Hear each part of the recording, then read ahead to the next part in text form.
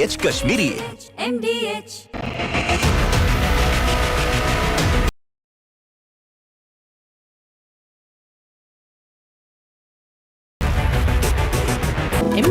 केसर का हो बहाना, कश्मीरी पुलाव या हो बिरयानी खाना, केसरी चाय दूध, रसमलाई, केसरी लड्डू, हलवा याद आना, यही तो है MDH केसर का बहाना। MDH शुद्ध केसर, खुशबू ऐसी जो दिल जीत ले। MDH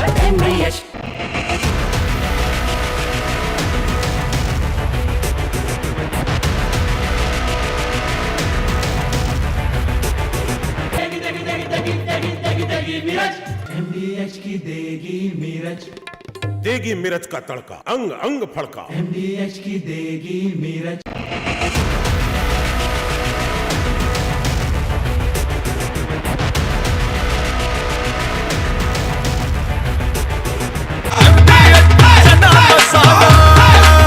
अब छोलिया हो या लोबिया, सफेद चने या काले चने, सब कुछ मजेदार बने।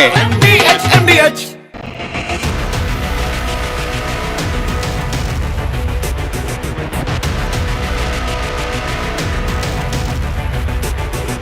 अब आया असली स्वाद। अब आया स्वाद। जब स्वाद के पड़े हो लाले तो MDH का चंकी चाट मसाला डालें। MDH का Chunky chaat masala.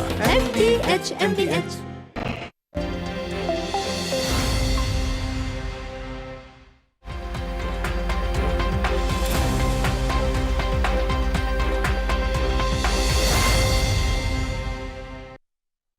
Welcome back. You're watching Newsx. Ladies and gentlemen, here we are.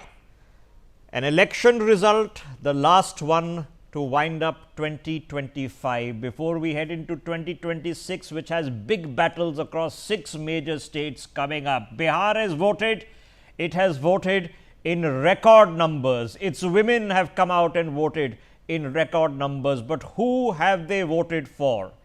Can Nitish, who has been Chief Minister of Bihar for nearly a generation, which has been born and gone into college now during his chief ministership, hold on? What about the allies, the BJP? Will they pip the advantage with Nitish and become the larger party, or will Nitish hold on as senior partner, or will they be upset by the new man who has performed reasonably well 5 years ago, formed the government, in fact, in what was then called the Mahagathbandhan, Tejasvi Yadav? What will be the factor that Prashant Kishore brings in? Will he get a single seat for his party? Lots of things to be figured out and decided as we start counting down into what the final results will be. The numbers on your screens are 0 because official counting will begin at 8 o'clock. We'll be populating them seat by seat.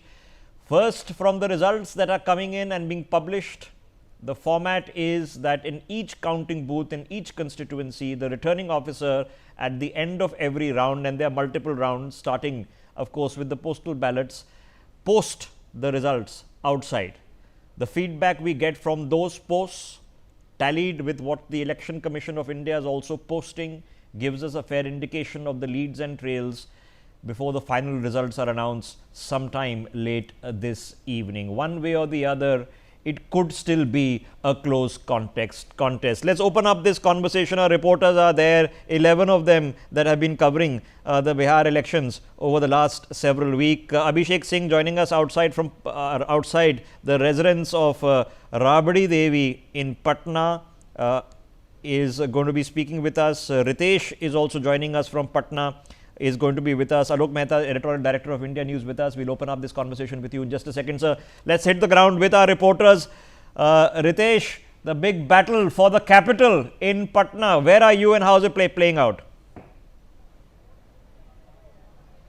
अब बिल्कुल देखिए, मैं counting centre के ठीक बाहर हूं और counting को लेकर जितनी भी प्रोटोकॉल्स होते हैं, प्रोसेसेस हैं, वो सारी पूरी की जा चुकी हैं। अभी देखिए कि जितनी भी पार्टीज हैं, उनके प्रत्याशी हैं, उनके जो भी समर्थक हैं, जो लिस्टेड हैं इलेक्शन कमीशन में, उन सभी लोगों का भी इसी काउंटिंग सेंटर के अंदर एंट्री दी जा रही है। पटना का ये काउंटिंग सेंटर है, जो 14 विधानसभा है उनकी काउंटिंग इसमें शुरू होगी।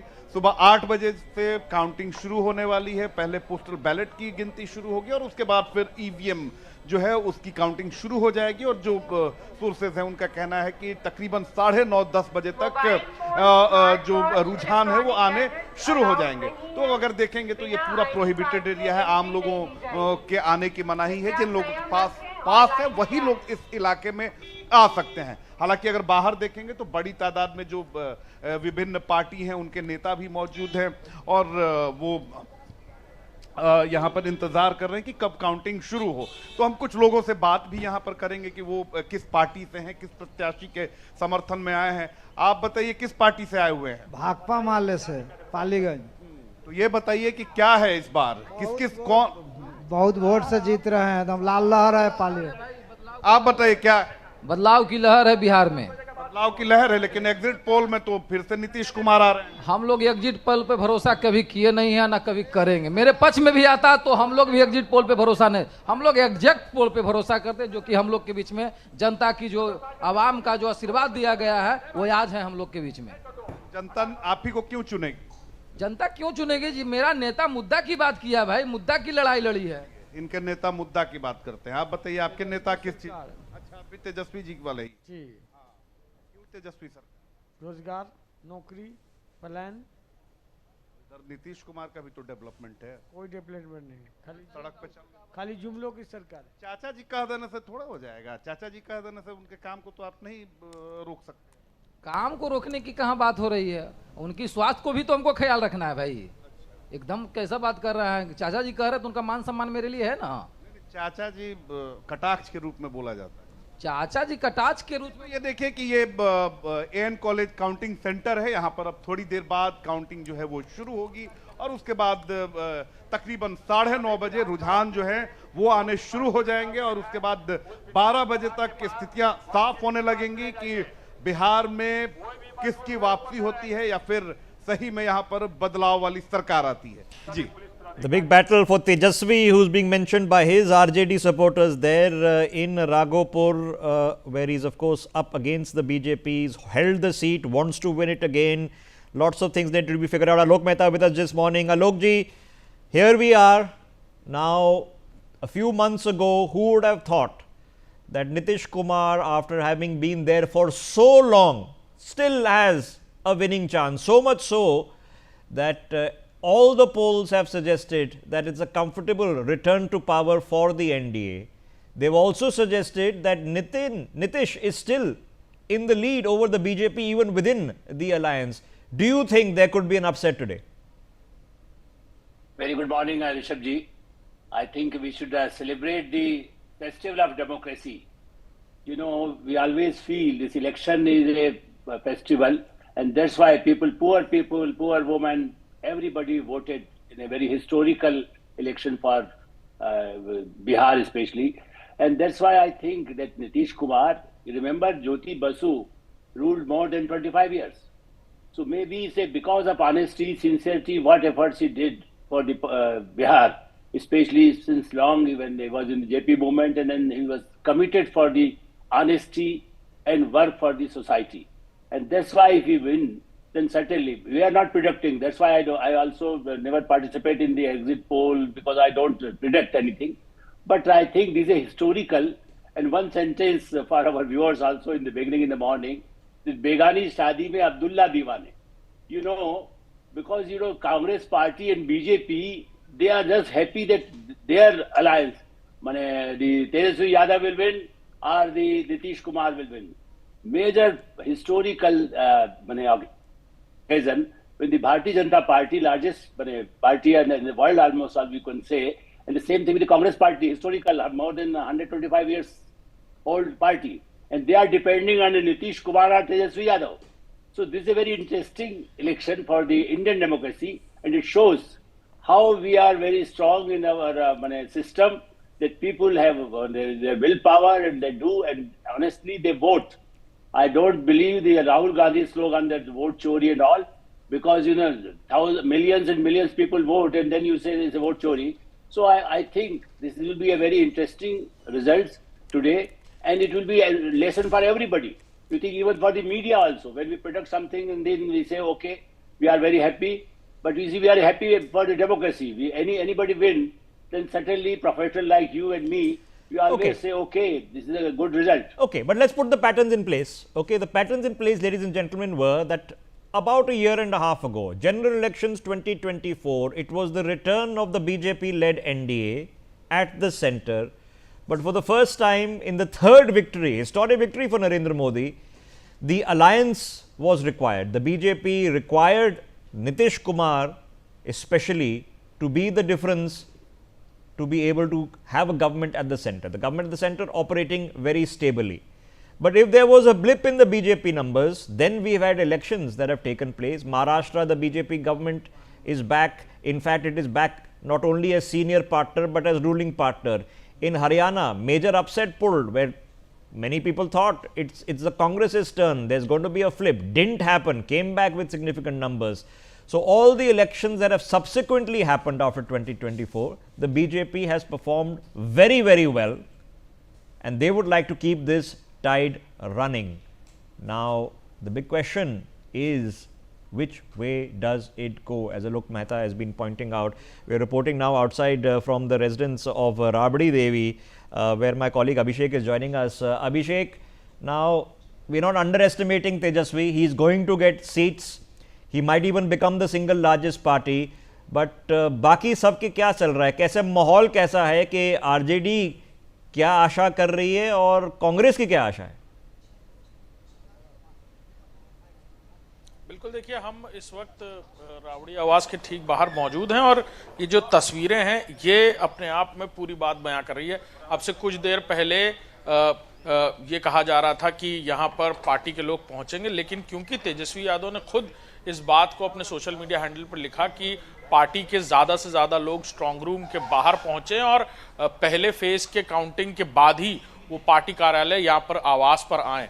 यहाँ रावड़ी आवास पर अंदर लालू प्रसाद यादव, रावड़ी देवी और तेजस्वी यादव रहते हैं, लिहाजा 2 पूर्व सीएम और 1 पूर्व डिप्टी सीएम। लेकिन हाँ, जिस तरह डायनेमिक्स इस बार बदली हुई नजर आ रही है बिहार इलेक्शंस की, यही वजह है कि ये सब कुछ इतना अनस्पेकुलेटेड होता जा रहा है, क्योंकि जिस तादाद में लोगों ने इतिहास रचा, बिहार के लोगों ने जिस तादाद में वोट टर्नआउट सामने आया, वो एक बड़ा स्टैटिक्स बदलने की वजह दिख रही है और अलग अलग तरीके के वादे भी किए गए, चाहे वो रोजगार की बात करें, सरकारी नौकरियों की बात करें, चाहे वो नीतीश कुमार की तरफ से महिलाओं के लिए की गई योजनाओं की बात करें, या फिर खुद तेजस्वी यादव की तरफ से कही गई ये बात कि हर एक परिवार को एक सरकारी नौकरी मिलेगी। ये कितनी वजह बनती है और क्या लोग इस वादे को मानते हुए इस तरह का वोट टर्नआउट में तब्दील हुआ है? हालांकि अब से कुछ देर बाद ये बातें और निकल कर सामने आएंगी और चीटिंग के भी एलिगेशंस लगाए जा रहे हैं तेजस्वी यादव की तरफ से। लगातार ये कहा जा रहा है कि इतनी बड़ी तादाद में यहाँ फोर्सेस इसलिए भी डिप्लॉय की गई ताकि यहाँ पर इलेक्शंस के काउंटिंग के दौरान चीटिंग की जा सके। हालांकि इस सारे एलिगेशंस के दौरान सभी काउंटिंग सेंटर्स पर पार्टी की बड़ी तादाद में लोगों को भी पहुंचने को कहा गया है और अब से कुछ देर में यहां पर भी कुछ तस्वीरें हम आपको दिखाते हुए नजर आएंगे जब पार्टी के लोग यहां पहुंचेंगे, बताएंगे। और ये भी तेजस्वी यादव ने कहा है कि फिजिकली आकर उन्हें बताया जाए कि क्या हो रहा है काउंटिंग सेंटर्स पर, और 10-10 हज़ार लोगों की भीड़ जुटाने की बात कही गई है। उसी दौरान पार्टी के कुछ लोगों ने यह भी कहा कि अगर कुछ गड़बड़ी की जाएगी तो नेपाल जैसे हालात होते नजर आएंगे, उनके ऊपर एफआईआर भी दर्ज कराई गई है। इस तरह की भी तस्वीरें देखने को मिल रही हैं। लेकिन हाँ, अब से कुछ ही देर में जब काउंटिंग शुरू होगी तब और भी तस्वीरें निकल कर सामने आएंगी। let's keep a reality check, ladies and gentlemen. The rhetoric goes on, of course, till the end. In some case a happy end, in some case a bitter end. This is normal if you've been covering and watching elections take place in India. Every candidate, of course, has the right to visit the counting centers, to have their agents represented at the counting centers. There is always some issue somewhere or the other that is raised and highlighted, and this is the normal course of dealing with the ECI for the candidates. But as a quick reminder, because for all the pollsters and the pundits who come out with predictions in what we call exit polls are literally supposed to be taken at the exit of the polling booth, which means voters are going and voting, and X number as they are leaving, a pollster is standing on the ground and asking them who did you vote for, and those results then come out. In the end, it's a percentage. Most of the exit polls are relying on a few thousand voters to predict the result for a few million. So there is always an error margin. Now, generally in the exit polls, you get some agencies predicting one extreme, other agencies predicting the other extreme, and some in the center, and whoever comes closest claims victory. Everybody else, prefers to pretend that nothing happened. This time around, we've not had the two extremes. The exit polls have been pretty congruous. They've all seemed to indicate a return of the NDA to power. Remember, at the bottom of your screens, the magic figure is 122. You cross that, you form the government in Bihar with a pre-existing alliance. Let's hop across to my colleague Ria, who is now standing by. Quick reminder for all of you for what the exit polls were from 2 days ago, where things stand from that perspective before we get the results that the people have actually put into the voting machines. Ria, over to you. Yes, so let's take a look at what exit poll are predicting. Firstly, People's Pulse, NDA 135 to 159, Mahagathbandhan with 75 to 101, JSP with 0 to 5, others with 2 to 8. On the other hand, there's JVC, which has predicted NDA with 135 to 150, Mahagathbandhan with 88 to 103, JSP with 0 to 1, others with 3 to 6.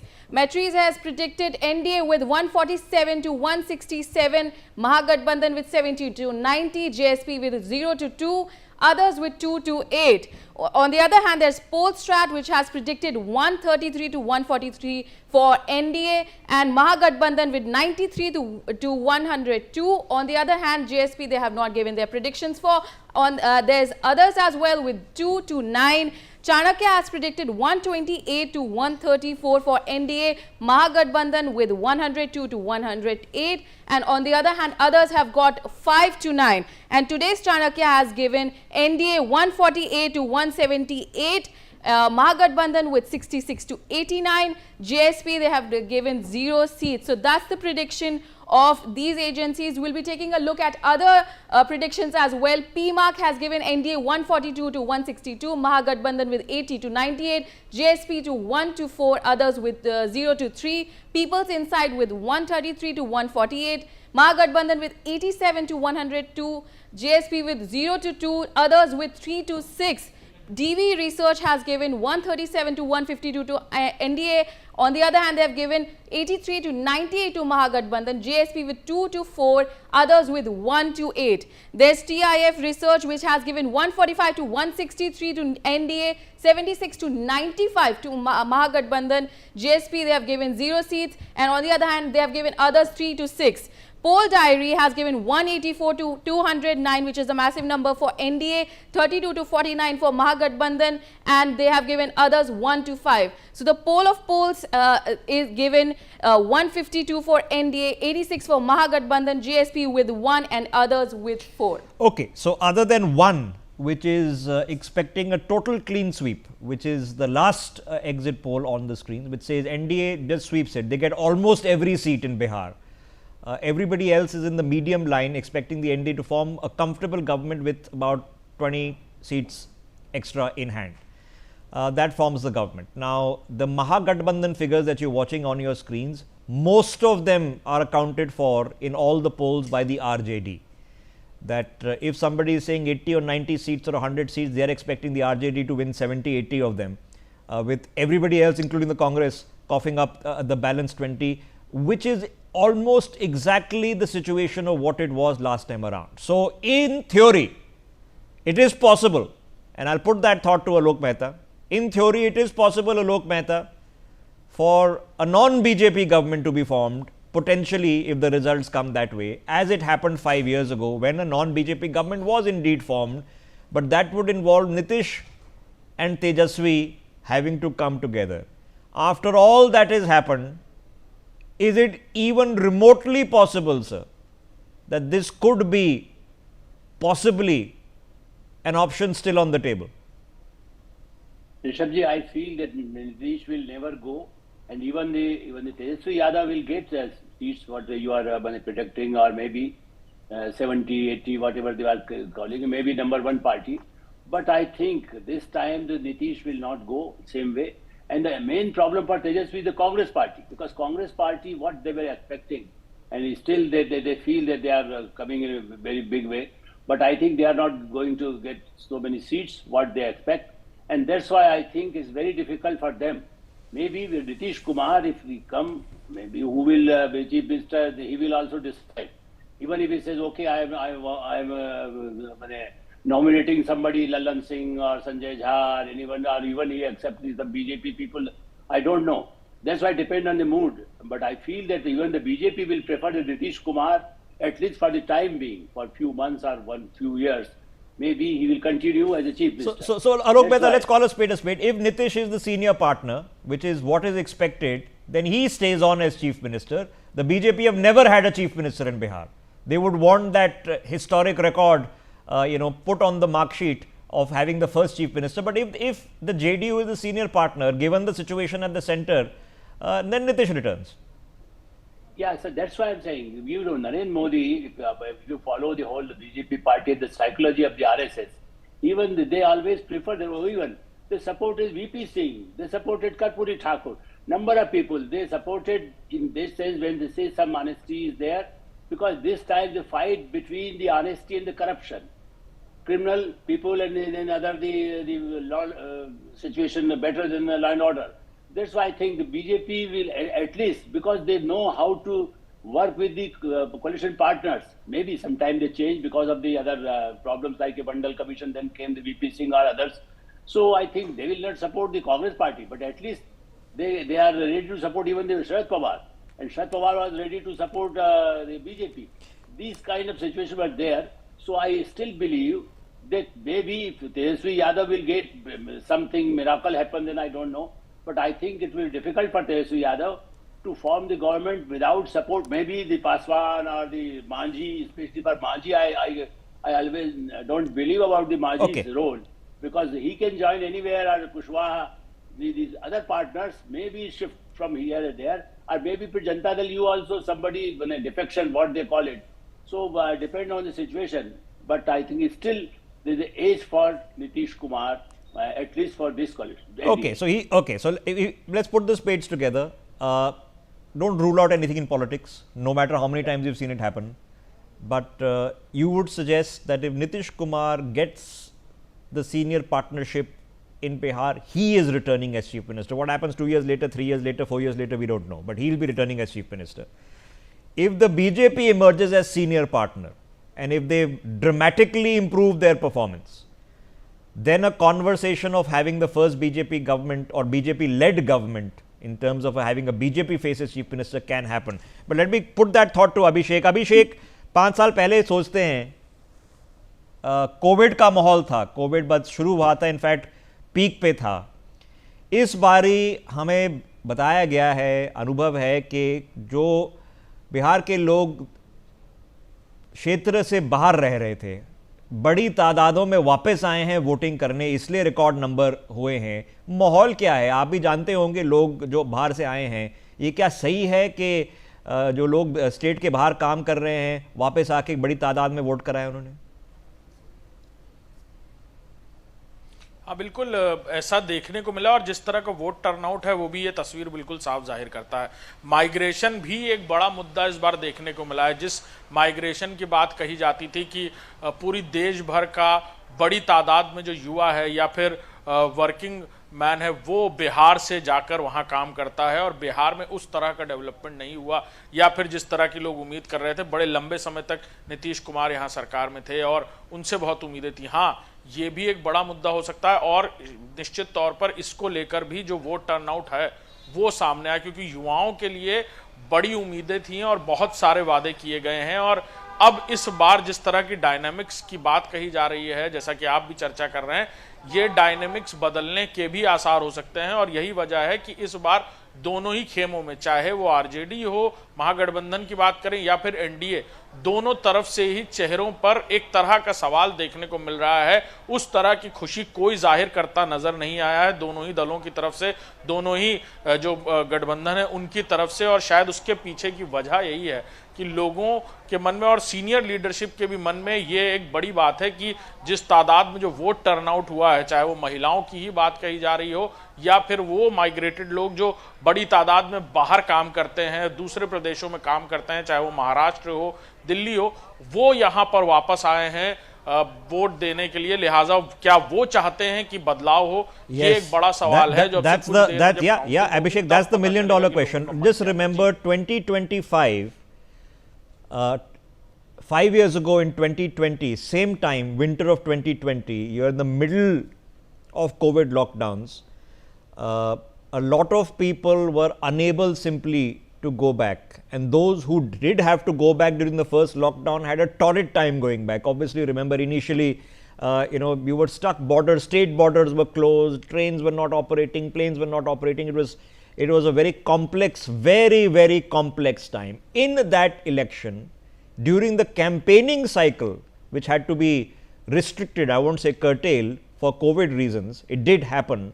But a person like Tejasvi Yadav, for the initial parts, was in fact stuck in Delhi. Yet he managed to have a performance in which he emerged with almost 70 plus seats. Now the question is, what happens next? That's the $1 million question. Luckily, we don't have to wait much longer. We'll know in about 3 to 4 hours what the people of Bihar have voted for. The biggest conversation in the last few days has been the turnout. It has been the highest turnout of women since 1951. From the first election when India became a republic to now, 80 years later, highest turnout of voters in Bihar. Now, every election, remember, the organic voter base increases because the population count has gone up. But in the percentage terms, we've had the highest turnout. That means for every 100 qualified voters, almost 7 of them have shown up to vote, which is a big deal. Okay, let's pick up the mahal. What's the mahal? In the party headquarters in Delhi, where they're also waiting eagerly for the results. Anand, my colleague, who's just returned from Bihar from election coverage, so he's gotten his ear on the ground, is now back in Delhi, and he's been tracking updates on what's happening in the Congress. In fact, he's standing outside the Congress headquarters in Delhi. Anand, people have gathered behind you, but what's the buzz? Everybody and their uncle is suggesting that the Congress is going to be the weakest link in this election. What information are you getting? Yeah, Rishabh, look, the way in which we have seen that how Congress party has contested on 61 seats, and given the fact that in the last assembly polls, the Congress party had contested on 70 seats and managed to win only 19 seats. So clearly, a similar kind of vibe is seen over here at the Congress headquarters, as several of the Congress supporters have arrived at the party headquarters over here, and they are once again alleging vote chor, gaddi chor, the slogan that was given by leader of opposition in Lok Sabha, Rahul Gandhi. So we'll speak to them and we will try to understand that why once again they are putting up this allegation of vote चोरी. आप लोग आए हैं फिर से Congress headquarter पे, अभी counting शुरू नहीं हुई है, मगर आप लोगों ने पहले ही नारा दे दिया है वोट चोर गद्दी चोर. उम्मीद नहीं है फिर से जीतने की, या कांग्रेस की परफॉर्मेंस फिर से वहां पे खराब रही? देखिए, कारण है, आप जो सवाल पूछ रहे जवाब दूंगा, थोड़ा समझना. पिछले 35-40 साल से मोदी जी जीत रहे हैं, जो चाहते हैं वो होता है. चुनाव का कोई मतलब नहीं है. गुजरात में 25 साल मुख्यमंत्री है, किसी को जीतने नहीं दिया. अब वही भारत में कर रहे हैं. भाई, जब वोट चोरी से जीतेंगे तो क्या फायदा चुनाव का? राहुल गांधी ने पकड़ लिया, मोदी जी फंस गए हैं.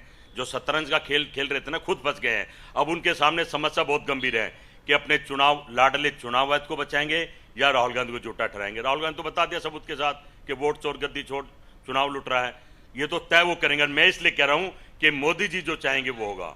चुनाव का मतलब लगातार आप लोग जिस तरीके से चुनाव में भी गई कांग्रेस पार्टी वहां पे महागठबंधन के साथ में, तो उम्मीद कितनी है जीतने की, या फिर आप लोगों को लग रहा है कि जिस तरीके से वोटिंग की काउंटिंग होनी है आज, तो कुछ हैं चांसेस महागठबंधन के जीतने के? क्योंकि आपने पहले ही नारा दे दिया है जिसको चाहेंगे उसको जिताएंगे. आपने उम्मीद की बात करी है. पूरा हरियाणा में हम जीत रहे थे, बीजेपी की तो उम्मीद ही नहीं थी. जीती ना बीजेपी, तो मैं इसलिए तो कह रहा हूं मोदी जी जो चाहेंगे वो होगा. अब मोदी जी फंस गए हैं, उनको बंगाल लूटना जरूरी है. शायद मैं कहता हूं बिहार छोड़ भी सकते हैं, या आंकड़े जितने एग्जैक्ट पोल गलत भी साबित हो सकते हैं, जैसे हरियाणा के. तो मोदी जी जो चाहेंगे वो जीतेगा, जो चाहेंगे हारेंगे. पूरा देश ले लेते हैं, 1-2 स्टेट हमें भी दे देते हैं. कहना कि मैं समझता हूं चुनाव का मतलब नहीं है. मैं तो अपने नेताओं से कहूंगा, ये भारत का पैसा बर्बाद करना बंद करो. जब तक मोदी जी जिंदा है उन्हीं को रहने दो। भारत भी बच जाएगा, पैसे बच जाएंगे, ये पैसा किसान के लिए, मजदूर के यूज करो। पहले आप लोग ईवीएम पे सवाल उठाते थे, अब वोट चोरी आ गया। मैं जब वीएम पे उठाता तो वीएम सबको पता, मैं 10 साल से उठा रहा था, आप सब कह रहे हैं ईवीएम। अब इन्होंने सिस्टम बदल दिया है, कभी ये ईवीएम से, कभी ये डीएम से, कभी ये सिस्टम से। अब वोट चोरी अब SRA से कर रहे हैं, हमारी वोट काट देते हैं, अपनी बढ़ा लेते हैं। अब तो जब ब्राजील की मॉडल भी भारत के लोकतंत्र में वोट डालेगी तो लोकतंत्र बचा कहाँ है? ओके, मोदी जी तो लगे हैं चुनाव को बचाने के लिए, वो तो साफ सुथरा है, कहना कि मैं समझता हूँ। So Rishabh, you heard Rishabh what they have to say. The Congress supporters, they are clearly mentioning that how earlier it was EVM and now it's through SIR. So clearly they have a lot to say, as they clearly mentioned that Rahul Gandhi has exposed the election commission. However, the BJP. Okay, so you know when this started, this overhaul of the electoral lists. Taking out people who should not have been there, it has become a controversy. But was it the issue of the elections? The Congress is hoping, yes, that this was the issue, that they hit the pulse of the election. But for the Congress party, for a long period of time, for a decade, it's seemed like that even if they find an issue which they feel that they can make the most of, and when you are in the opposition, you can go all guns blazing because you have nothing to literally defend. You can definitely go on the attack, but can you turn that with the cadre, with the structure, with the energy on the ground? That's been the tough onion for the Congress to peel. And the reality check, unfortunately, is a bit different. Let me go across to Ritesh. Joyita Basu joining us this morning. Sanjay Kapoor also with us. Coming to you, Ritesh, back on the ground. हम चर्चा कर रहे थे कि पिछली बारी Covid चल रहा था, आपको याद होगा उस टाइम का माहौल, क्योंकि प्रिकॉशंस थे, ट्रैवल रिस्ट्रिक्शंस थी, कैंपेनिंग पे अलाउड थी, लेकिन थोड़ा ज़्यादा इस बारी खुली कैंपेनिंग हुई है। पिछली बारी कोविड के रिस्ट्रिक्शन बड़े सारे थे। माहौल, कोविड के इलेक्शन का माहौल और इस माहौल में आपने पर्सनल तौर पे क्या डिफरेंस देखा है? बिल्कुल, आपने बिल्कुल सही कहा कि कोविड के समय थोड़े रेस्ट्रिक्शन थे, प्रोटोकॉल्स थे, लेकिन अगर मुद्दों की बात करें तो उस समय भी तेजस्वी यादव ने बेरोजगारी, पलायन, इसके अलावा रोजी रोजगार के मुद्दों को काफ़ी उन्होंने प्रमुखता से उठाया था, और उसके बाद ही फिर नीतीश सरकार को इन सारी चीज़ों पर आना पड़ा था। कैंपेन अगर कंपैरेटिवली बात करें तो इस बार भी तेजस्वी यादव ने धुआंधार चुनाव प्रचार किया, लेकिन जो मैंने ऑरा देखा था 2020 के इलेक्शन में तेजस्वी यादव का, वो कहीं ना कहीं इस बार उसकी कमी खल रही थी, क्योंकि उस समय मैंने देखा था कि तेजस्वी यादव डायरेक्ट कनेक्टेड होते थे, जो भी उनका एक छोटा कार्यकर्ता हो, एक बड़ा नेता हो, उसके साथ उनकी कनेक्टिविटी रहती थी। लेकिन इस बार उनके कार्यकर्ता ही ये बोल रहे थे कि तेजस्वी यादव कनेक्टेड नहीं है। जो ग्राउंड पे जो कार्यकर्ता है, जो वर्कर्स हैं पार्टी के, उनसे वो कनेक्टेड नहीं है, उनके पास वो बातें नहीं पहुंच पाती। हालांकि तेजस्वी यादव ने इस बार फिर से वही सारी बातें की, उसे रिपीट करने की कोशिश की जो 2020 में उन्होंने कहा था, चाहे वो युवाओं को नौकरी देने की बात हो, महिलाओं के लिए जो राशि उन्होंने कही है कि वो जीविका दीदियों को एक मुश्त 30,000 रुपए देंगे, लेकिन वो कनेक्ट जो 2020 में जिस तरीके से यूथ ने उनके साथ कनेक्ट किया, वो कनेक्ट इस बार नहीं दिखा। हालांकि बहुत सारी बातें कही गई हैं, नेक टू नेक फाइट है, अब तो आधे घंटे में काउंटिंग शुरू होगी, लेकिन जिस तरीके से एग्जिट पोल्स में लगातार एनडीए बढ़त बनाते हुए दिख रही है, वो ग्राउंड पे भी हमने देखा। Okay, so the difference was, if anybody watching the broadcast remembers the conversations we were having, so I was sitting on the same chair 5 years ago, the same morning, discussing what's going to happen, and the surprise at that point of time was Tejasvi Yadav's performance. The reason it was a surprise was because the dynastic change had sort of just started. It was the first time that the RJD was actually contesting under the stewardship of Tejasvi and not under the stewardship of a Lalu. He did well enough to form a government. He did well enough to become deputy chief minister. So he did something right. Then the question was, what did he do right? And one of his poll planks was guaranteeing or giving that these many tens of thousands of government jobs would be made available. And then we realized that the government job is still a huge deal in Bihar. as it subsequently became in elections that took place in Himachal, that it became a huge deal.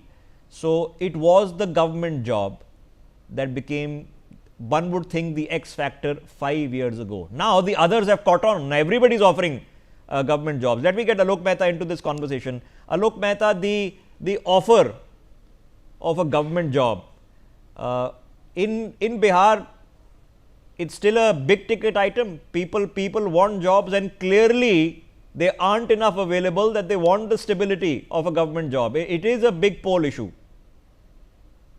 Yeah, Rishabh, certainly the employment is a big issue for the Bihar or the UP and other states also. But you see, one point I just want to mention about it is migration. You see, the migrant people who voted there, and I can't remember, but I know I live in East Delhi, and I talked to a number of people who went there. So what they think, they are more happy. At least they come in the city and they have some ambitions, they have the dreams.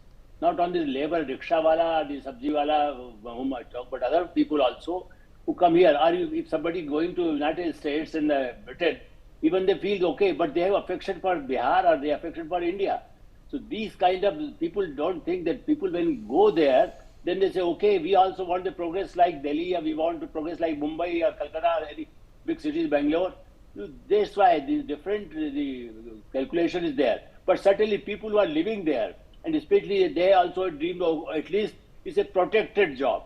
But now you see it's a very difficult, even the people were aware that it's difficult to give everybody in every family job. At least the people who are educated in BA or MA.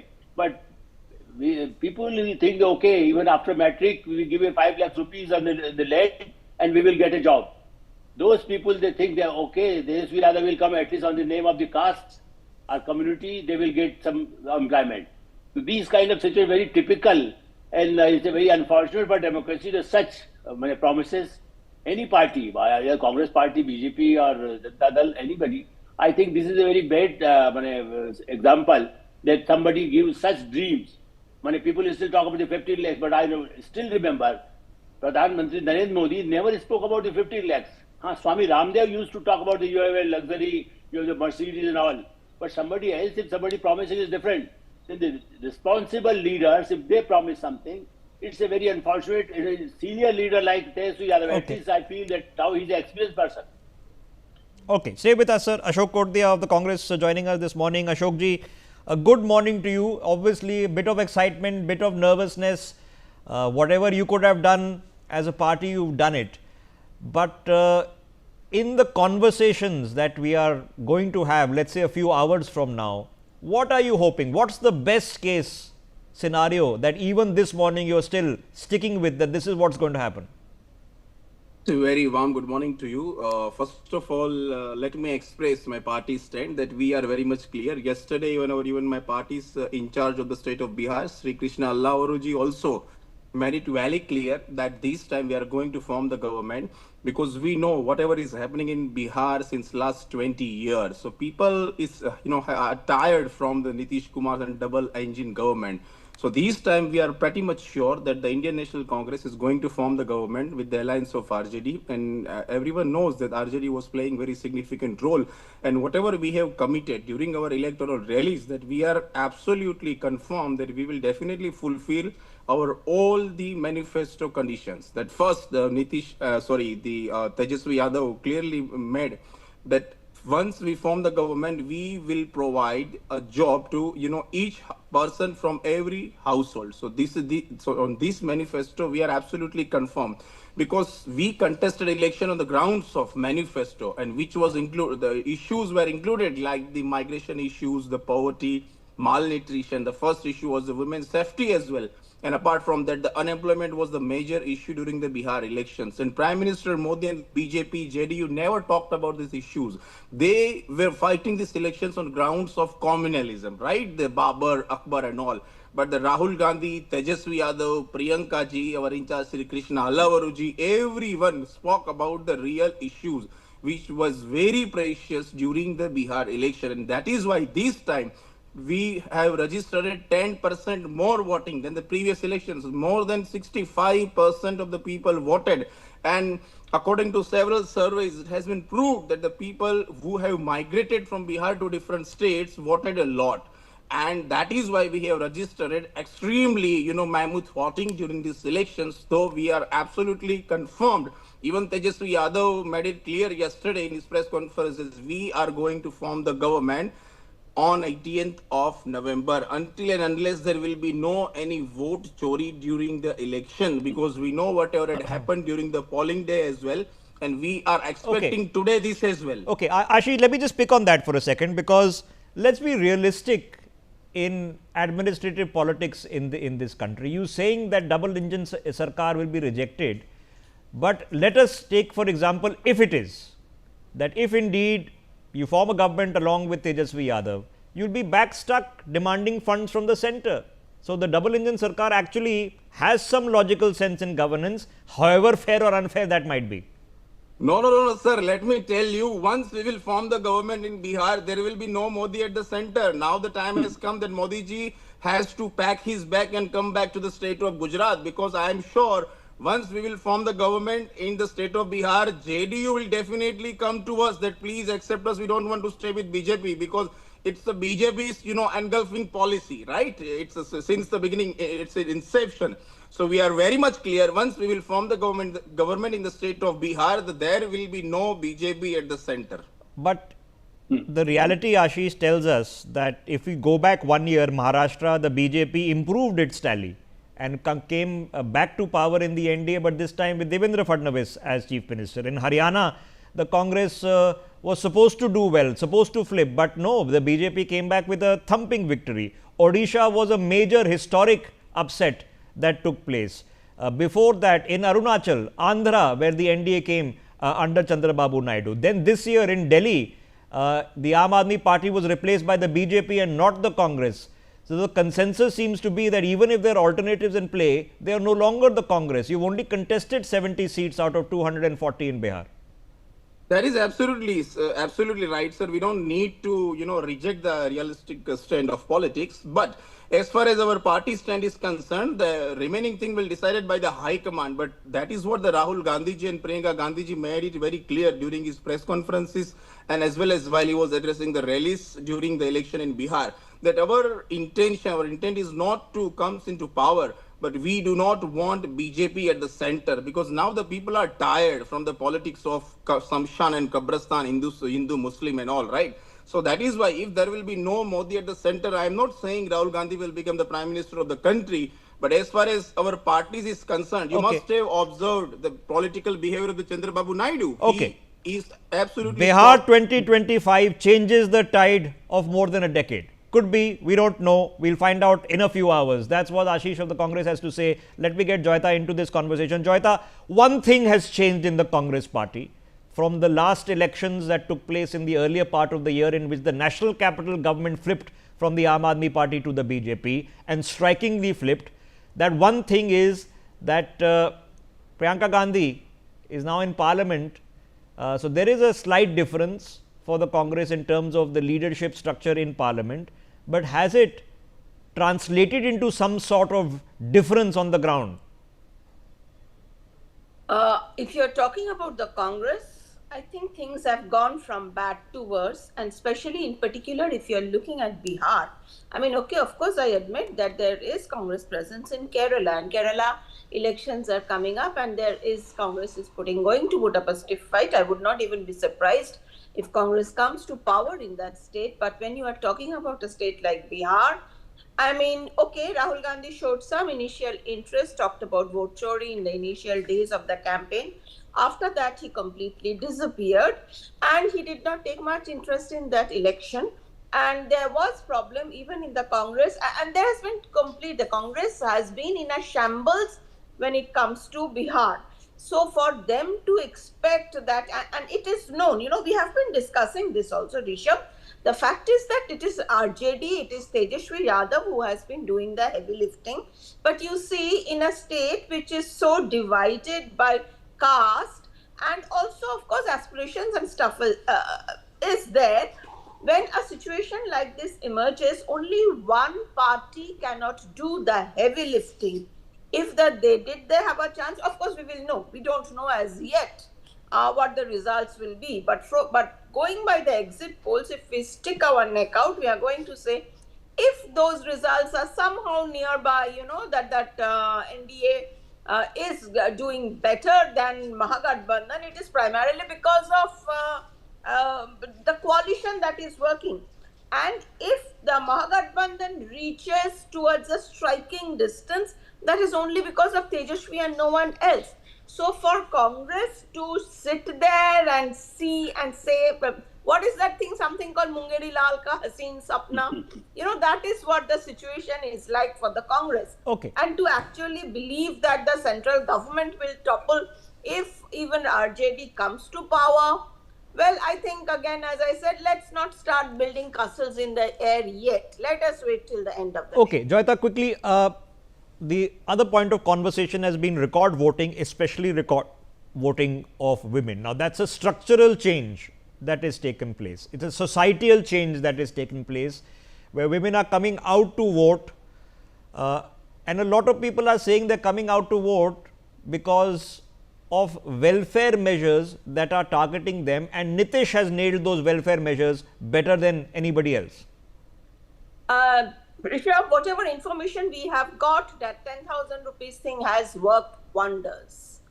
All right.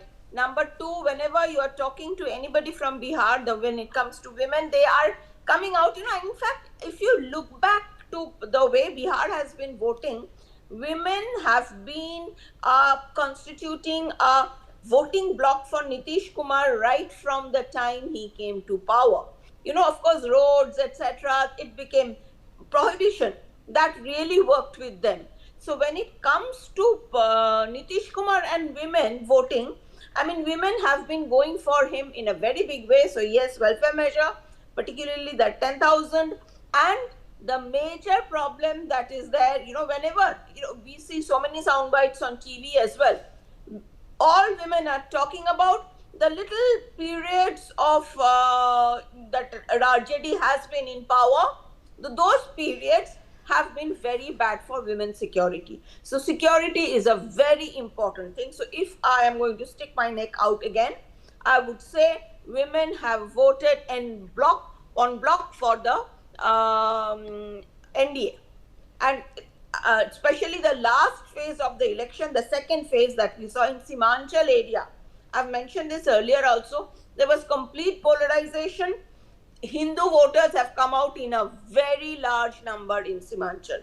So let us see. We may get a few surprises. Okay, let's get Sanjay Kapoor in. Sanjay ji, in what conversations that one has had, observed from what is happening on the ground, it seems that Prashant Kishore has not been the wave maker in this election, even though he's got a lot of limelight. He's got a lot of media attention. He himself is a popular figure, but may not be the difference. That the election results are going to be very similar to 5 years ago. But the problem for Tejaswi is that his performance may be at par, may even improve, but his allies' performance is not going to hack it once again. What is happening to the Congress? So you asked too many questions in one question, but I'll start with the Congress because that is where the Joyita and the other gentlemen from Congress had said. I'm rather surprised by the optimism of the Congress leader who's sitting with you. I think that they'll play a positive role, but I don't know whether they're in a position to form the government on their own. He said that the Congress will form the government, but that's not happening. And there is, although great optimism which is expressed by the so-called, the person who's in charge of the state, Mr. Krishna, that the Congress will do better, because last time their recognition was that Congress or the alliance did badly, primarily because of the weak link that was Congress. So how has things improved now? We don't know. In the few hours that the results starts coming in, we'll get to know about it. But as of now, I don't think they'll make much of a difference. Though about a month or two back when Rahul Gandhi started his yatra, he got colossal support, colossal amount of crowd coming and beefing him up. But the fact of the matter is how much seats it will translate, what will really do. Did he lose momentum after that yatra that he undertook? What really happened? Because I thought they spent a lot of money everywhere. Congress posters and banners were visible, but the entire show is actually now controlled by RJD and Tejasvi Yadav. As even Joyita was saying, this basically him who will decide whether the Mahagathbandhan comes close to power or not. So this is where it stands at the moment. And when it comes to Mr. Prashant Kishore, I think Prashant Kishore is a media wonder. As Dipankar Bhattacharya of the CPIML said, he's more a corporate, he runs a corporate party. There is no support on the ground. And he's been pulled up by many of the, other big parties which will benefit from his presence. It's an upper caste party, which is basically those who, in a certain way, think that they can bring down the BJP or they can upset the calculation of Congress party. So basically, that is what he wants to do, but that's not happening because I think there is a clear idea on the part of the voters that they will rally around the traditional parties, the legacy parties, and not really go around with some new fancy. That okay, sorry to interrupt you, sir. Tejasvi Yadav speaking out for the first time this morning. Let's listen in. बदलाव होगा बदलाव होगा बदलाव होने जा रहा है बदलाव होने जा रहा है सरकार बना रहे हैं Okay, well, brief and to the point that there is going to be change in government and that they are going to be forming the government. Sanjay ji, let me touch upon this with you because we saw a lot of issues, practical issues, personality issues. Now in politics you can get past them if that's what it takes to keep in government, between Nitish Kumar and Tejasvi Yadav last time around. It had become pretty ugly. Now that's the pretext of course he gave for exiting and going back to the BJP. But do you think a Nitish can countenance in any possibility a return to partner with Tejasvi? He's done that in the past. It's not that he's not done that in the past. He has had a working relationship with Lalu Prasad Yadav and they've gone back to the Jayaprakash Narayan days. So nothing is really unexpected when it comes to, as the Biharis normally call Mr. Paltu Ram, Mr. Tejasvi Yadav. Although we don't call those kind of names on their channel, but the reputation of Bihar is of Tejasvi Yadav, of Nitish Kumar is this. But having said that, Nitish Kumar has not been able to solve many, although he's been in power so many times. The migration of people from the cities, from villages to the big cities of India, to southern India, goes unabated. I mean, you look at it, there are more Biharis outside than probably in any other state that they move out. And the poverty stark, unemployment is unending, and there is great amount of resonance for whenever Tejasvi Yadav talks about providing employment or giving government jobs, because the private sector per se has failed to deliver what it has done in other states, but in Bihar the clamor for government jobs is tremendous, and that is what they really want to do. Okay, in a practical sense, when we say that there are record votes of women, what is enticing that? Is it societal change that is taking place? Is it the welfare schemes that are targeting women that is changing? What is then encouraging more women to come out and vote? 10,000 rupees was announced at the time, and no other election commission would have allowed it. It was very, very partisan on the part of election commission to have allowed that. So that is one thing that has been doing. And in fact, the votes, the money was coming in right till the time voting. As you check out with people from Bihar, and they'll tell you the money was coming right till the end. 10,000 is a big amount for Biharis because their per capita income, monthly income is about 5,000 rupees. So 10,000 is like two months of salary, 2 months of wages for them. So that's a huge amount. So that is one factor. The other factor for Nitish Kumar is that he ended ended Sharab Bandi, or he started prohibition in the state, which is something that the women of the state really like. But I don't know what is the percentage of women who will support him, because at the end of the day, many of them would end up voting in the same direction as their husbands, and their husbands, the young people, the kids, all of them seem to be deeply anguished by the lack of jobs and the manner in which the family gets thrown off and the bread earner goes out to the city. Okay. That remains unchanged. You know, they may get some desire to vote for Mr. Nitish Kumar, but at the end of the day, the family and the desire of the family to vote for a particular party prevails. Okay, so yeah, so some things have not changed. As they say, the more the things change, the more they remain the same. So something regarding what regional loyalties, clan loyalties, caste loyalties, and religious identity, those things are not gone away. They have not been replaced. The government job is still a big deal in Bihar. Welfare politics is as, if not more important than development politics. People will rather receive in some measures a grant for themselves to spend rather than be enticed only by infrastructure projects. So these things are relevant, not to suggest that the others are different. Binu Menon joining us this morning as well. Binu ji, now we don't know, we are about a few minutes away from the first trails and leads coming our way. How are you feeling this morning? Can we hear him? Yeah, go ahead, sir. We can hear you now. Yeah. We are quite confident about our winning this time also, because, you know, we have our progress card. We have shown our roadmap. It's unlike Tejasvi. In many of the interviews, Tejasvi has been asked about his roadmap for the jobs he promises. And every time, you know, the person who interviewed got to know that, you know, the roadmap is ready, the blueprint is ready. It would be out in 2-3 days, which hasn't come till now.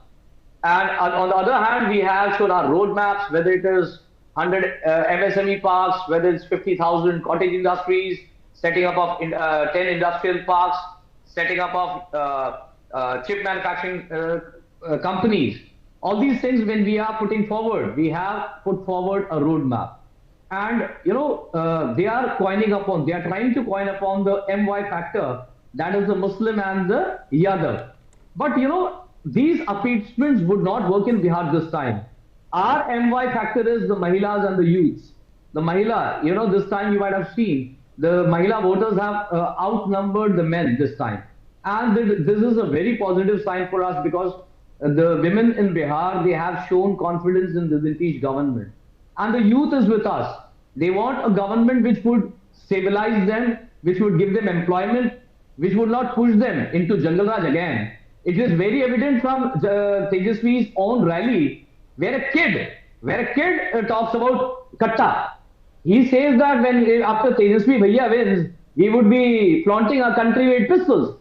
So the youth of Bihar doesn't want Bihar to go back to that Jungle Raj. They are with the Bihar, with the developing Bihar, the Bihar with connectivity, the Bihar with roads, the Bihar with bridges, the Bihar where we talk of industrialization, we talk of IT sectors. Our 3.0 would be a Bihar, which would be industrialized, which would be an IT hub. We set up IIT in Patna and IIM in Bodh Gaya. These are the signs of development. We have given Bihar 2 aims. On the other hand, in 70 years, the UPA government could give only 2 aims in effect to the country. Rest, out of the 8, 6 were passed by Atal Bihari Vajpayee ji. So, you know, our report card in the country, our report card in the state is very clear. The youth, the Mahilas, the general voters, all are with us. They are confident about what Nitish ji has done. Okay, all right. We'll all find out very shortly. It's a factorial of all these that makes a difference.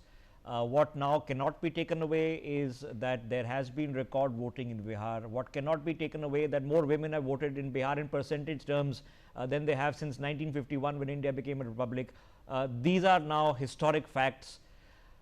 For a generation that was born and has now gone into college potentially under the same chief minister, one would wonder, Nitish Kumar, how long can he possibly be there? And he's defying the odds. People have written him off in 2024. He defied the odds. The overall arithmetic of the national scenario is in fact enhanced his position both in the state and the center. And he looks like he might be defying the odds once again. So let me get Joyita back into this conversation. Joyita, so I mean, here we are. There will be a government formation. Nobody is suggesting that at this point of time, we are potentially looking at nobody can form the government and it's over. Is that still a likelihood that in the end, after a few hours, we are just stuck and then it's up to big tickets? Well, I would say, let's put it this way. I think in this context, we have to look at the Prashant Kishore factor, because there has been a lot of hype over him, and it has been said that he is going to be the kingmaker, in the sense that, on him it will be depend which party gets a majority or just falls short of majority, because he is taking away a lot of the, particularly the forward cast votes when it comes. And there has been a recent exit poll which has also claimed that Prashant Kishore has been able to damage the NDA. Around 75% of the damage that the alliances Prashant Kishore has done, that has gone to the NDA, because they are more, the forward cast vote he has taken away, and that Mahagathbandhan has not been damaged as much as that. So if we take that into consideration, then the election becomes much closer. Now, but if Prashant Kishore is what many of us are predicting or thinking, from whatever little bit we have heard, that he is much of a hype and that he does not have much impact on ground, then the equation changes. Then it is likely to be a one-sided kind of election. Again, I'm said that BJP, the NDA, is bringing in a lot of, all their forces on the ground. Now, what is happening is that in Mahagathbandhan, almost every party is failing RJD and Tejashwi. So I would say, it seems, unlike last time it was much closer. So unlike last time, perhaps we could see a reasonable tilt towards one direction, and this could be the NDA direction. Okay, so in the end comes down to options. The voters have two options, which are the regional options, which is the RJD and the JDU. One would qualify a Chirag comes, but as a late third. A fourth has been attempted to develop under Prashant Kishore. Is it a factorial in terms of tens of thousands, if not hundreds of thousands of votes? Probably not. He's chosen, of course, not to contest himself. Now, he has candidates who are contesting. They will take certain vote share, but we will find out whether it is significant enough to have counted. The pollsters think no, that none of them translate even to a single seat. He could surprise you, and if he wins a seat or two, he is definitely well into the politics of Bihar. But now this is to also factors into internal politics within alliances. The BJP would want to be the senior partner with an improved performance. Even if Nitish is to return as chief minister, they would want it on a winning note. They won't want to be reducing in numbers in Bihar, but coming to form a government and become deputy chief ministers in turn as they have. There has been never a BJP chief minister in Bihar. Remember, if it were to happen, when it were to happen, in itself it would be historic. But Ashish, if it doesn't work out, and there have been scenarios when things have not worked out, you had a bit of a boost in the general elections not too long ago, 18 months ago. But since then, as I mentioned, it's not looked good. Subsequently, we're looking at the Congress no longer even being the number 2 party in many states, becoming the number 3 or number 4 party. How does that, what is the recovery path that you are hoping on as a young congressman? See, absolutely, and that is why you talked about the recovery part. Absolutely, that is why Rahul Gandhi ji has started the Sangathan Srijan Abhiyan, right? So on that aspect, we are presently working right now. And you were talking about that in several states, we did not even become a second party. Absolutely, I am accepting this vehemently that we did not able to become a second party because of the vote chori. You must have seen the press conferences of Rahul Gandhi about the vote chori that the BJP has done in the state of, the Karnataka, in the state of Maharashtra, and recently in the state of Haryana. So entire election was stolen from us, and there had been a vote chori of 25 lakhs. So yeah, but you won in Karnataka. Evidences, and that is the reason, and we are pretty much sure. Even I am not. Even we do have a doubt that this can be happen in the state of Bihar today as well. That is why we have made it clear that be very careful from this vote chori government.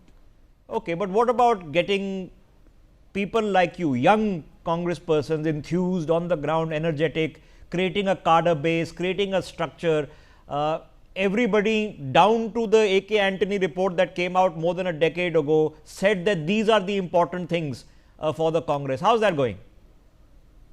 Yeah, absolutely. And we are presently working in our Udaipur resolution that each and in every state there shall be a space for the youth and youngsters in the party, and especially for the women. And you must have seen and read our manifesto as well and the resolution, whereas we have confirmed that the 50% seats will be reserved for the women. This which you will not be able to see in the BJP as well. So we are the party who believes in the acceptance of all forms of diversity. We have also talked about the youth as well. And I am the person, live example, that at the age of Okay, I'm assuming at a very young age. We've lost that connection there. But breaking news coming in, flashing on your screens. Postal ballot counting has now begun. My colleagues are on the ground. Anand, of course, is tracking this from Delhi. But Ritesh and Ashish and all the others are in Patna, where the polling is taking place.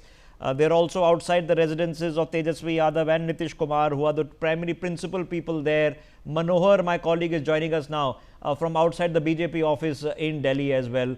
Manohar, there is a quiet confidence, more so I would say than 2-3 months ago, within the ranks of the BJP. They felt that as the election has progressed and it has come to culmination that they have done reasonably well. माहौल क्या है वहाँ पर BJP headquarters में? देखिए बिल्कुल जिस confidence की बात बीजेपी कर रही थी वो माहौल यहाँ के व्यंजन से झलकता है। बिहार का जो व्यंजन है सत्तू के पराठे वो यहाँ पर बनाए जा रहे हैं। पूरी तैयारी की जा चुकी है जश्न की। ये आप देखिए सुबह अगर बिहार में जाएंगे, अभी बिहार के दौरे पर हम लोग जब थे इलेक्शन के दौरान तो इसी तरह के सत्तू के पराठे वहाँ पर मिलते थे। और यहाँ पर आप देखिए पहले सत्तू बनाया गया है, उसके बाद आटे साने गया है, उसके बाद यहाँ पर ये पूरी तैयारी की जा रही है, बनाया जा चुका है। जलेबी, ये देखिए जलेबियाँ यहाँ पर बनाई जा रही है।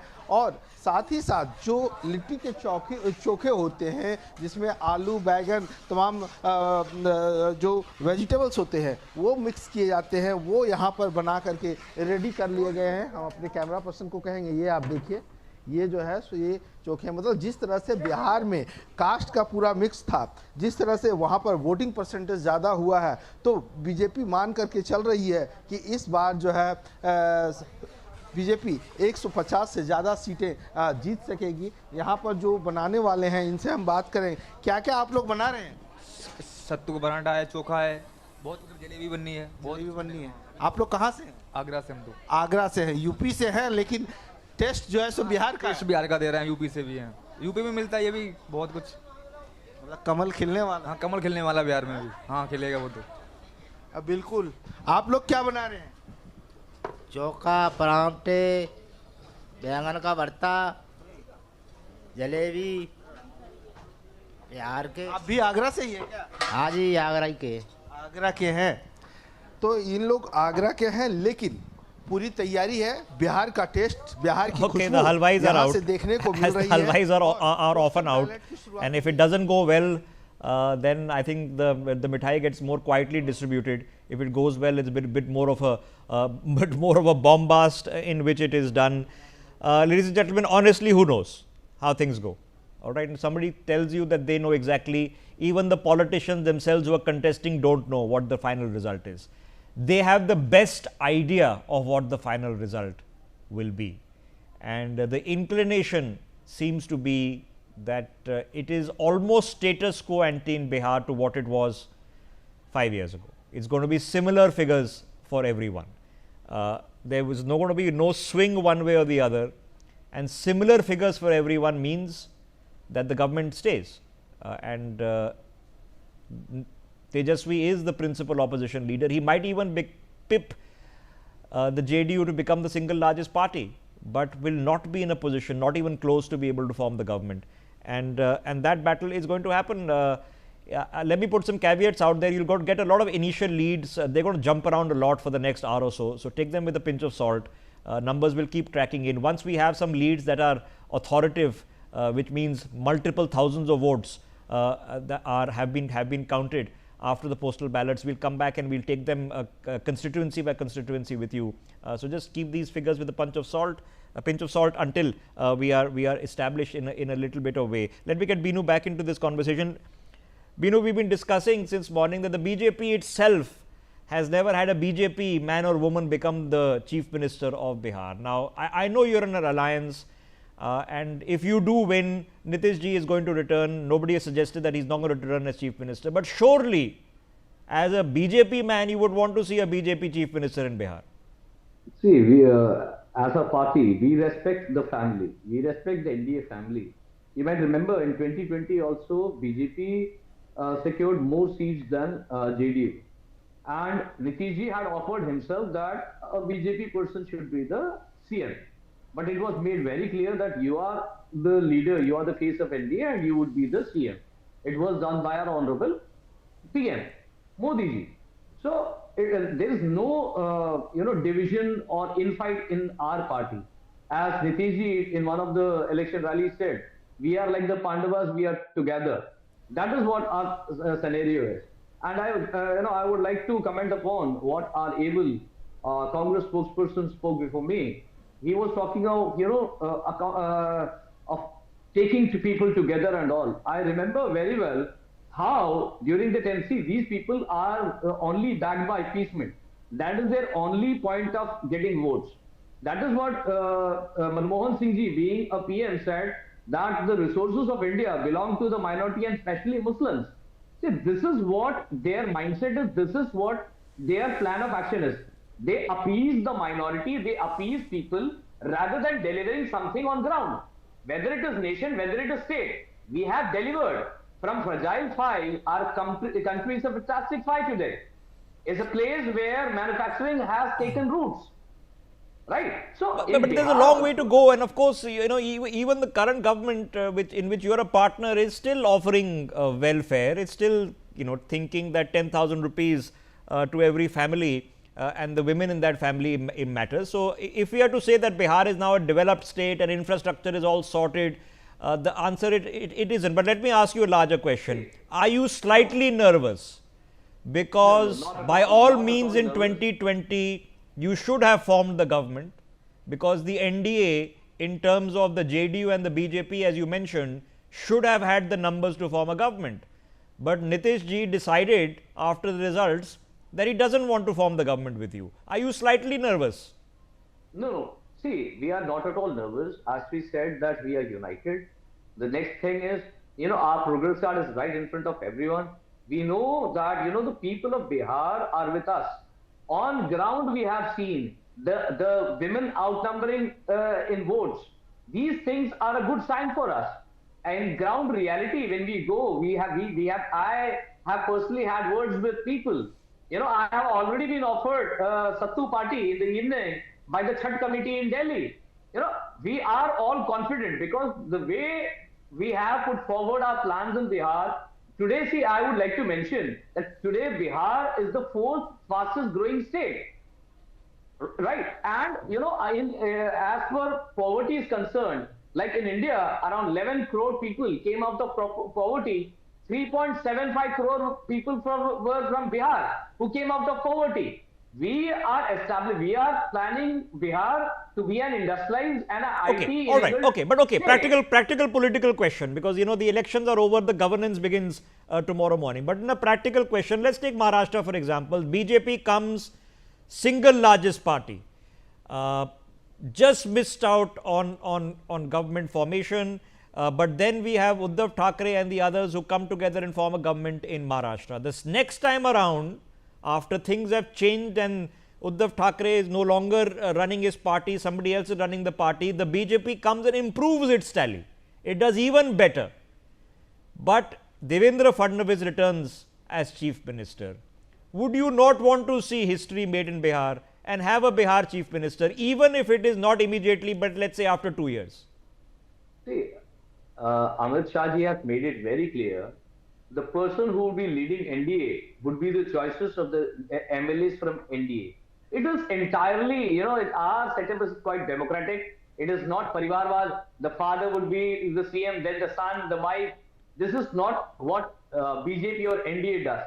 Amit Shah ji has made it very clear. The person, the leading face, the CM of our government would be elected or chosen by the MLAs of the NDA. It is very clear. It is not we or someone else would not be deciding it. It would be a collective decision by all the MLAs. Okay. All right, you've given me the diplomatic answer, and I appreciate it. All right, it's not always straight at that. We've seen a lot of chief ministers who have been ground workers. Generally, ladies and gentlemen, if the BJP is in a position to nominate and form the chief minister's job, the person everybody thinks is going to become chief minister is probably not going to become chief minister. It's always a surprise that comes in from the grassroots. It's a philosophy that their senior leadership believes in, that there has to be organic grassroots growth, that new people should be given a chance. You've seen that happen in Haryana, you've seen that happen in Madhya Pradesh, you've seen that happen in Delhi. Everybody was talking about somebody else earlier this year of who the front runners are, and then you had somebody who's not even in the front runner list who became chief minister. BJP believes in that philosophy. Does the senior leadership have a lot of role to play in who takes that show? Of course it does. Technically, the MLAs decide, but let's not kid ourselves. Parties have senior leaders. It is what it is. Before I get Joyita and Sanjay ji back in, let me hit the ground once again in Patna to get a flavor of what is going on. Manish is there, this time outside Nitish Kumar's residence. Manish, क्या माहौल बन रहा है अब कुछ ही घंटे रह गए हैं, क्या चर्चा चल रही है? What's the latest gossip there on the ground? देखिए, नीतीश कुमार को लेकर के एक ही चर्चा है। पहले मैं तस्वीरें आपको दिखाना चाहूंगा एक अनेमार की। ठीक मेरे पीछे आप देख सकते हैं, ये एक अनेमार की तस्वीर है। सुबह से अगर बात करें तो यहाँ पर सिर्फ और सिर्फ सिक्योरिटी फोर्सेस की हलचल देखने को मिल रही है, लेकिन इतना ज़रूर है कि यहाँ पर जो लोकल्स जो यहाँ पर मॉर्निंग वॉक करने आते हैं, उनसे जो हमने बात की, मैक्सिमम का ये कहना था कि नीतीश कुमार को लेकर के कि वो ये कि टाइगर अभी जिंदा है। आप और यही चीज़ हमने बिहार के जो दोनों चरणों में, चाहे आप अलग अलग ज़िलों में कवर किया, चाहे गांव की बात करें, शहर की बात करें, नीतीश कुमार वो एक फेस है जिस पर अभी भी बिहार के लोगों को सबसे ज़्यादा भरोसा नज़र आ रहा है और लोग कह रहे हैं कि नीतीश कुमार ने काम करके दिखाया है। अब रिजल्ट जो भी हो, लेकिन इतना ज़रूर है नीतीश कुमार के चेहरे पर लोगों का भरोसा अभी भी बरकरार है। और दूसरी तरफ अगर बात करें, रोजगार की बात हो रही है यहाँ पर बिहार में, जो इस बार जो बदलता हुआ तस्वीर देखने को मिली है वो ये कि युवा जो है वो रोजगार की बात कर रहे हैं, लेकिन वो सवाल भी पूछ रहे हैं। वो ये पूछ रहे थे, हमने जो बात की सुबह भी या चुनाव के दरमियान भी, वो ये पूछ रहे थे कि जो तेजस्वी यादव सरकारी नौकरी का वादा कर रहे हैं तो वो नौकरी कहाँ से देंगे? 26 लाख अगर पोजीशन है तो 3 करोड़ लोगों को वो कैसे एडजस्ट करेंगे? इस तरह के सवाल बिहार के जो युवा जो सरकारी जॉब्स के लिए तैयारियां कर रहे हैं वो ये पूछ रहे हैं। बिहार की महिलाएं जो आप उनसे जब बात करें, चाहे ग्रामीण हो या शहरी हो, वो ये कह रही हैं कि हमें जो दे रहा है, चाहे वो जिस तरह से जॉब की बात करें या फिर स्किल डेवलपमेंट की बात करें या फिर जिस तरह से 10,000 रुपए अकाउंट में आए, तो उनका ये कहना था कि जो हमें दे रहा है हम लोकल भाषा में हम उन्हीं को देंगे। तो आप समझ सकते हैं कि इस तरह का एक मोमेंटम जो है वो ग्राउंड जीरो पे देखने को मिला है। लेकिन एक और सवाल जो देखने को मिला है वो ये कि बिहार में बदलाव की बात भी हो रही है। कई लोगों से हमने बात किया, उनका ये कहना था कि हम बदलाव भी चाहते हैं। Yes, I mean, but whether they want to change the government and are convinced that the RJD can do better, you have to factorial in that if you have an opposition government, can it work with the center, because Bihar needs funds, period. So is that a factorial? Of course it is. Do people want to send a national message from this election? I don't think so. I think the state election is this time about the state of Bihar. But okay, leads and results coming in, that's what we're here for. At the bottom of your screens, the BJP after early counting leading in 8, the JDU in 4, the RJD in 9 and the Congress in 1. How does that translate on the ground? Tejasvi Yadav is leading in early counting from Raghopur. No surprises. He is expected to hold on to that seat.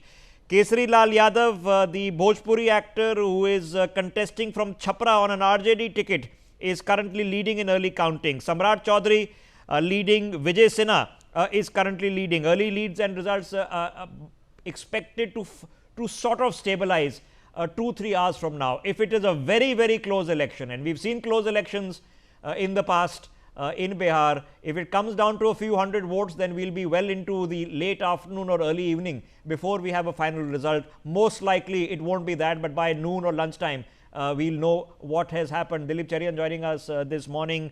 Pooja Tripathi of the Congress also joining us. Joyita, let me come back to you first. So here we are now we'll be lot of personal battles are going on. So before we come back to the larger picture on government formation, which we are hours away from knowing the figures, when it comes to the personal battles, what is it? What's at stake for Tejasvi? Has he done the dynastic change? Is it done? Has the Lalu era ended and the Tejasvi era begun? Yes, I think so. I mean, it does. In fact, it started, I would say, even in the last election itself. And when it was Tejashwi was propelling it. But yes, if you look at him, I would say what he has done, I mean, it's a different matter that he does not have his allies' support. But the fact of the matter is that Tejashwi is a credible face when it comes to Bihar. Okay, and when his promises may seem outlandish, but that's a different issue. But he is bringing his force of youth in the election, and that is attracting a lot of voters. It's a different matter. He's still carrying the baggage of his father's rule. But then with the generational change in the voting that is happening, that is still remembered by a section, but gradually his father's misrule will be wiped out from the collective memory, because it's the youth that is going to gradually kind of deciding elections in Bihar. So he will have to come out with an alternative narrative. Okay, quickly, Vijay Sinha from Lakhisarai leading in early counting. Kesri Lal Yadav is appointed from Chhapra on a RJD ticket leading, Bhojpuri actor over there. The BJP now taking into 13 leads in Bihar. Maithili Thakur from Alinagar is leading on the BJP ticket. Let me hop across back to my colleague Manish, who's got some updates for us. Manish, क्या चर्चा चल रही है outside CM House? अब बिल्कुल मैं आपको exclusive तस्वीरें दिखाना चाहता हूं। आप देख सकते हैं कि एक अने मार्ग जहां पे मुख्यमंत्री नीतीश कुमार का आवास है, उसके ठीक सामने जो है आप देखिए कि नीतीश कुमार के पोस्टर्स लग गए हैं, जिसमें बाकायदा नीतीश कुमार को दिखाया गया है। साथ में जो कैप्शन दिया गया है कि टाइगर अभी जिंदा है, हिंदू मुस्लिम सिख ईसाई सबको बहुत बहुत धन्यवाद। तो इस तरह के पोस्टर्स जो है वो नीतीश कुमार के घर के ठीक बाहर लगा दिए गए हैं, यानी कि अभी रुझान आने शुरू हुए हैं और शुरुआती रुझान के दरमियान ही आप देखिए कि ठीक अभी 1 मिनट पहले ये पोस्टर्स लगाए गए। तो आप समझ सकते हैं कि एक तरफ ये पोस्टर है और दूसरी तरफ मैं आपको दिखाना चाहूंगा कि ये देखिए बिहार के मुख्यमंत्री नीतीश कुमार का सरकारी आवास है। तो यानी महज उनके आवास के ठीक सामने ये पोस्टर लगाए गए हैं और रुझान आने के बाद तुरंत जो है ये पोस्टर लगाए गए हैं। तो निश्चित रूप से कहा जा सकता है कि एनडीए कैंप और खासकर अगर नीतीश कुमार की कैंप की बात करें तो वो काफी ज्यादा हम कह सकते हैं कि पॉजिटिव है इस रुझानों को लेकर के कि सरकार उनकी आने वाली है। लेकिन देखने वाली बात ये होगी कि फिलहाल बिहार की जनता किसे चुनती है। जी Okay, we are just tracking developments that are taking place at the bottom of your screens. As I mentioned, BJP leading in 13, the JDU leading in 4, the Congress picking up an early lead in a couple, still a long way to go. The RJD leading in 16. The others are also leading, and in the figure at the bottom of your screens, Prashant Kishore qualifies in the others list. The figure in the middle of your screens has him listed separately. Chirag Paswan also qualifies in the others there. The LJP leading in 2, still very early, long way to go. I would still say a couple of hours to go before we have a practicality in who's leading from where and who's actually heading into government formation and what the trends that are solidifying into. Let me, before I rope in Pooja from the Congress, let me get Dilip Cherian in. Dilip Cherian, the biggest conversation for the last 2 days has not been the congruity of the exit polls, which are giving the same median average, but it has been the voter turnout, that the number of people who have come out. Now, I know one factor is different. The last election happened during COVID. People were not able to travel as freely. This time, a lot of people have returned home to Bihar to travel, to vote, and a lot of women, record numbers, highest since 1951, have come out to vote. Why? What have we understood from this? I think there are 3 clear messages from the numbers we see in terms of turnout. The first is that it's a re-establishment of the fact that in terms of political enthusiasm, there is no state at the same level as Bihar across the country. I think it outdoes even Uttar Pradesh, which is seen as very electorally active. The second thing is that, the mahal of safety, the feeling that you can go out without the danger of getting bullied. This is establishing itself as a factor, and I think if one takes samples across constituencies, you will see the same thing going on, that people have a lack of fear which used to be a factor in Bihar and which in many senses has disappeared over the last couple of decades. I think at least a decade that I can see. And the third factor, I think, is that this election has seen some pretty big issues as far as the local populace is concerned. The first is whether somebody who has delivered results for them on the ground, like Nitish, is going to have the option to continue. And the second is Tejaswi's promise, the gigantic promise made of jobs for one person from every family. I think between these two enthusiasms, as it were, people have felt the need to go and express their franchise. And it's a good thing. If you look at the voting percentages, and especially the kind of support that women have demonstrated for Nitish and for the ruling alliance, whether it is because of the 10,000 rupees that turned up magically in so many accounts or not, but the fact is that this has enthused people, and that matters. Okay, but what are the factorials? The factorials are saying government job is what people are interested in, 10,000 rupees is what people are interested in. What happened to infrastructure development in Vikas? Does that come secondary to all of this, Dilip Cherian? You know, unfortunately, it does.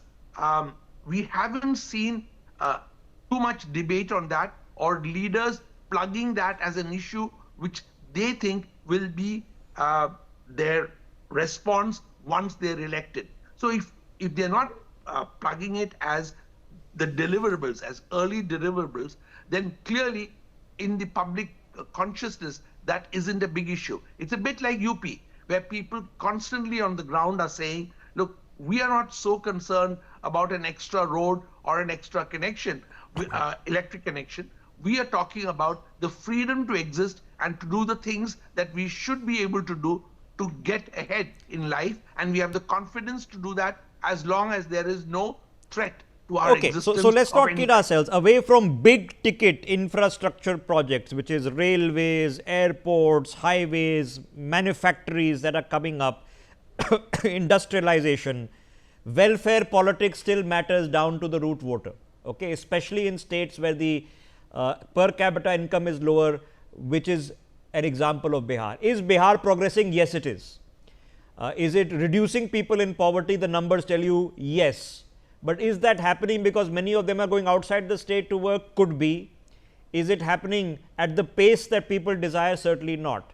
Development is not really happening in Bengal at the industrial level. It's not really happening in Punjab. Compare that to what's happening in Tamil Nadu, in Karnataka, Kerala, where change has taken place. Change is happening in UP. I've never seen the transformation where UP is exiting that Bimaru state category very, very rapidly. I'm even seeing change happen, development happening in the northeast, but a few states where it needs to happen. Punjab is a good example, Bihar is a good example, West Bengal is a good example, still pending to see. Early trails and leads, Tejaswi Yadav of the RJD leading in Raghupur, no surprises expected to take that seat. Samrat Chaudhary of the BJP leading in Tarapur, Maithili Thakur of the BJP leading in Ali Nagar, Tej Pratap Yadav in Mahua of the JJD is leading. Osama Shahab from Raghunathpur in the lead of the RJD. Vijay Kumar Sinha of the BJP in Lakhisarai in the lead, expected to take that seat. Renu Devi of the BJP in Betia in the lead. Mangal Pandey in Sivan, BJP in the lead. Prem Kumar in Gaya of the BJP in the lead. Shreyasi Singh in Jamui of the BJP in the lead. Sanjay Sarogi in Darbhanga takes an early lead for the BJP. Nitin Nabeen in Bankipur of the BJP takes an early lead. Kesri Lal Yadav of the RJD from Chhapra in the early lead. Arun Kumar of the RJD from Tarapur in the early lead. Abidur Rahman of the Congress in Araria takes the early lead. Dharendra Pratap Singh of the JDU in Valmiki Nagar, early lead. Veena Devi in Mokama, neck-to-neck contest going on in Mokama between Veena Devi and Anand Singh. RJD versus JDU fight over there. Mithilesh Kumar in Sitamarhi of the BJP in an early lead. Bijendra Prasad Yadav in Supal for the JDU in the early lead. Vijay Kumar Khemka of the BJP in Purnia, early lead. Subhash Singh in Gopalganj of the BJP, early lead. Hari Narayan Singh of the JDU in Harnaut, early lead. And Awadh Bihari Chaudhary of the RJD in Siwan, currently in the early lead. Still, these leads are long way to go, but the figures on your screens tell you the BJP currently leading in 29, the JDU in 15, the RJD in 25, the Congress in 6. The Congress will be hoping to improve its tally by getting past 20 and more. The BJP will also be looking to improve its tally. So will the JDU and so will the RJD. The exit polls have told you no, it will be very similar to what it was last time around 5 years ago. Pooja Tripathi of the Congress on the broadcast with us.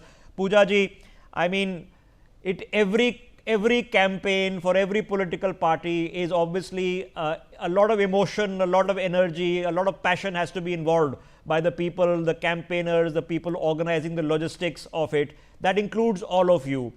Now, this is a results day. It's an examination result. There is some excitement, there is some nervousness. What would you be happy with? The Congress is only contesting 70. What is the number that you'll be happy with this morning?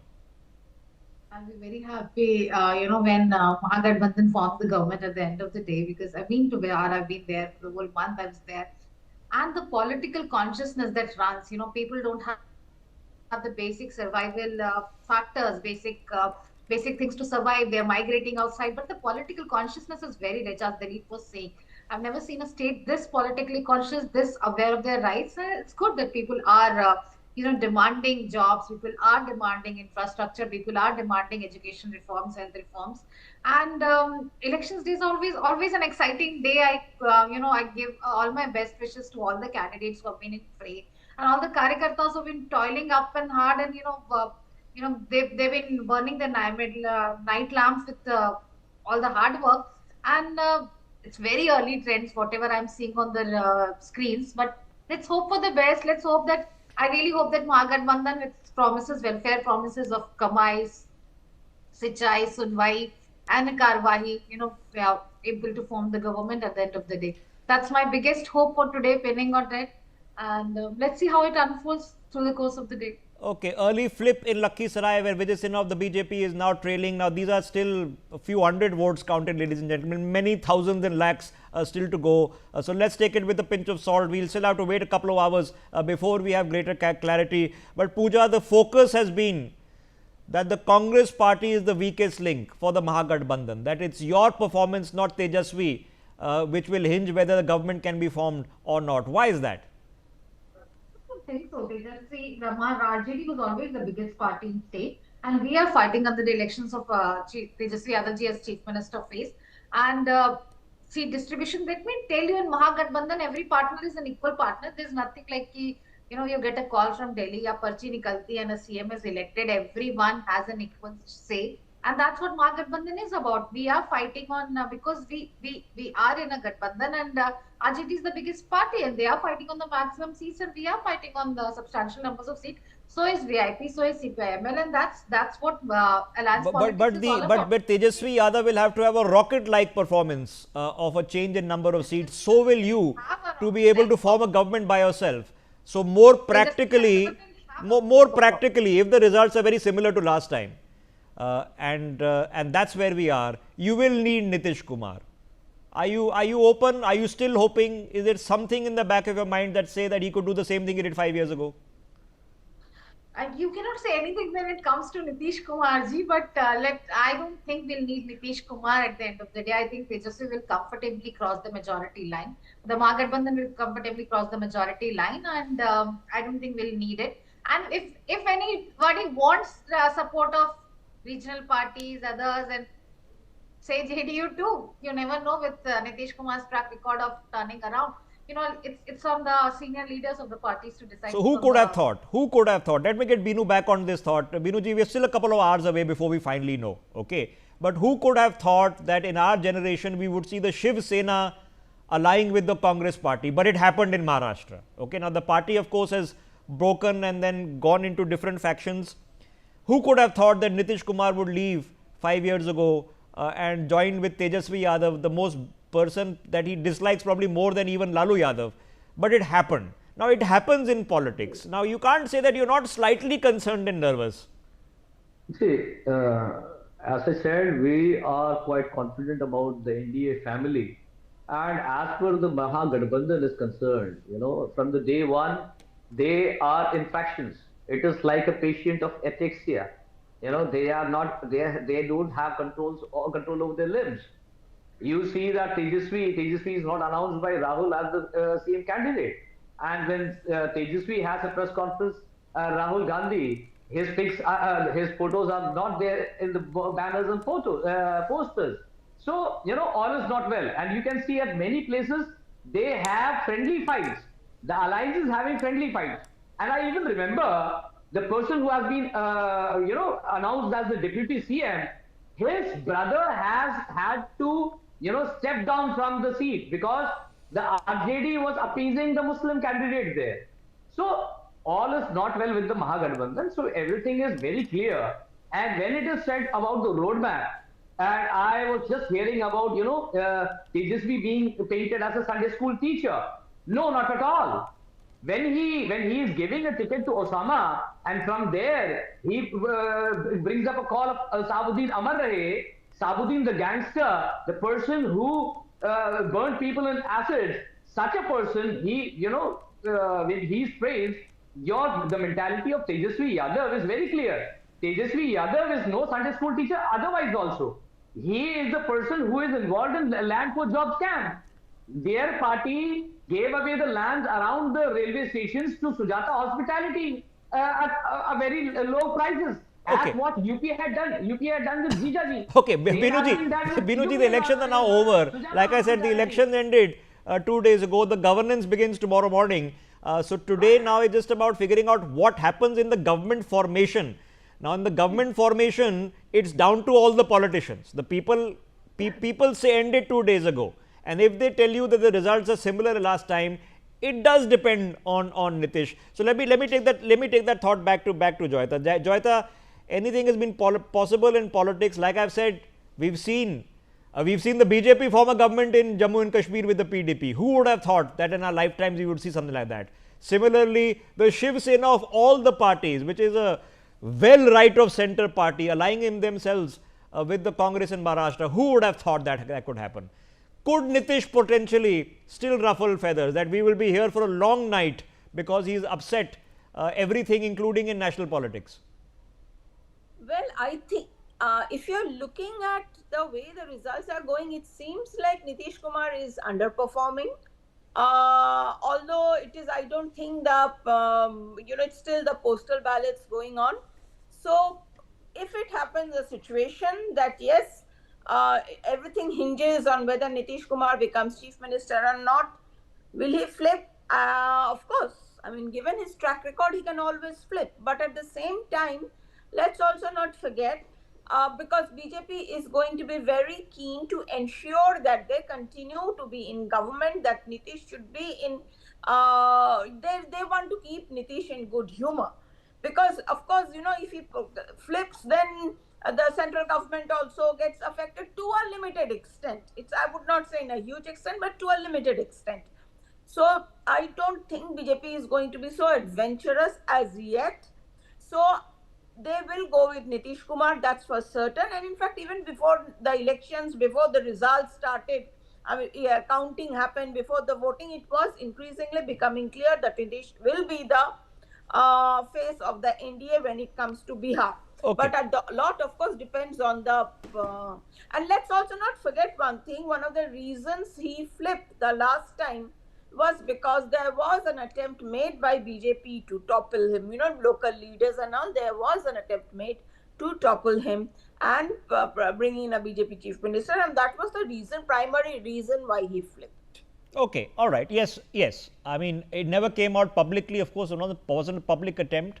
But within allies, heck, within parties, there's always a to and fro going on and a bit of jostling going on who comes out on tops. That is the reality of politics, is the reality of politics everywhere across the globe. Let me get Dilip Cherian back in. Dilip Cherian, now, if there is a similar result to last time and there are possibilities of various kinds of government formations as were presented five years ago, can Nitish make our day very long by creating some exciting development in national politics? It's a great question, but I think that we won't know of a potential Nitish flip, which would be the most interesting thing to watch, till much later in the day, and perhaps even not today. So while it will be a long day simply because of the quantum of votes to be counted and the fact that the pace will pick up only much later in the day, my sense is that Nitish is pretty much going to be the most exciting factor to watch, simply because he has a track record which is mercurial to say the least, and this time, by all reports from people who are aware of his situation, he seems to be more in the control of those around him than in the past. So, in a sense, watching the Nitish faction is more important, because Nitish himself may be inclined to go one way, but will those who have been the backbone of this campaign behind him, will they also agree to that or not, is going to determine a lot of things.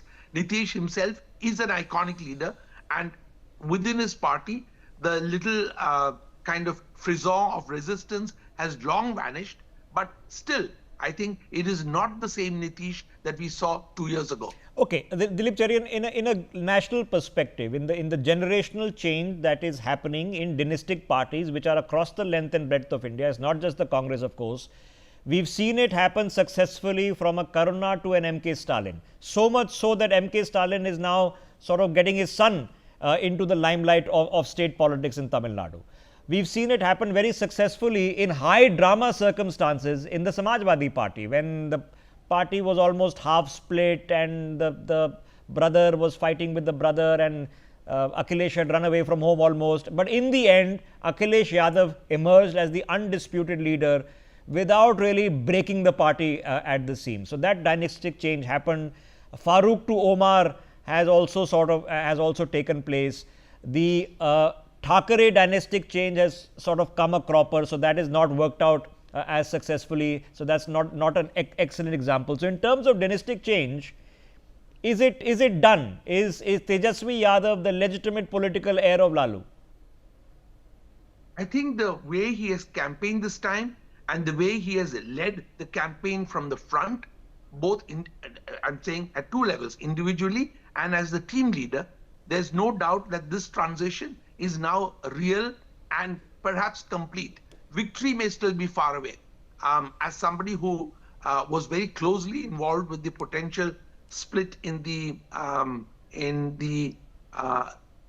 pre-situation in Uttar Pradesh, before any danger of a split from Akhlesh's father to him and the uncle factor was concerned, I can tell you that the signs are that in this election, Tejasvi has taken control and charge pretty much of the Lalu inheritance. And that's a very big step for Bihar.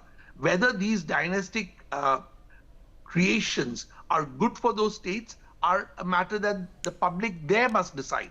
And they will have to figure out whether this kind of quasi-continuity is something that is healthy for their state, something that ends up delivering results, and of course, the potential threat from others in that same dynasty is something that needs to be watched.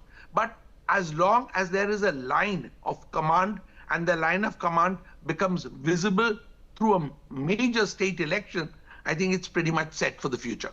Okay, so remember, Nitish Kumar does have a son. His name is Nishant, not actively engaged in the politics at the level of a Tejasvi Yadav at this stage, for sure. So, is the dynastic politics still alive and well in India? Very much so. Does it still matter? Well, it clearly does, because these people are winning votes. Sometimes they are winning seats in constituencies. A different kind of dynastic change is expected to happen in Bengal from Mamata Banerjee, but this time to her nephew. So, have they happened in multiple states? Yes, you have some successful examples. You have some not as currently successful examples. I mentioned what's happened in Maharashtra. We saw this. We saw this and see this time and again. But here we are, numbers on your screen, ladies and gentlemen, 130, because they would have held their own at a time when they've been facing a lot of criticism as the ones dragging down Tejasvi. In fact, Tejasvi's party men will be the first to say it, that that's the problem. But it could be a surprise at the end, who knows. The BJP would be wanting to also improve its tally from last time around. unlikely, highly unlikely, that even if the BJP dramatically improves its tally, that they will upset the apple cart by suggesting that one of their leaders become the first ever BJP chief minister of Bihar. Not now. Can happen a few years later, who knows? But they would not upset the apple cart. They still need stability at the center, far more important for the larger machinery to function. So Nitish Kumar, if the NDA takes the lead, will return as chief minister. If they win, Tejasvi will want to do what people think would be impossible, is single-handedly take his party well past 100. That's what it's going to take for him to form a government and have a thumping win. Is it possible?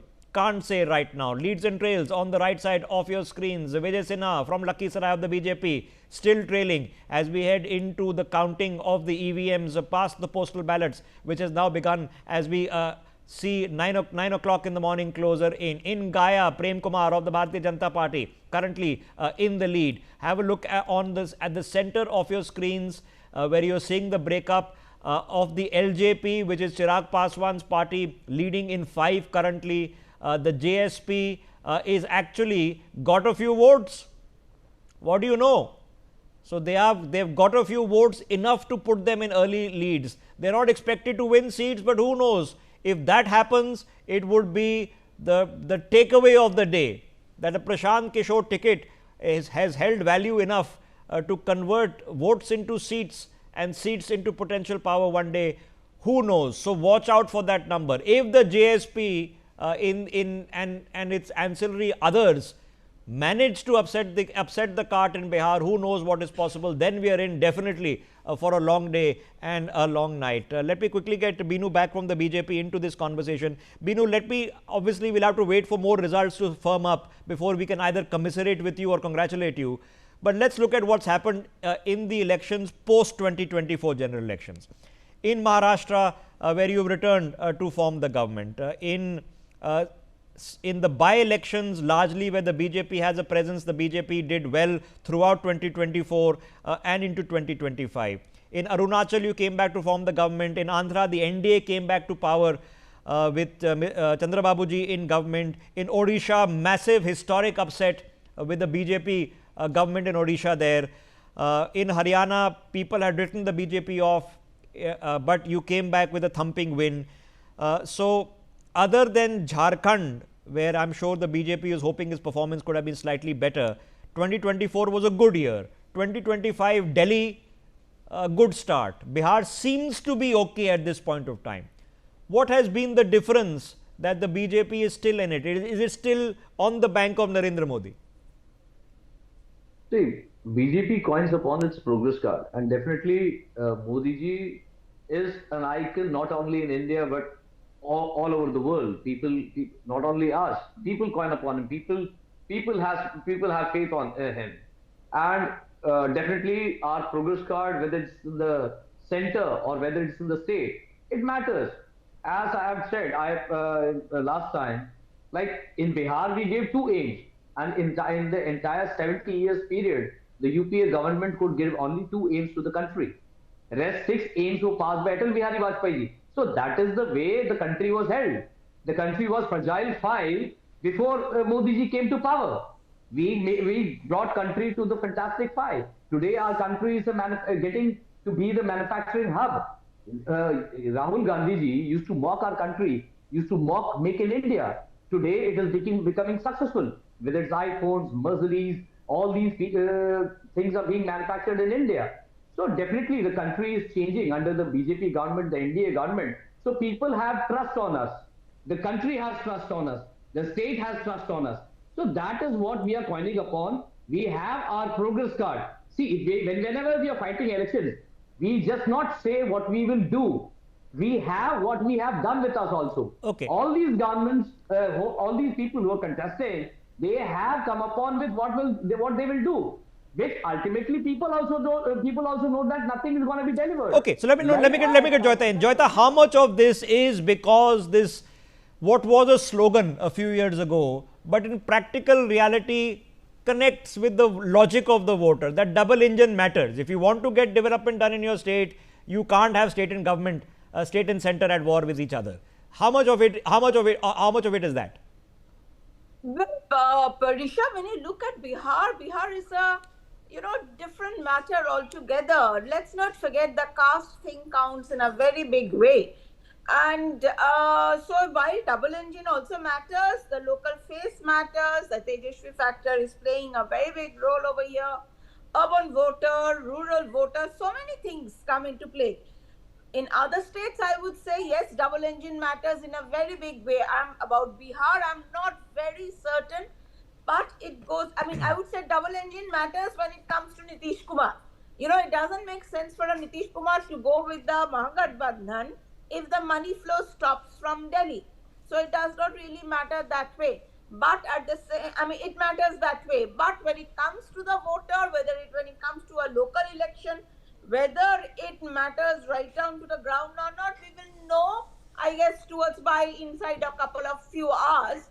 But right now, it seems the BJP factor is playing a very big role. If you look at the results, at least the trends that are showing on your screen, it seems the fact that BJP is at the center and the feeling that, yes, it's time to give BJP a chance, I think that factor is working. Who knows? It could be. It could be. Who knows? By the end of the next few hours, that becomes the truism. That it is not the story of Nitish Kumar. It's not the story of Tejasvi. It's the story of the national parties having a resurgence in Bihar, and not necessarily the Congress. That it is the BJP that has Congress is number 4 party in Bihar anyway. They would want to improve that position. Unlikely to do in this election. But there will be elections 5 years later, another 5 years from that. Just a note for anybody watching the broadcast. In Gujarat, where the Congress has not formed a government in 40 years, they still get about 20% of the vote share. So 1 in 5 people still vote for the Congress even when there has been no hope of forming the government in 4 decades. So is there some Congress vote share? Yes, there is. Is the Congress been slipping to number 3 and 4 and even worse positions in a lot of the states? Yes, they are. Look what's happened in Tamil Nadu. Look what's happened in West Bengal. Unhappy news. The BJP is not a player in Tamil Nadu, but they become a player in West Bengal. But if you're in the Congress, you don't want to be. The reality check is that once the Congress slips to the number 3 or number 4 party in a state, in the history of modern day India, they've never come back to power in that state leading an alliance. So that comeback hasn't happened as effectively, but who knows? Elections surprise us. Currently 147 out of the 243 seats are reporting leads and trails. The BJP leading in 48, the JDU leading in 27, the RJD in 42, the Congress leading in 8, and the others including the JSP 22 leads for them. This includes 5 for Chirag Paswan and 4 potential leads for Prashant Kishore. How many of those translate? We will just find out. There is a bypoll also. Remember, bypolls are also going on in this country. A quick word that from Hyderabad, where the bypolls are going on, there is the Congress is currently in the lead. I'll be going across to my reporters on the ground to get you more facts and figures as take place. Sujit Paswan is currently leading from Rajnagar. In Jhanjarpur, Nitish Mishra is currently leading of the BJP. In Fulpras, Sheila Mandal is currently leading for the JDU. In Khajoli, Braj Kishore Yadav is currently leading of the RJD. Meena Kamath of the JDU is currently leading in her constituency. In Benipatti, Vinod Narayan Jha of the BJP is currently leading in Madhubani. Sameer Mahaset is currently leading. On your screens, Osama Sahib in Raghunathpur is currently leading for taking the Lalten ahead for the RJD. More posters have been put outside the Nitish Kumar residence, CM's residence. Tiger Zinda Hai is what the posters are currently saying. Now you can well imagine. Let me get Dilip Cherian back quickly into this before we get into more reports from on the ground on leads and trails. Dilip Cherian, how much of this has changed in terms of state election, that we've seen that state issues have become more important than national issues like counter-terrorism and national security and GDP growth. We've seen that state after state that politics has sort of localized. But in the concept, especially in Bihar, which needs central funds, do you think people will buy the logic that actually double engine is the only thing that works? There's no point even trying something different. You know, I seem to see that this trend is actually a negation of that hope that people were working towards at a national level. The fact that local issues have become so vocal and so valuable for the voter on the ground seems to be an indication that they believe that if they have a strong leader, he or she will be able to do the necessary bargains at the center to make it work. It may be tougher, it may involve a mellowing down of the kind of rhetoric between parties, which seems to be at high levels of antagonism. But if this trend strengthens, the fact is that you have to concede that people are not looking at double-engine sarkars. What they're looking for is leadership on the ground that matters and promises them the things that matter to them. Remember that national leaders tend to still talk at 3 levels above the average voter. And the trend across states now seems to be that people want something that relates directly to them. And therefore, that matters a lot more. Okay, just stay with me. From Orai, Ram Nishad of the Bharatiya Janata Party currently in the lead. In Rajnagar, Sujit Kumar of the Bharatiya Janata Party currently in the lead. Veena Devi of the RJD in Mokama is now trailing in what is turning out to be a close contest in that constituency that you're seeing. As we speak, the figures for the alliances is that the NDA looking for 122 plus is currently leading in 84. The Mahagathbandhan looking also for 122 plus is currently leading in 56. The others bringing in 7. That is primarily Chirag Paswan. That is primarily the JSP, which is currently surprisingly for many people leading in 4 seats. Still a long way to go. Renu Devi and Betia currently also in the lead. The BJP ups its figure to 48. Currently on your screens, looking to be the single largest party. There you go, has upped its figure now to 51. Nitin Nabeen in Bankipur is solidifying his lead as we speak. The JDU now at 30, the RJD at 44. Tej Pratap Yadav now trailing in Mahua. Remember, the son of Lalu Prasad Yadav, the other son who's had not a happy time with the filial relations in that family, is currently contesting from the side. Many say disruptor, but currently trailing. We've been mentioning Raghunathpur for the RJD for a particular reason, because Osama Shahab is currently in the lead and solidifying that lead, increasing in numbers. Tej Pratap Yadav, well, there you go, it's flipped it. So now you know how quickly this is changing, and still a long way to go. We have just hit the stroke of 9 o'clock. We'll still have a couple of hours, one would suspect, before we have a position to be able to call this election. Joyita, it's all up for grabs. It's like reporting on a live match. This is, for people like me, this is what the exciting factor of doing it is. I am not in stress because it's not my exam result. But what is at stake? Because it's been I won't say a dead election, but it's not been the most polarizing, hyperbolic, what we expect in UP and Bihar. That hasn't happened this time around. It's been quieter. So what's really at stake here? Joyita.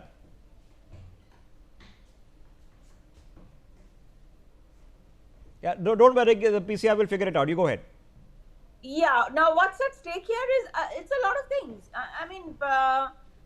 Whether, of course, even though BJP has the numbers at the center, it's the stability of the central government that is at stake. Because you see, provided, they need to come back to power, and Nitish will have to be made chief minister, because as I just mentioned, that Nitish is underperforming, and definitely BJP is going to, looks like right now, it's going to get the better of Nitish, but even then Nitish will stick on because they cannot afford to let Nitish go. And interestingly, if you look at the results, if Nitish had performed better, perhaps it would have helped the BJP to stake claim to the chief minister's post later.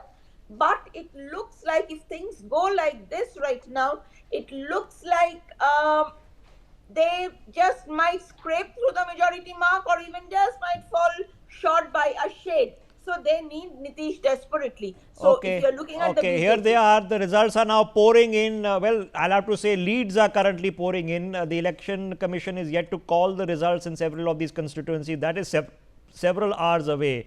So as in Sahibganj, Raju Kumar Singh of the Bharatiya Janata Party currently in the lead. In Baruraj, Arun Kumar Singh of the Bharatiya Janata Party currently in the lead. In Aurai, Ram Nishad of the Bharatiya Janata Party currently in the lead. In Rajnagar, Sujit Kumar of the BJP is currently in the lead. Nitish Mishra of the BJP is currently leading in Jhanjarpur. Sheila Mandal of the JDU is currently leading in Fulparas. Braj Kishore Yadav of the RJD leading in Kajoli. Meena Kamath of the JDU leading in Babbu Bari. Vinod Narayan Jha of the BJP is currently leading in Benipatti. In Samir Mahaseth is leading in Madhubani. Samrat Chaudhary leading in Tarapur, expected to take that. Tej Pratap Yadav back in the lead from the Mahua constituency. Tejasvi leading in Raghupur, expected to win that seat. RJD's Osama Shahib in Raghunathpur is currently in the lead.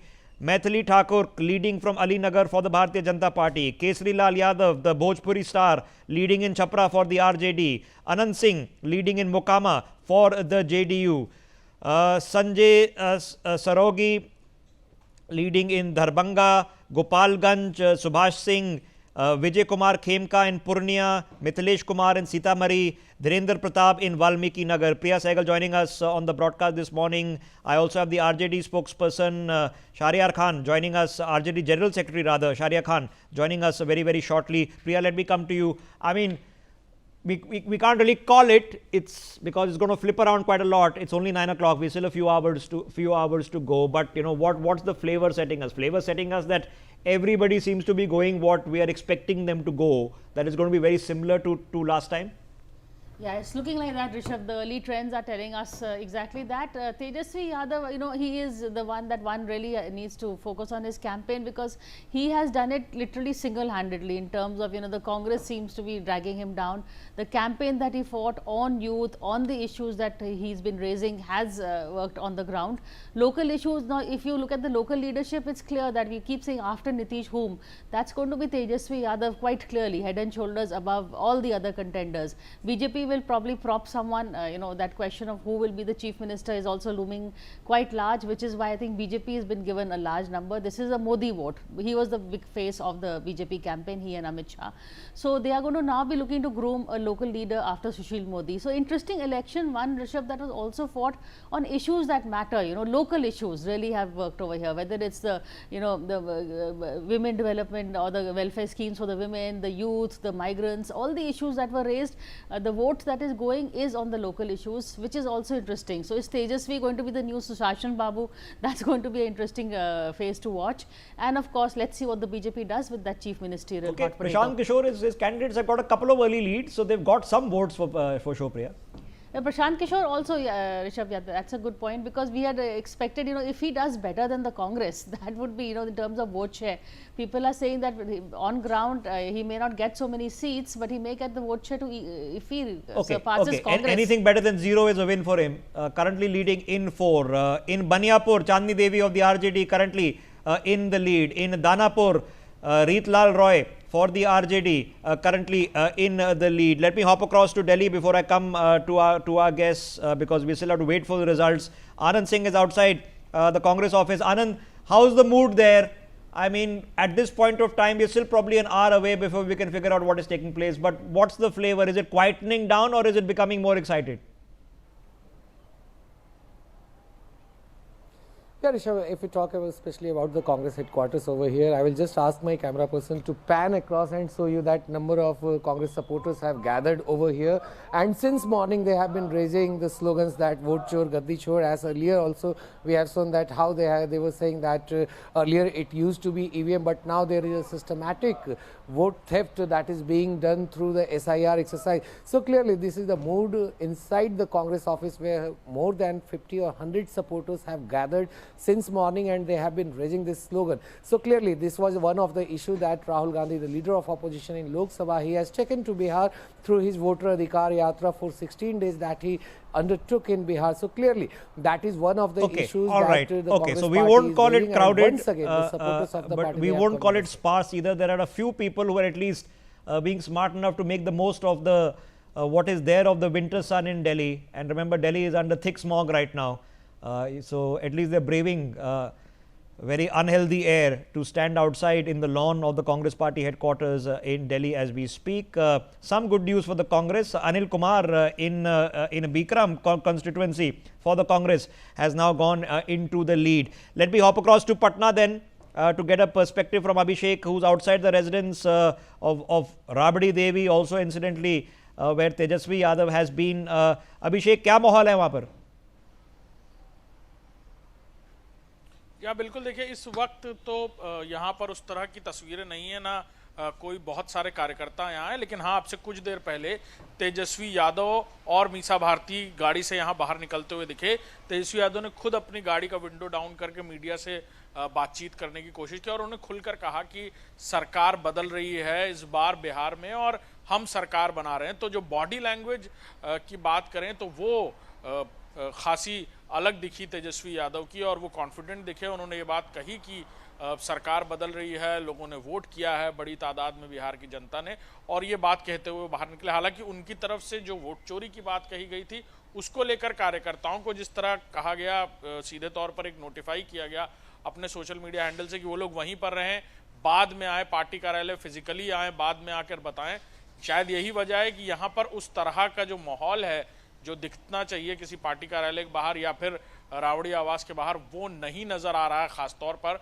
और लोग हो सकता है strong room के बाहर ही मौजूद हो या फिर इंतजार कर रहे हो तकरीबन 10 या 11 बजे के बाद यहाँ तस्वीरें देखने को मिले। लेकिन हाँ, धीरे धीरे कार्यकर्ताओं का जमावड़ा यहाँ For people watching the broadcast, all candidates in any constituency have the right to access the voting centers and their agents are present at the voting centers. This always happens. This is protocol. A lot of controversy always happens on this. Very rarely does the controversy get into serious measures. But as we speak, the big ticket, as we are 5 minutes past 9 o'clock, is the NDA has crossed triple digits in terms of leads, leading in 101 seats with the Mahagathbandhan at 65, the BJP taking the majority of the leads at 55 and the JDU at 36. Shahryar Khan of the RJD with us on the broadcast. Shahryar ji, how are you feeling right now? Little bit of nervousness?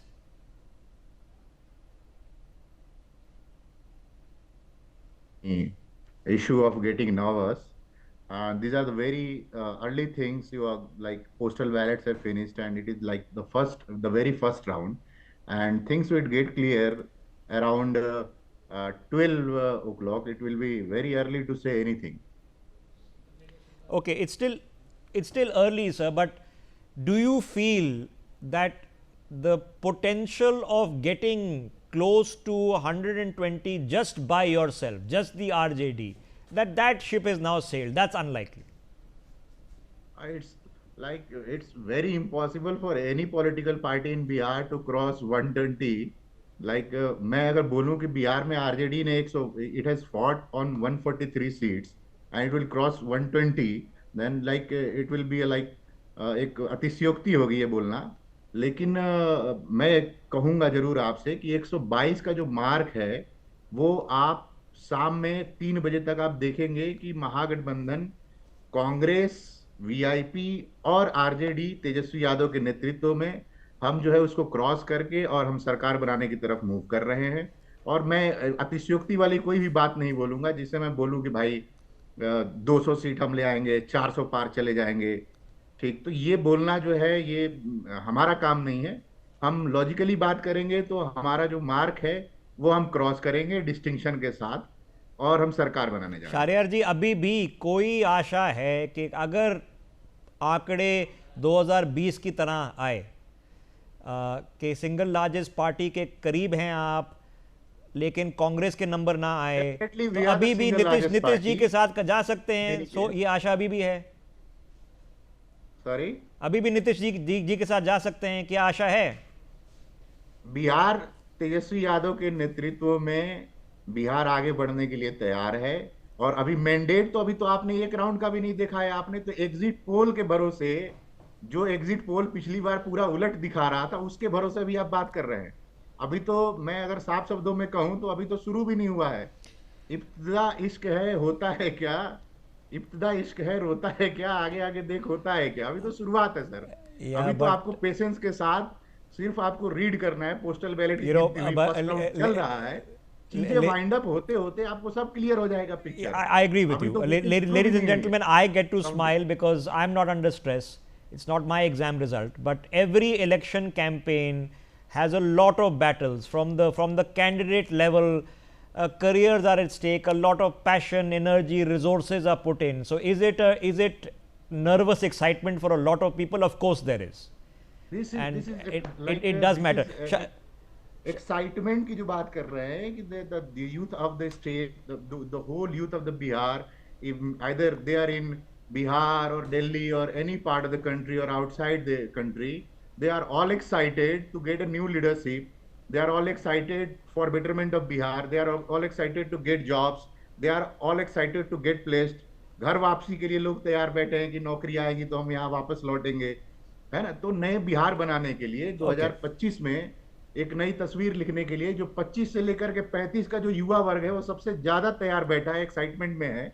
और बिहार का भविष्य जो है वो युवा भविष्य जो है वो बनने जा रहा है। No matter how this result goes, Tejasvi Yadav is now a leader to be reckoned with in Bihar. He showed the mettle last time around where he got the seats despite COVID restrictions and a very difficult time to contest and campaign for an elections. So he established himself in 2020. He is expected to verify that this time around. But does that form a government? Last time it did, remember. It formed a government, albeit as junior to Nitish Kumar, but he did. Can he do it again? Difficult to say. By himself, he can't. He needs the Congress to cough up, and the Congress will have to cough up a lot more than 20 for that to be made possible. Otherwise, it's simply not happening. Quick tally before I go, bringing Sujata Paul of the Congress. In Bagaha, Jayesh Mangalam Singh of the Congress currently in the lead. In Betia, Renu Devi of the Bharatiya Janata Party currently leading. Raju Kumar Singh of the Bharatiya Janata Party leading in Sahibganj. Chandi Devi of the RJD leading in Baniapur. Arun Kumar Singh of the BJP leading in Baruraj. In Meenapur, Ajay Kumar of the JDU is currently leading. Ram Nishad of the BJP currently leading in Oriya. In Rajnagar, Sujit Kumar of the Bharatiya Janata Party is currently ahead. In Danapur, Reet Lal Roy of the RJD currently ahead. In Diga, Sanjeev Chaurasia of the Bharatiya Janata Party currently leading. In Kumrar, Sanjay Kumar of the Bharatiya Janata Party currently leading. In Bikram, Anil Kumar of the Congress currently is in the lead. In Phulwari, Shyam Rajak of the JDU currently in the lead. In Masauri, Arun Manji of the JDU currently in the lead. And finally in Bakhtiarpur, it is Arun Kumar Rao of the LJP, that is currently in the lead. The BJP now leading in 55, the JDU currently leading in 36. We are still a couple of hours away. But look at the RJD figure now. It's up to 54 leads. The Congress at 10 leads. It's still neck to neck, very similar to what happened last time around 5 years ago. This is where we are as we get closer to 9:30. Still a couple of hours away before we can figure this out. Let me get Sujata ji of the Congress into this conversation. Sujata ji, you've only contested 70. There's no possibility of the Congress forming a government of its own. What would be a number that you'll be happy with? Anything better than last time? Right now, these are very, very early leads. And if you remember 2020 also, if you looked at Mahagathbandhan and the NDA, the vote percentage was exactly the same, 37.9%. So therefore, we have to wait and watch as to what is going to happen as the rounds progress. And I'm not going to put any number to it, but definitely we will form the government, because last time also you saw that the margins were very, very small. And in the end, if you remember, it was right in the midst of the pandemic, and there were a lot of allegations on the collectors at that time about postal ballots being counted last, etc., etc. And I'm hoping that there will be everything fair this time, and there will be no questions raised on the election commission also, but that's entirely dependent on them. However, if we talk about small margins, we cannot deny that what happened last time could happen this time, but in the reverse manner. That is the Mahagathbandhan leading. And of course, we will do much better than what is being projected right Okay, now. Sujata, realistically, even in the best case scenario where you improve your tally, your senior partner, the RJD, improves its tally, even then, ma'am, 125, 122 looks difficult. You'll still need somebody else, probably Nitish Kumar. So let's be realistic, ma'am. As far as Mr. Nitish Kumar is concerned, nobody has said anything against him, right? And Mr. Nitish Kumar is anyhow going to be relegated by the BJP. They are only using his name at the moment. We all know that. So what is new about it? Don't you remember Mr. JP Nadda's statement in Bihar about how the regional parties were going to be finished off?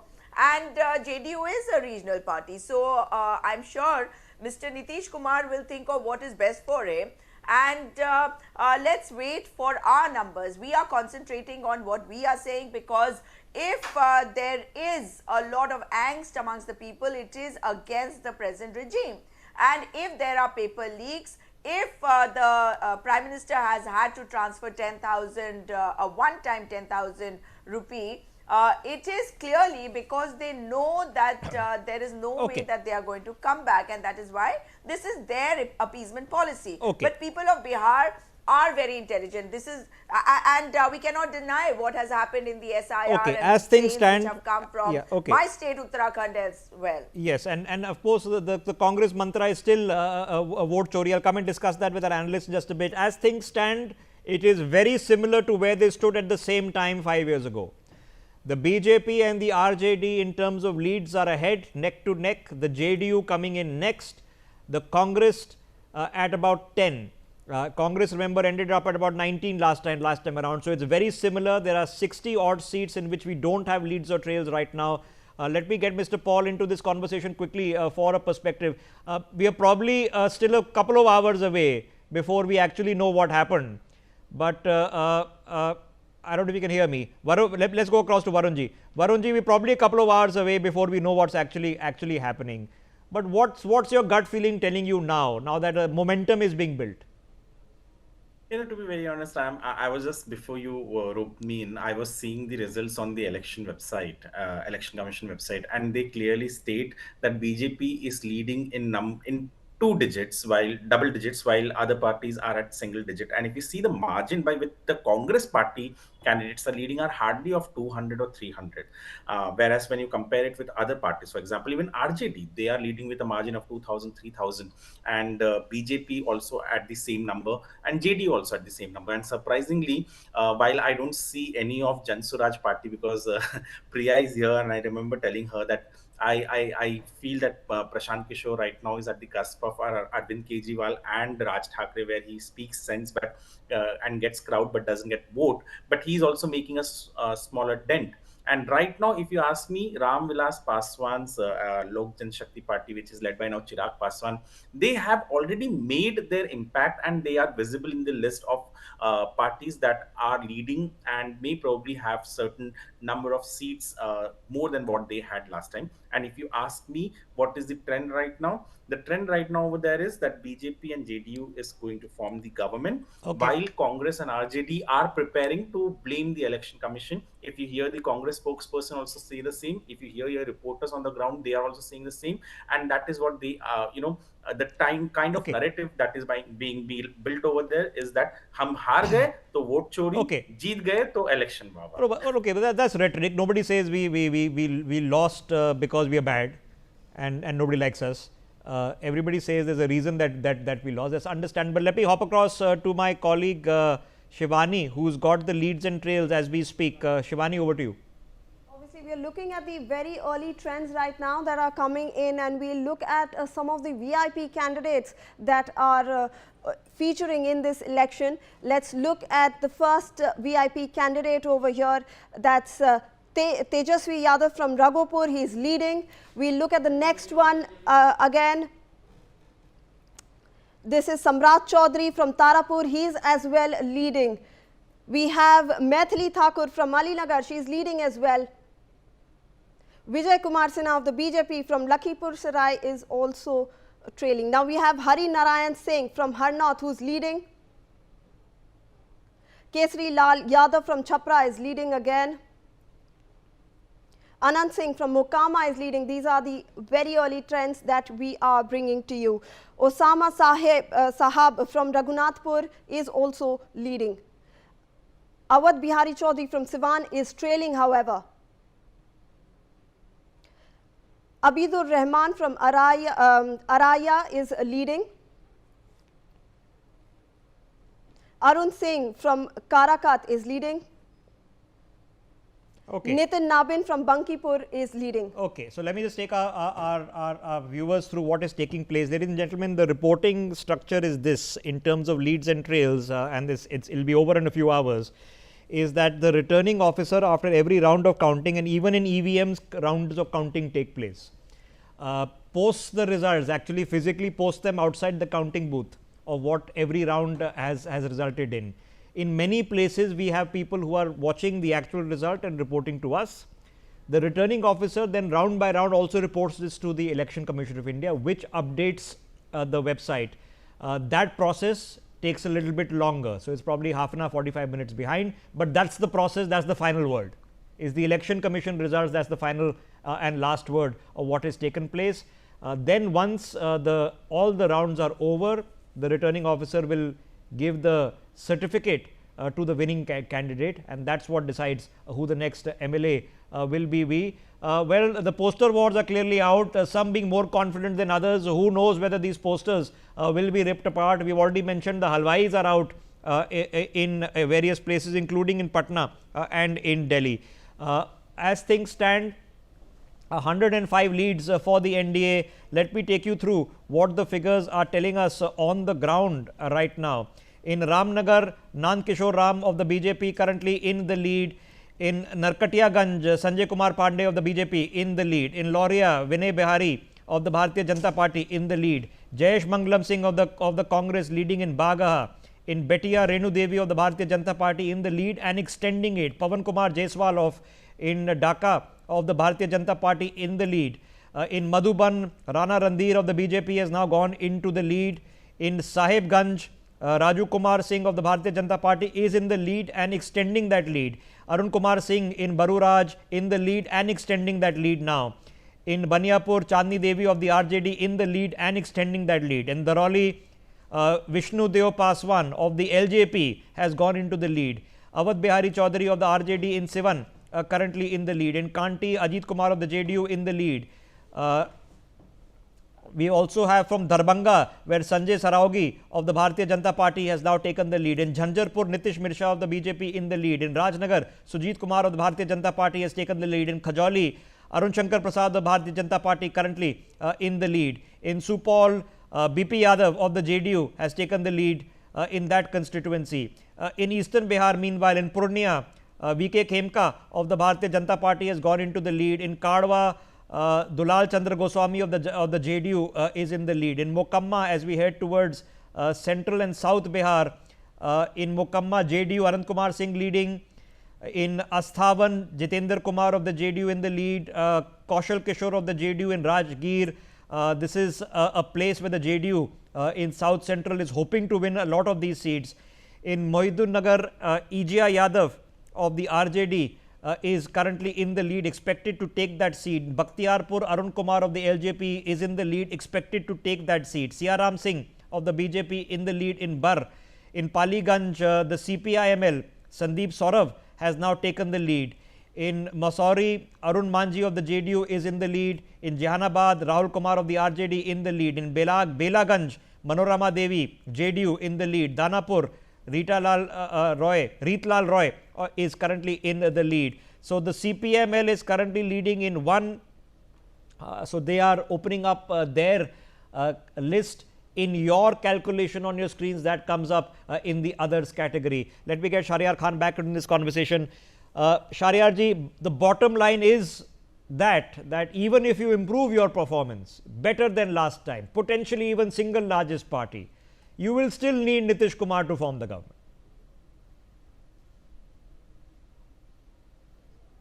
See, this is the thing. Like, everyone knows that Bihar never gives a clear mandate to any political party. BJP is trying for the last 20-25 years to topple like Nitish Kumar and get their chief minister, and they are also like very known to the fact that no one is going to do politics or make government in Bihar single-handedly. तो आप RJD सबसे leading party होगी, और अभी तो पहला रुझान आ रहा है, आरजेडी को 55 सीटें हैं और जेडीयू जो है अभी 37 सीटों पर आपके स्क्रीन पर दिखा रहा है, बीजेपी को उस पे दिखा रहा है 58 पे दिखा रहा है। अभी पहले चरण का मतदान हुआ है। आरजेडी सिंगल लार्जेस्ट पार्टी नहीं बन करके निकलेगी, आरजेडी जो है सीएम फेस लेकर के निकलेगी। और सबको पता है, इनफैक्ट जेडीयू के लीडरशिप को भी पता है कि बीजेपी जो है वो महाराष्ट्र बनाना चाहती है यहाँ पर। तो आरजेडी हमेशा जो है लीड करने के लिए तैयार है। कांग्रेस है, अदर पार्टीज हैं, वो मिल करके हमारे महागठबंधन के लिए एम्पल सीट्स हमारे महागठबंधन से ही आ जाएंगी। मुझे ऐसा लगता है कि जरूरत नहीं पड़ेगी। हाँ, अगर जेडीयू साथ में आने के लिए तैयार है तो उसको तो आरजेडी ने कभी इनकार नहीं किया है। बिहार इलेक्शंस में आपने देखा होगा कि एनडीए गठबंधन के अंदर में जेडीयू ने बीजेपी के खिलाफ वोट किया, बीजेपी ने जेडीयू के खिलाफ वोट किया, क्या नाम है उनका, लोजपा ने जेडीयू के खिलाफ वोट किया। तो उनके अंदर में अंतर कला है। तो आप ऐसा नहीं कह सकते हैं कि एनडीए गठबंधन जो है पूरी तरीके से मजबूत गठबंधन है। महागठबंधन इंटैक्ट गठबंधन है। कोई बाहर से समर्थन देने आएगा तो उसका स्वागत रहेगा। लेकिन अभी रुझान आए हैं पहले चरण के चुनाव पर, पहले चरण के काउंटिंग पर, और एग्जिट पोल को अपने दिमाग में साइकोलॉजिकली सेट करके और अपने आप को जीत की तरफ दिखाना और उस पर खुशी मनाना अभी उचित नहीं है। Exit polls are now out of the window. Exit polls are out of the window. Somebody who comes close will be very excited as a psephologist in the evening. Others not so. So let me just put some ducks in a row on the numbers that you're watching on your screens, ladies and gentlemen. 58 leads for the Bharatiya Janata Party, now 47 for the JDU. So they're well past the 100 mark there at 115. The RJD at 55, the Congress now leading in 14, the LJP is leading in 5, the CPIML in 1, JSP we are still waiting for. Some of these leads have gone into the thousands of votes. So those seats are stabilizing. For example, Tejasvi is expected to win confidently now from his seat. Some of the leads are just 30 votes, 20 votes. So those will have to wait for several rounds of counting before that can be settled. Priya, I mean, here we are. It looks like that it's going to be close and very similar to what happened last time. Still, but I'm looking at the numbers. If you see, there is, RJD is at 55 for a while in terms of leads. Congress has picked up some kind of leads, which is a little bit of reassuring, which is not so much there earlier. We saw the trend. If the Congress delivers, we've been calling the Congress the weak link, so let's give them a little bit more time, because the seats that the Congress got also, Rishabh, are very interesting, because they were made to contest against JDU and BJP, while RJD probably had the seats against Chirag Paswan, Maji and other allies of the NDA. So Congress had a tougher battle. If they can deliver, then that would be a whole new game in terms of, even if they get, if they can get to 20, I would say would be a big chunk for the Congress. So waiting and watching the Congress one of the Congress leads, as speaking, their leads have improved. Yeah, so one of the Congress leads of the 19 that you see on your screens, one is just 38 votes. But I can tell you in Bikram, Anil Kumar is leading now, I won't say with a comfortable margin, but with a strong margin. In Patna Sahib, Congress Shashank Shekhar has gone into the lead, and in North Bihar, in Bagaha, Jayesh Mangalam Singh of the Congress has also gone into the lead. It's interesting. We're still a couple of hours away before we know. And before I rope in the spokesperson from the BJP who is joining us, let me hop across to Varun, who wants to make a point. Varun, go ahead.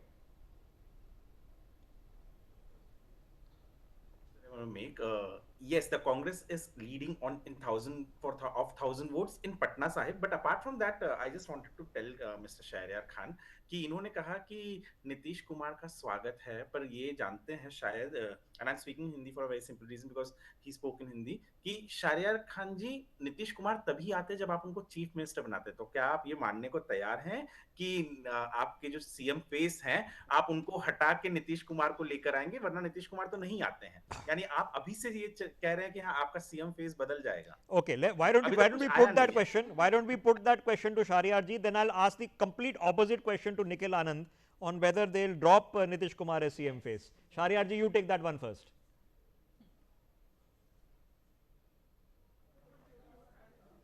मैंने ये कहा, आपने कहा कि क्या आप नीतीश कुमार का स्वागत करते हैं?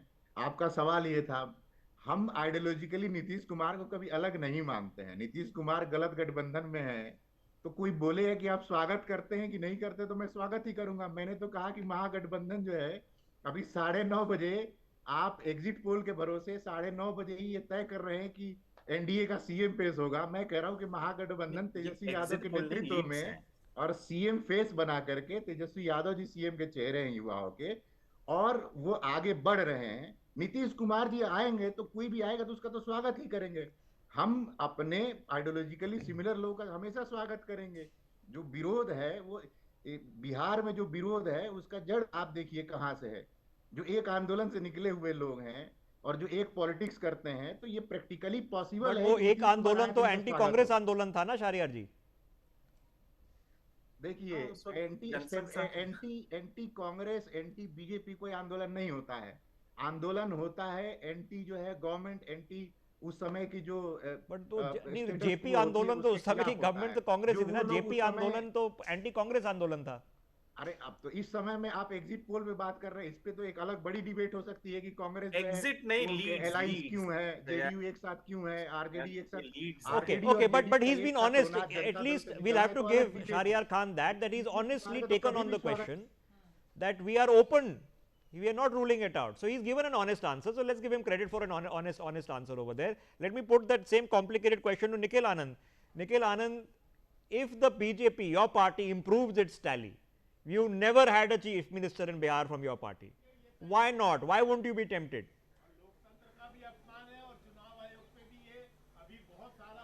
Not Nikhil Anand.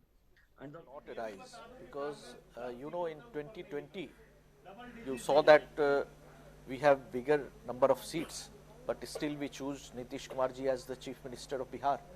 So 2020 is just a example, and now we have assured and publicly claimed that Nitish ji is going to lead the campaign, as well as Nitish ji will take over the charge of the government after the election is over. So this question should not come up. Now we are time and again, our Prime Minister, Home Minister and everyone has repeated this. Yeah. Okay, so not immediately, but you did something different in Maharashtra, sir, where the BJP was single largest party, wasn't able to form the government, then the government changed, it chose to form a government under the leadership of a different party, the party led by Mr. Eknath Shinde. But after the elections, when you improved your mandate, Devendra Fadnavis ji became. So if you are the single largest party, and have the most amount of votes in Bihar, why not ask Nitish Kumar ji, who's 74, to step aside? No, I gave you the example of 2020, and second thing is that Maharashtra is a different case. You know, there was a division in Shiv Sena. The way Uddhav Thackeray put the ideology of Bala Saheb Thackeray at stake and he joined hands with Congress party. So it was a ideological conflict between the Shiv Sena, and both the groups parted ways. And in a way, whatever happened is with concern with the, and as well as the suggestion and adjustment, whatever took place in Maharashtra, that was already, I see that Sindeji is already the part of the government. I don't think he has taken this change in a different way. So he is the part of the NDA government. But Shiv Sena case should not be and can't be applied to Bihar. Okay. Bihar is a different case. Okay, so you've learned your Nitish lesson is from our 2020. Any slight apprehension this morning, sir? As we we have to wait for the results to firm up before we can either congratulate you or commiserate with you. But any slight tension that if a similar result to 2020 comes, and it looks like it's going to be similar, that Nitish ji might be tempted to go the other side again. He's done it exactly 5 years ago.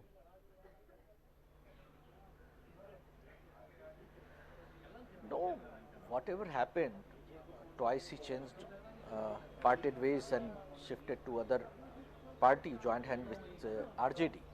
But whatever RJD is today is because of their partnership with JDU.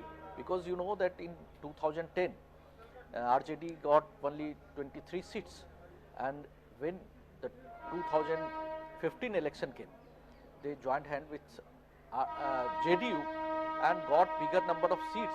And now whatever RJD is surviving, the way RJD is surviving is because of the support of the JDU. But JDU and BJP are the natural allies. They started their fight against Jungle Raj in 90s, and we have a long standing credibility and faith. And now Nitish Kumar has time and again repeated that the question of shifting their partnership does not arise now. And we are going to form government, and I think result will be clearer. Okay, well, we are hours away. Tej Pratap Yadav, it's not looking good. Now trailing by almost 3,000 votes in Mahua. Meanwhile, in Katehar, Kishore Prasad, the former Deputy Chief Minister of the BJP, currently leading by 2,000 votes. In Motihari, we are being told that Pawan Jaswal is currently leading again by about 3,000 votes. So a lot of results coming in. Let me take you through them one by one on your screens, but watch out for that. It's an interesting, it's not the game changer in this election, but it's an interesting vote. He is the brother of the RJD chief who's chosen to contest with all the family issues that have been happening for the past several years. And it's not over yet, that several rounds of voting are remaining. But once you start losing by thousands of votes, catching up can become a lot more difficult. Some of the other battles are just 80 votes, 300 votes leads, so very small leads which will change absolutely for sure. So a lot of interesting developments going on. Let's take them up one by one. And let me also open this up to our guests. Samrat Chaudhary, currently trailing now in Tarapur. So a change has happened. Deputy Chief Minister there, trailing in Tarapur. Vijay Sinha leading in Lakhisaraya for the BJP. Tejasvi leading in Raghopur with a substantial margin, expected to win that seat. Kesari Lal of the RJD leading in Chhapra. Ritlal Yadav is leading in Danapur for the RJD. Shivani from Lalganj for the RJD also taken the lead. Tej Pratap, as we were mentioning, has been trailing by about 3,000 votes. Still too early. That is probably going to shift. JDU's Manorama Devi is currently leading in Belaganj. Let me quickly. Yeah, go ahead, Priya. JDU has overtaken the BJP now, if in terms of have numbers. a look at that 62. So there's 62, interesting turn. Yeah, long way to go because a lot of these seats are flipping. By the time I announce them, the fresh results are coming our way. That is flipping the other way. So I'm being told, in fact, Tej Pratap Yadav in the next round of counting, and I'm going to try to confirm this, maybe back in the lead. We'll just figure out those details as we come. Rajalakshmi Joshi joining us this morning. Rajalakshmi Joshi still all to play for.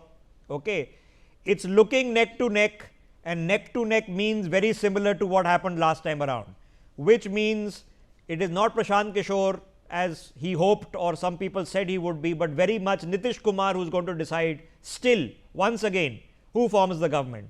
Now, does he stay? Is it too much to think that he could possibly keep us awake all night by trying to flip the government in Bihar and therefore impact the government at the center? Hello, Rishabh.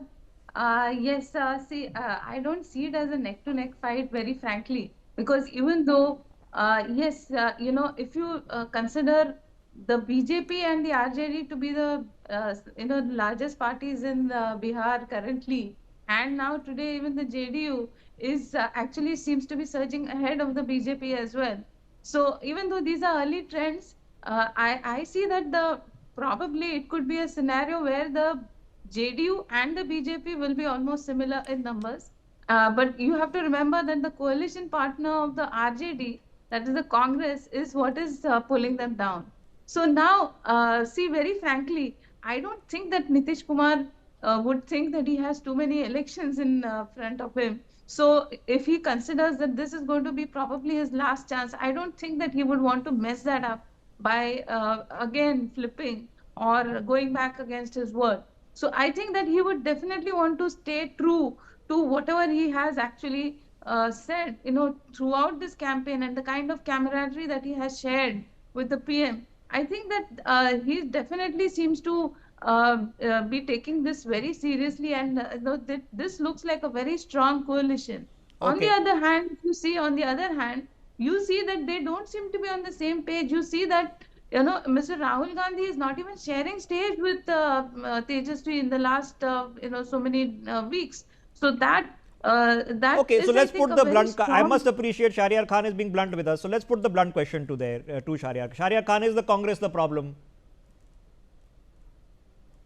देखिए, आप महागठबंधन जब seat sharing हुई और महागठबंधन बना है, तो ये तो आप बहुत ही वेग सवाल ही है कि मैं किसी को प्रॉब्लम बोल दूंगा कि हाँ आरजेडी के साथ कोई अलायंस में है तो वो प्रॉब्लम है।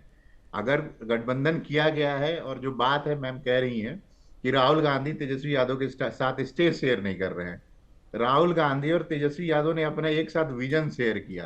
कांग्रेस का काम करने का तरीका और आरजेडी का जो काम करने का तरीका है, दोनों के राहुल गांधी के पास बिहार को लेकर के जो विजन है और तेजस्वी यादव को जो बिहार को लेकर के विजन है, दोनों ने एक साथ और अपने संगठनात्मक स्ट्रक्चर जो ऑर्गेनाइजेशनल स्ट्रक्चर है दोनों को साथ में जोड़ करके काम किया। अभी रुझान आ रहे हैं, कांग्रेस जिन सीटों पर लड़ी थी वहां पे परफॉर्मेंस आप अभी फर्स्ट राउंड में आपको ऐसा दिख रहा है कि नीचे है या ऊपर है। ये पिछली बार जो एक नैरेटिव सेट है कि कांग्रेस महागठबंधन को पुल डाउन करती है और आरजेडी को पीछे लेकर के जाती है, तो ये जो चीज है ये कहना जो है बिल्कुल ही अनुचित है। महागठबंधन अगर बनाया गया है तो ये सोच करके बनाया गया है कि हाँ भाई कौन सी सीटें किसको दी जा रही हैं, विनिंग प्रोबेबिलिटी क्या है, चीजें कैसी हैं। तो अभी ये बहुत ही अर्ली है ये कह पाना कि कौन सरकार बना रहा है। अभी भी मैं बात बोलूंगा, और जो लीडिंग है नीतीश कुमार का जो परफॉर्मेंस है और बीजेपी का जो परफॉर्मेंस है वो परफॉर्मेंस ऑन स्क्रीन है, आप भी देखिए, मैं भी देख रहा हूं, बना हुआ हूं, ठीक है। बिहार हमेशा ही जो है आपको आश्चर्यचकित करने वाले जो है फैसले देता है। तो ये कहना बिल्कुल ही अनुचित है कि किसी महागठबंधन के किसी पार्टनर को, अब ये अभी तो जो दरार की बात है वो दरार तो एनडीए में साफ दिखी। चुनाव से 2 दिन पहले तक ऑडियो वायरल हो रहे हैं जिसमें बड़े बड़े नेता एक दूसरे के बारे में बोल रहे हैं कि उसको हरा दो, इसको हरा दो। इस तरह का कोई भी मिसमैनेजमेंट महागठबंधन में नहीं रहा है। विजन को लेकर के लोग क्लियर है, जनता के हाथ में है मैंडेट देना, बैलेट बॉक्स में चीजें बंद हैं, खुल रहे हैं, धीरे धीरे सब कुछ क्लियर हो जाएगा और किसी पर भी एलिगेशन लगाना बिल्कुल ही बेमाने चीज है। Okay, we are at almost 10 o'clock, ladies and gentlemen, and it doesn't seem to be a clean sweep one way or the other. So you're seeing literally a BJP, JDU, RJD neck to neck fight. Yes, the Congress is gone into double digits in the leads, but have a look at this. Of the votes counted so far, the BJP has got 24.3% and the RJD has got 22.3%, with the JDU at 17.1%. This is where the battle is going on. The BJP slightly has a lead in the vote share, which might be the difference, may not be the difference. 1 or 2% of vote share can make a lot of difference, but still long way to go, and let's keep it at that. Interesting developments meanwhile coming in. Vijay Sinha in Lakhisarai now trailing by 3,000 votes. He's in a bit of trouble over there.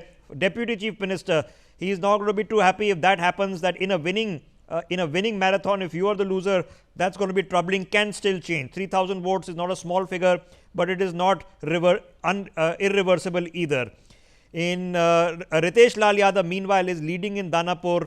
Anand Singh is leading in Mokama. Incidentally, he's been contesting while facing a jail term. This Osama Shahabuddin is leading in Raghunathpur.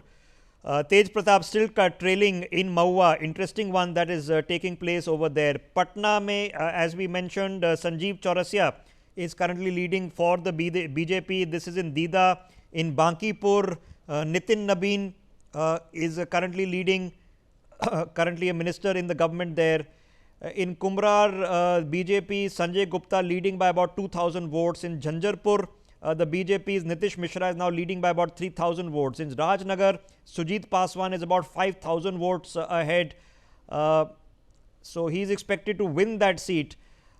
Interesting developments taking place where the JDU's Jayant Raj is currently leading in Banka. I'll keep taking you through these one by one. 8,000 vote lead for Ajay Kumar from the JDU as we speak. So interesting, some of these seats now are going into big tallies. In Kathiawar, for example, we are being told the first round of counting is only completed, so still some way to go. In this case, the AIMM candidate is about 300 votes ahead in that seat. Mehboob Alam of the CPML neck to neck with him, 100 vote difference here. So there is some rounds of counting before that gets established. Long way to go, ladies and gentlemen, but the bottom line figures at the bottom of your screens are telling you that it's a neck to neck fight as we hit into 10 o'clock, and there's a neck to neck between the BJP, the JDU and the RJD to become single largest party. None of these parties are now likely to emerge with the capacity of being able to form the government by their own. None of them suspected or expected that would ever happen. So it is a game of alliances. In the game of alliances, the RJD is contesting about just under 150 seats. They are going to have to deliver 2/3 of what they've contested for them to show a strong result and give the Mahagathbandhan a chance. The Congress has conducted 70, true, not the 70 only of their choosing. So their performance in percentage terms may not be the same, but they will have to cough up well north of 30 seats for there to be any hope of the Mahagathbandhan getting into triple digits, let alone form the government. If you are in the BJP or in the JDU, you want to take a snapshot of this and hope it ends there at 139, comfortable majority for the NDA, 79, not even making 100 for the Mahagathbandhan, with the others making 7 and Prashant Kishore at this point of time unlikely to get even 1. Priya, we still have, I think, probably a couple of hours to go.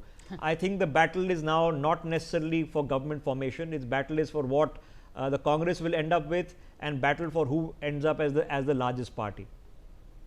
Exactly. No, Rishabh, also, you talked about Prashant Kishore. So if I may just, because he has really been dominating the election narrative. He's been the headlines, the maximum number of interviews, the focus.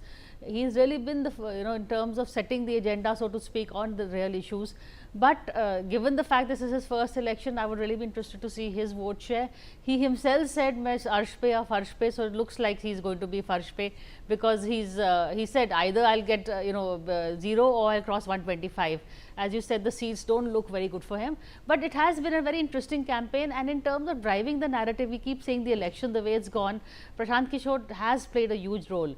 Now, of course, in terms of numbers, yes, we've seen the JDU, Nitish Kumar. This is a nostalgic vote, I think, for Nitish Kumar. They're going to send him off if the trends hold and he emerges as the single largest party. It's a good send-off for him, because this is really his last election, and the BJP will have no choice but to make him CM if the trends hold.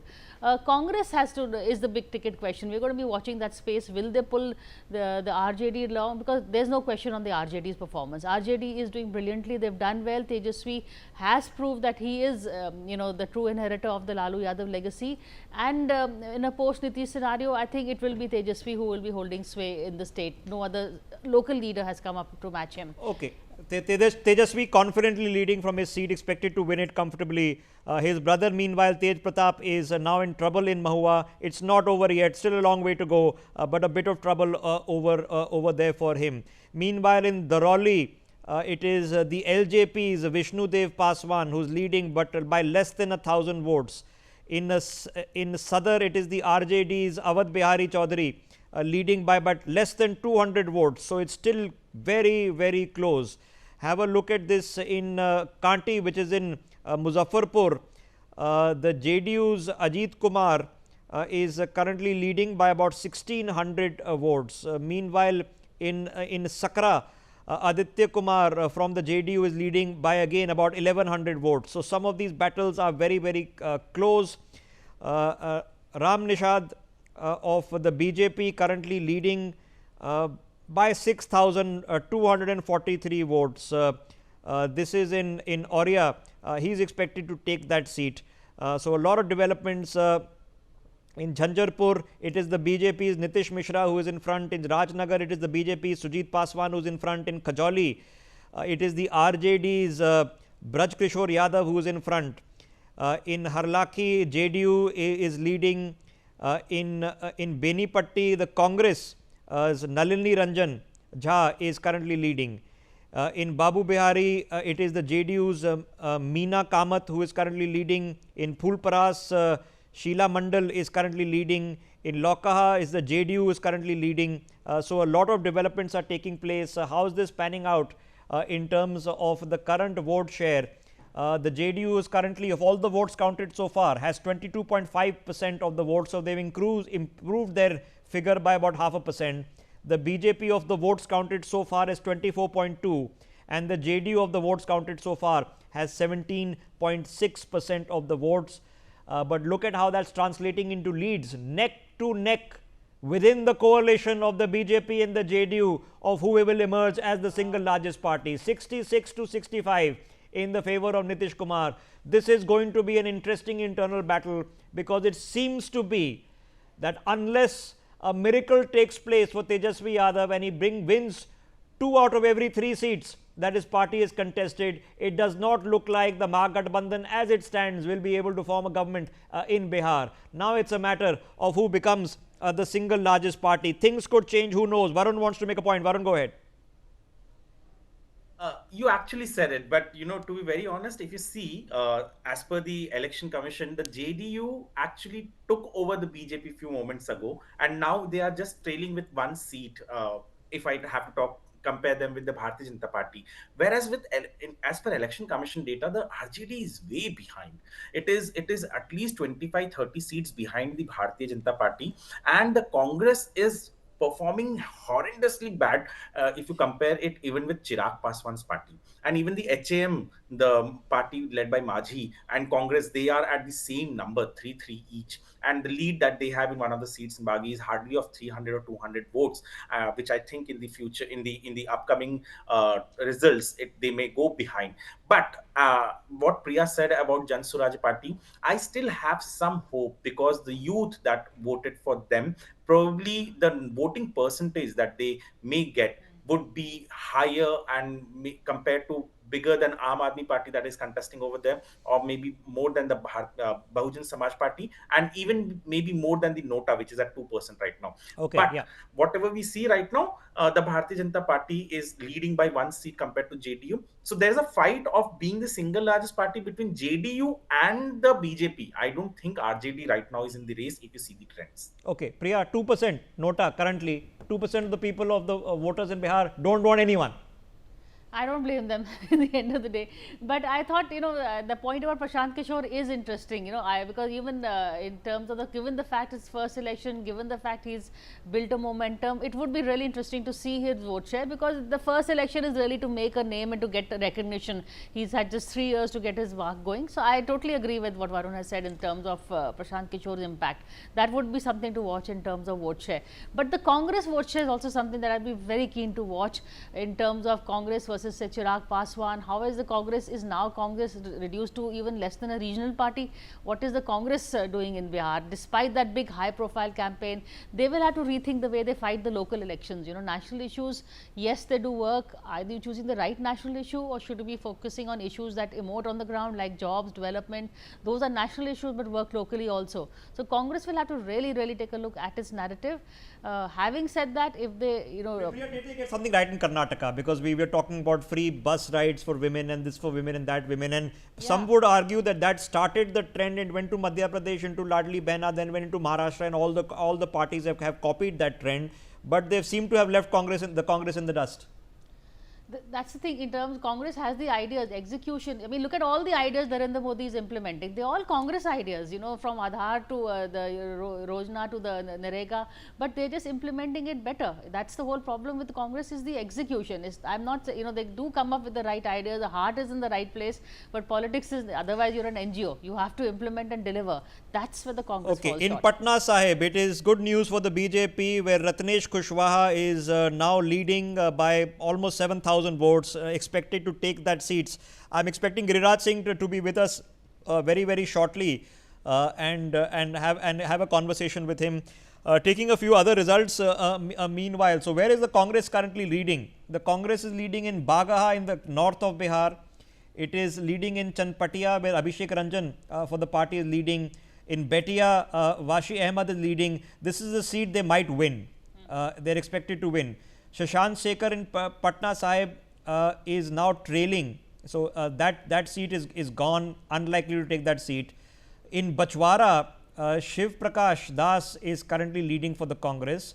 Now we head into South Bihar, where Lakhi Sarai, Amresh Kumar is currently leading. So that is an interesting battle there. Mitlesh Kumar Nishad leading but marginally from Beldor. So can't say that that's going to be called. In Phobsganj, Manoj Biswas is in the lead, but again, it's a very narrow lead.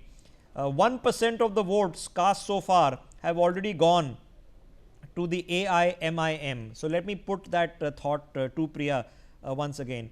Priya, we've been talking about the AIMIM, always contests Maharashtra, they give contests in Bihar, they get a 1 or 2% vote share, don't really become a power player in these states. So what is OVC up to, you know, doing these 1%, 2% games? What's it achieving? OSC, you know, he always bristles when you say you are the B team of the NDA, but that's what he's doing. He's just cutting into the Mahagathbandhan's votes. He is there as a spoiler. He hasn't been able to achieve very much else, you know, in the earlier elections also. But in the Seemanchal belt, he holds sway. And don't forget, Seemanchal, you know, went to vote soon after the day of the Red Fort attack. So that also, there was a lot of polarizing happening on the ground. Whether OAC and his AIMIM have just damaged the Mahagathbandhan votes rather than achieve anything positive. That's the narrative that's going to be the coming figures out. for the JDU getting stronger. Raja Lakshmi Joshi wants to make a point. Raja Lakshmi Joshi, go ahead. Rishabh, you know, I slightly disagree with Priya there, because see, if you look at what OAC has been doing in Jubilee Hills, then I think that is a completely different story. So there he has gone completely against the BJP. So there, if you look at it, see, you know, what I see is that he is looking for some kind of a representation in you know, on all these states. So that is what he's doing. In fact, he tried to join hands with the RJD, but then Mr. Tejasvi Yadav went ahead saying that he's an extremist, and he took very strong objection to this word, and he has been vehemently opposing the RJD on this particular one word. So that is what actually changed the entire scenario, because now he has been talking about completely destroying the RJD. So earlier he was about destroying the BJP and the JDU. Now this time around, he was wanting to join hands with the RJD, but then for whatever reason, Mr. Tejasvi Yadav chose not to, and that is exactly why today he is against the RJD. And okay, but if we reduce it to brass tacks, and you're assuming that the votes that an OVC is collecting are mostly Muslim minority votes, and if he is collecting 1% of the total vote share, which means he's collecting a slightly larger percentage of Muslim minority vote, that's obviously going away either from the RJD or the Congress, unlikely to be going away from the Bharatiya Janata Party. Not to say that no Muslim would vote for the BJP, they would. But more likely to be voting on the other side. So yes, religion does matter, religious votes do take place, and obviously is taking away from them. Well, some would argue that if you rope in Prashant Kishore with an upper caste vote, he would take that away from the BJP. So far, Prashant Kishore not counting much in the vote share cast so far. It is 8% of the votes cast so far have gone to the Congress. It's neck to neck between the BJP and the RJD for single largest party in terms of vote share. 22.9% for the RJD and 23.1% of the votes cast so far. And we are getting into the millions of votes now for the BJP. The JDU only 18% votes, but translating that into more victories. Now things are firming up as we speak. Have a look on the ground. Nikhil Anand of the BJP is still with us. Nikhil ji, 10 बज गए करीबन, कुछ seats तो अब confirm हो गई हैं. आपको कैसा लग रहा है? आपको भी फीडबैक आ रहा होगा, आप पार्टी हेडक्वार्टर्स में हैं. क्या थोड़ा कॉन्फिडेंस आ रहा है कि सर ये तो ठीक लग रहा है अब? Yeah, of course, as the trend shows, we are confident that we will take a decisive lead. Actually, by 10 o'clock, 10 a.m., I think that the postal ballots counting must be over, and the round of EVM counting will yes, start. Sir, postal ballots is over. Second round and third round are on now. About 13 to 14. Yeah. Okay. Then I think it is a good lead, and we will show a better trend in coming hours. So NDA is of course going to form government, and we are sure, there is no doubt about it. Okay, Nikhil ji, thank you for joining us. We'll connect back with you in the evening once the results are in, and if the results of course go well for the BJP, we can expect reasonably more roadshows to be taking place in Delhi with the senior leadership. Interesting developments that are taking place as we speak on your screens. If these trends hold, and I want to put the caveat, in some seats it's still a few hundred votes, that's the difference, and a single round can completely flip that around. But we are in the second and third round of counting now. There are 10-12 rounds of counting, so you're not even halfway house yet. But generally, if the leads have gone into the thousands by the third round, in an assembly election, they generally stick. Hundreds will change for sure. But if they've gone into the thousands, in some cases they've gone into the tens of thousands already. 8,000 votes lead, 12,000 votes lead. Those seats are very unlikely to flip back. So what the results are currently, or the leads currently are telling you is that this is now a battle between the BJP and the JDU for who emerges as single largest party. It is likely that the BJP is going to get more vote share, once again significantly more vote share than the JDU, but are going to get similar if not less number of seats. The RJD currently is looking at diminished returns. They would want to do minimum 70 plus for them to have had a performance at least to say that okay, we've held our own. It's not looking like that currently. The Congress would want to do minimum 20 plus. 30 would have been a better figure. 20 would have been okay. Anything less than 20 will be a disappointment, even when they are not expected to really have an earth-shattering performance. Less than 20 will definitely be a disappointment. Himanshu Bhatt joining us on the broadcast. Himanshu ji, we are still probably an hour or two away before we can be confident. But how is it looking to you in terms of trends? Well, I think I was predicting this, I was predicting this. Before the first round, I had given a figure of roughly about 145 to 150 as far as this NDA is concerned. And ultimately, it looks like if this current trends hold, it'll stand at that. Maybe go a little above that. And this is basically, it's something like, you have, there was a definite choice in front of the people. More than electioneering and anything, the slogan bajis and all those things, let me put it aside. But it was a very clear-cut choice for the people of Bihar to decide that what they want. Do they want that jungle Raj, which the Gen Z had heard from their parents, to again come back to them becoming a reality? Or what they want is, a slow and a steady progress. I would not say Nitish has done so many things. He has done a few things. But at the same time, when you look at the opposition, this is bound to happen. And people are going to react one way or another. It was very, very clear. Okay, if this holds, it's actually Tejasvi's RJD which would be highly disappointed. They would have wanted to improve their tally. Let's be realistic. There was no hope for the RJD to form the government without Nitish. Okay, yes, it was never going to happen. They weren't going to win 120 seats out of 140 contested. That's never going to happen. They would have wanted to improve their tally, hoped that the BJP tally comes down significantly enough that Nitish Kumar is wanting to upset the apple cart, because remember, if you upset the apple cart in Bihar, you also upset the apple cart at the center, and trust me, Chandrababu Naidu, nobody wants that to happen. So there's a lot of things, factors against it. Elections are not things politicians love fighting. I promise you, power is what they want. They don't want to risk it. So the last thing you want is to upset places where you are pretty comfortably forming the government. So if you're becoming chief minister, you have your minister at the center, why would you want to mess with that? It's happened in the past, so can't ignore it, but unlikely. If the trends hold, and we are not there yet, we are still an hour away, but if they hold as where they stand, this is a thumping improvement in performance for the NDA. Which means the BJP and the JDU especially significantly improving its performance. RJD disappointment and Congress roughly where it was 5 years ago. That's where things are currently as we speak. Let me quickly open this up and try to get perspectives. But first, let me hit the ground with Manish, my colleague who's outside Nitish Kumar's residence in Patna. Manish, what's happening on the ground? Are people getting more nervous or more excited? देखिए, अगर मुख्यमंत्री के नीतीश कुमार के आवास के बाहर की बात करें तो मैं सीधे तस्वीरें आपको दिखाना चाहूंगा।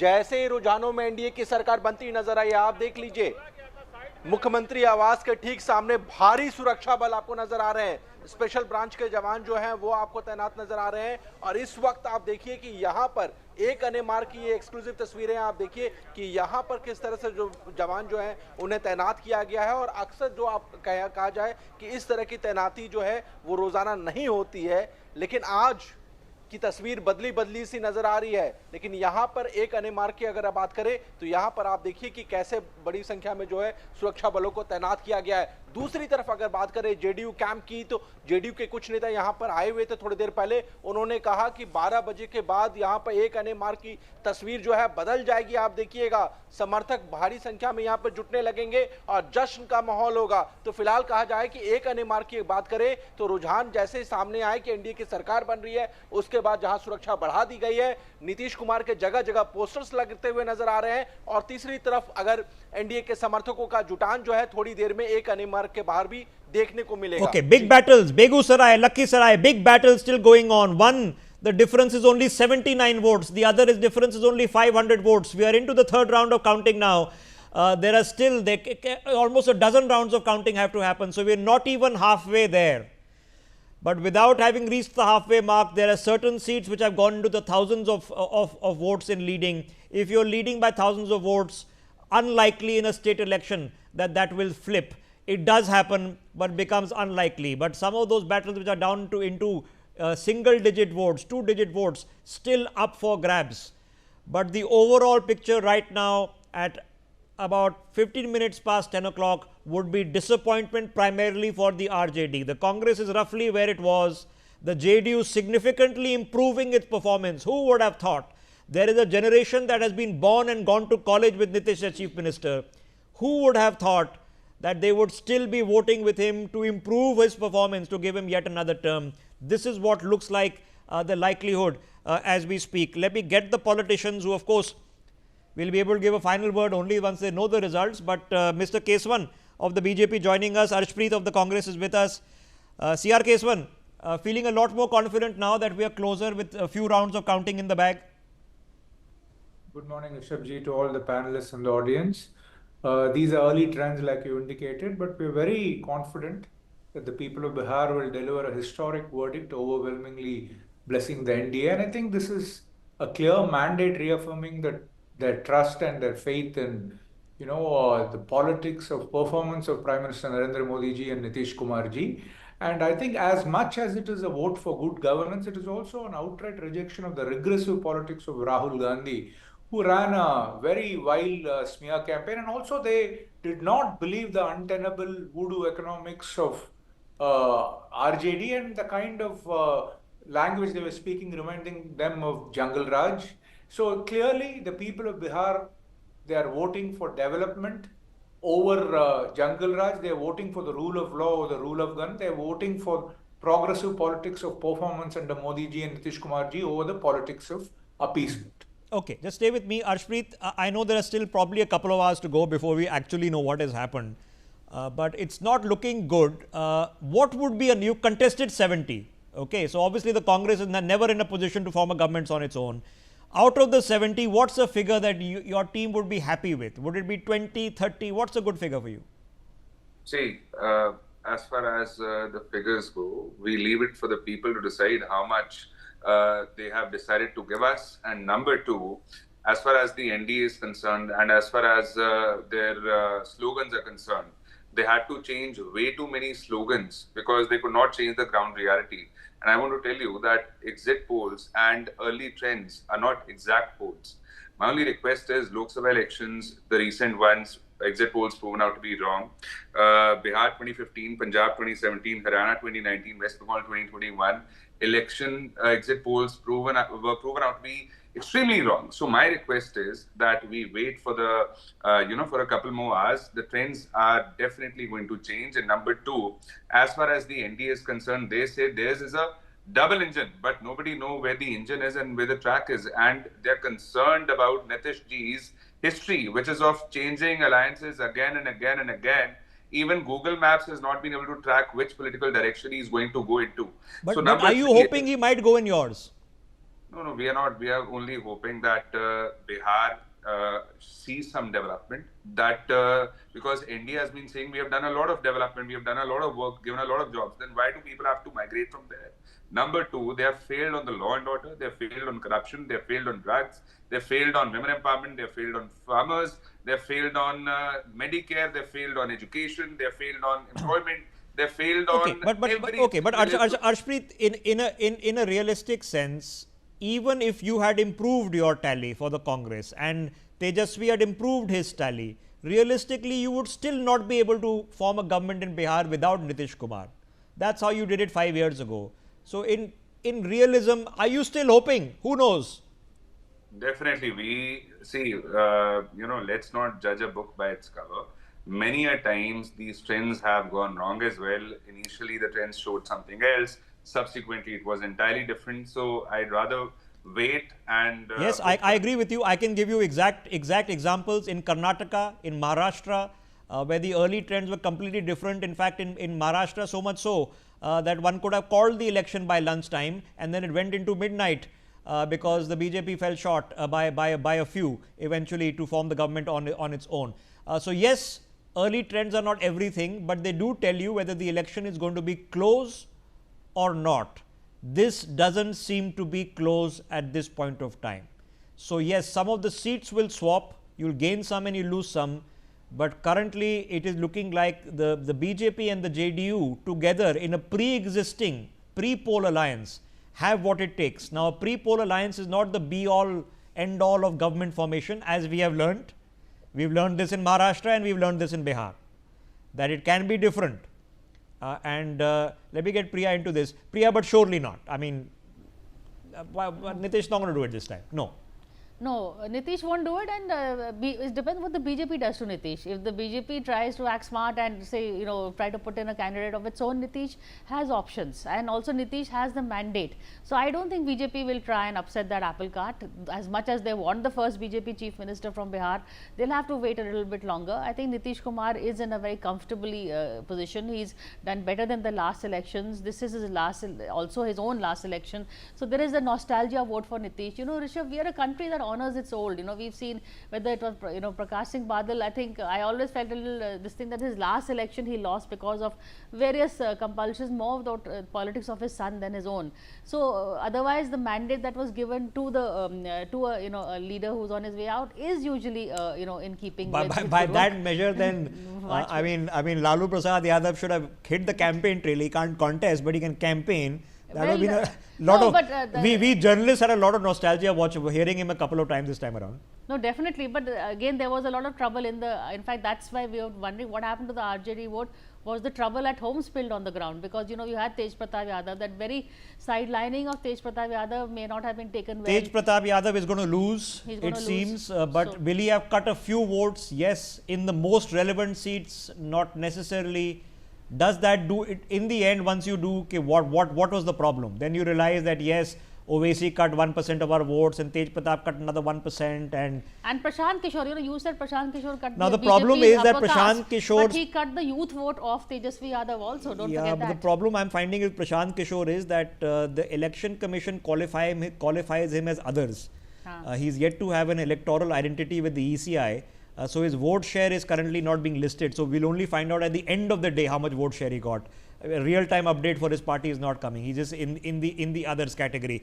Sorry. We're hopping across to the BJP headquarters in Delhi, where my colleague is standing by. Giriraj Singh is with him. Manohar, go ahead.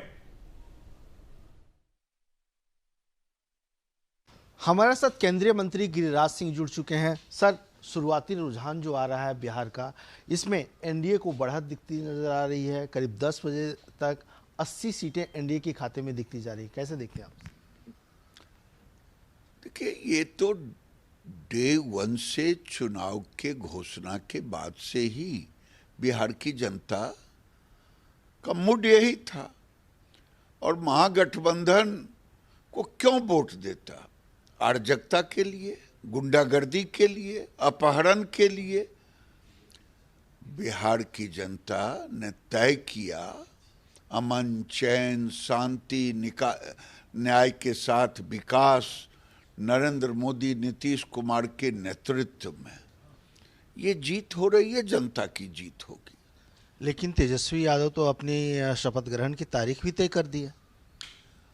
अब कोई पागलपन करे कि बिना चुनाव आयोग के सर्टिफिकेट के बगैर डेट तय कर दे, स्थान तय कर दे, तो ये बचकाना हरकत से ज्यादा और कुछ नहीं कहा जा सकता। जिस तरह से वोट परसेंटेज 10% से ज़्यादा 1951 के बाद, करीब 74 साल के बाद जो है, सबसे ज़्यादा वोट परसेंटेज हुआ है। मैं तो अपने यहाँ देखता हूँ बेगूसराय में, तो वोट भी 19 में हमारा पड़ा था, जो अभी 24 में चुनाव लड़े तो 12,89,000 वोट पड़ा, अभी 14,93,000 पड़ा, और महिलाओं का सीधा 10% ज्यादा पड़ा पुरुष से। तो ये क्या दर्शाता है कि ये एनडीए सरकार के पक्ष में है। तो इसका श्रेय किसको जाता है? फिर मैं कह रहा हूँ, नरेंद्र मोदी, नीतीश कुमार और जनता को। लेकिन वहीं राहुल गांधी ने जिस आरोप लगाए थे और उन्होंने जिसका जिक्र किया था कि वोट चोरी हुआ है, उसका क्या हुआ? ये लोग के पास कोई मुद्दे नहीं है, मानसिक दिवालियापन है, बड़े घर में पैदा लिए हैं, यही उनकी खासियत है, इसके सिवा कोई खासियत नहीं है। तो गिरिराज सिंह बता रहे थे कि एनडीए की जीत है। सर, ये जीत जिस तरह से आप लोगों ने अनुमान लगाया था उस और रुझान दिख रहा है, लेकिन बिहार के बाद अब आप लोग की रणनीति आगे क्या होगी? मैं तो यही कहूंगा, ये बिहार की जीत हमारी है, अब अगली बारी बंगाल की है, वहां भी Bangladeshi. Okay, all right. Giriraj Singh, feeling pretty confident this morning, and if you were able to see the trends, and some of them are solidifying into thousands of votes, as I've been pointing out, you would be feeling confident. As things hold, ladies and gentlemen, you just need 122 to form the government. The pre-poll alliance of the BJP and the JDU, and that's where I'll limit myself to call it. Nobody is expecting surprises from Nitish Kumar this time. I can't eliminate it for obvious reasons, but very, very unlikely. So the pre-poll alliance as it stands is expected to have a thumping win in Bihar. Pro-incumbency record turnout, it seems, has taken place. The women vote record highest since 1951. seems to have propelled towards Nitish Kumar and to the BJP. The biggest improvement in figures, ironically, and I say ironically because who would have thought, I keep mentioning it, a generation has been born and gone into college with the same chief minister. And Nitish Kumar is being dealt an even better hand by the people of Bihar for the next 5 years. This would in effect make a stable government in Bihar and then ensure a stable government at the center for the next 3.5 years, which the current term is expected to continue till. Let me get Mr. Keswan back into this conversation. Okay, Mr. Keswan, we are probably, like I said before, an hour or so before we can be confident. Some of his party leaders are feeling extremely confident, but it's been a good run post the Lok Sabha. I mean, if you look at what happened in 2024 in the elections that took place, from the Arunachal election, which then of course we saw what happened in Maharashtra towards the end of the year. It went well. This year began well with Delhi. It looking like it's ending well in Bihar. What has been made the difference? Because 2024 itself as the general election seemed like a much tighter contest.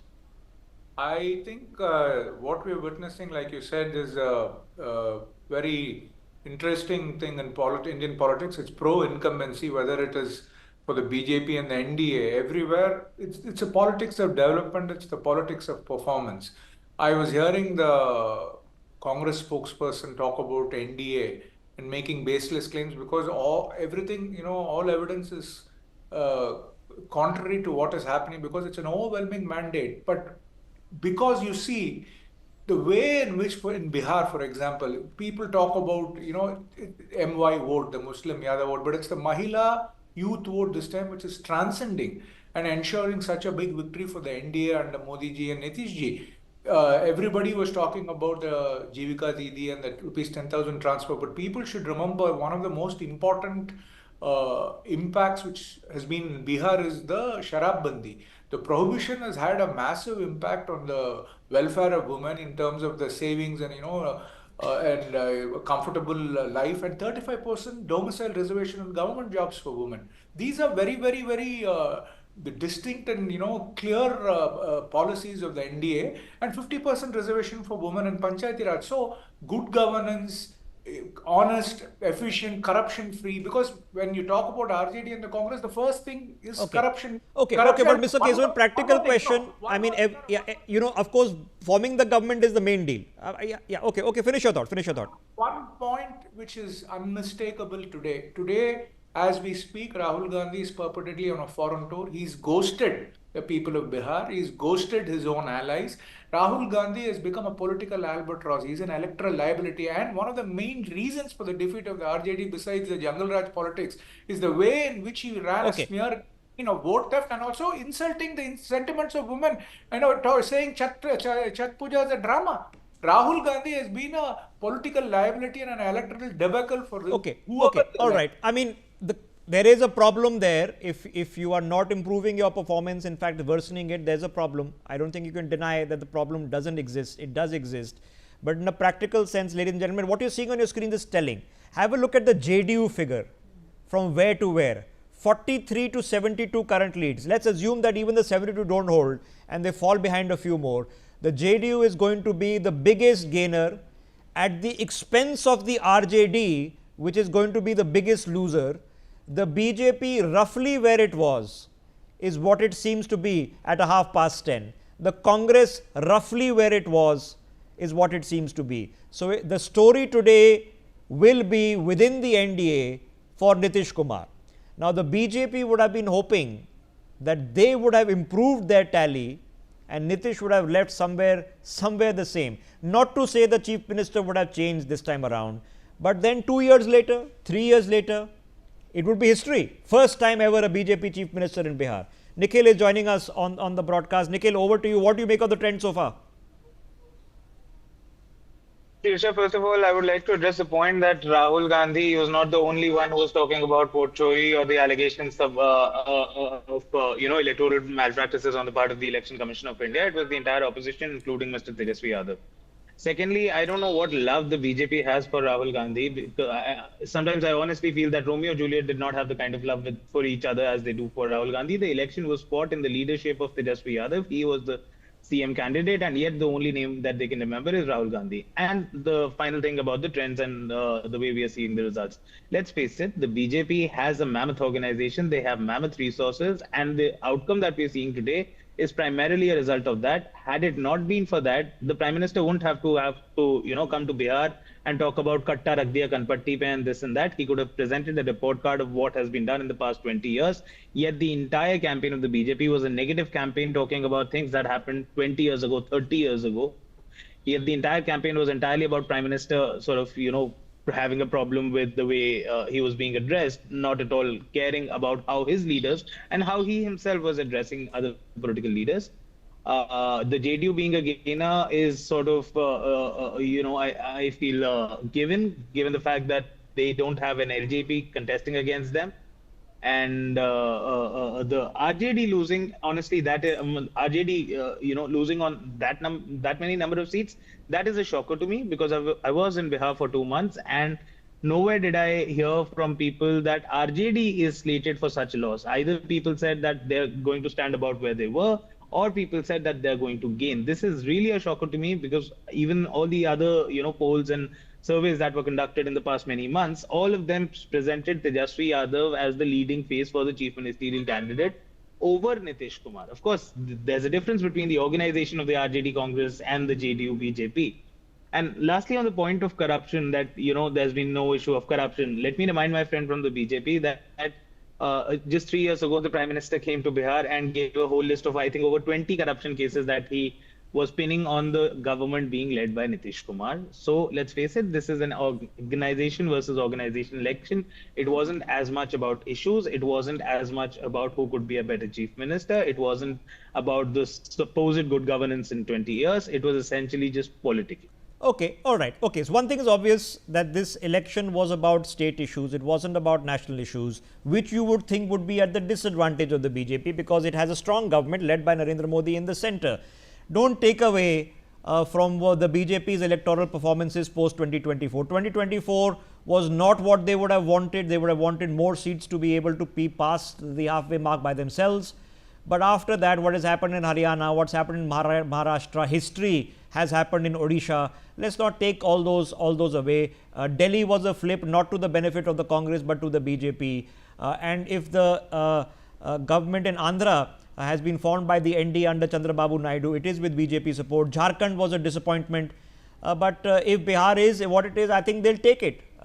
They would have wanted a few seats here and there, but they'll take it. Himanshu, but quick response before I rope in. I believe Anil is also joining us. Himanshu. Basically, I wanted to pinpoint a couple of things which people seem to have forgotten. I'll give you a data which says this time around, in spite of having, this record voting, as far as women voters are concerned, they have voted more in numbers despite being 40 lakhs less in the state. Yes. So women voters number already was 40 lakhs less than the male voters. Yes. So Himanshu, but if the mathematics is that because last time was COVID, so a lot more people working outside Bihar have returned to vote, and the women have come out and voted. And if the figures are telling you that the biggest improvement, maybe even close to doubling of seats, almost, is for Nitish, which means that the majority of these people have come and voted for Nitish. Okay. Yes, now, good, bad. But why not BJP? Why Nitish? I mean, number of seats contested matters, but not BJP more. Why Nitish more? Himanshu Bhatt. Yeah, I'll tell you. See, this 10,000 rupees in the bank accounts is done by the chief minister. Now that has had a definite effect. You telling that we promise to give you 30,000 rupees is a different thing. Okay. But okay. 10,000 in the bank account. Okay. Nothing like money in the bank. Nothing like money in the bank. So is there a formula? We don't know. And if there's a formula, well, one could argue the Congress invented it in Karnataka when it came to appealing to women voters. But the BJP then with Beti, Ladli, Behna as from MP to Maharashtra seems to have overtaken it in a large measure. Stay with me. Anil Antony joining us of the Bharatiya Janata Party. Anil, it seems like it's being a good morning.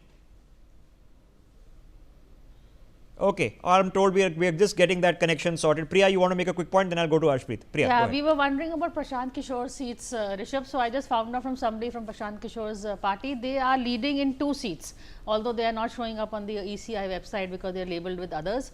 But they are at least leading in 2 seats. So not what they were hoping for at all, but their account is open in this election, so to speak. Okay, leading in 2 seats, may not win the 2 seats. We are still probably an hour or 2 away. Before we can call it, but with every minute that is passing, the Congress number is at where it was. It's been there for the past 20 minutes. It is 1-6, which is less than last time, a couple short than last time. The JDU number is the big ticket because the BJP's number is also a couple short, but roughly where it is. The difference, ladies and gentlemen, is that the RJD is down 20 and the JDU is up nearly 30. So the others are down for sure this time around. The Congress, as I mentioned, down by about 3 so far. That can change, but is it dramatically going to change? Seems unlikely because the NDA is currently, that map is not fully populated yet because it will get populated as the leads change into results. But the NDA currently leading in 160 seats. You need 123 to form the government. So they are done. Even the LJP performance has been better than many people would have expected just about 2 or 3 weeks ago. So if Chirag Paswan can hold its own, that will also be interesting. Let me get Anil into this conversation. Anil, it's been a good morning so far. What are you hoping happens from here? It's a good, thank you for having me in the show, and yes, it has been a good morning so far. But I am very sure that as the day progresses, the day is only going to get better for the Bharatiya Janata Party, the NDA, and also for the people of Bihar. The people of Bihar has spoken, and they have comprehensively spoken. At this moment, it's still early trends. It's more than half the rounds are still left. At this moment, we are getting more than 2/3 majority, and as the day progresses, I am very sure that the number of leads and the number of wins will only increase.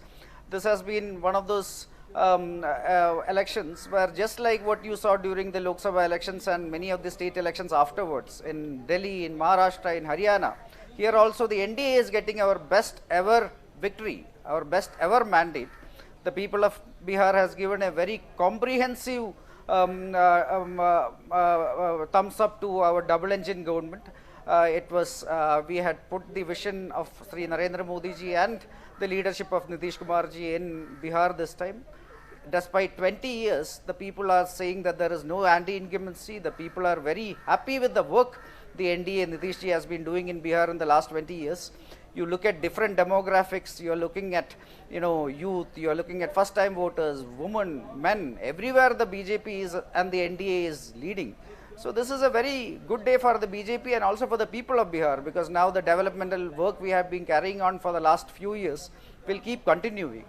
Another very important point which I want to raise is the Congress party, the Rahul Gandhi and the opposition. They have been putting forward a lot of narrations in front of the people, including misinformation against the ECI, including SIR, including electoral rules. And everything has been comprehensively rejected. Rahul Gandhi's whole narration of vote chori is completely rejected by the people. And this is a very comprehensive victory which the NDA is Anil, I have to forward. ask you for practice sake, because Nitish Kumar has improved his numbers from 2020, most likely. Your BJP is roughly where it was. It can change, it probably will change up and down a little bit. But we are expecting Nitish Kumar JDU to have significantly better numbers this time around. Are you slightly nervous in your party ranks after what happened 5 years ago? That he could simply just pack up his bags and go elsewhere?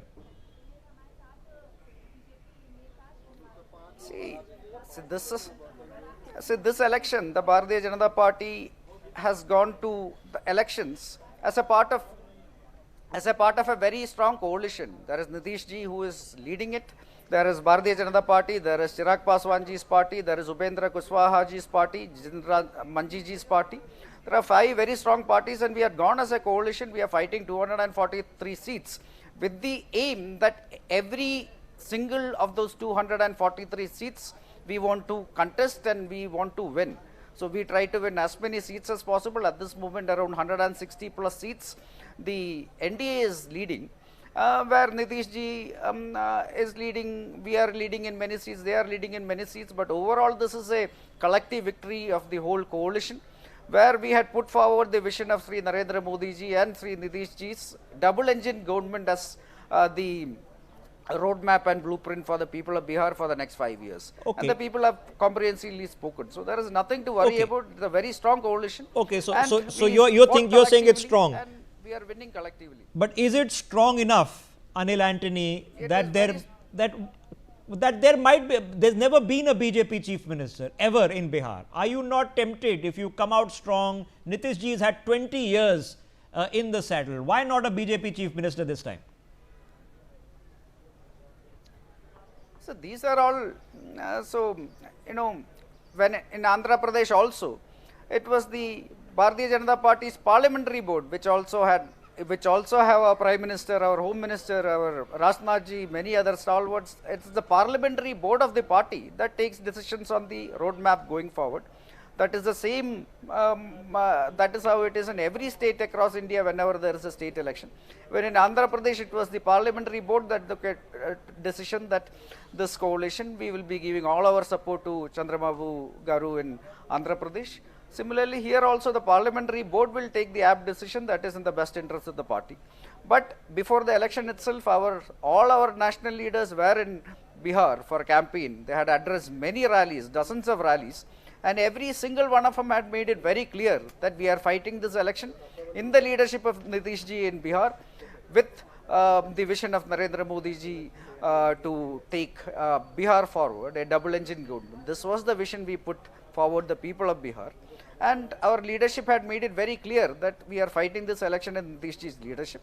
But every other decision from now on, it will be taken by the BJP parliamentary board, keeping the best interest of the people of Bihar in mind, the party in mind, the NDA in mind, and the state of Bihar in mind. What's the pressure now to actually deliver in Bihar? Because we've seen changes happen in many states in the country, some under the BJP, some even under opposition rules. Karnataka is doing well, Tamil Nadu is also doing well, as you know. Kerala, where the BJP, which is your home state, is also showing some positive developmental indicators. But Bihar, even though it is reducing poverty, still has a long way to go. What's the pressure if you win today? See, one thing which we have seen very clearly across India, like wherever the NDA has come, BJP has come, it is never a one-time government, whether it is in Gujarat, whether it is in UP, whether it is in Madhya Pradesh, Rajasthan, across India, like you are seeing NDA governments getting voted multiple times because we have delivered. The first time we delivered, then the people again choose us for another 5 years. Then again people choose us for 5 years because every time we are delivering our promises. Yes, you are right that Bihar has, when compared to many other states, there is still some catching up to do. But when compared to what it was 20 years back, when even the courts of India used to say, this is a jungle rush that is happening there. When, many of our developmental indices, many of the other human development indices, Bihar was lagging when compared to many other states. But in the last 20 years, there had been tremendous progress in infrastructural development. And we will keep working forward to ensure that Bihar is as or more developed than any other state across India. Okay, all right. Anil Antony, it's too early to congratulate you, but it looks like a congratulation will be due very shortly. Thanks very much for joining us on this broadcast. The BJP figures looking good, NDA figures looking even better. The big winner of the day is Nitish Kumar, who is looking to nearly double the number of seats he won last time. Priya Sehgal, that has got to be the story of the moment. Yes, one was really expecting Tejasvi Yadav to be that man of the match because in terms of the crowds, the campaign he ran, but it is the vote for Nitish Kumar, and I think what you may call a tipping thing for all the work that he's done. This is his Susashan Babu that's getting the vote. Whether it was a women campaign for the BJP, it was the women said that Nitish Kumar has always looked out for us from his first when he started, gave us bicycles to go to school. Those are the women that are now become voters and are voting for him. So he's been been consistent in his approach, and even now when failing health, etc., the people of Bihar remember him for his governance model, and they've given him this vote. So this is really a vote for his, apart from the organization on the ground, of course, but I think this is a lot of it is a personal goodwill vote for Nitish Kumar. You know, brands still are working on the ground, and he is a brand name that has worked despite his paltu politics, despite, you know, going here and there. I think the people of Bihar have restored their faith in him. Those who were looking at JDU splintering, they will have to wait a while, because there were already overtures. Chirag Paswan was posturing, hoping to take that space in the post-Nitish scenario, but that post-Nitish scenario will now have to wait a while. BJP too will have to wait a while before they see their first BJP CM. I think Nitish has proved that, you know, in terms of politics, old is gold, and he is here to stay. I don't think they will dislodge him. To answer your earlier question, BJP cannot afford to not make Nitish Kumar Chief Minister. They will, of course, have if Samrat Chaudhary wins his seat, he was trailing a while ago, I think, he will play a big role in terms of governance. BJP, this is what it does, you know, whoever it makes the Chief Minister, the governance is from Delhi. That model works for Nitish also, because that's what the double engine Sarkar is. So he will be the face of this new government. Big elections coming up, especially in the northeast and the south next year. Assam is up next in May of next year, along with Kerala and Tamil Nadu. West Bengal is going to be the big fight then in 2026. That's going to be an interesting one. So big things up for grab. Nikhil, the Congress tally is shrinking as we speak, as more time passes, and we are probably an hour away from where this settles in. The big winner of the day is definitely Nitish, nearly doubling the amount of seats. But where do a Congress go from here? No, Rishabh, the issues that were being raised by the Congress and the RJD will continue to be raised by them, whether they sit in the opposition or in the government. I think we should wait for the trends to finalize a bit, and before we can, understand the number of seats that each of the parties are getting. All that being said, of course, I think it's by and large clear by now that it will be an NDA government. The question is, will Nitish Kumar be the chief minister? It was very interesting when I was listening to the BJP spokesperson. What he said was, this time it was under the leadership of Nitish Kumar. Even Amit Shah till the last moment kept on saying there is no vacancy in Delhi or in Patna right now. Now the question is, will the BJP and Nitish Kumar get into a tussle about who gets to be the chief minister? Because let's not forget that the BJP cadres in the state are indeed irritated with the fact that 20 years they've been in alliance. For many, many years, they've been the larger party in the alliance, yet they don't have a chief minister of their own. Now, this is a tussle that will pan out. How it does pan out, or will we see a situation where Nitish Kumar comes back with the RJD and Congress fold? Those would be interesting developments for me to watch. That looks, I mean, like I've been saying since morning, you can never rule it out because it did happen. So history can and often does repeat itself. Likely this time, probably not. I think the reason the BJP is making the pains to say these things, because that's exactly, and the reason you're poking a hole there, Nikhil, is because exactly that's what went wrong last time. That Nitish was in doubt of whether he could stay on for a full term as chief minister, because the pressure was being put last time, and that's what caused the flip. I don't think the pressure is being put in the very least this time. So the situation in the center is also different. Just stay with me before I come back to Arshpreet. Priya, quick thoughts over here. The figures are stabilizing, and eventually that's where they'll settle. It is going to be an NDA government for sure. Who is going to be the bigger party, BJP or JDU, is up for grabs. Where does the Congress go from here? The Congress will really have to now again, go back to where it goes after every election so far, post 24 is back to its drawing board. But they're not coming up with any real, lessons that work on the ground, because even Rahul Gandhi's vote chore campaign wasn't taken up by Tejasvi Yadav also. Forget the people on the ground. His own ally realized that this is not, it's a very good campaign. What he raised are good pertinent issues. But is this the need of the hour in Bihar? Is that what is topmost on the mind of the Bihari voter? That is what Tejasvi Yadav has been complaining about. Then the confusion about declaring Tejasvi as the CM face, though of course the confusion was there in the BJP camp also. So that's not really the Congress's sole prerogative. But creating confusion rather than a clear campaign and the lack of organization on the ground. Both these things have been. We're just doing a quick audio check. I'm expecting Mukhtar Abbas Naqvi within a minute. Arshpreet, quick response from you. You're looking at the figures now, they're stabilizing. Obviously, it'll be disappointing to do worse than last time around if that's what happens. But how are you absorbing the trends as we speak? See, it's been said before, Karnataka is a prime example, Maharashtra is a prime example of how the trends could change, and we are optimistic, we are hopeful that they will change. And number two, given that, why do we have elections in the first place? Why do we have MLAs? Why do we have the government? So that work could be done. Now let's analyze what the Bharatiya Janata Party NDA has done back in the day. We did go to Bihar, we did go there to campaign, and the way the streets are, it appeared as if it wasn't a porthole in a street. It appeared as if there was a street in a pothole. That's the number of potholes we had to go through. The streets are in shambles, and the unemployment rate is at an all-time high in Bihar. At the end of the day, people vote for a party to get something out of that. Yet, the Bharatiya Janata Party, the NDA, has not been able to do anything there at all whatsoever on the ground. And that's why you will see that the results, the trends will definitely be changing. And They could still change. And that's reasonable to expect. No, they probably will change from these exact figures. But will they dramatically change? It increasingly seems unlikely. Mukhtar Abbas Naqvi, former Union Minister, joining us on the broadcast. Naqvi ji good morning. नज़र नहीं लगाना चाहूँगा कि पहले से बधाइयाँ हो जाएं, ट्रेंड्स चेंज करते हैं, लेकिन लग रहा है कि एनडीए की सरकार बन रही है. आप कैसे ट्रेंड एनालाइज कर रहे हैं इस सुबह? देखिए, एक चीज़ बहुत क्लियर है, जो इश्यूज जो अभी आपके पैनल पे पैनलिस्ट थे, वो unemployment and other issues are, but now the election voting is over.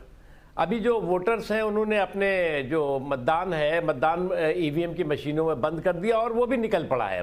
तो मुझे नहीं लगता कि इन इश्यूज़ पे कभी और डिस्कस करने की ज़रूरत है. लेकिन एक चीज़ बहुत साफ है कि जो सुशासन है उसकी निरंतरता के लिए और समावेशी विकास के जो है वो सफ़र को आगे बढ़ाने के लिए, जो गुड गवर्नेंस है उसकी कंटिन्यूटी के लिए, और इंक्लूसिव डेवलपमेंट है उसको जो है उसके जर्नी को आगे बढ़ाने के लिए लोगों ने जो है वो मैंडेट दिया है. और मैं तो बार बार कहता ना कि जहाँ जीत की जलेबी है वहाँ हार का हलवा भी है. चाहे जीत की जलेबी हो चाहे हार का हलवा हो, जनतंत्र का दोनों में जायका होता है. जो जीता वो सिकंदर, जो हारा वो धुरंधर. फिर वो चुनाव के मैदान में जाएगा और जनता के बीच में अपनी किस्मत आजमाएगा. ये एक होता है. लेकिन मैं मानता हूँ कि unfortunately some peoples and some political parties are trying to hijack the vibrant democracy through a violent anarchy. I think they will not succeed, because our democracy is not a Disneyland of the destructive dynasty. No, but what are you suggesting, sir? Are you suggesting that the people who are saying vote chori and the people who are saying we'll turn Bihar into Nepal, that they pose an existential security risk?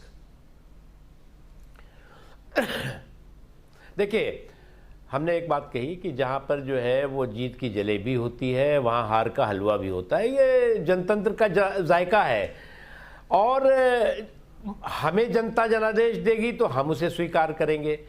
अगर उनको जनता जनादेश देगी तो जो है वो हम उसे दोनों स्वीकार करना पड़ेगा. देखिए, जहाँ पर जो है वो जीत का ग्लैमर होता है वहाँ हार का ग्रेस भी होता है. जीत के ग्लैमर के साथ साथ हार का ग्रेस जो है वो हमारी डेमोक्रेसी की जो है वो ब्यूटी है, खूबसूरती है. और आप जो है वो वोटिंग से पहले कहेंगे कि वोट चोरी का विलाप करने लगेंगे, वोटिंग के बाद जो है वो वोट पे डाके का वितंडा करेंगे. तो ये मुझे लगता है लोग एक्सेप्ट नहीं करते इस बात को. Grace and defeat. Okay, the BJP sir, ऐसा लग रहा है कि जहां पिछली बार में आंकड़े आए थे 2020 में, करीबन वही आंकड़े आ रहे हैं इस बारी. तो स्टेबिलिटी है in terms of returns. JDU के नंबर इंप्रूव कर रहे हैं काफ़ी ज़्यादा इस बारी. अभी भी कोई आशंका कि पता नहीं नीतीश जी ने जो पिछली बार किया था 2020 में शायद फिर से हो जाए? देखिए, एक चीज़ बहुत क्लियर है, लोगों का जो इस वक्त मूड है पूरे कंट्री में, अगर आप देखें, ये पहली नॉन कांग्रेस सरकार है सेंटर में जो बिना कांग्रेस के रिमोट और कांग्रेस के सपोर्ट के कंटिन्यूटी के साथ जो है वो स्टेबिलिटी के साथ जो है वो तीसरे कार्यकाल में काम कर रही है। इसीलिए तरह से इन 10 सालों में देश में जितने भी स्टेट्स में इलेक्शंस हुए, उन इलेक्शंस में ज़्यादातर राज्यों में एनडीए या बीजेपी जो है वो को जनता ने जनादेश दिया, और यहाँ तक कि उन राज्यों में भी दिया जहाँ पर बीजेपी कभी सत्ता में नहीं आई, वहाँ पर भी लोगों ने दिया। यानी एक बात देश के लोगों का जो मूड है, जो मिजाज है, वो एक तो स्टेबिलिटी के लिए है, कैपेबल लीडरशिप के लिए है, और साथ ही साथ जो है वो परफॉर्म और रिफॉर्म करने वाली व्यवस्था के लिए है। और इसलिए जो है वो एक के बाद एक आप देख रहे हैं, और जो जनादेश होगा उसे सब लोग स्वीकार करेंगे। कितना प्रेशर होगा सर अब कि जब डिलीवरी का प्रेशर बिहार में? देखिए ये तो सही है, जो भी सरकार को जनता जब जनादेश देती है, जो भी अगर मैंडेट देती है तो डेफिनेटली उसकी एक्सपेक्टेशन लोगों की बढ़ जाती है, और उस एक्सपेक्टेशन पर जो है वो आपको उस कसौटी पर खरे उतरना ही पड़ता है, वरना अगली बार जो है गुड बाय कर देती है जनता। तो इसलिए क्योंकि बीजेपी और एनडीए सरकारें ज़्यादातर जगहों पर लोगों की एक्सपेक्टेशन पर खरी उतर रही हैं, fulfilling the people's expectation. That is why people are re-electing again and again. Okay, like I said, मैं नजर नहीं लगाना चाह रहा हूँ। प्रिया Sehgal wants to ask a question also. Go ahead, Priya. Go ahead. नकी साहब, प्रिया सहगल है। मैंने आपका बड़ा इंटरेस्टिंग लाइन सुनी, डिज्नीलैंड ऑफ डिस्ट्रक्टिव डायनेस्टी जो आप कह रहे हैं, तो ये क्या वोट अगेंस्ट डायनेस्टी भी आप इसको मान के चलेंगे आगे लेकर? क्योंकि आपके पास भी एक डायनेस्टी है, चिराग पासवान। देखिए एक चीज़ आपको समझना होगा, ये जो ख़ानदानी खिलाड़ियों का जो धारा प्रवाह जो है वो धूर्तापूर्ण धमाल और कमाल था, वो इनको धूल दूषित करने के लिए काफ़ी मददगार रहा। और अब इस जो घराना है, जिसे लोग घमंडिया घराना भी कहते हैं, वो जो है वो उसका धारा प्रवाह धमाल और कमाल चलता रहा कि साहब जो है वो हम तो सरकार इस तारीख को बना लेंगे और जनता जो है वो वोट चोरी का जवाब देगी, फला देगी, ढिमाका देगी। हम्बल जो उनका अप्रोच एटीट्यूड होना चाहिए वो नहीं रहा है। अभी तो जनता जनादेश देने वाली है, क्या देगी वो तो लेट्स वेट एंड वॉच, कुछ घंटों में एकदम स्पष्ट हो जाएगा।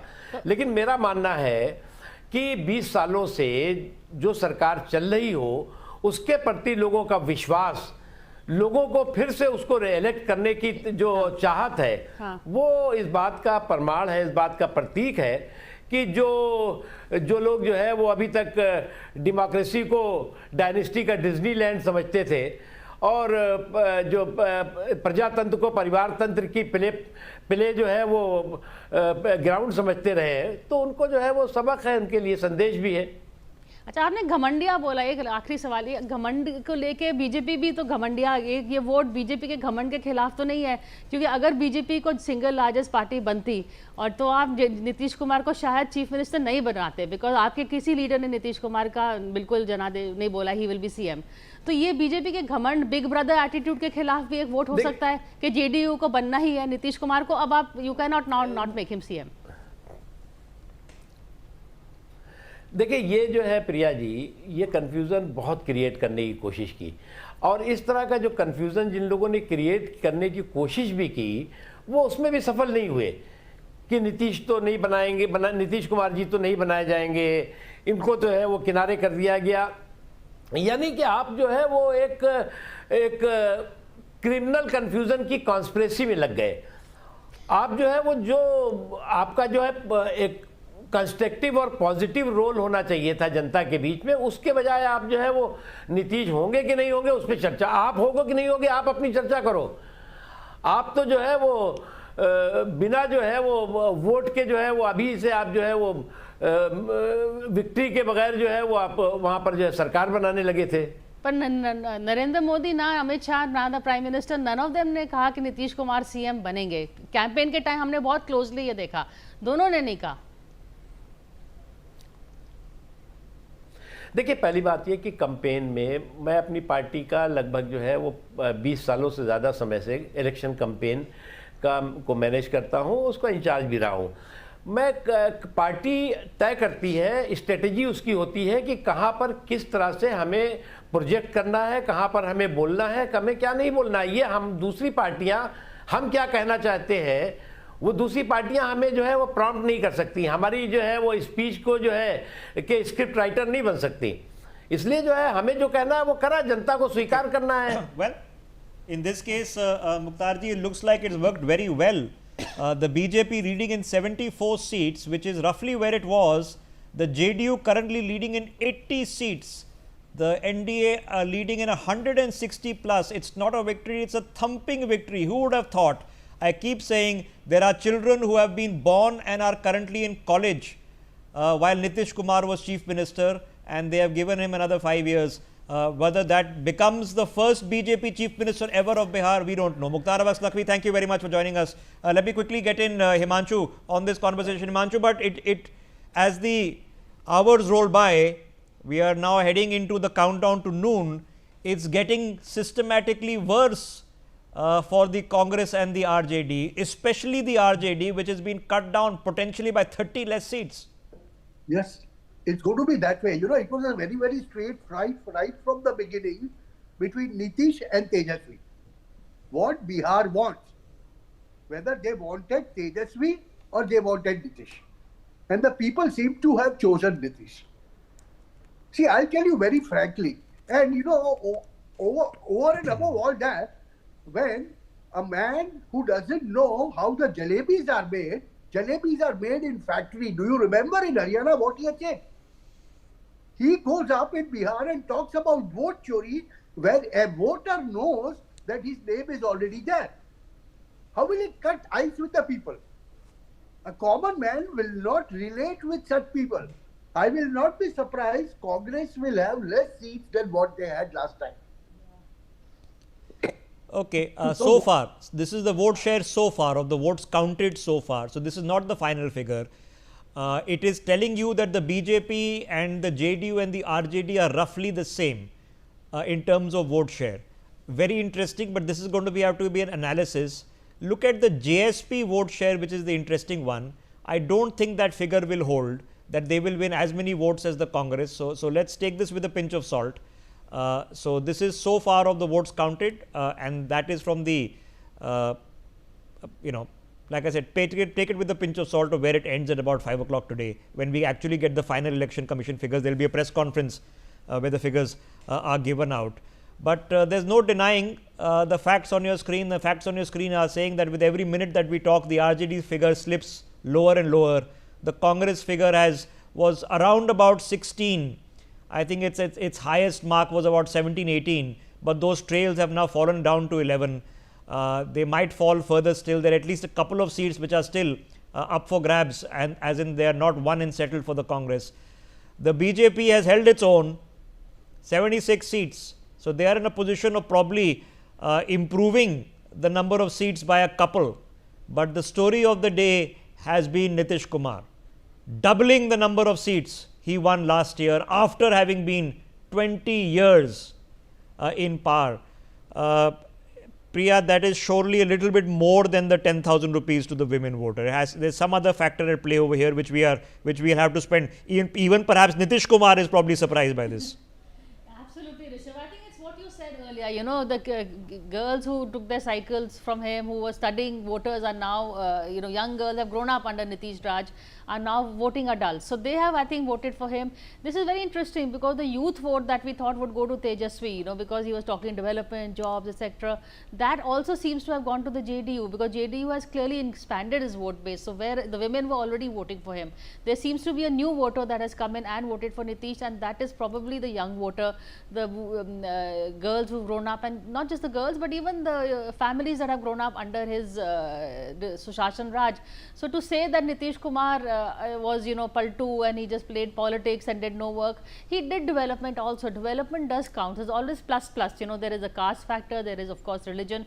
As much as we don't want these factors to count, they do count on the ground, as well as development. So Nitish, maybe that extra that Nitish has brought is, of course, the nostalgia of this being his last election. But I think his work, what he stands for, has stood. Because if things stand, they've beaten all the exit polls by a large measure. 175 seats when you need 123 to form a government for the NDA as we speak. So this is going to be a thumping victory, and even Chirag Paswan has been swept along. He's also winning a few seats.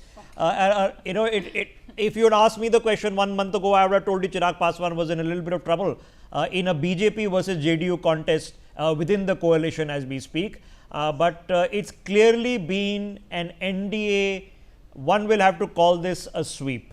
If you're winning by well beyond the best expectations of everyone, including yourself, I promise you the BJP was also being a little bit cautious, more confident towards the end of the polls than they were at the beginning of the polls. That's the truth. So this is better than the expectations of the JDU, better than the expectations of the BJP, way better than the expectations of the exit polls. What the figure is, the Mahagathbandhan just slipping lower and lower, down to 63 seats. And that's not looking good. Now you can say who cut what. Prashant Kishore was actually supposed to cut BJP votes, but doesn't seem to have a lot of things to be figured out. Before I rope in Rishi Bagri, let me hit the ground. Manish, my colleague, is standing by in Patna. Anand is in Delhi. Let's go to Anand first. Anand, Congress headquarters, I'm assuming it's quietened down now. It's not looking good.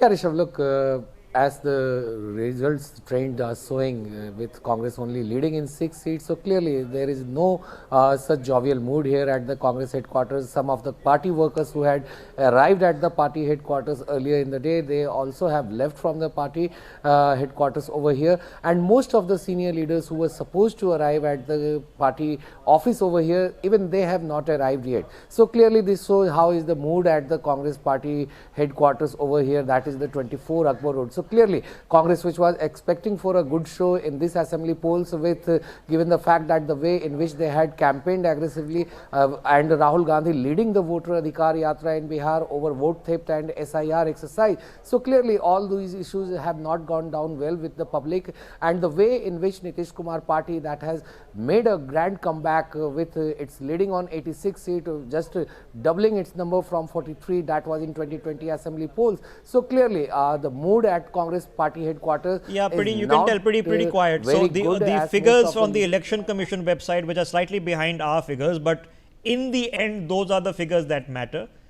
So I keep repeating this, when the electoral process is on, after every round of counting, including EVMs are counted in rounds, generally about a dozen rounds of counting. After every round, the returning officer actually posts a sheet of the round results. That is for all the polling agents of the various candidates, so that they can witness them. Those datas are generally shared with us, and which we decide, and I have a WhatsApp group for my teams on the ground who tell us what the votes are. That's how you know all these figures that are flashing on your screens. Leads by this much, leads by this much. This is then communicated to the Election Commission, and the Election Commission updates its website. So it takes a little bit longer, half an hour, 45 minutes, 1 hour longer. So here's where the Election Commission stands as we speak. It is putting the JDU at 82, which is where the figure at the bottom of your screens right now. The BJP 78, RJD at 34, LJP at 22 leads currently. The Congress only at 6, and the CPIML at 6. That's your others, and Manji and others bringing up a few. That's why Anand mentioned 6 leads. So the Congress may slip further, the RJD may slip further, and that's, if you're the Congress, if you come down to single digits in Bihar, heartbreaking that would be for Congress loyalists. Others will be celebrating. Rishi Bagri joining us on the broadcast. Rishi, I don't think the trends are going to change that dramatically now that this is going to flip. This election is no longer too close to call. It's an NDA government now. Who gets number 1 party is still up for grabs. What do you make of the leads and trends? Hi Rishabh. I think that this result is going to hold maybe 5-10 seat plus minus. That can be happen, but I think the lead will be holding. I think the problem is very clear. That Congress need to introspect. They have actually sabotaged the Mahagathbandhan campaign. I mean, from starting, Tejasvi was doing good. He was taking up the youth issues. He was taking up the jobs issues, unemployment issues, into a very nicely curated campaign. in come Rahul Gandhi, he came with the non-existent issues like vote chori. He came with the attacking EC. He came with that attacking the Gen Z factor, how Nepal was sabotage and how Gen Z, the young population, need to go out on the street and make violent protest and change the regime. It didn't resonate with the masses, actually. And actually, in that way, he sabotaged Tejasvi's campaign. And this is the reason why Tejasvi is down to 40s. I mean, from the single largest party, he has become the third largest party. And I think Congress will be limiting itself in the double digit, maybe in the single digit also. So 62 seats you'll be having, or 10, 11 seats you'll be winning. You can imagine the strike rate which Congress has done with the Mahagathbandhan. Actually, Okay. they have dragged down the Mahagathbandhan completely. Okay, well, ironically, the Congress has probably not done the Mahagathbandhan any favors, but the bad news is for Tejasvi. Tejasvi would have loved if he had held his numbers, and he was never going to form a government without Nitish. Let's be clear. If he had held his numbers, if Nitish had, if it had been similar to last time, let me put it that way, then there was something that they could have said, oh, Nitish, if he joined us, or you could have waited 1 or 2 years for some fight. Eventually, the BJP would have come and said, bhai, hame make us chief minister 1 year later, 2 years later, then you could have bided your time. I don't think that happens now.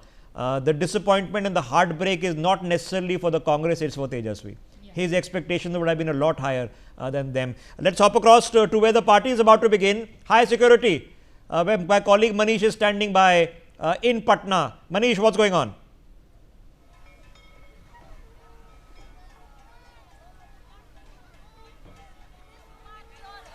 Manish, can you hear us? Okay, we can see him, we can hear him, but I think he can't hear us. You can clearly see what's happening behind him. The party has already begun. Let me use that opportunity to get in Tom Vadakan of the BJP. The state that Mr. Vadakan is from is about to go to polls in 4 months. Mr. Vadakan, since the 2024 results at the Lok Sabha, there have been a historic performance in Odisha.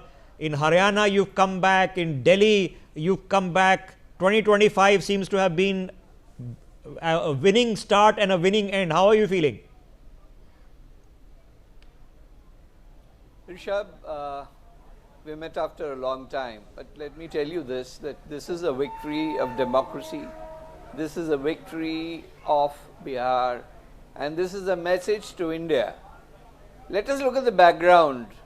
We had a situation that fallout of Mandal Commission issue. Out of that sprouted this dynas, whether it is RJD, SP, or the results are indicative of this dynas collapsing.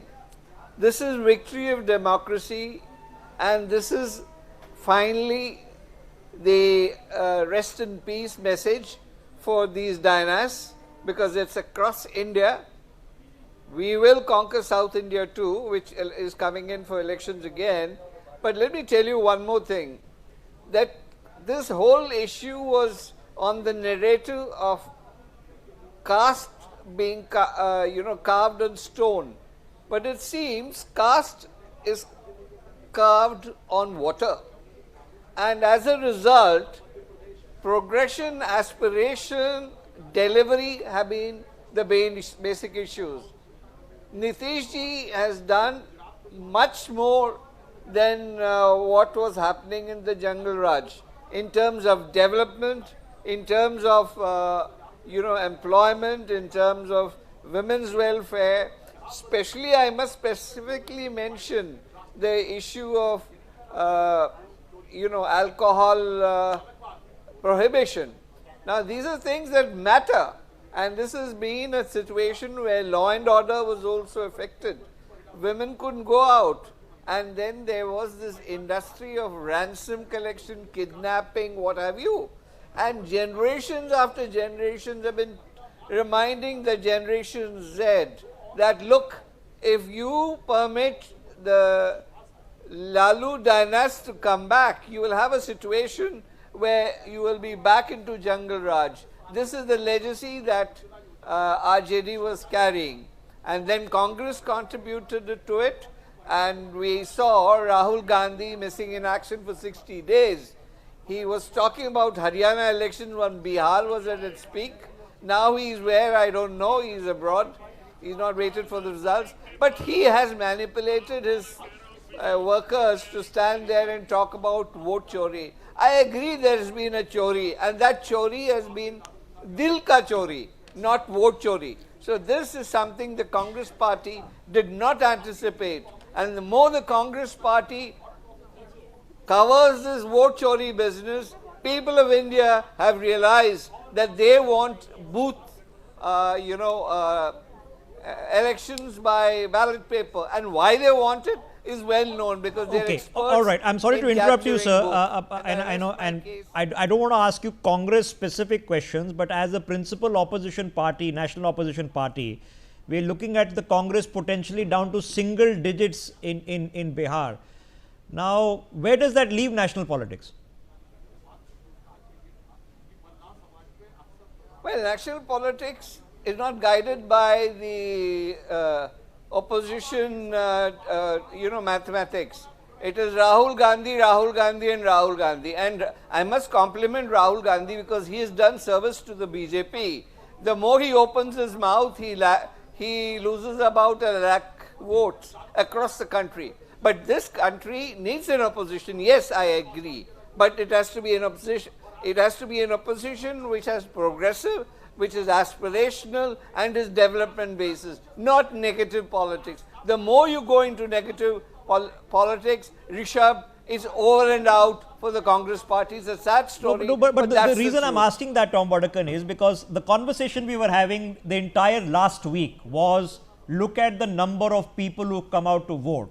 People from all over the country have returned to their towns and cities and villages in Bihar to vote. The women have come out to vote in more percentage numbers since 1951, since India became a republic. And it seems now that they voted for Nitish and the BJP. Nitish has dramatically improved his tally. The BJP has held its own, probably a little bit better. Is it primarily because they don't see an option? It's not about seeing an option. It is because of the delivery. Promises were made by RJD, promises were made by the Congress party, but nobody believed them. The guarantees by RJD and the guarantees of the Congress party have been seen. Now, for example, guarantees in Congress, Telangana, Himachal Pradesh and Karnataka, they are bankrupt. They don't have money for salaries. Development has come to a zero level. So these promises are tested and tried, and the guarantees of our Prime Minister have held its ground, and we have delivered. That's big news, big breaking developments coming in, even in what seems to be a sweeping, thumping victory for the NDA. Something which I would have thought impossible even an hour ago is happening as we speak. In Raghopur, Tejasvi Yadav now trailing by 1200 votes. This would have been, he's been reading all morning. So Tejasvi Yadav in his own constituency is currently trailing by 1200 votes. This might change. It's only 1200 votes, but it's also 1200 votes. It has definitely would be creating a little bit of perturbation because the overall number for the RJD looks like it's going to half. And if Tejasvi has been brought down to a close contest, perhaps even being brought down to a losing contest, that would be devastating for him personally, not just for the party itself. A lot of things to absorb over here, but the news. Will be regretting he didn't contest Raghopur because he would then take credit for this trailing. But one quick point, Rishabh, if I may quickly make, is we were talking about the legacy of Nitish Kumar. You spoke about how Chirag Paswan's party is doing very well. I think 22 seats you were saying, versus RJD, which is trailing down to 35 with Tejasvi losing his own seat. So the battle, the Gen Next battle is also very interesting to watch. Tejasvi versus Chirag Paswan. It looks like Chirag Paswan may emerge as the next gen leader for Bihar, with the current the situation he's in with the BJP backing and the JDU is, if it splinters in a post-Nitish scenario, Chirag may be better placed to take that splinter. So an interesting leadership Gen Next model is also developing in the state of Bihar in these elections. Okay, so Sulaiman Mohammad Khan of Congress joining us. Sir, I'm coming to you in a second. Let's hop across to Patna right now where Manish is with us now, where obviously the celebrations have already begun. Manish, what's happening? Rishabh जी, अगर पटना की बात करें तो JDU camp में गजब का उत्साह देखने को मिल रहा है। जेडीयू के नेता कार्यकर्ता नीतीश कुमार के नारे लगा रहे हैं और ये देखिए, ये जेडीयू कार्यालय के भीतर की तस्वीर है। यहाँ पर अभी थोड़ी देर पहले जमकर आतिशबाजी हुई है, लेकिन कुछ सीनियर लीडर्स ने इन्हें ये कहा कि अभी रुकिए, अभी थोड़ा सा सब्र करिए, उसके बाद ये जश्न मनाया जाएगा। लेकिन कार्यकर्ता है कि मानने को तैयार नहीं है। क्या नाम है भाई साहब आपका? मोनी सिंह। ये बताइए, ये जो रुझान आ रही है, क्या कह रहे हैं, क्या इशारा कर रहे हैं? ये इशारा पूर्ण बहुमत की ओर जा रहा है। बढ़ता बिहार, नीतीश कुमार। क्या नाम है भाई साहब का? लखिंदर कुमार सिंह। क्या इस बार क्या माहौल लग रहा है? माहौल क्या लग रहा है? पूर्ण बहुमत से एनडीए सरकार आ रही है, जिसमें सबसे बड़ी पार्टी एनडीए ये जदयू बन करके आ रही है। नीतीश कुमार ही बिहार है, बिहार ही नीतीश कुमार है। नीतीश ही बिहार है, बिहार ही नीतीश है। टाइगर अभी जिंदा है, पोस्टर्स दिख रहे हैं। Tiger is back, tiger back किया, टाइगर जिंदा है। विपक्ष हवा में उड़ गया, विपक्ष हवा में उड़ गया, टाइगर अभी जिंदा। आप क्या कहेंगे? टाइगर दहाड़ रहा है पूरा बिहार में, पूरा दहाड़ रहा है टाइगर। अभी तो शुरू हुआ है, अभी असली खेल बाकी है। और इस दहाड़ का क्या असर होगा? असर दिख रहा है सर, एनडीए का फुल बहुमत आएगा और नीतीश कुमार मुख्यमंत्री फिर से बनेंगे। एक और महत्वपूर्ण सवाल ये है, इस चुनाव में हमने देखा कि नीतीश कुमार को लेकर बहुत सारे सवाल किए। विपक्ष ने साफ कहा कि अब उनका अस्तित्व खत्म हो रहा है, उनका इम्पोर्टेंस नहीं है। देखिए, विपक्ष की बात ना करें तो ज्यादा बेहतर होगा। वो तो स्वघोषित है कि 18 तारीख को उनको सीएम पद का शपथ ले रहा था। उनकी एक प्रवक्ता है, वो लाठी लेके अपना सोशल मीडिया पे पिक्चर हैंडल पे ट्वीट कर रही है। पता नहीं वो कैसा बिहार बनाना चाहती है। और बिहार की जनता ने जो माननीय मुख्यमंत्री जी ने 20 सालों में कार्य किया, उस पर अपना बेशुमार प्यार लुटाया है। उसी का नतीजा है कि हम इतने प्रचंड बहुमत के साथ सत्ता में वापसी कर रहे हैं। नीतीश जी के लिए क्या कहेंगे? नीतीश जी बिहार के लिए और मेरे जैसे कार्यकर्ता और आम जनता के लिए बिहार के लिए एक भगवान है। कितना उत्साह है? पूरा उत्साह है सर, टाइट है, पूरा टाइट है। तो बिल्कुल 25 से 30 फिर से नीतीश, 25 से 30 फिर से नीतीश। टाइगर अभी जिंदा है और 30 से भी आगे अभी जाएंगे हम। टाइगर दहाड़ रहा है, टाइगर अभी जिंदा है। इस तरह के जो नारे हैं नीतीश कुमार के लिए लगाए जा रहे हैं जेडीयू कार्यकर्ताओं की तरफ से।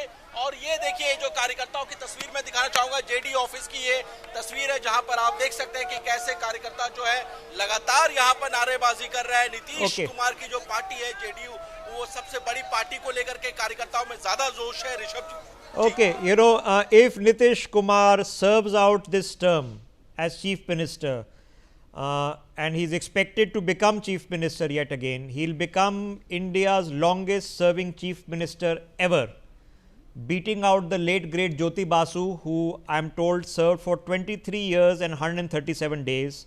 Naveen Patnaik had served for 24 years and 99 days until, of course, last year when the BJP formed the government in Odisha. So Nitish Kumar is currently at 19 years and 87 days. You add another 5 to that, he would have become India's longest serving chief minister. Well, that stays a lot. Jyoti Basu is embedded in my memory. Naveen Patnaik is embedded in your memory. Well, Nitish Kumar is about to be embedded in our memory. Sulaiman Mohammad Khan of the Congress joining us on the broadcast. Manasvi Thapar is also joining us. Sulaiman ji, let me come to you first. Commiserations is not looking good. It looks like the result is pretty one-sided. A lot of course, introspection will be called for. But what's the feedback that you are getting? I mean, potentially down to single digits, sir.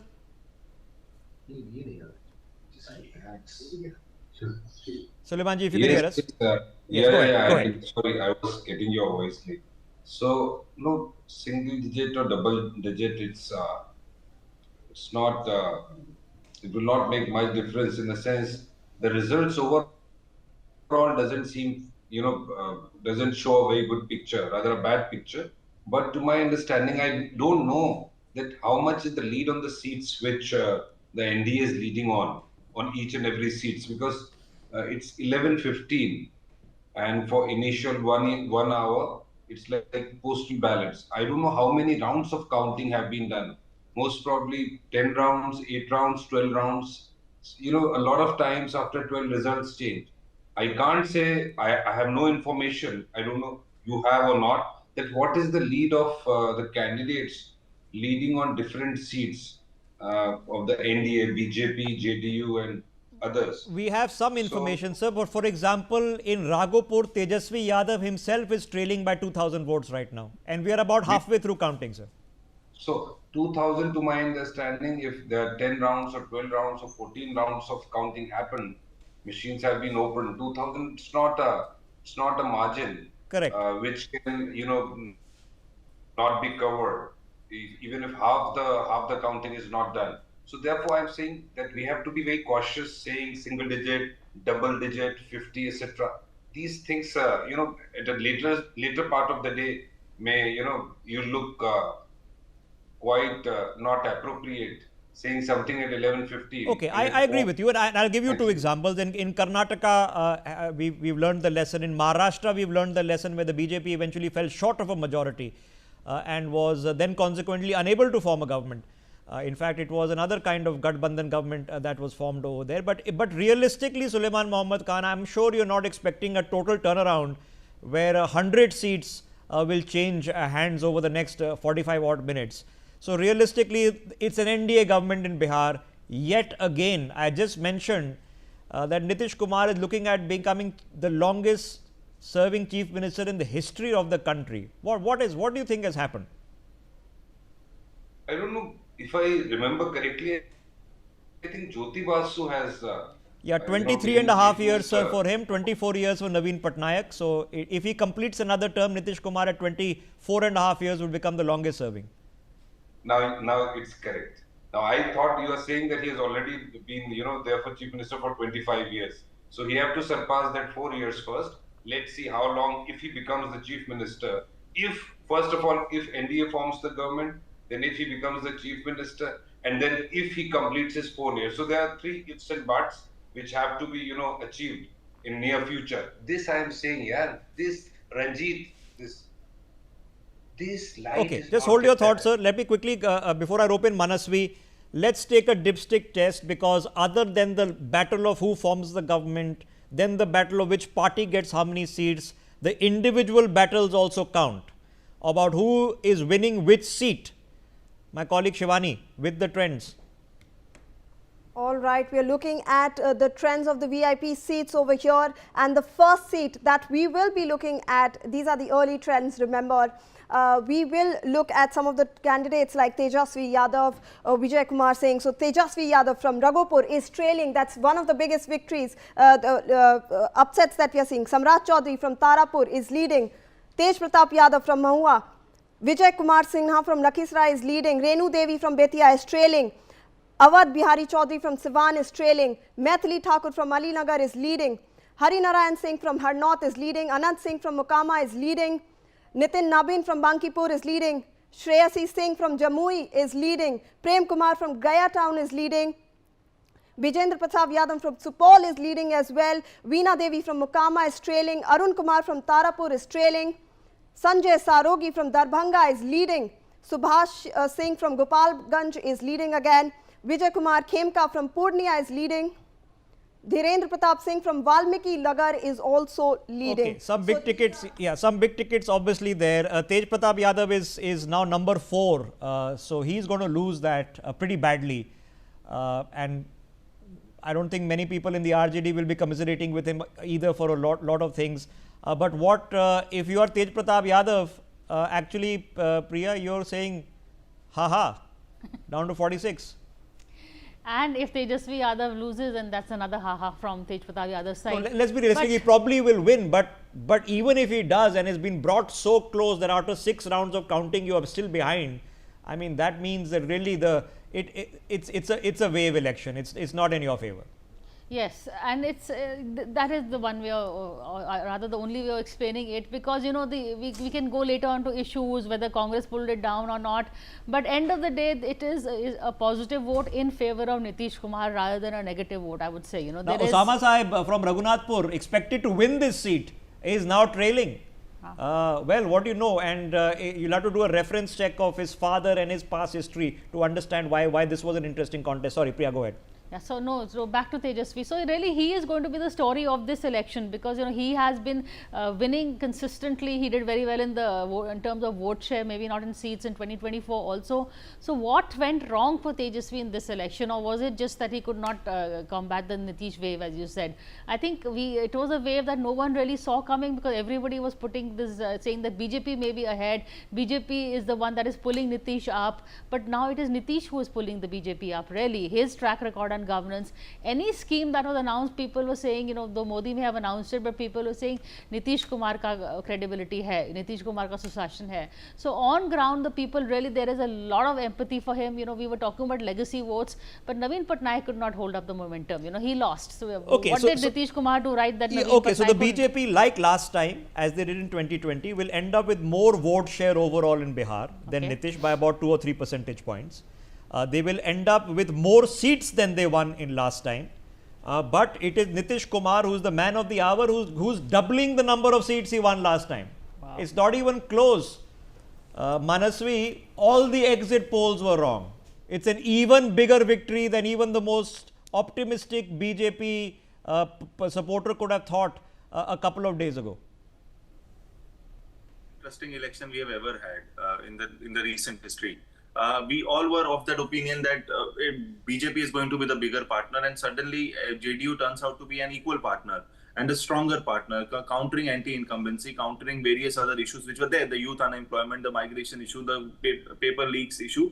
Everything has been countered by Nitish Kumar's governance and Prime Minister Narendra Modi's magic, and I think it's a congratulation for NDA and Congress going to such a level of low. I think that is the lowest Congress could have ever touched in BJP in this Bihar election. So everyone has failed, I think, and only winner here is NDA, and the biggest winner, I would believe, is Nitish Kumar. His governance, people love him still, and he's, as you rightly said, he's going to be the longest chief minister of our country, and that is a congratulatory thing for him. Something which he has countered after 19 years in governance. He has countered anti-incumbency into pro-incumbency. Everything was against him. The age factor was there, anti-incumbency was there. There was something which could have turned out in terms of burning issues were there, which was cited out. The vote chori issue was not an issue in Bihar election. If that would have been an issue, at least Congress could have touched at least double digit. That is not the reality. And NDA crossing 150 plus seats in the early trends, I think this is going to only consolidate. 10% here and there would as we stand is looking closer to 180. 180. Wow. It's getting worse for the RJD and the Congress. The Congress is down to 8 leads right now. As far as the Election Commission website is concerned, it's 6. The RJD down to 46. Look at the JDU performance from 43 to potentially 84. Even if that changes by a couple, that's doubling the number of seats. Manasvi, so we were discussing the entire last week that look at the voter turnout, look at the voter turnout, look at the voter turnout. All the women, record since 1951.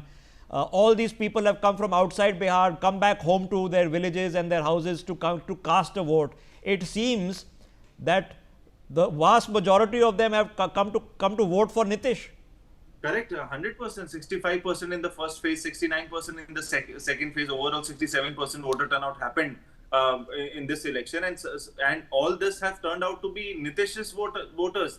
All this have turned out to be pro-incumbency voter base for in Bihar election for Nitish Kumar. I think it's a complete landslide victory for Nitish Kumar, his governance after so many years of being in power, anti-incumbency, countering it up, and Prime Minister Narendra Modi's support with him. And it's a huge dent to RJD. It's a huge dent to Indian National Congress. There is no coming back. They have not learned their lessons. They have not tried their best, and they don't have anything which goes in their support.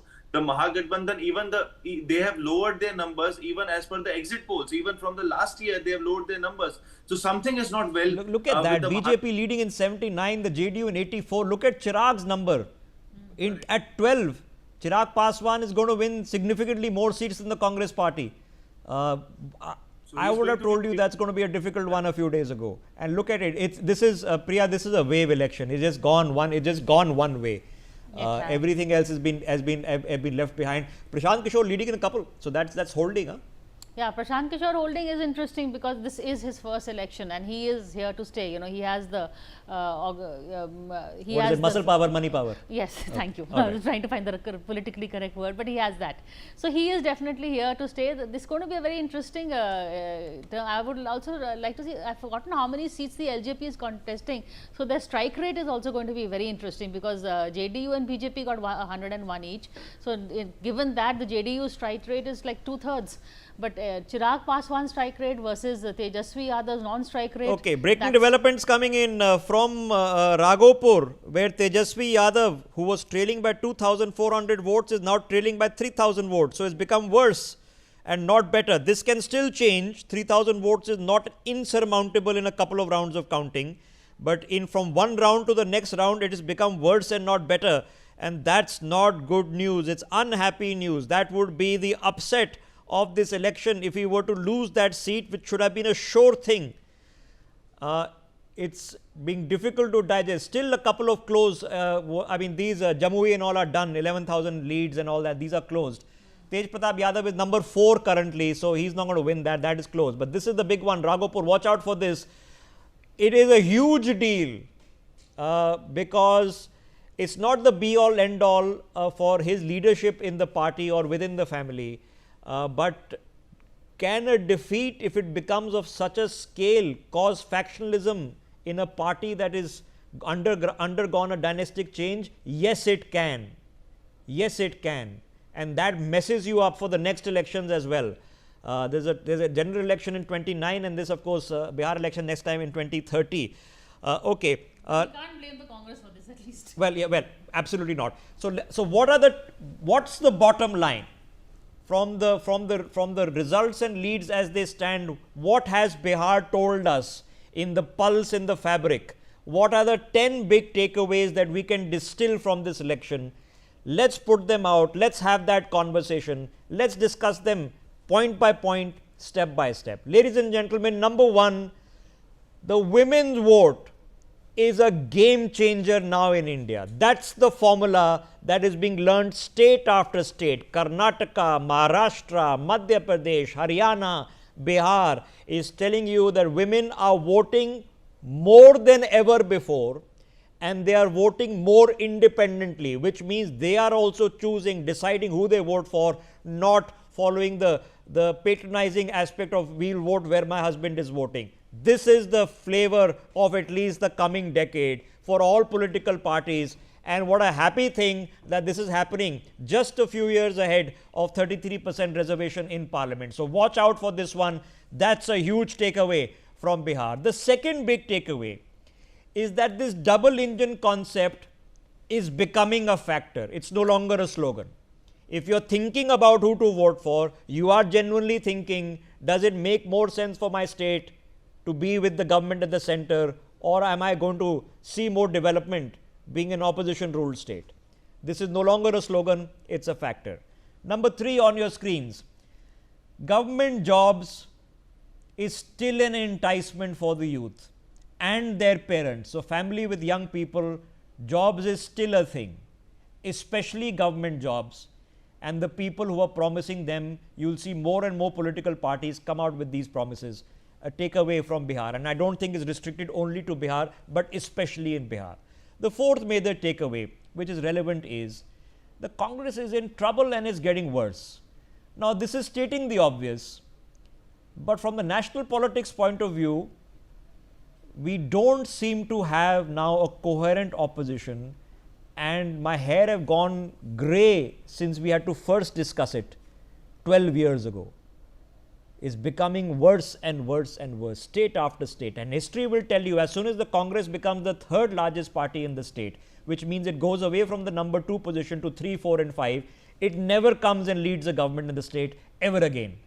So if you're in the Congress or vote for the Congress, support the Congress, it's emphasizing a trend of decline. That's not changing. The 5th major takeaway from this election is regional parties are still entrenched players. Now, whether it be a Nitish or it be the RJD, to the detriment of the Congress, not necessarily the BJP. Now, the BJP is not a player in Kerala and Tamil Nadu, but in Bengal it is. In Bihar it is. The Congress isn't. That's unhappy news if you are in the Congress. The fifth major takeaway from the elections is identity politics has diminished, but it's not dead.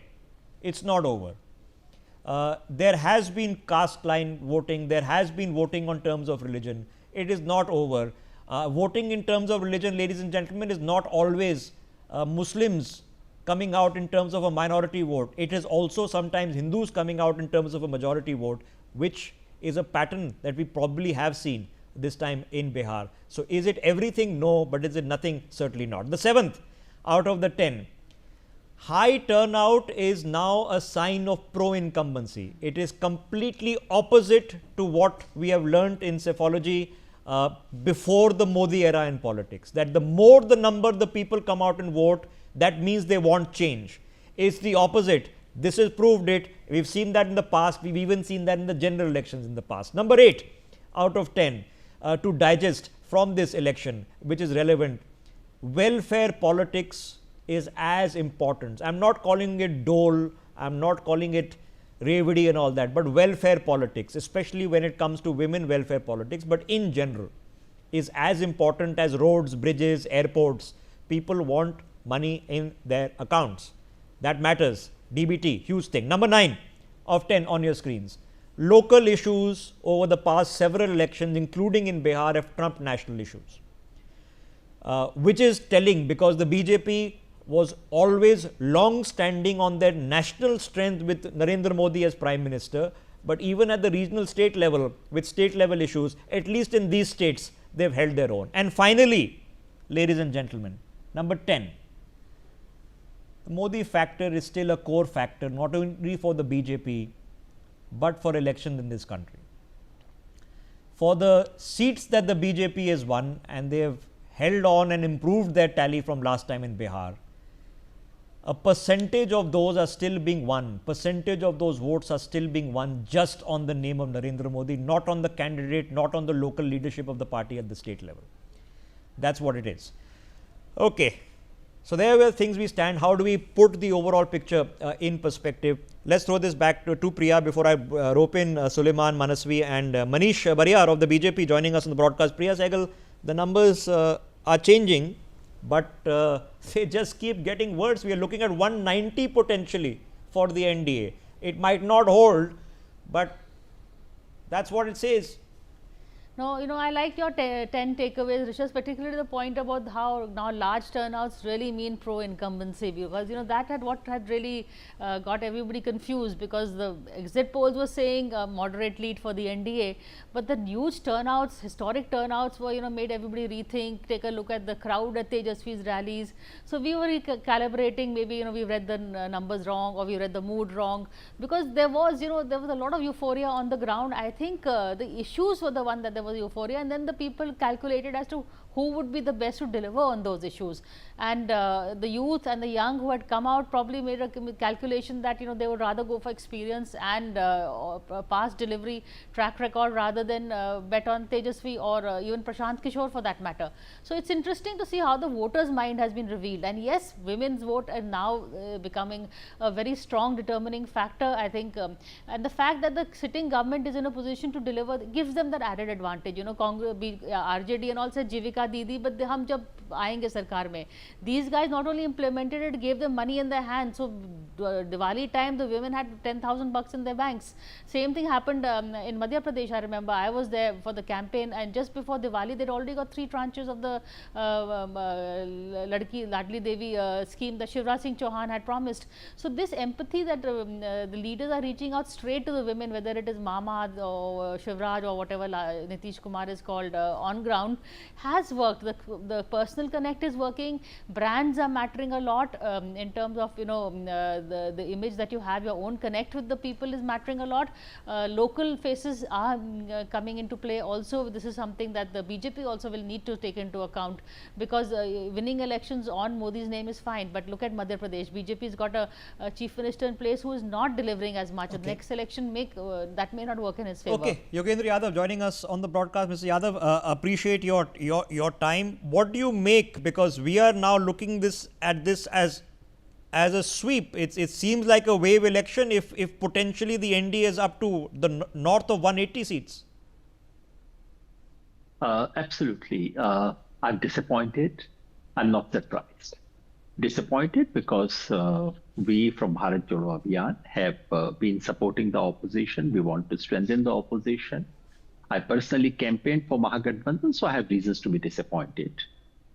Surprised I'm not. The fact of NDA's victory doesn't surprise me. The normal tendency in political analysis is to assume that someone who won, everything worked for them.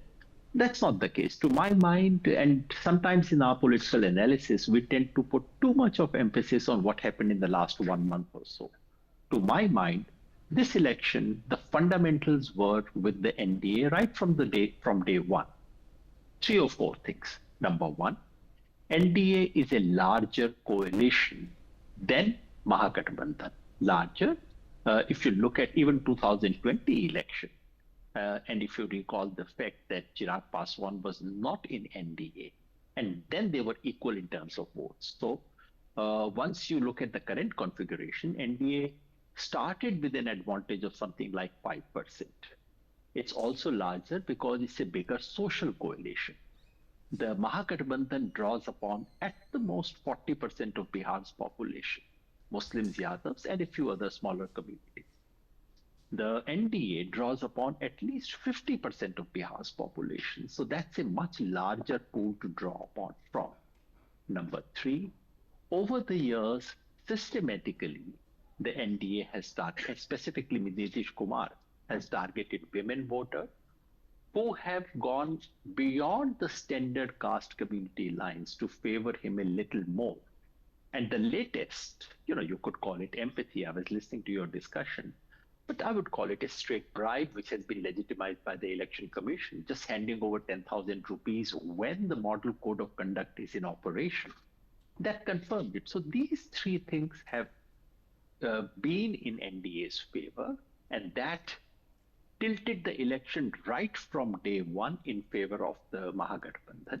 This, of course, was cemented by the fact that the entire system, be it the misuse of official machinery, be it the role of money and the media, or be it the role of the Election Commission. But Mr. Yadav, the problem is, that, respectfully, sir, that we then assume that most of the people in Bihar who have voted in record numbers are either bought or bribed, and which becomes a rather strong assumption to make. So we are assuming that they either took the 10,000 rupees or they took muscle power, money power, and they're all bought over.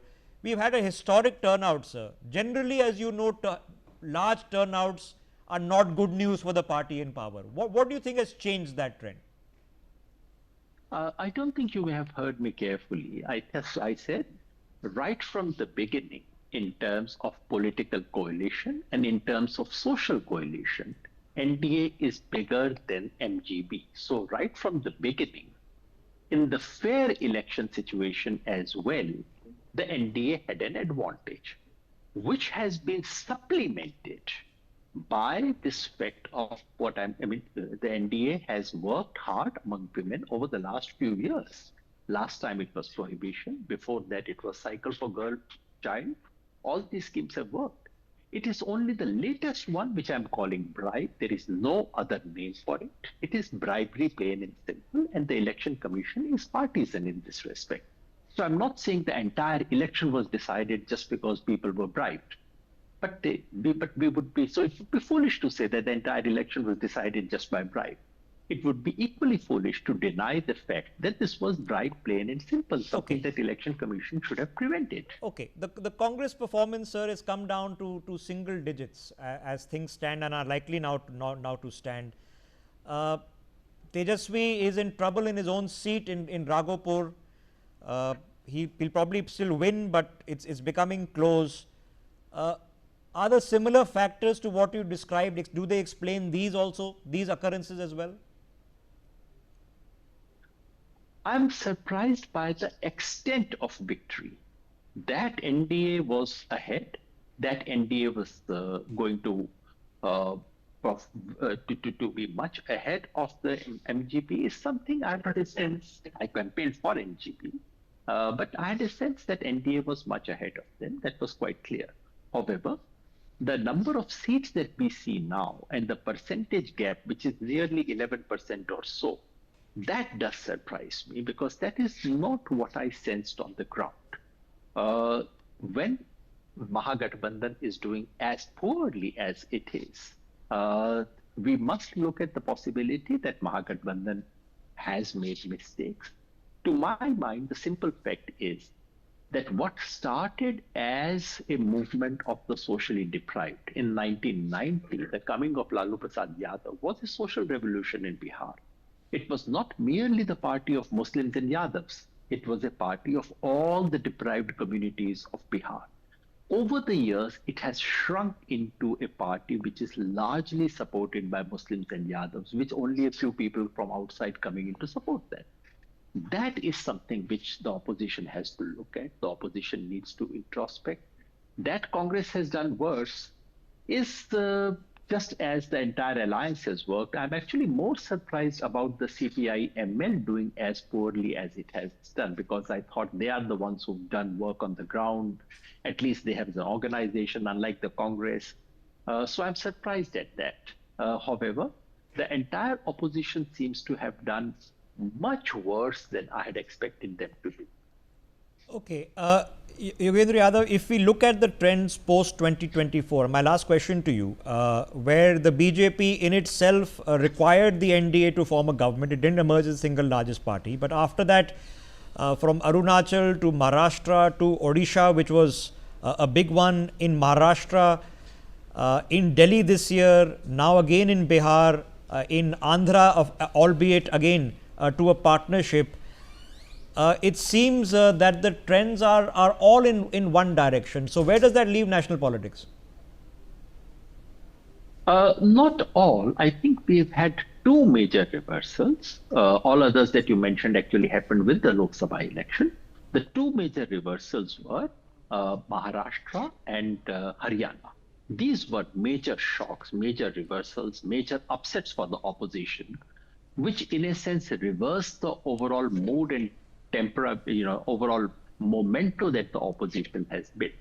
Bihar, I would not see as a reversal or major change, because in Bihar, the NDA had already done very well in the Lok Sabha election. So what we are witnessing today is a repetition with a slight upper edge to the opposite, this.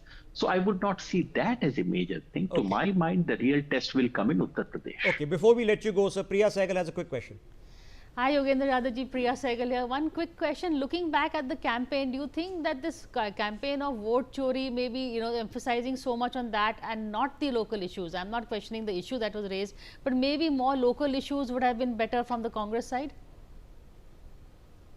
That's for Congress to answer. For us, the campaign of campaign against SIR was not a campaign directed at ensuring that this party or that party wins. The campaign was about ensuring that everyone gets the right to vote, that people should not be disenfranchised.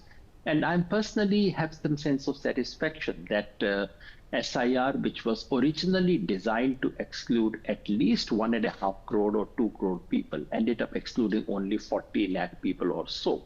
That's bad, but not as bad as it could have been. But yes, vote chori by itself cannot be the election campaign. Finally, you have to have election campaign on issues that matter to people's everyday life and livelihoods. Okay. Yogendra Yadav, appreciate your thoughts on this. As he mentioned, he was involved in the campaign in favor of the Mahagathbandhan, but is explaining how he feels the results have panned out. Let me quickly get in Manish Bariyar of the Bharatiya Janata Party. Manish ji, obviously now as we head into the afternoon hours, it's a passionate. Politics is a passionate job at the district level, local level, senior level. It definitely pumps you up if you have a good result. Has this beaten even your expectations?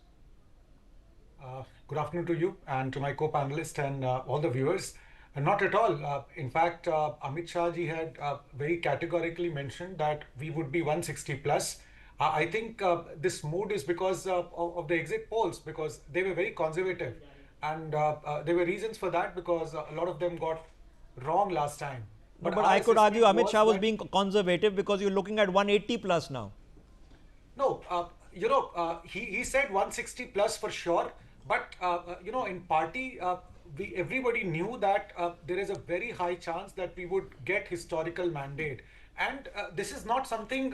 It was just an optimistic view because see, you have two leaders out there now. Anybody in this country, let alone Bihar, you choose between Nitish Kumar and with Prime Minister being there, and you choose Tejasvi Yadav.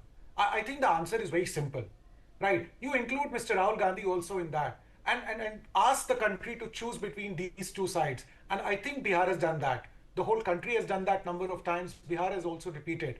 Now, along with that, I particularly take exception to, now he's not there, Yogendra ji, but he was talking about bribing. He's not privy to the fact that this scheme was there from 2006 for Jivika Didis.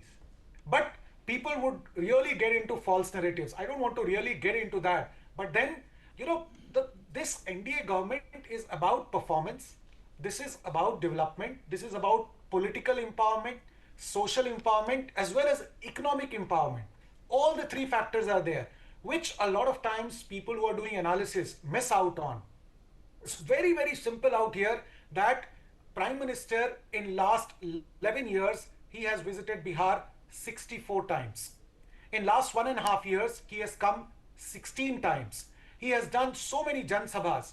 If you look at Nitish ji, this time he did around 200 Jan Sabhas. Now, if you compare with what happened in our coalition vis-a-vis the opposite, Mahagathbandhan, you would not see a united front at all. Right, people were saying friendly fight, but then it was a suicidal fact. In fact, I saw out of 11 seats, 9 they are likely to lose out of those 11 where they had so-called friendly fights. So it was not a united house. So it was very, very much expected lines because opposition which is not united, they were undercutting each other. As you know, even Tejasvi, is likely to lose. So that kind of a situation was there. Okay. I do have a couple of follow-up questions because, of course, now it's the opposition to figure out where they lost it, for you to figure out where you won it. For people watching this broadcast, I can tell you very safely and reliably that this result even beats the best case scenarios of the BJP and the NDA. Even they were not expecting this kind of victory. So this is a wave election. This is not an election which you could have computed. This is completely gone. Look at the figures that LJP is pulling in this election. Everybody just voted NDA. So my question to you, Manish ji, is that in a situation where we've had a record voter turnout and the highest women turnout since 1951, since India became a republic. Now, that is telling you that either they have faith in you or they have absolutely no faith in the RJD and Congress. Either way, they've given you a strong mandate. You now have the double engine. What is the pressure now to deliver in Bihar? No, see, it makes us humbler. We knew that people of Bihar have faith on us, and that confidence was obviously there. So the vote is a very positive reinforcement of what we have been doing for last 20 years. And people have to realize, I would just share one NK Singh's article just recently came that Bihar's nominal GDSP is between 23 to 26%. Now, this is unprecedented. So, we have been working very hard to ensure that the fruits of development reaches the last mile, the last person, wherever that person is. So I'm sure, and the kind of programs and policy the Prime Minister as well as the Chief Minister has made, I'm sure that people would find that their lives would improve even further. No, you have to do it so that the 10,000 rupee doesn't do it. You'll have to build the roads, the airports, the bridges, the trains, they have to be sorted out. Bihar needs it now, and there are no excuses after a victory like this to deliver it the next 5 years. So my next question, sir, is the BJP has never had a chief minister in Bihar, never had it. You are going to win the largest vote share. You're going to be, if not but one of the largest parties yet again. Has the time come for a BJP chief minister? Maybe not immediately, maybe 2 years later, 3 years later. No, see, we never contested this election as a BJP or JDU or LJP. We have always called Panch Pandavas, 5 parties are there and they are one. So and it was under the leadership of Nitish ji. So that was, that was never in question. And you saw the kind of historic mandate the people of Bihar have faith on Nitish ji as a leader, and we have been and Prime Minister, 5 elections that have been that has been conducted in Bihar under the leadership of Prime Minister. Every election, people of Bihar have given him support and thumping majority. So these two people are principal figures around which Bihar's development agenda and the vision goes. And I don't see that changing at all. All right. Okay. This is where it, for people watching the broadcast, this is where it went all wrong in 2020. It should have been a one-way NDA result, not as emphatic as this one. This is a sweep. But it should have been an NDA government, didn't become an NDA government primarily because of this issue. Of course, you're getting a far stronger, if diplomatic, answer from the BJP spokesperson. So let me try again on a different tack. If we are looking at a position, sir, in Bihar with a trend that is set, where a record number of people have come in now voted for you. We have elections now coming up in the south of India, in Tamil Nadu, in Kerala, in the northeast, in Assam. It's going to be a busy electoral year next year. Do you think this pattern holds, that you are strong and will perhaps even emerge stronger in the south? Absolutely. The people of this country have seen the leadership of Prime Minister, and they've seen that this double engine sarkar works. Bihar was in a very, very sad state of affairs 20 years back, and then from 2014 onwards, once both these Prime Minister and Nitish ji came together, the face of Bihar has changed. For last 5-6 years, Bihar has always been in top 5 in GDSP growth rate, and second last year. Okay, we'll be conservative. We won't say changed. We'll try to say changing. I think there's still a long way to go, and like I keep telling you, with great power comes great responsibility. A thumping mandate in Bihar, a pretty stable mandate at the center, double engine, everything, and no excuses left over the next 5 years. Let me get Sulaiman Mohammad Khan. Sulaiman Mohammad Khan, obviously now your job becomes to make sure that they do deliver the development they promised, but it is now single digits, sir. It's 12 o'clock. It's not looking good. It's been a bad day at the office. What do you take away from this? What should we do? Should we dismantle our party? Let BJP, Prime Minister Modi should become Prime Minister forever, and BJP, be in the government in every state and at the center. And it's like, it will not look like democracy, rather a dictatorship.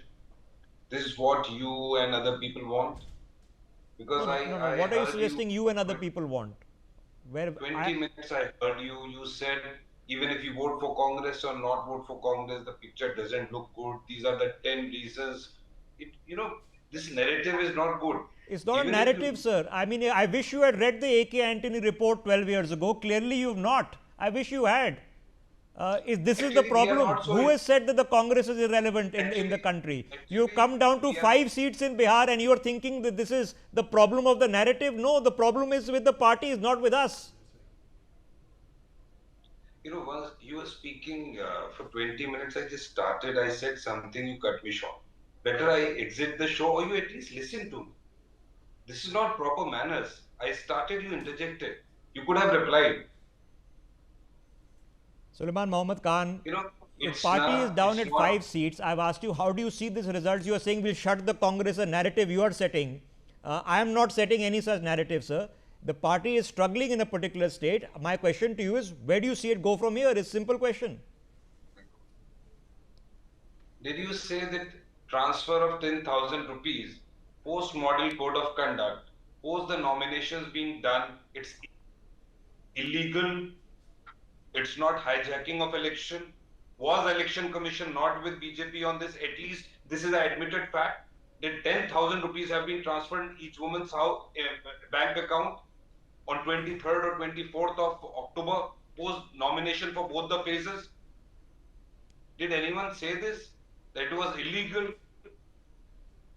And did you ask that despite worst law and order situation, second in the country, the first being Uttar Pradesh, and its NCRB data.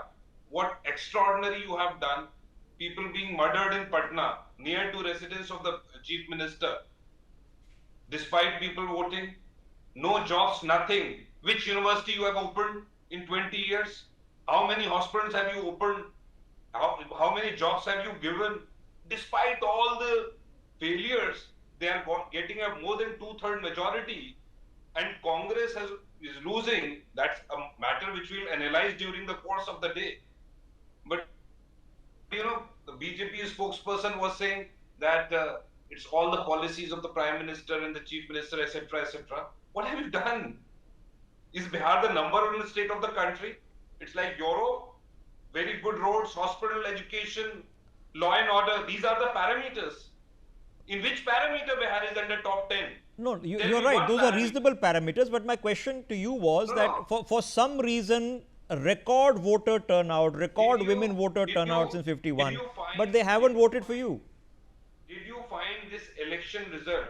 Did you not find this election result not very shocking to you or surprising? Even the exit polls have failed to analyze. You said it's a wave election. Where was the wave? Did you cover it on ground or even on TV? Did you see? Is there was a wave? So what are you suggesting? Are you suggesting that the results are fixed? What are you suggesting? No. I am not saying this. Don't put words in my mouth. I am, as a human being, as a thinking person, I am just trying to analyze that nobody, just like Maharashtra, more than 2/3. How this happened? We have to analyze that despite the complete failure of Nitish and BJP. And BJP spokesperson talking about Prime Minister's development, etc. You were talking about double engine, coming on ground. What else? Did you remember in 2020 or 2015, if I remember it correctly, in one of the assembly elections, Prime Minister promised that I'll, give a special status to Bihar. How much money do you want? 10,000 crore chahiye. Chalo 1.25 lakh crore diya. 20,000 crore chahiye. Did 1.25 lakh crore special status to Bihar has been given? What was the extraordinary thing which has been done by the BJP and Nitish Babu that this has come? Sir, I don't know, because the people have voted and they voted overwhelmingly for one side. Now, why they voted is what we're... Last 10 seconds. Yeah, please go ahead. Finish your thought. Yeah, what I am saying, it's not about winning and losing. Congress party may lose when it doesn't, it's a matter of concern. We analyze. It's 12 noon right now. So it's a whole day which we have to analyze, and tomorrow and how the results come, booth-wise, etc., constituency-wise.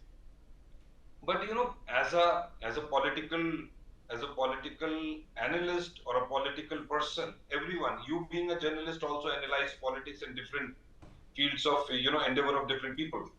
As a political person, as a practicing lawyer, we analyze what has happened. So to my understanding, as a thinking person, this result, NDA touching 200, the same as what's happened in Maharashtra, it seems. So it is beyond imagination. Even the BJP people we met in Bihar were not expecting that out of 101 seats BJP contested or JDU contested each 101, they'll get 90. I agree with you. I agree with you. We speak to people in politics as well. Nobody was expecting this result, but there you have it. The people have voted. That's why I said it's a wave election, because nobody was expecting this. Okay, hold your thought. I need to take a break. Before I do, let me take Pankaj Vora has been listening in to both sides of the conversation. For the record, we just had Yogendra Yadav, and we had a very respectful conversation where we heard out whatever he had to say. We generally try to hear out what everybody has to say, whether we agree or disagree with it. There is no denying the facts and figures on your screens, Pankaj Vora. Nobody was expecting this.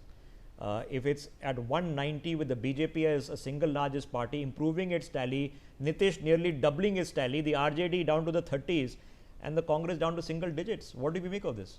Well, it is really an overwhelming victory for the NDA.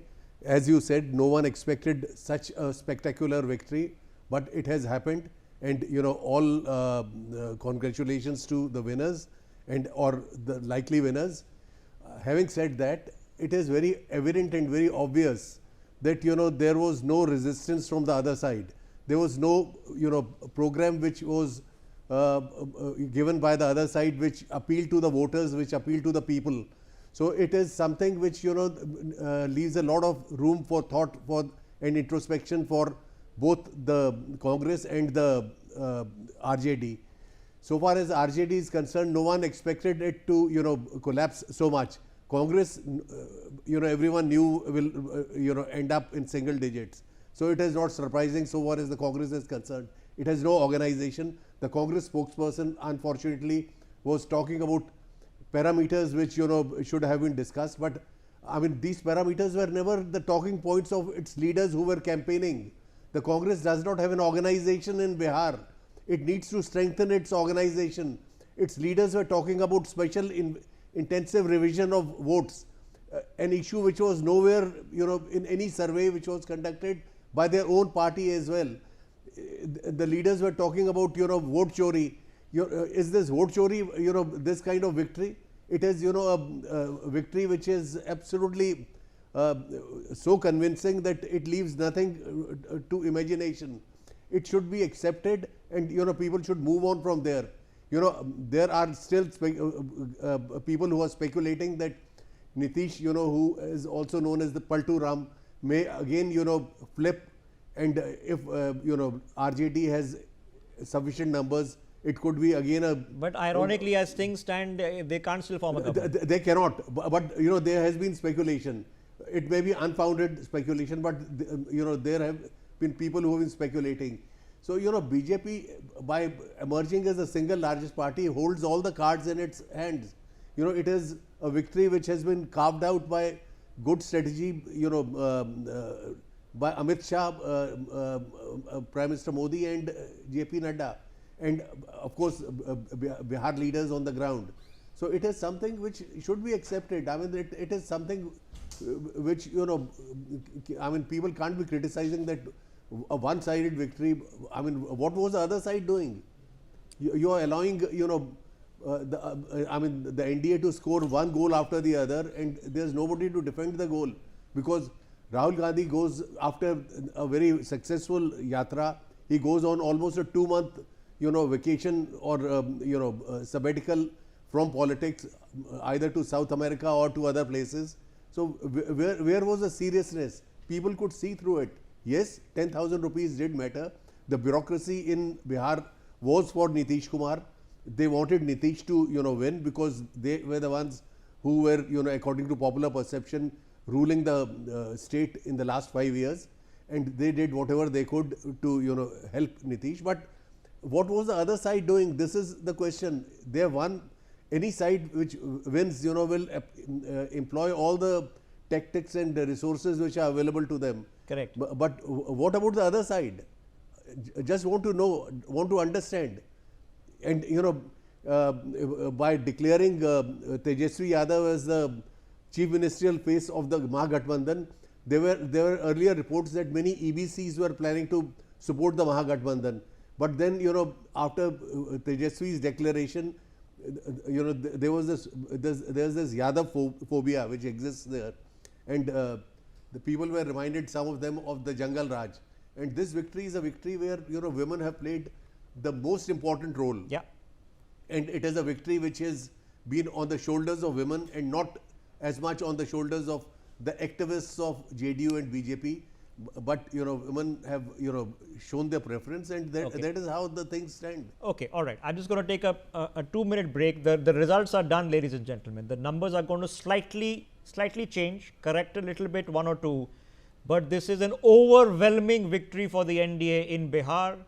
It is the Congress reduced to single digits, and Tejaswi Yadav cut down by more than half, and to the point of losing his own seat. It became that much of a mess. So the writing is now on the wall. The NDA gets chance to celebrate. Of course, a lot of responsibility, because they've got no excuses now. They've got an overwhelming mandate and a double engine. But the bottom line is welfare, women, double engine. This is the formula that is working state after state after state, and there's nothing that anybody is coming up with that is being able to stop this juggernaut. We've seen it happen since the 2024 elections ended. it has replaced the formula of national security, of dynasty, of the Congress the last 60 years. Welfare, women, double engine. Take a break. See you in a minute.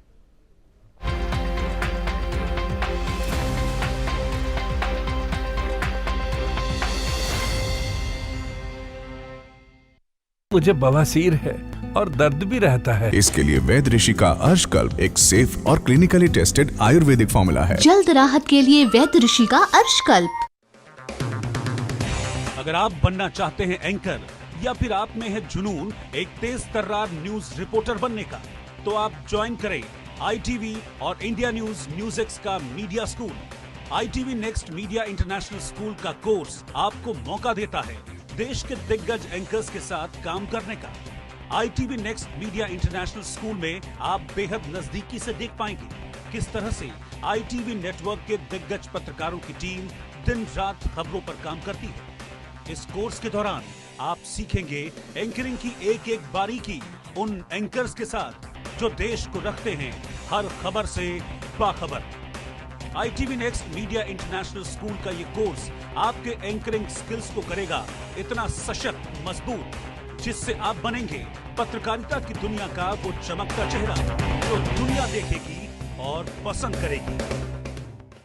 2047 में कैसा होगा विकसित भारत का विकसित उत्तर प्रदेश?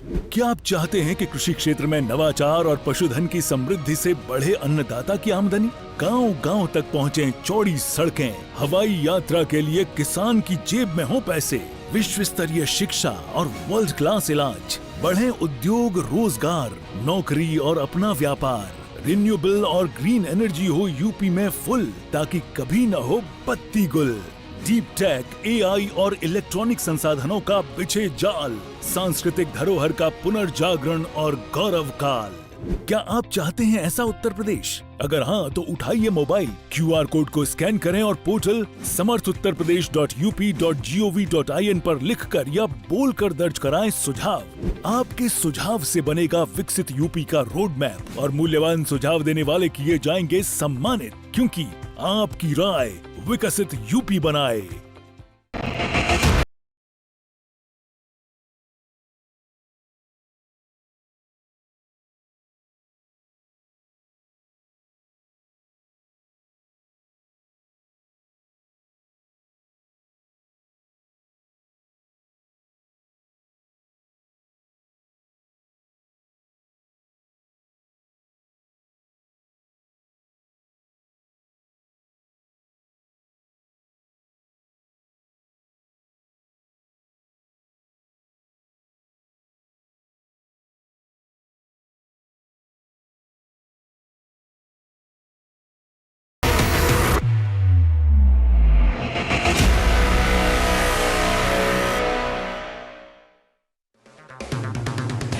अगर आप बनना चाहते हैं एंकर या फिर आप में है जुनून एक तेज तर्रार न्यूज रिपोर्टर बनने का, तो आप ज्वाइन करें ITV और इंडिया न्यूज़ का media school. ITV next media international school का कोर्स आपको मौका देता है देश के दिग्गज एंकर्स के साथ काम करने का, इसके साथ जो देश को रखते हैं हर खबर से बाखबर। ITV next media international school का ये कोर्स आपके एंकरिंग स्किल्स को करेगा इतना सशक्त, मजबूत, जिससे आप बनेंगे पत्रकारिता की दुनिया का वो चमकता चेहरा जो दुनिया देखेगी और पसंद करेगी।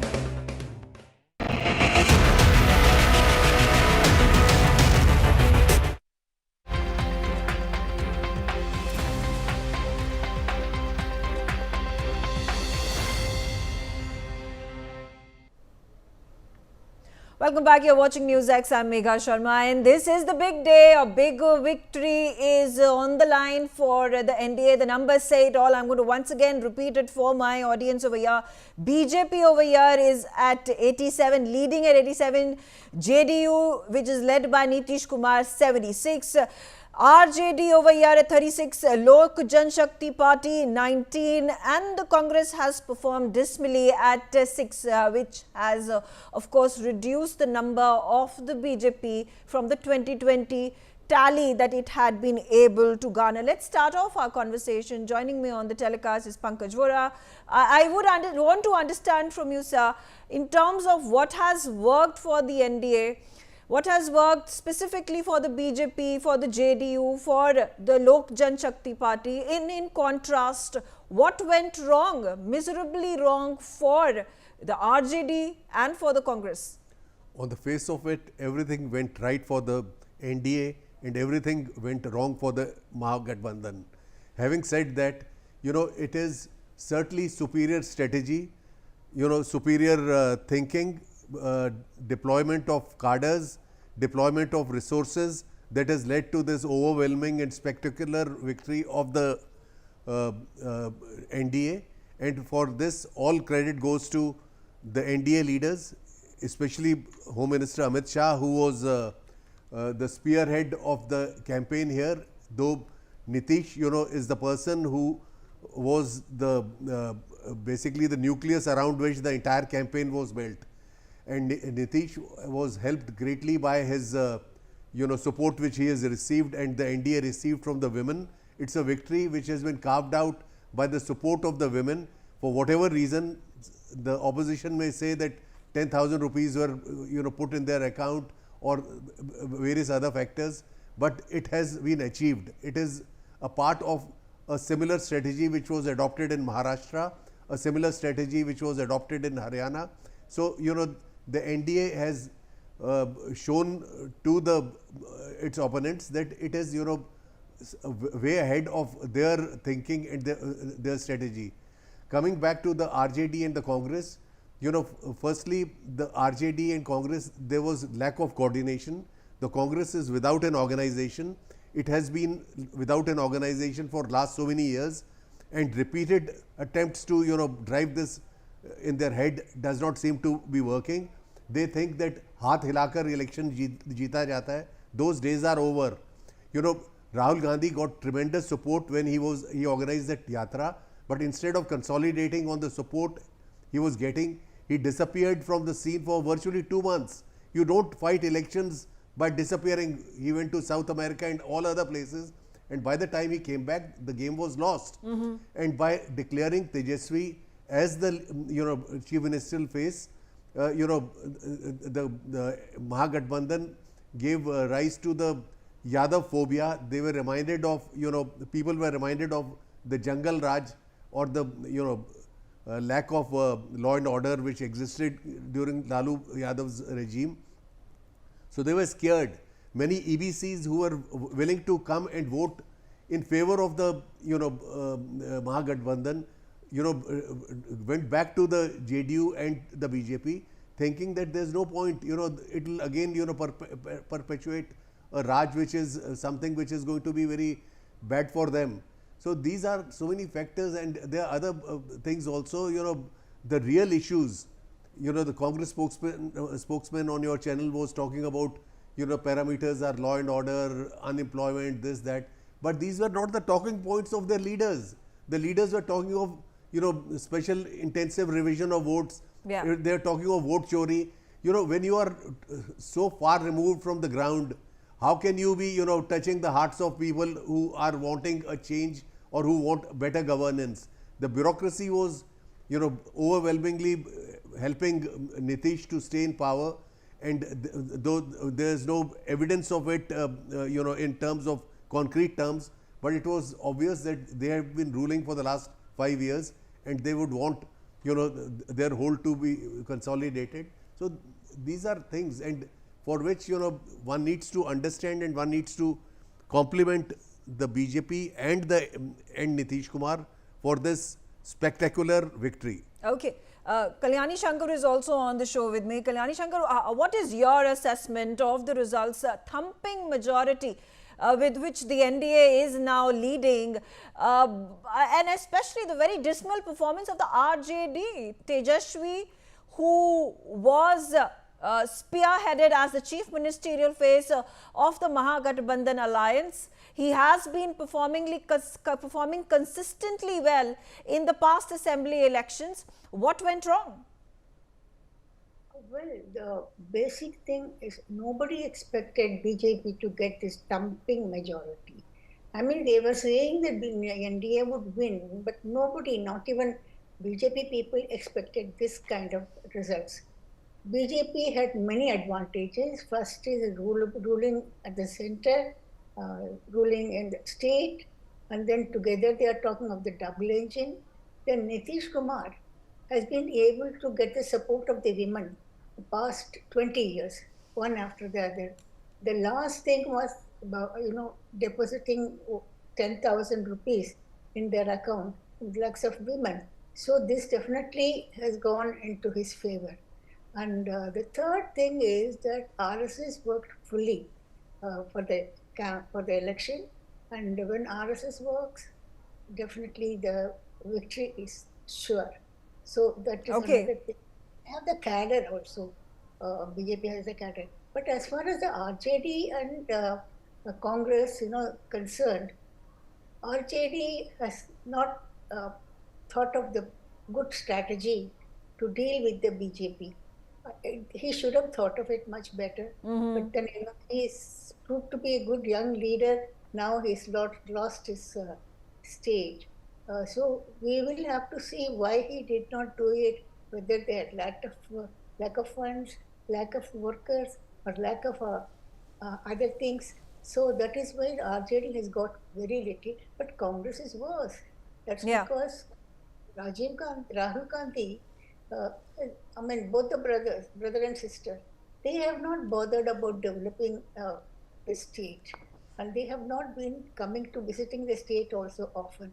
In Bihar, long time ago, Congress ruled, I think 1985. After that, they have not come to power at all. Whereas BJP is now going to set up its first government in Bihar. It's a great victory for the BJP, and I really compliment them for doing this. And despite all the allegations of, EVM problem and so many other things which they are talking about. Stay on with me, ma'am. I'm also being joined on the telecast by Shahid Siddiqui. He's a former Rajya Sabha member of Parliament. Shahid Siddiqui, your assessment of the results that are coming in. It's a massive victory that is on the anvil for the NDA. Both the BJP and the JDU and Lok Jan Shakti Party have performed, and that has consolidated such a massive victory. The margin is unprecedented. The way BJP and the JDU performed last time around in 2020 and in the Lok Sabha as well is very reflective of how people have supported and put their faith in NDA once again. It was expected victory for NDA. I very much expected it, but not that huge a margin that which has come, and it is all because of the strategic planning of BJP, the way they have emerged as the most well-oiled election winning machinery in the world. I don't see anywhere in the world such an organized election winning machinery, and BJP led by Mr. Amit Shah. I mean, people give the credit to Modi ji, of course the credit is there. They give credit to Nitish Kumar, of course a lot of credit goes to him, but the real credit goes to Amit Shah, who does micromanagement, and it is a victory for that management, not just the issues you raise, not just the candidates you put up, but the way you are able to micromanage smallest things on the ground. And that's where Congress has failed time and again. Congress totally fails in micromanagement. They all manage at the top. The top leadership is managed, where they will go, what kind of rallies they will hold, which helicopters they will use, etc., etc. But they don't have cadre on the ground, and they do not prepare for the polling booths. That they cannot bring their supporters.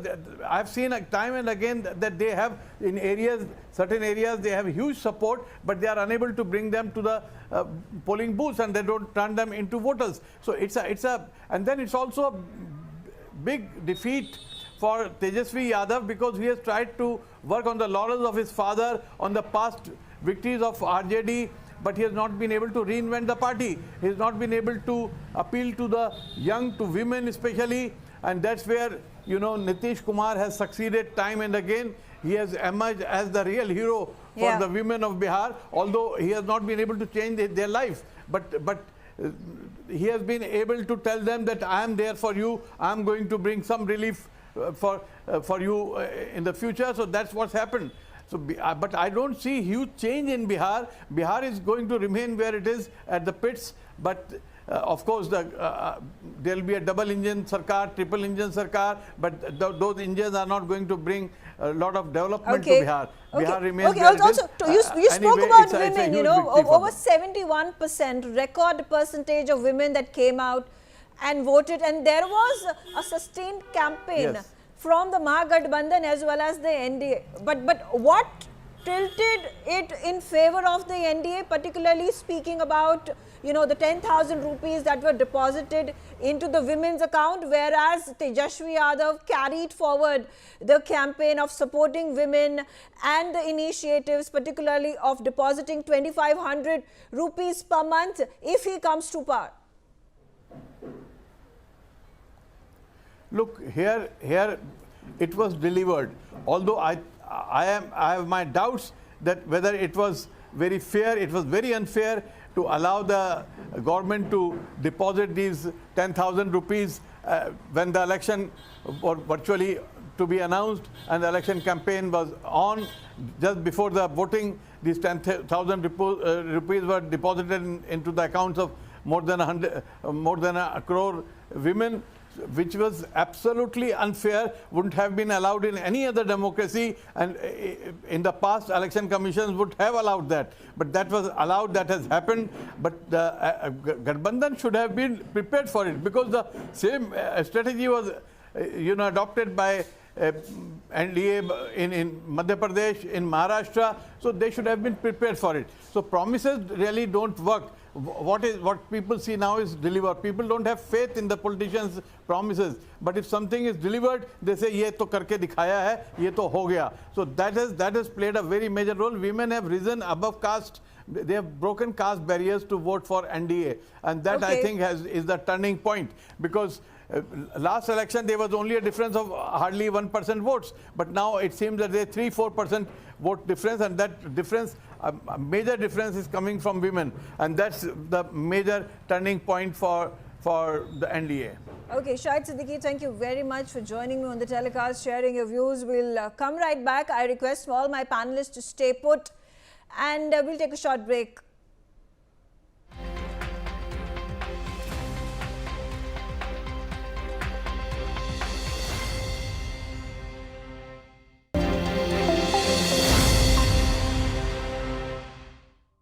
And with that, let me go across to my colleague Devika for the latest news coming in from Maharashtra.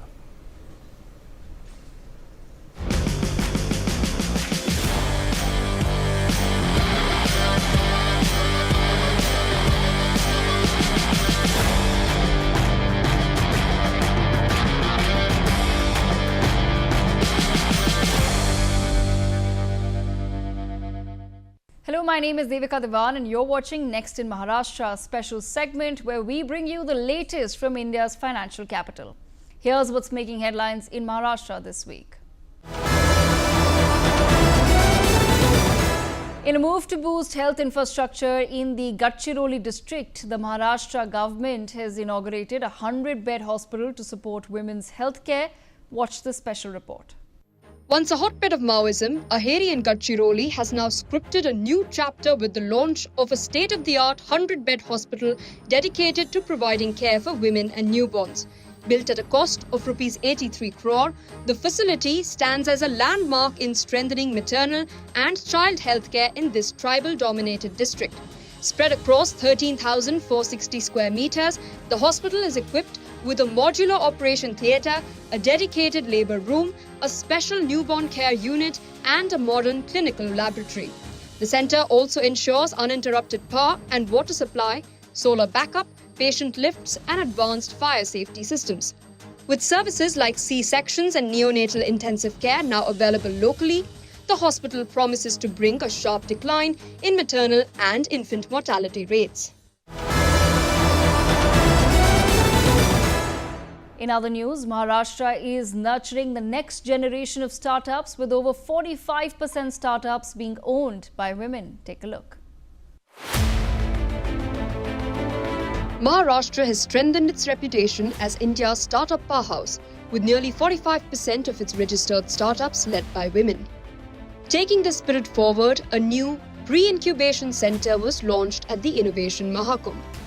This shall serve as a dedicated platform where students can shape their ideas, connect with industries and investors, and learn how to turn concepts into successful ventures.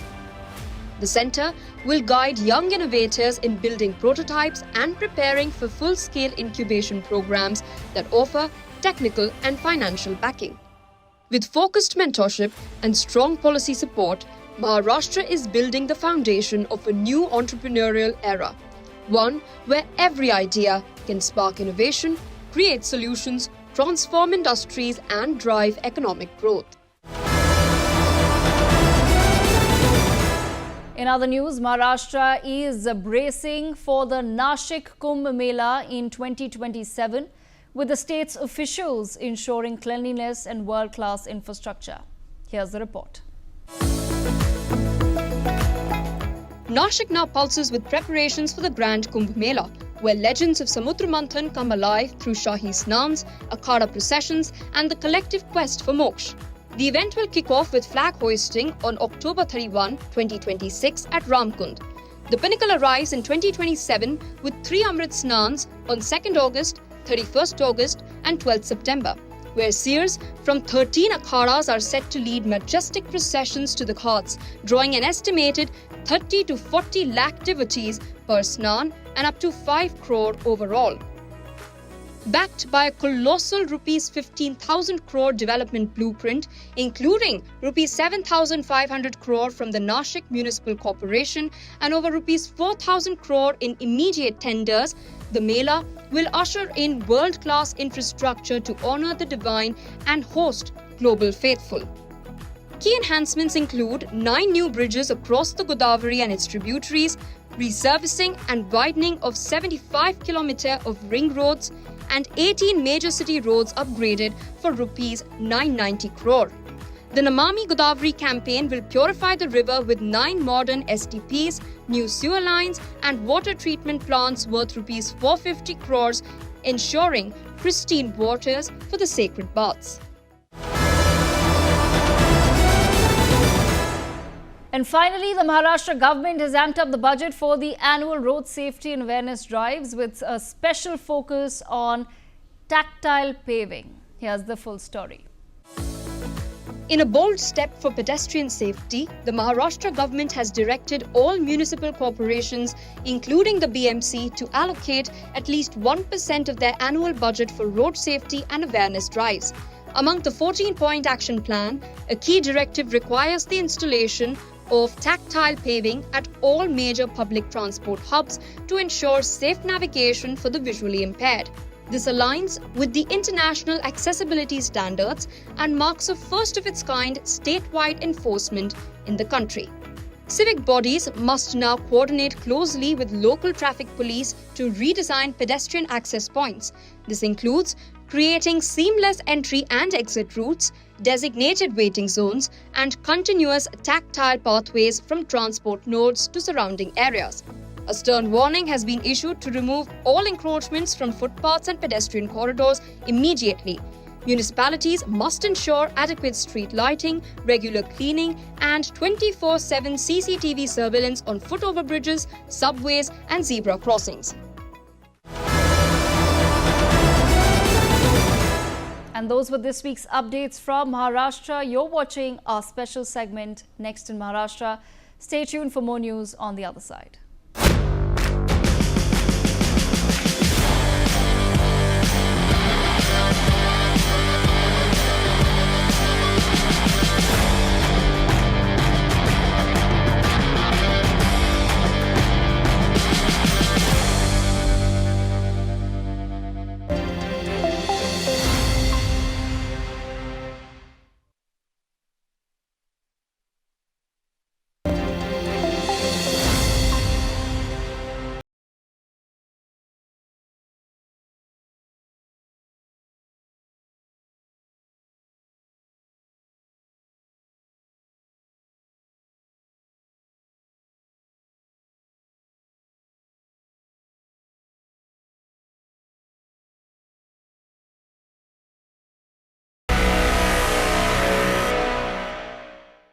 मुझे बवासीर है और दर्द भी रहता है। इसके लिए वैद्य ऋषि का अर्शकल्प एक सेफ और क्लिनिकली टेस्टेड आयुर्वेदिक फॉर्मूला है। जल्द राहत के लिए वैद्य ऋषि का Arshkalp.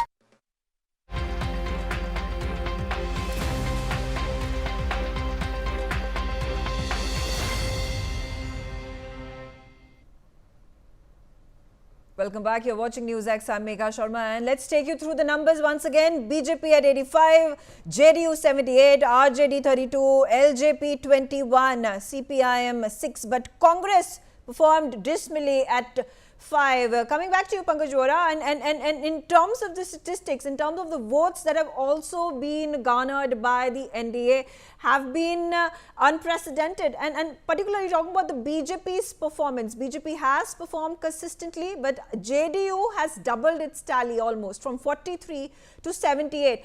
How has Nitish Kumar been able to restore the faith and reassure them after the debacle? I wouldn't say the debacle, but a reduced vote count and reduced seat count in 2020.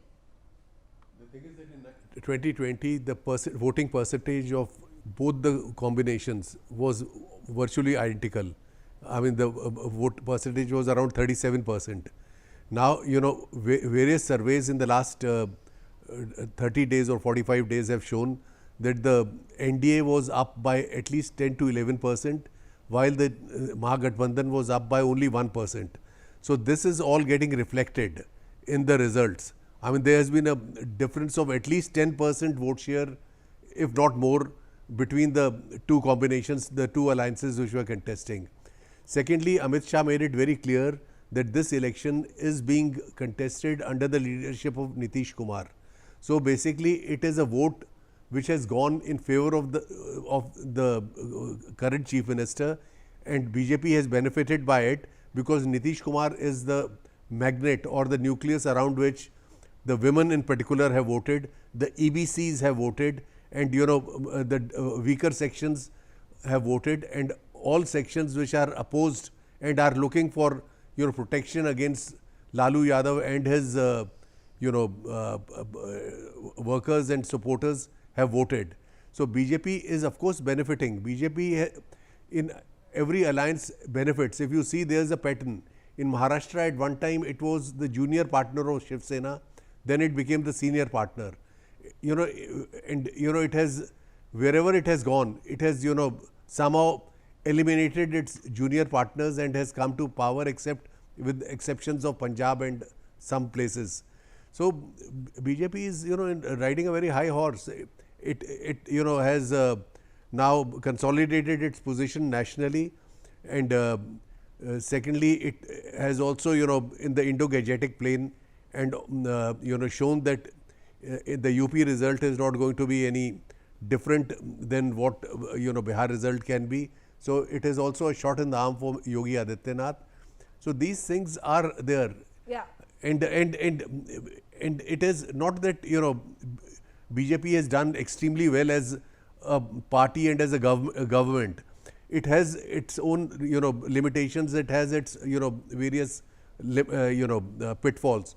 But because the opposition collapses, it benefits by default, and that is what has been the mantra, that the opposition has been unable to match its strategy and has collapsed, allowing the BJP and its allies to go up in terms of both figures and in terms of percentages. Okay, all right. I'm also right now being joined by my reporter. He's on the ground. He is at the Delhi Congress office. Anand Singh is being joined by Member of Parliament of the Congress, Tariq Anwar. Over to you, Anand. All right, before I go to Anand, coming back to Sunny Dhiman, who's also on the show with me. Sunny, talking about the double engine magic of the BJP. That has worked not just particularly in Bihar, as we witness in terms of the votes and the seats, but a precedent that seems to have been set when we talk about the assembly elections in Maharashtra, we talk about Madhya Pradesh, Odisha. This has been a pattern that has been set. Do you think Modi magic has worked and resonated with the people? Good afternoon, Megha. Hello. Yeah, I can good hear afternoon, you. Megha. Yeah. Yeah. So I'm amazed after this election result. So I'll bring an analogy of like a cricket match. Bihar election is like a cricket match where one team's hand is handcuffed behind their back, and the bowlers of the team is not allowed to throw a ball more than 100 kilometer per hour, and the umpire has joined the betting side, and on every catch, however this fielding side is going to make, on every catch the umpire is saying no ball. And also the surprising thing is that the audience or the spectator who is watching this match, they are paid 10,000 rupees to cheer for the betting side and this uneven match which is happening right now. The result has been announced recently. It's there. So the people are saying that Bihar election, the opposition was quite weak. They were not united. The Congress party did this and that. But let me go back to the precise moment where Congress and Mahagathbandhan lost the election. They lost the election when they fought this election, because when everything has been already been exposed, the way BJP's machinery, which also has RSS and the bureaucracy with them, when they have already manipulated the system through their systematic inconvenience removal scheme, it was exposed, and also their hydrogen bomb, and they were still contesting this game in order to win this game. It was beyond my intellectual capacity to understand, because it's been the Haryana election. Rahul Gandhi has exposed how the Brazilian girl was voting, which didn't exist in India, and how the manipulation exists at very booth levels. And 20,000 votes, for instance, has been removed roughly from the Tejasvi Yadav seat, if you remember. And there was a very close margin, even Tejasvi Yadav's seat, if you have just recently analyzed. So today, we are not just reporting an election result. We are witnessing a masterclass in reality manufacturing. The difference between what people feel on ground and what we see on the screen isn't the margin of error. It is the margin of control. Who creates the story? Who writes But out are you at this outcome? point of time insinuating that votes have been bought, that the election commission has colluded with the BJP, and this is the result that has happened in wake of these, the SIR that was conducted, with the Congress and the RJD have been shouting from the rooftops is a tampering mechanism that was worked between the BJP and the election commission? Because keeping in mind the narrative that was being picked by the RJD and the Congress, the Mahagathbandhan, did not seem to have worked, and that's reflective in the numbers. It doesn't seem to have resonated with the people. What has resonated though is welfare schemes, is women initiatives that were undertaken and delivered by the Nitish Kumar government. What has resonated is the double engine sarkar that has been the reason people have voted for the NDA. So you have NDA at the central level and you have the NDA at the state level as well. Yeah, your question, is it a question or a big statement which I need to talking second about or oppose? because it doesn't seem like the SIR tampering accusation that was made by the Mahagathbandhan really worked in favor of the party, of the alliance. Yes, but अपने दिल पर आप हाथ रखे, put your hand on your heart and ask yourself, giving 10,000 rupees just before the election, isn't it a violation of election machinery or the election conduct? And the Election Commission of India, the Chief Election Commission of India, has no objection on this. He has objection that Rahul Gandhi has allegedly said that there is a vote chori, then he should come on and write on affidavit, whereas Anurag Thakur can come on very second day or third day, but claiming that even Congress is doing this, but he didn't say anything to the Anurag Thakur or BJP leadership. So the umpire, the whole machinery has been hijacked. And if you remember, Okay, this is the narrative. Is it is not Congress, narrative, it is fact. Congress It and is the fact. RJD you going It to is use fact. this as a weapon to attack NDA and for their dismal It is not a weapon, ma'am. And it's a dismal performance. I mean, is this Megha, the justification that is going to be given Megha, to it the is people not- of Megha, Bihar and of the country? This is the reason Megha, that it they is have lost. not- Because this was I'm not this here was a to narrative defend- that has been repeatedly used by the Congress, whether the Maharashtra election results came out or for that matter in Haryana as well. So this is again, you know, are people going to be tired of this repeated accusations of harping upon the one thing that there was vote tampering, there was vote theft, that was a collusion allegedly between the election commission and the BJP that has led for these various victories in a number of states. I don't know if if people are going to be able to believe this, keeping in mind it's not about belief and keeping in mind taking a look. Are you talking about this massive victory? This is not just the halfway let me result. tell you a very good example. This is like a thumping majority by which the NDA is winning. All right, I'm also being joined right now by Nishant Verma. Nishant Verma, let's hear it from you with regards to the performance of. I'm being told Nishant is not with me. Garima Dosani is on the telecast with me. She's a Congress spokesperson. Garima, how do you justify at this point of time, 14 in 2020, it has reduced to a dismal 7, single digit. In fact, now you're getting to know it's only 4 seats on which the Congress is winning. Has the Congress been left irrelevant in Bihar? No, I don't think that this is the people's mandate. I don't agree. I don't agree to it. This is echoing back to my ears. Whatever I'm speaking, it is coming back. Anyways, so I see it as a nationwide pattern. What happened in Haryana, what happened in Maharashtra, what happened in Lok Sabha elections, and what my leader Rahul Gandhi has been fearing and dreading for so long. I'm asking you that your channel must be also covering Bihar elections. Was this the scenario? Were we not neck to neck? What was the reason for the JDU and the BJP to do so many rallies if they were sweeping Bihar like this? So here, when the election commission acts like a frontal organization of BJP, this is what we have to see. It is not a worrisome situation for us. It is a worrisome situation for the nation as a whole. That your democratic and your electoral rights are being snatched from you. Lok Sabha 2024 elections, because the exit polls and opinion polls pointed to a massive landslide victory for the BJP. That did not happen. They had to get the support of the JDU and Chandrababu Naidu to even form the government.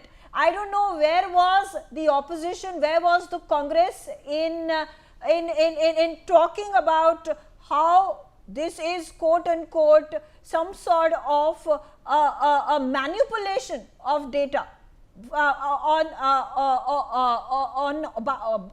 the owners of the news channels. Because on one hand, when you accept the Lok Sabha election results which have defied the exit polls, and now you're suddenly turning around and saying in 2025 Bihar elections the exit polls pointed to a tight contest, but we see a landslide victory. So there has to be a fault in the BJP, and you're talking about how it is a problem that has arisen in terms of the narrative that you built of vote theft. Megha, I would request you to let me make my point in one go at least. I want to make, you cannot get anything by, half-cooked statements. Let me complete first. What I mean to say is that what the on-ground scenario was, that is not getting on your screens. We are not seeing that on the screens. The fight was first of all neck to neck. If it was not neck to neck, it was a wafer thin victory for BJP JDU. Then tell me, I am not talking about the exit polls of Lok Sabha elections. I didn't even mention them. Leave alone the exit polls or the opinion polls. I am talking about what is happening in the country. My leader has exposed that in Haryana alone, a lady has been seen voting more than 2023 times.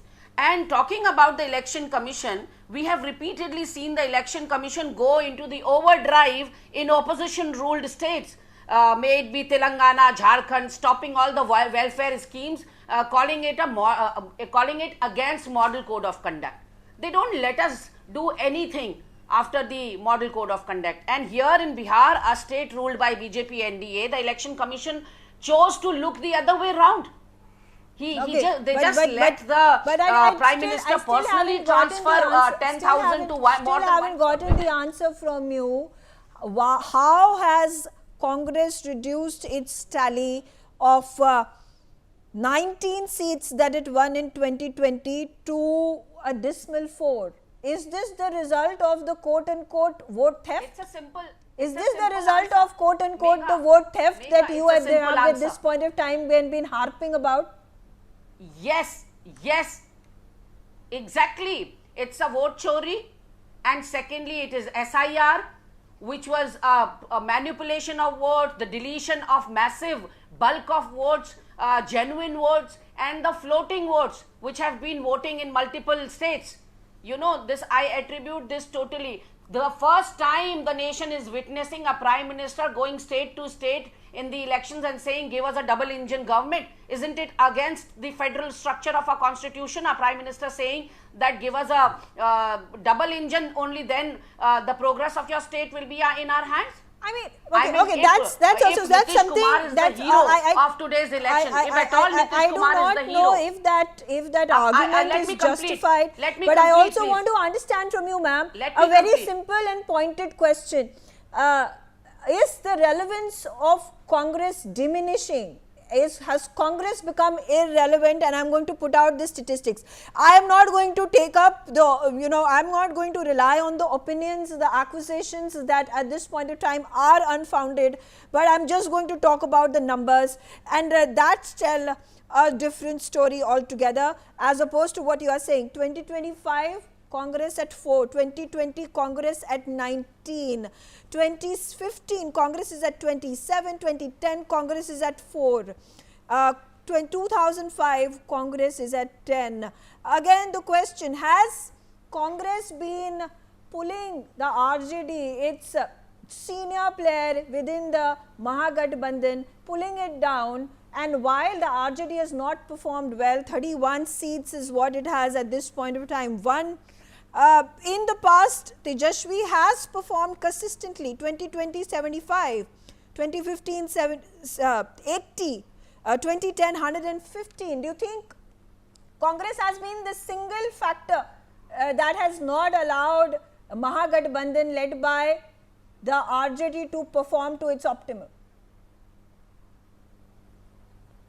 Ma'am, the answer lies in your question itself.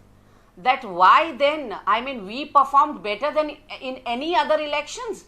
This time a 16 days voter adhikar yatra was conducted, and beyond the length and breadth of Bihar, and it was only Rahul Gandhi and Tejaswi Yadav who were talking about jobs, employment, the health sector, the recruitment, the women protection through good hospitals, infrastructure, migration issues. We were taking up the real issues. It is the misrule of 17 to 20 years of Nitish Kumar that the people should have been voted. This is an opportunity missed by the Bihar people.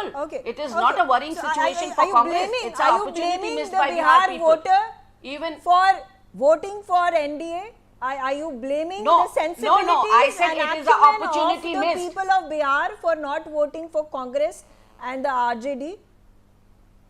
Not at all. I'm not blaming anyone. I'm saying this is an opportunity missed.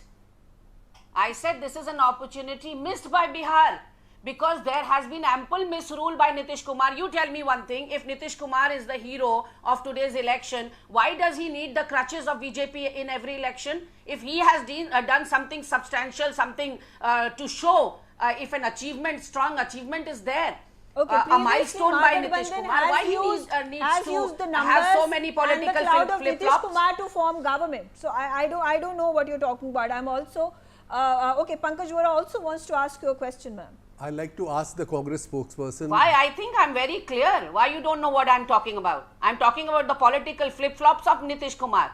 I'm very clear when I'm saying that. So when I don't Nitish see Kumar anything joins ambiguous in it. Then the Mahagathbandhan is happy because you are able to form government, but as soon as he shifts and flips flops and goes back to NDA, No. You are again taking me wrong. You are again taking me wrong. No. I'm not talking about alliance.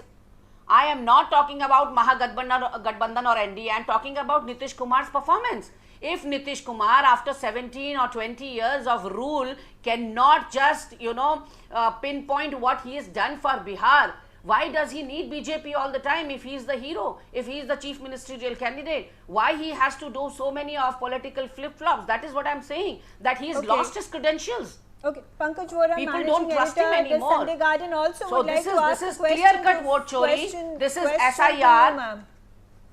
I'd like to ask a question from the Congress spokesperson. She spoke about, the vote yatra which was, undertaken in Bihar. Does she have anything to say that after the vote yatra, where was her leader for 2 months? Number one. Number two, I would like to ask, where was my Prime Minister after the Delhi bomb blast? I would like to ask a question to my Prime Minister. We are talking about Bihar. Delhi bomb blast. Where was he for 2 years when Manipur was under fire? You can ask those questions. When Manipur was burning, where was my Prime Minister? You can ask those questions. The Prime Minister. This is pertaining to Bihar. I am asking this very, pointed question. I also want to know that when Congress was contesting on 58 seats, why were its leaders campaigning only in 18? Why did they not campaign in all the 58? I mean, if they had to campaign only in 18, why did they ask for 58 seats? I want to know, where is the organization of the Congress? In the last 10 years, there have been 6 presidents of Bihar Congress, and none of them have been able to, make their or constitute their PCC. Why is the Congress not, focusing on strengthening the organization? Where is the organization? I mean, it is nowhere. That is the main reason why the Congress is losing. No, we'll definitely look into it. We will definitely look into our Ma'am, 11 years and you are still looking into it. 11 years. 11 years you are still looking into it. How can you have foot soldiers not being there? How will you win elections? There is a clear-cut disparity. No one in the exit polls also, and no one since 3 days in the debates was giving landslide victory to the NDA. Now all of a sudden you are seeing this. Even I am shocked and aghast as you are. And on ground this was not the situation. The fight was neck to neck. It was not neck to neck. According to Congress was nowhere in the fight. My India voter, according to. Congress was nowhere in the fight according to Congress's own internal survey. I'm not saying Congress. They were getting only 9 seats. Here we are fighting as Mahagathbandhan. And the Congress internal survey. See the bulk of voters, genuine voters, which were removed in sheer 19 days. Tell me the SIR process. Do you know 4 lakh government? Just a second. Let me complete, sir. 4 lakh government jobs are vacant. There are no field workers in Bihar government. Who did the SIR? The BJP workers. Who was doing the SIR? According to your own survey, it was not an issue. Who wanted according to your own survey, it was 7th or 8th issue. Unemployment, migration, But it is an issue when you delete voters in bulk. It is always. It might not be an issue for the elections. I am asking you purely delete 65 voters from the voter list, and then you say that SIR is not an issue. Okay. SIR, let me tell you, was you're taken out within 19 days during the summers when the people migrate for their job. Talking about unemployment, migration, poor infrastructure, facilities and safety of women, again a big issue. But what seemed to be the overarching narrative that was being built by Mahagathbandhan was the SIR tampering, the faulty SIR exercise that was conducted by the Election Commission. According to Congress, has it resonated? Did it work for the Mahagathbandhan is the big question. I'm also being joined by Mukesh Tyagi. He's the BJP spokesperson. Mukesh Tyagi, it's a resounding victory for the NDA. All the 3 important parties, the BJP, the JDU and the LJP, have performed consistently, and they have achieved their targets. In fact, this was something that was not even predicted by the exit polls. What worked? Megha, I think it was written on the wall that BJP NDA will have a landslide victory in Bihar. And it is not based on any kind of a conjecture or speculation. It is based on the delivery by Nitish Kumar government.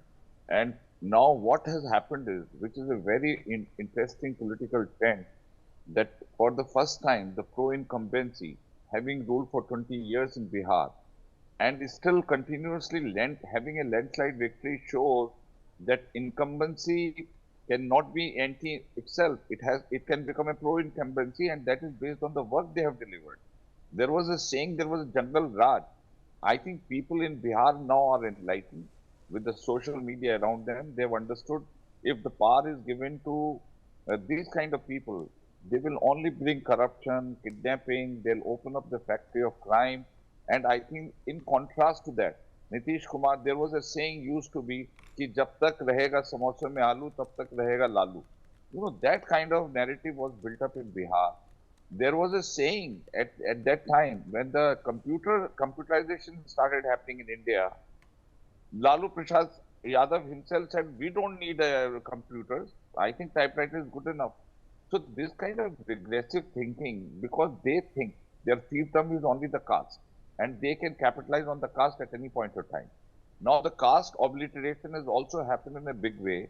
Rahul Gandhi started his campaign, Jatiya Jangarna, Jatiya Jangarna. What has happened to that?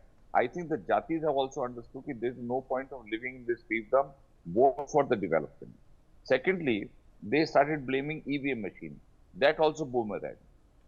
Then they started talking about SIR. What has happened to SIR? I was listening to RJD representative. They said we have put 24/7 vigil so that no manipulation can happen. So they were like quarreling with the bad workmen quarrel with their tools. So naach na jane angan tera. They did not. Mr. Amit Shah Megha did 47 meetings there from every level. I mean, so there was a very intense presence of BJP reaching out to a household. Now the opposition says, oh, आपने वो जीविका दीदी वाला वितरण किया, you have given 10,000 rupees, that's the reason you are winning this election. If that is the criteria of winning the election, then why Jagan Reddy and KCR did not win? They also opened up the coffer for the ladies. So if that is the only criteria, but women have understood that empowerment will only happen in the regime of Mr. Modi. So I think it is twin engine combination. People have understood that the development, if you really want Bihar to grow, which was a Bimaru state, into a progressive state, only solution left before them is get out of this caste consideration, vote for BJP and vote for NDA. And I think Nitish Kumar has done an incredible job. And you will see the opposition is completely decimated. VIP party, I mean, look at their condition, what has happened to them. So people are punishing anybody who is trying to be a Jechan in this politics. So this is what my take is, and I'm very happy that BJP has made a landslide victory for the interest of the people. Okay. Also talking about, the caste politics, it looks like the RJD may have lost the faith of the Muslim Yadav vote bank, but it seems like the LJP and Upendra have come together and also consolidated a certain section, the economically backward classes, that seems to have built the voter base for the alliance. Because you see, look at Paswa. He won 5 parliamentary seats last time, okay? And I think he has given an extraordinary performance now. That's what I'm saying. The caste has got a minor consideration left now. They are looking in a combined strength of the party. I mean, if suppose Chirag Paswan moves to Mahagathbandhan, I'm sure his performance will deteriorate substantially, despite the fact MY Gathbandhan will work, Pichra work will also work. So the people are seeing in totality whether who is constituent of which party. NDA, any party, look at the VIP condition, what has happened to VIP. So what I'm saying is, people are looking in totality. They are saying whether, fine, you are a representative of caste, you will be our, you will be supporting us, but do you have a right kind of a combination where you can deliver what you promise? So if when they see in isolation, they will realize that this person does not have independent capability to deliver what he is promising. Okay. He needs additional support. And that is where the allow support me, combination. Megha, allow me to answer the gentleman speaking on your show. Yes, go ahead. Sir, you said that only the people who can take out Bihar, take out the tag of Bimaru state from Bihar is BJP and Nitish Kumar. Now 3.5 crore people have migrated, sir, from Bihar. Who stopped Nitish Kumar in the last 17 years to stop migration from Bihar? Do you know what Niti Aayog 2025 has to say for Bihar? That Bihar constitutes of 9% of the population of our nation, of the whole of India. 9% population is from Bihar, and the contribution in GDP is 3%. Do you know that the poorest state to have the per capita income is Bihar? Do you know that zero hunger index, zero poverty index, zero education index, only 10% people can complete their 12th standard there. 95% people don't own a vehicle there. What do you have to say for all this? It is already a Bimaru state and they call out Jungle Raj. They have no moral right to say Bihar a Jungle Raj in Lalu Yadav's regime, because what we have seen in Manipur and Haryana, and we just saw yesterday in Maharashtra, 65 children, malnourished children have passed away because they were undernourished. Okay. Undernourished. Okay. So tell me, sir, that how do you say that migration will stop under them? It is basically the Gadbandhan and Thagbandan of Election Commission of India, BJP and JDU, which has this election has been captured. Nobody was seeing NDA's landslide victory. People were seeing this election as a neck-to-neck elections on ground. If you would have gone to Bihar on ground, because we were getting from our workers the on-ground repeat. Tejasvi Yadav was seen in all the exit polls. Tejasvi Yadav was the most popular face as a chief ministerial candidate, and RJD was emerging as a single largest party. See some of the major and very reputed exit polls. So the only thing I attribute this election is to parties will have to make up their mind, and you will have to make up your mind on whether you are faithful. It was a coalition government, and the opposition was gung-ho about how the exit polls were wrong in their predictions. And suddenly now you are taking the crutch of the exit polls. You should accept your defeat, madam. Questioning the win of the NDA. No, what I'm saying is, madam, you should accept your defeat. Why don't you accept your defeat? We don't trust the exit polls at all. Why don't you accept your defeat gracefully during the Bihar elections in 2015? You know that the results were just the reverse of what we saw in exit polls. So Bihar. I don't know. The argument doesn't sit well, because on one hand you are backing the exit polls and questioning what went on the ground, and on the other hand you are negating the exit polls and talking about the people's mandate and how people's mandate reflected the support for the opposition back in 2024. Okay, all right. I'm also right now. I am being joined by other panelists. Let's get them on board as well. Piyush Pant, political analyst, is on the show with me. Piyush Pant, let's hear it from you about the results. A massive victory for the NDA. JDU has performed, BJP has performed fantastically. Right now, numbers at the bottom of my screen say BJP at 90 and the JDU is at 80.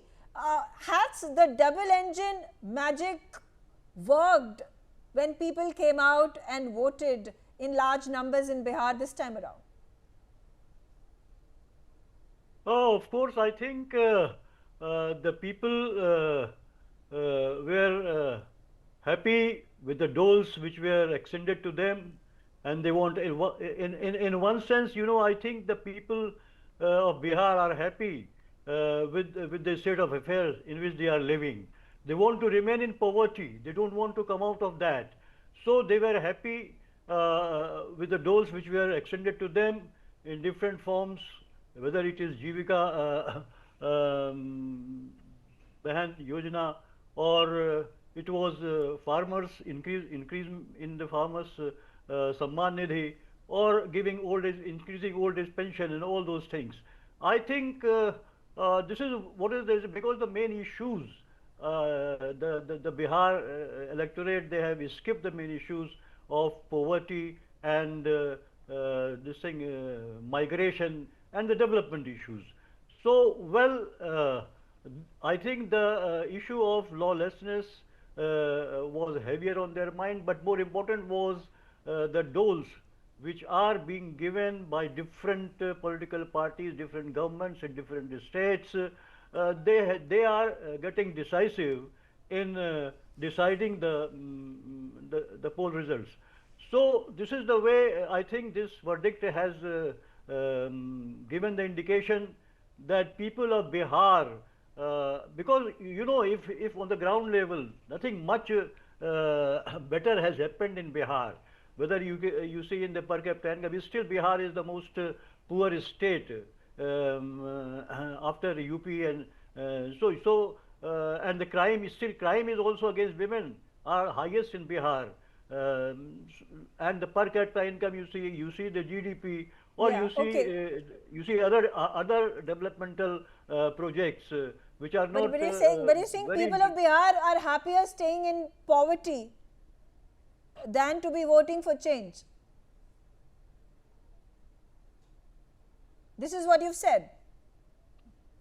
Yeah, it shows that they are happy with the state of affairs they are living in. But You know, that's completely unreasonable. I cannot wrap my head around that justification that people of Bihar would rather live in poverty than want to vote for change, for development, for their improvement and welfare. Because then that cannot be a justifiable reason for why NDA has won.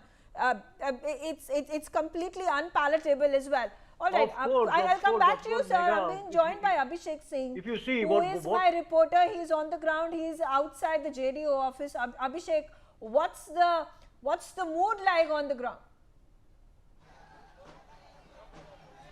Yes, mood of the people here is just like a celebration. What people are giving sweets to people who are just around the JDU office, and you can see the big picture of the celebration. Also from Patna, from different parts of Bihar, people are coming to JDU office to celebrate this huge victory. We have joining some of them. कहाँ से आए आप? मैं यहीं पटना से हूँ। कैसा, क्या ऐसी उम्मीद की थी आप लोगों ने कि इस तरह की? बिल्कुल, हम लोग 6 और 11 को कह दिए थे, जनता जब खोज रहा था कि तीर छाप कहाँ है। अरे विकास की में लोग विश्वास करते हैं, और बिहार की जनता ने आज मान सम्मान बढ़ाया और मान लिया कि बिहार में नीतीश विकास का प्रतीक है। नीतीश है तो बिहार में विकास हुआ है। जिस हालत में इनको बिहार मिला था, यह इंसानियत क्या कहता है। लोगों ने जो नीतीश कुमार का कर्जा दिए थे, नीतीश कुमार, लोगों ने, बिहार की जनता ने वापस कर दिया। ये जीत मैं उनके चरणों में समर्पित करता हूं, उस जनता को जिसने बढ़ चढ़ के हिस्सा लिया वोटिंग में। इस बार माइग्रेशन का भी मुद्दा बहुत बढ़ा हुआ था और बड़ी तादाद में लोग बाहर से आए हुए थे यहाँ, उन्होंने भी वोट किया, आपको लगता है? और बड़ी तादाद में उन लोगों ने वोट किया ये सोचकर कि विकास और आगे बढ़ेगा। देखिए, ये विकास की पटरी जिस तरह से नीतीश कुमार ने इतनी तेजी से दोहरा रखी थी, उससे एकदम पूरा सभी को विश्वास था। और देखिए, नीतीश कुमार का कार्य जो 20 साल का है, आज पब्लिक ने उसे रिटर्न करके उनको एक सम्मान दिया कि अगला मुख्यमंत्री आप ही बनेंगे। जिस तरह से नीतीश कुमार को स्वास्थ्य के बारे में कहा जा रहा था, वो 4 डिग्री के टेम्परेचर से लेके 44 डिग्री के टेम्परेचर तक आज भी वो रोड पे काम करते हुए नजर आते हैं।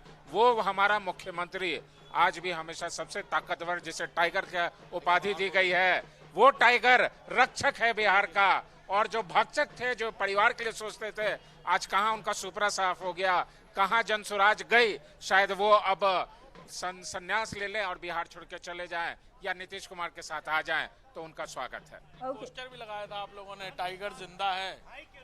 जी, कुछ चीजें बीच में ऐसी भी चर्चा हुई थी कि बीजेपी ने सीएम फेस अनाउंस नहीं किया, ये नहीं किया तो चीज़ें बदल जाएंगी, मैंडेट नहीं आता, इसलिए ये पोस्टर भी आप लोगों ने लगा दिया। नहीं सर, देखिए ये तो विपक्षियों का अफवाह फैलाई जा रही थी। खुद अमित शाह जी ही कह दिए थे, नीतीश जी के नेतृत्व में हम लोग चुनाव लड़ रहे हैं। स्पष्ट है, मान लीजिए कि 2030 फिर से नीतीश जी का जो नारा हम लोगों ने लगाया दिया, और बिहार की जनता पुनः गौरवशाली इतिहास को दोहराने का काम किया है। 20 वर्ष का जो इन्होंने काम किया, सभी तबके के लोगों का जो विकास किया, उसी की ये जीत है। और यह प्रचंड बहुमत से हम लोग 2010 का रिकॉर्ड कायम करने जा रहे हैं। इसके लिए बिहार के सभी लोगों को मैं बधाई देता हूं, और खास तौर पर मैं नीतीश कुमार जी को भी बधाई देता हूं कि उनके नेतृत्व में यह चुनाव बहुत बड़ा। People are ecstatic. The JDU supporters and workers are on the ground. Crackers being burst.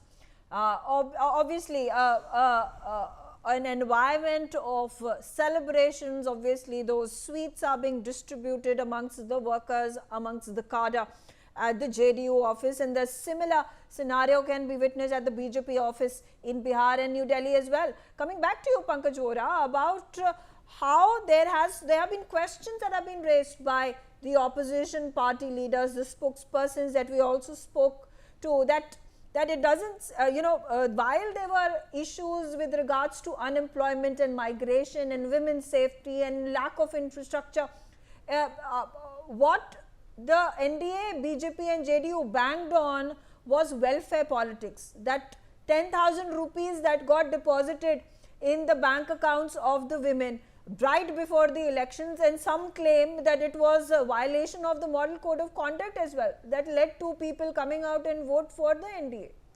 Well, it is a point of view that depositing 10,000 rupees in the accounts of women amounts to violation of the election model code.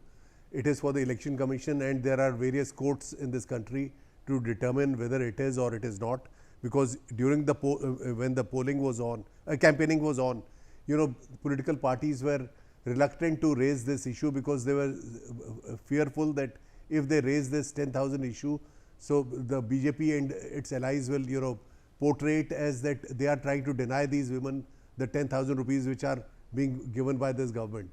Now, whether it amounts to bribery or it amounts to appeasement is an issue which will continue to be debated in TV debates as well as in academic circles.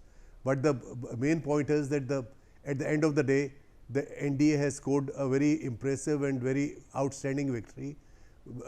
Whether it is on account of any kind of surreptitious practices is out there in the open for the other side to provide evidence and allow those who are in a position to evaluate that evidence to take a final view on the subject. But the fact remains that Mahagathbandhan did not work out their internal differences in the manner they should. Now, for instance, in Vaishali, where the Congress had put up Sanjeev Singh, a Bhumiyar, and he was being backed by the only seat which D.K. Shiv Kumar, Deputy Chief Minister of Karnataka, was asking for in Bihar. At the same place, RJD had put up Ajay Kumar Khushwa, who was also asking for this seat. Now, in this friendly fight, if these two people had contested together, the ultimate winner, Sam Patel, would have either lost by a few hundred votes or would have won by a few hundred votes. Right now, the Congress is in a position where it will most probably lose its deposit, and the RJD is at least 10 to 11,000 votes behind the ultimate winner. Okay, so stay on with me, sir. I'm also being joined right now by Union Minister Rajbhushan Chaudhary. Thank you very much, sir, for being on the telecast with me. Congratulations, first of all, for such a thumping majority by the NDA. BJP has performed exceptionally well with 90 of those seats in its kitty up until now, as per the tally that we have gotten. What worked in BJP's favor? सबसे पहले मैं आपको और आपकी पूरी team को और बिहार की महान जनता का आभार व्यक्त करना चाहता हूं कि उन्होंने इस तरह से जो अपार बहुमत दिया है, मैं इसके लिए आभार व्यक्त करता हूं। और ये जो जीत है, ये दर्शाता है कि बिहार के लोगों का विश्वास अपनी सरकार के प्रति हमारी जो एनडीए की सरकार ने काम किया है लगातार लगभग 20 सालों से बिहार के विकास के लिए जो सतत प्रयास किया है, इसकी जीत है और ये जनता का प्यार दर्शाता है। जी, बात करें जो 10,000 रुपए जो महिलाएं थी बिहार के अंदर उनके अकाउंट में गए, चाहे हम बात करें प्राइम मिनिस्टर नरेंद्र मोदी और बीजेपी की जो लगातार कैंपेन हुई थी कि अगर जंगल राज वापस आएगा तो बिहार की दुर्दशा और खराब हो जाएगी, जिसके कारण बीजेपी एनडीए को वोट मिले हैं। चाहे हम एलजेपी की बात करें, उसने भी बहुत शानदार परफॉर्मेंस दी है। किसको श्रेय देते हैं इस इलेक्शन की जीत का? देखिए, ये एक हमारा सभी पार्टी का जो हमारे अलायंस का जो है समग्र प्रयास की जीत है कि हम लोगों ने लगातार प्रयास किया और बिहार के लोगों ने हमारे नेता देश के प्रधानमंत्री नरेंद्र मोदी जी पर विश्वास जताया और विकास पुरुष नीतीश कुमार जी पर विश्वास जताया। जिस तरह से हमारी सरकार देश में काम कर रही है और विकास पुरुष नीतीश कुमार जी बिहार में काम कर रहे हैं, इसको लेकर के लोगों में काफ़ी उत्साह था। और ख़ास करके जो हमारी मातृशक्ति, हमारी जो महिलाएं हैं, जिनके सशक्तिकरण के लिए हमारी सरकार ने लगातार काम किया है, तो इन चीज़ों को लेकर के लोगों में उत्साह था, युवा पीढ़ी उत्साहित थे और इसलिए ये अपार बहुमत उसी को दर्शाता है। काफ़ी सारे प्रश्न ऑपोजिशन ने उठाए हैं, कांग्रेस ने उठाए हैं, आरजेडी ने कहा है कि ये वोट चोरी है, ये इलेक्शन कमीशन और बीजेपी की मिली भगत है जिसके कारण कांग्रेस और आरजेडी को वोट नहीं मिले, वो सीट नहीं जीत पाए। उन्होंने बात की है माइग्रेशन के प्रॉब्लम की भी, उन्होंने बात की है अनएम्प्लॉयमेंट की, उन्होंने बात की है इंफ्रास्ट्रक्चर की, उन्होंने बात की है डेवलपमेंट की, विमेन सेफ्टी की। क्या लगता है आपको इन सब आर्गुमेंट्स के बारे में? देखिए, विपक्ष के पास कोई मुद्दा नहीं है और विपक्ष जिस तरह से चुनाव से पहले ही हार का ठिकरा किसके माथे फोड़ा जाए इसकी तलाश में था और इस तरह से एसआईआर और ऐसे मुद्दे को लगातार उसके पीछे विपक्ष पड़ा हुआ था। तो हम लोग समझ ही रहे थे कि हार चुकी है और ये अपने हार का ठिकरा किसके माथे पर फोड़ना है इसकी तलाश कर रहे हैं सिर्फ। और जिस तरह से हमारी सरकार ने वीमेन सेफ्टी हो और वीमेन एम्पावरमेंट पर काम किया, तो इससे निश्चित रूप से वो डरी हुई थी।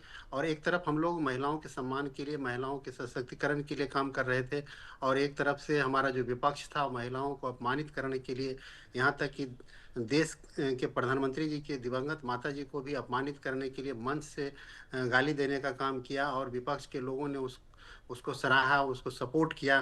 तो ये दर्शा रहा था कि महिलाएं किसके समय में ज़्यादा सेफ हैं और इसीलिए इनके पास कोई मुद्दा नहीं था। और ये लोग एक प्रयास भी साथ हार मान चुके थे पहले ही। आपने देखा कि किस तरह से लोग, राहुल गांधी जी मछली मारने गए थे, उसमें तेजस्वी जी मछली मारने नहीं गए थे। तो ये भी दर्शा रहा था, सब लोग समझ रहे थे कि ये एकजुट नहीं है, विपक्ष हार चुका है और हर एक दूसरे पर ठिकरा फोड़ने के लिए तैयार है। जब हम बात करें डबल इंजन सरकार की, एनडीए जो सेंटर में भी है और एनडीए अब असेंबली इलेक्शंस जीतकर बिहार में भी एक बार फिर गवर्नमेंट बनाएगा। आगे क्या ऐसे प्लान्स हैं बिहार की डेवलपमेंट के लिए? क्योंकि चाहे हम पर कैपिटा इनकम की बात करें, चाहे हम इंफ्रास्ट्रक्चर की बात करें, विमेन सेफ्टी की बात करें, ये सब मुद्दे अभी भी रेलेवेंट हैं, इनके ऊपर काम करना ज़रूरी है। निश्चित रूप से कुछ मुद्दे ऐसे हैं जिस पर हम लोगों को बहुत काम करने की आवश्यकता है, जैसे कि आपने बताया एम्प्लॉयमेंट पर और भी हम लोग काम करेंगे। हमारी सरकार ने लगातार प्रयास की है, लेकिन आने वाले दिनों में हम लोग बिहार में एक इंडस्ट्रियलाइजेशन करेंगे ताकि जब तक हमारे लोगों को एम्प्लॉयमेंट यहाँ नहीं मिलेगा तब तक थोड़ी मुश्किल है। और इसीलिए हम लोग लगातार प्रयास कर रहे हैं। हमारी सरकार में औद्योगिकरण हुआ भी है। जो जंगल राज के समय में जो इन्वेस्टर यहाँ से भाग करके गए थे, जो उद्योगपति यहाँ से भाग करके गए थे, उन लोगों का विश्वास जीतने का हम लोग प्रयास कर रहे हैं। और जिस तरह से लॉ एंड ऑर्डर का स्थिति हमारे प्रदेश में सुधरा है, आप सब जानते हैं, लोग विपक्ष कुछ भी बोले, लेकिन मर्डर का ग्राफ आप डाटा देख लीजिए, 47% घटा है, किडनैपिंग 99% घटा है। तो इस तरह से बिहार में जो लॉ एंड ऑर्डर की स्थिति अच्छी हुई है, रोड का कंडीशन अच्छा हुआ है, बिल्डिंग की स्थिति अच्छी है और हमारे पास कुशल कारीगर हैं, तो इन सारे चीज़ों को मिलाकर के एक जो इकोसिस्टम होना चाहिए इंडस्ट्रियलाइजेशन के लिए, वो अब हमारे पास उपलब्ध है और इसलिए आने वाले दिनों में हम लोग बिहार में औद्योगिक क्रांति करेंगे और बिहार के युवाओं को यहाँ रोजगार देने का काम करेंगे। जी, हमारे साथ जुड़ने के लिए बहुत शुक्रिया Bhushan Chaudhary ji, and once again congratulations on this massive victory of the NDA in Bihar. I'm also being joined by Ritesh Mishra. He's my reporter. He's at the BJP office in Patna. Celebrations galore. Ritesh, what's happening on the ground?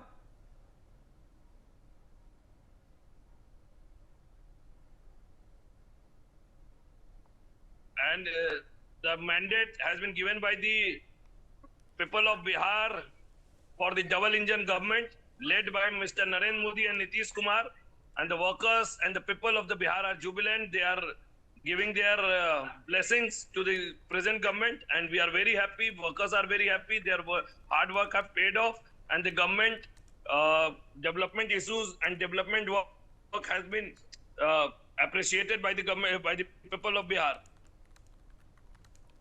जी बिल्कुल। बात करें BJP की performance की, क्या लगता है कौन से मुद्दों को लेकर जो बीजेपी ने कैंपेन किए, प्राइम मिनिस्टर नरेंद्र मोदी, वहाँ पे अमित शाह थे, बाकी लीडर्स थे, कौन से ये मुद्दे थे जो कि लोगों को छू गए जिसके कारण उन्होंने बीजेपी के लिए वोट किया? न बीजेपी, जेडीयू, हमारे एलजेपी, आरएलएम और हम सामूहिक जीत है, सभी कार्यकर्ताओं की जीत है। और जो विकास के कार्य जो बिहार में इंडस्ट्रियलाइजेशन, नौकरी, जॉब और जो इंफ्रास्ट्रक्चर पे काम हुआ, बिहार ने जो एक रफ्तार की तरफ अपना रफ्तार पकड़ लिया, उस पर इस बिहार की जनता ने वोट दिया है। जो बिहार विकसित बिहार की तरफ बढ़ चला है, उसके तरफ यह वोट है और बिहार को विकसित बनाने के क्रम में यह वोट। पटना साहिब की बात करें, यहाँ पे देखा जा रहा था पहले कांग्रेस की एक वेव थी, इस समय आप इस सीट से अब आप जीत रहे हैं, आपके पास लीड है, क्या लगता है पटना साहिब में किस तरह से आपने कैंपेन की और किस तरह से लोगों को एकजुट किया? देखिए, पटना साहिब की जीत पूर्ण रूपेण से संगठन और नंदकिशोर यादव जी की जीत है। जो माननीय नंदकिशोर यादव जी ने पिछले 7 बार में जो पटना साहिब के विकास में उन्होंने योगदान दिया, पटना साहिब के लिए काम किया, पटना साहिब को एक विकसित विधानसभा बनाने के लिए जो काम किया, उसके प्रति यह जनादेश है। पटना साहिब के कार्यकर्ताओं का जनादेश है और भारतीय जनता पार्टी और एनडीए के कार्यकर्ताओं का काम। हमारे साथ जुड़ने के लिए बहुत बहुत शुक्रिया। Congratulations once again for winning this election. All right, on that note, I slip into a short break. Thanks for watching.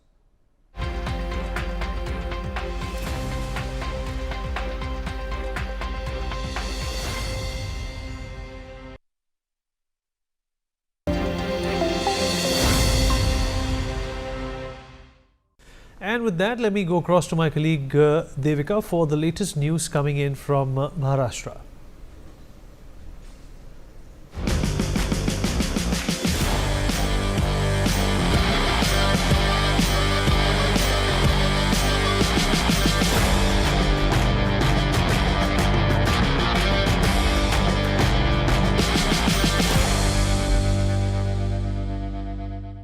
Hello, my name is Devika Devan and you're watching Next in Maharashtra, a special segment where we bring you the latest from India's financial capital. Here's what's making headlines in Maharashtra this week. In a move to boost health infrastructure in the Gadchiroli district, the Maharashtra government has inaugurated a 100-bed hospital to support women's health care. Watch this special report. Once a hotbed of Maoism, Aheri in Gadchiroli has now scripted a new chapter with the launch of a state-of-the-art 100-bed hospital dedicated to providing care for women and newborns. Built at a cost of Rs 83 crore, the facility stands as a landmark in strengthening maternal and child healthcare in this tribal-dominated district. Spread across 13,460 square meters, the hospital is equipped with a modular operation theatre, a dedicated labour room, a special newborn care unit and a modern clinical laboratory. The centre also ensures uninterrupted power and water supply, solar backup, patient lifts and advanced fire safety systems. With services like C-sections and neonatal intensive care now available locally, the hospital promises to bring a sharp decline in maternal and infant mortality rates. In other news, Maharashtra is nurturing the next generation of startups with over 45% startups being owned by women. Take a look. Maharashtra has strengthened its reputation as India's startup powerhouse, with nearly 45% of its registered startups led by women. Taking the spirit forward, a new pre-incubation centre was launched at the Innovation Mahakumbh.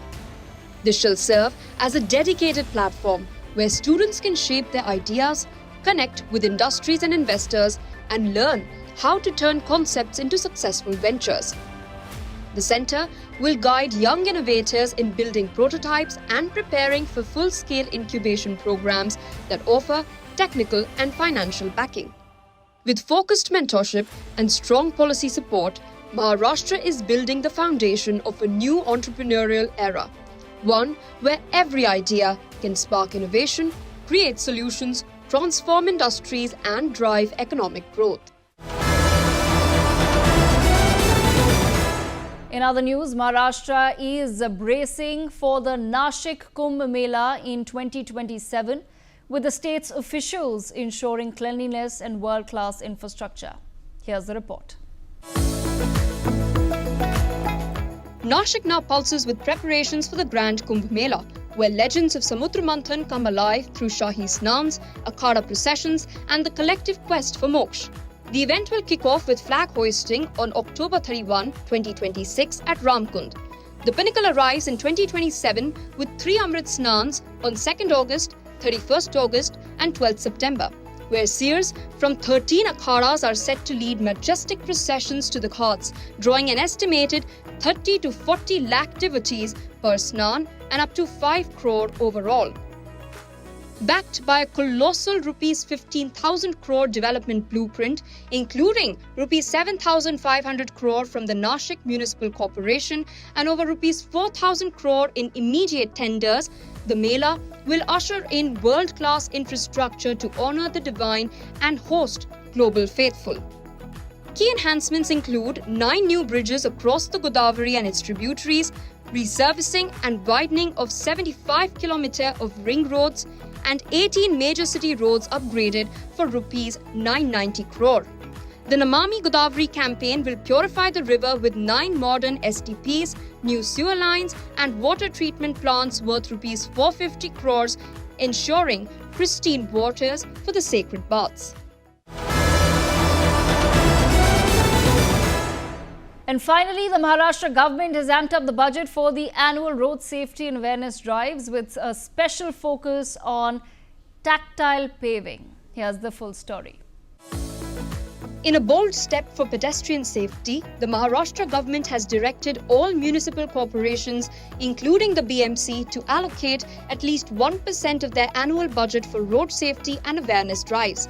Among the 14-point action plan, a key directive requires the installation of tactile paving at all major public transport hubs to ensure safe navigation for the visually impaired.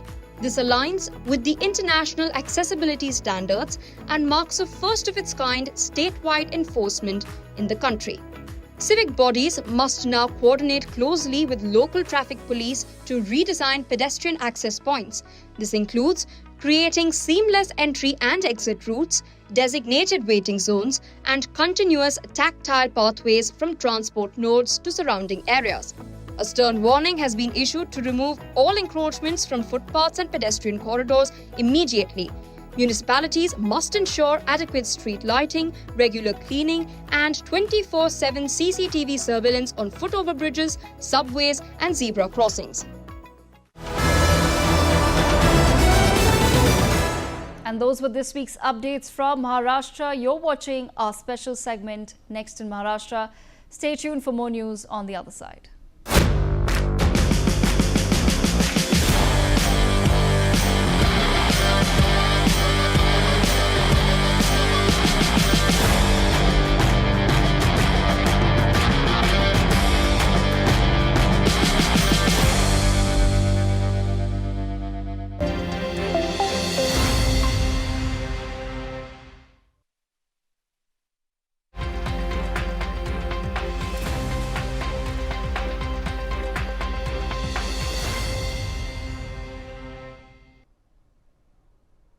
Welcome back. You're watching Newsx. I'm Megha Sharma. And those who are joining us just now, I'm going to once again give you the tally. BJP at 90, JDU at 81. RJD has further slipped from the 30s that it was leading in to just 28 now. LJP at 21. Congress is at 4. Joining me on the telecast is the BJP leader, Binu Menon. Binu Menon, celebrations at the BJP headquarters, at the BJP office, at the JDU office in Patna. Congratulations to you. What brought about such a massive victory for the NDA? See, it is the victory of Vikas. You know, we had our progress card. When we were on ground, we had our progress card, what he had done for Bihar earlier. And we had a clear roadmap, what we would do for Bihar. Tejasvi ji kept on saying that, you know, he would be giving so many jobs, around 3 crores or something. But whenever the interviewer has asked him, what is the roadmap he has, till date, I've heard that he has a roadmap. It would be out in 2-3 days, which didn't come till now. So people of Bihar, you know, they are quite active with the celebration of democracy. They are keen watchers of what is happening and what is not happening. And they have shown their trust in what the NDA Shushasan had given to Bihar, the development of roads, the development of infrastructure there, the setting up of ethanol factory, the return of the industrial era of Bihar. It's in front of the people of Bihar, and people have trusted for that. We have put forward a roadmap where we say that we would be having 10 industrial parks in all the districts. We would be setting up 100 MSMEs. We would be setting up 50,000 cottage industries. We would be setting up semiconductor units. On the other hand, if you see in Tejasvi's rally, you can see a small child who is heard saying, Tejasvi bhaiya power mein aayenge to katta lehrayenge. So people of Bihar do not want the return of Jungle Raj, and they know very clearly that return of RJD is return of Jungle Raj. It is clear and evident in their rallies. It is clear and evident in the way they have distributed tickets. Sharad Yadav ji, who is a veteran leader of the party, his son could not find a place in the party. But Shahabuddin's son Osama, he gets a ticket. And Tejasvi Yadav gives up a slogan of Shahabuddin Amar Rahe. So their mentality, their vision, it was very clear in front of the people of Bihar. So people of Bihar have chosen Vikas in place of Jungle Raj.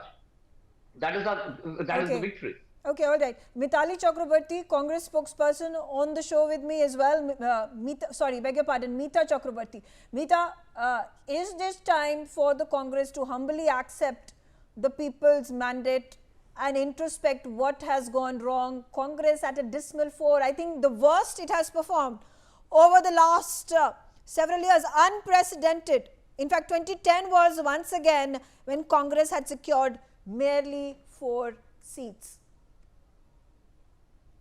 Okay, first of all, congratulations to NDA parties for having seized a victory over Bihar. And yes, definitely there will be introspection over these results. But congratulations also to the Election Commission of India, to ECI.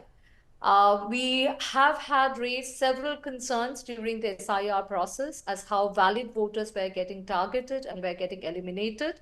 We have provided evidences, we have given complaints. Not all the complaints had been worked on. More than 65 lakh voters had been eliminated.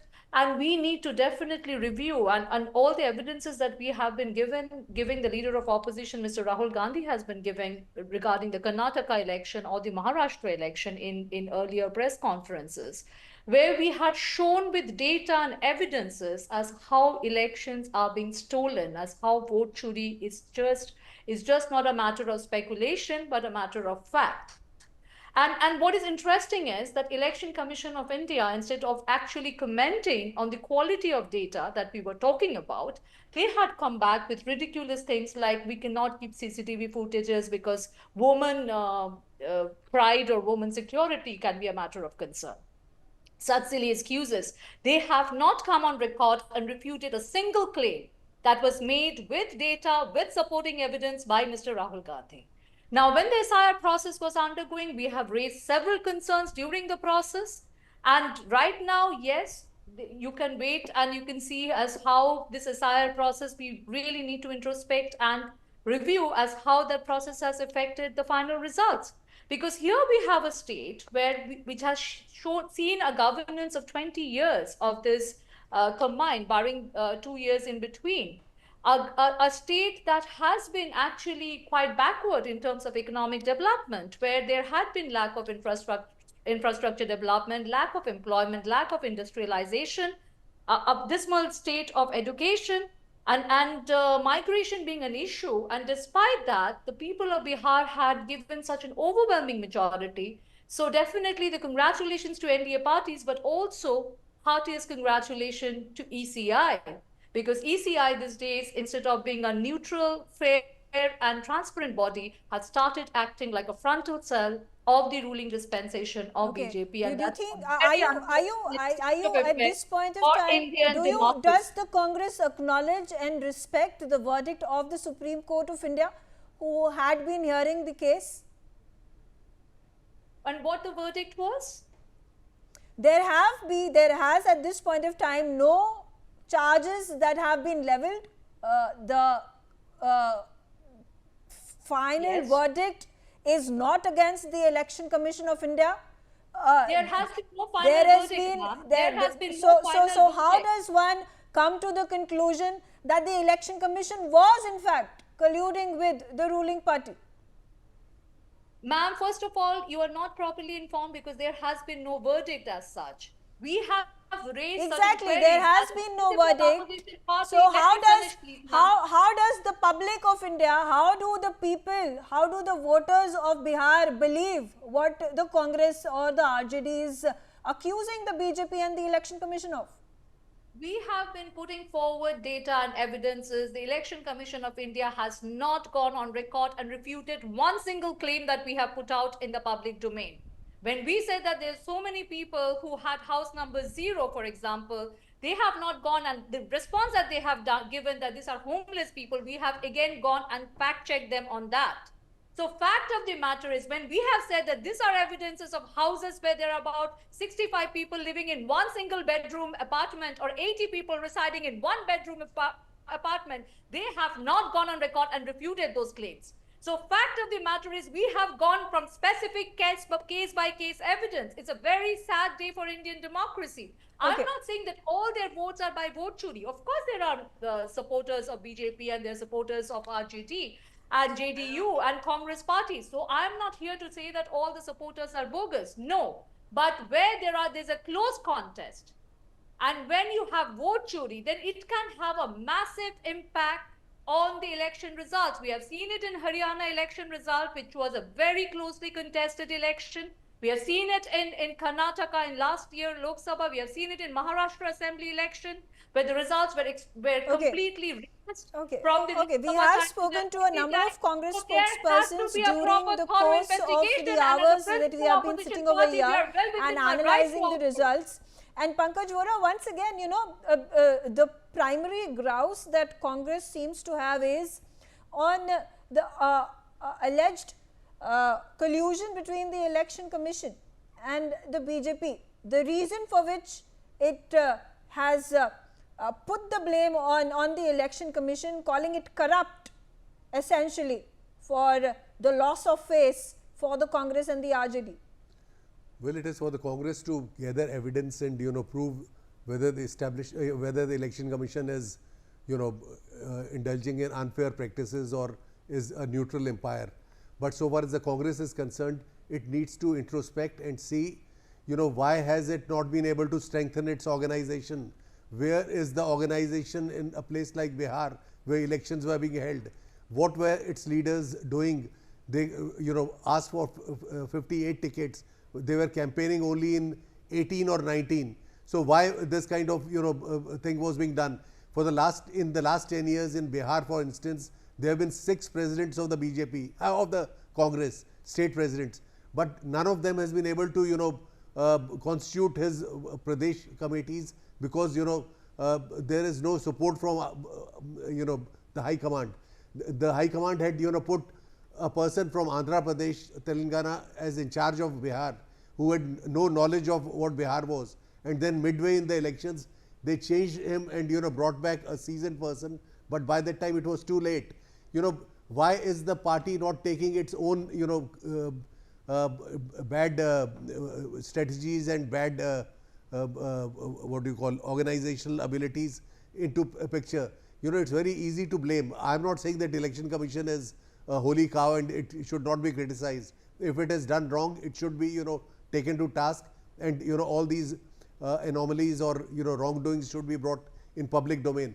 But the thing is that you have to have your own people, foot soldiers on the ground, in order to detect or prevent vote chori.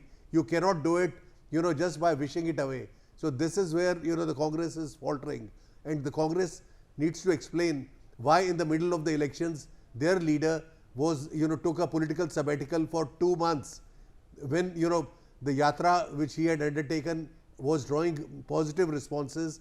Why was he missing from action? And I mean, had there been a good organization at the grassroots level, the dividends, political dividends of the yatra could have been consolidated. There are people who are holding positions who do not understand ground reality. Congress needs to a complete overhaul, structurally and leadership wise, in order to meet the challenges which are being posed by the opposition or parties opposed to it. Okay, all right. So with those points, let me also get in Piyush Pant back into the show. Piyush, your analysis in terms of what is it that you have understood from how the people of Bihar have voted. I would like to put this into perspective. Tejashwi Yadav, who up until now was leading with a very thin margin in Raghopur, the bastion of the RJD, is now trailing with about 2,000 votes, and BJP's Satish Kumar is winning. So the margin of lead is just about a little less than 2,000 of those votes. But Pankaj, all cannot be blamed on the Election Commission, can it?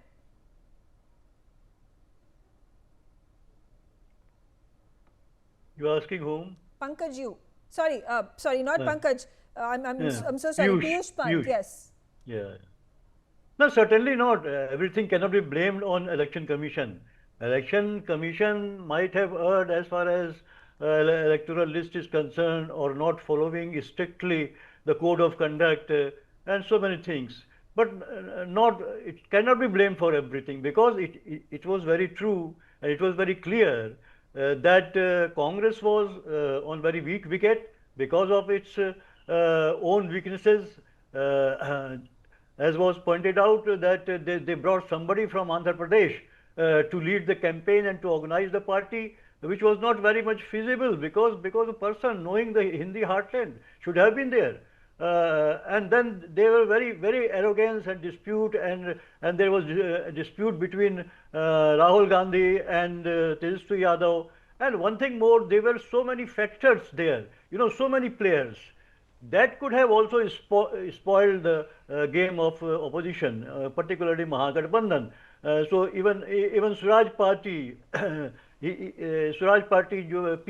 was planted to spoil the game of Mahagathbandhan, and he has been successful to a certain extent. There were other factors also. BSP was there. Then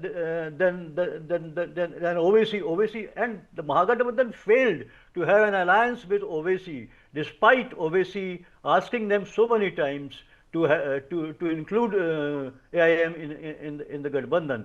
But I think the ego of Tejaswi Yadav, he had imagined that he is going to form the government next. I don't know how because right from the very beginning the battle was very tough and very competitive and neck to neck. But what went in favor of BJP and JDU is that because of the Nitish Kumar, all the programs which he took up for the women, and women have been the deciding factor in Bihar in the last election also, in the previous election also, and this election also. And so they had a faith on JDU, and how the JDU and the particular Nitish Kumar built up his constituency of women right from the year 2005. So it has paid dividend. And BJP worked very hard. They brought so many, their office bearer, their chief minister, all they entered into a man-to-man contact. They were contacting people. Unless you contact people and explain them their ideology, their objectives, their agendas, party's agenda and party's aim, and what they are going what they are going to do once they are in the power, people don't get convinced. So they failed in this, and BJP succeeded in this. Okay. They had a plan, they had a strategy, and they worked on it very hard. So I think this has been the reason why we are seeing a thumping majority for NDA. Pankaj, those figures are now just trickling in. This is a little bit of a shock. RJD at 26. This is the worst performance of the RJD in the history of the party. That's right. That is right. That means that, and also shows that there were some internal problems within the RJD also, and they were not able to put the campaign in order. There is also evidence of both the brothers, Lalu's two sons, not getting along with each other and trying to pull each other down. There's also there have been reports that the RJD was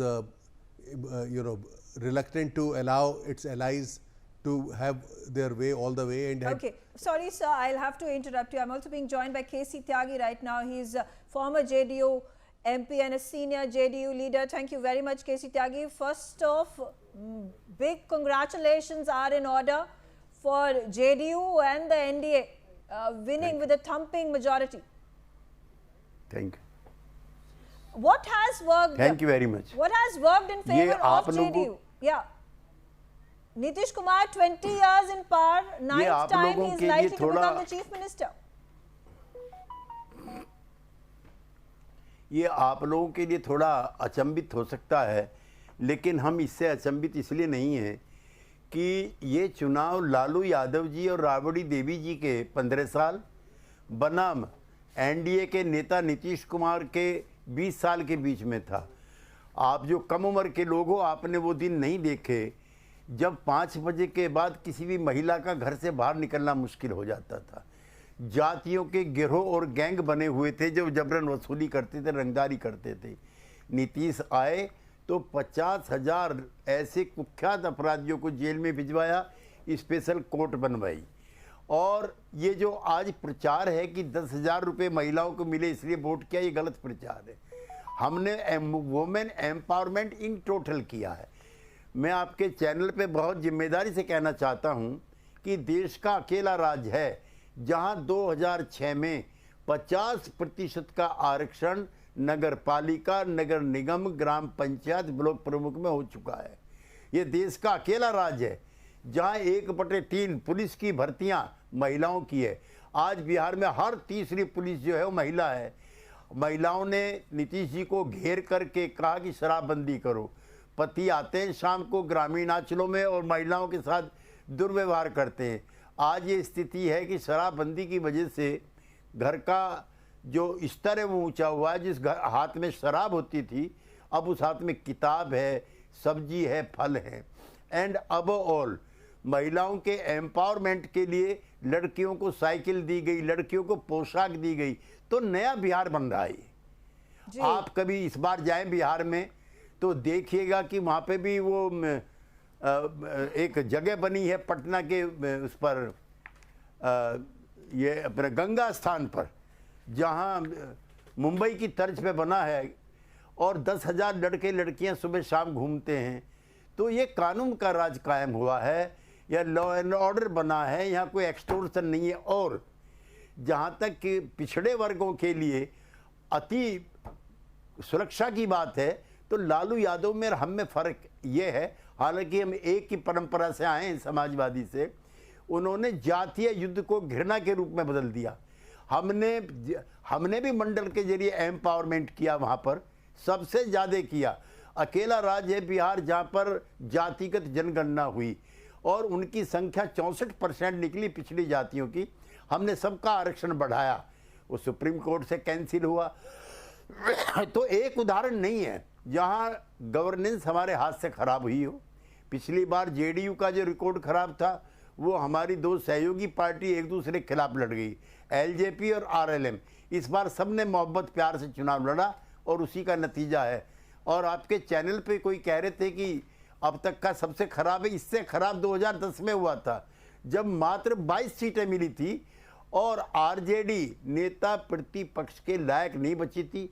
अभी मैं आपके channel पे देख रहा था कि शायद 25 सीटें हैं, अगर तीन कम हो गई तो इतिहास अपने आप को पुनः दोहराएगा।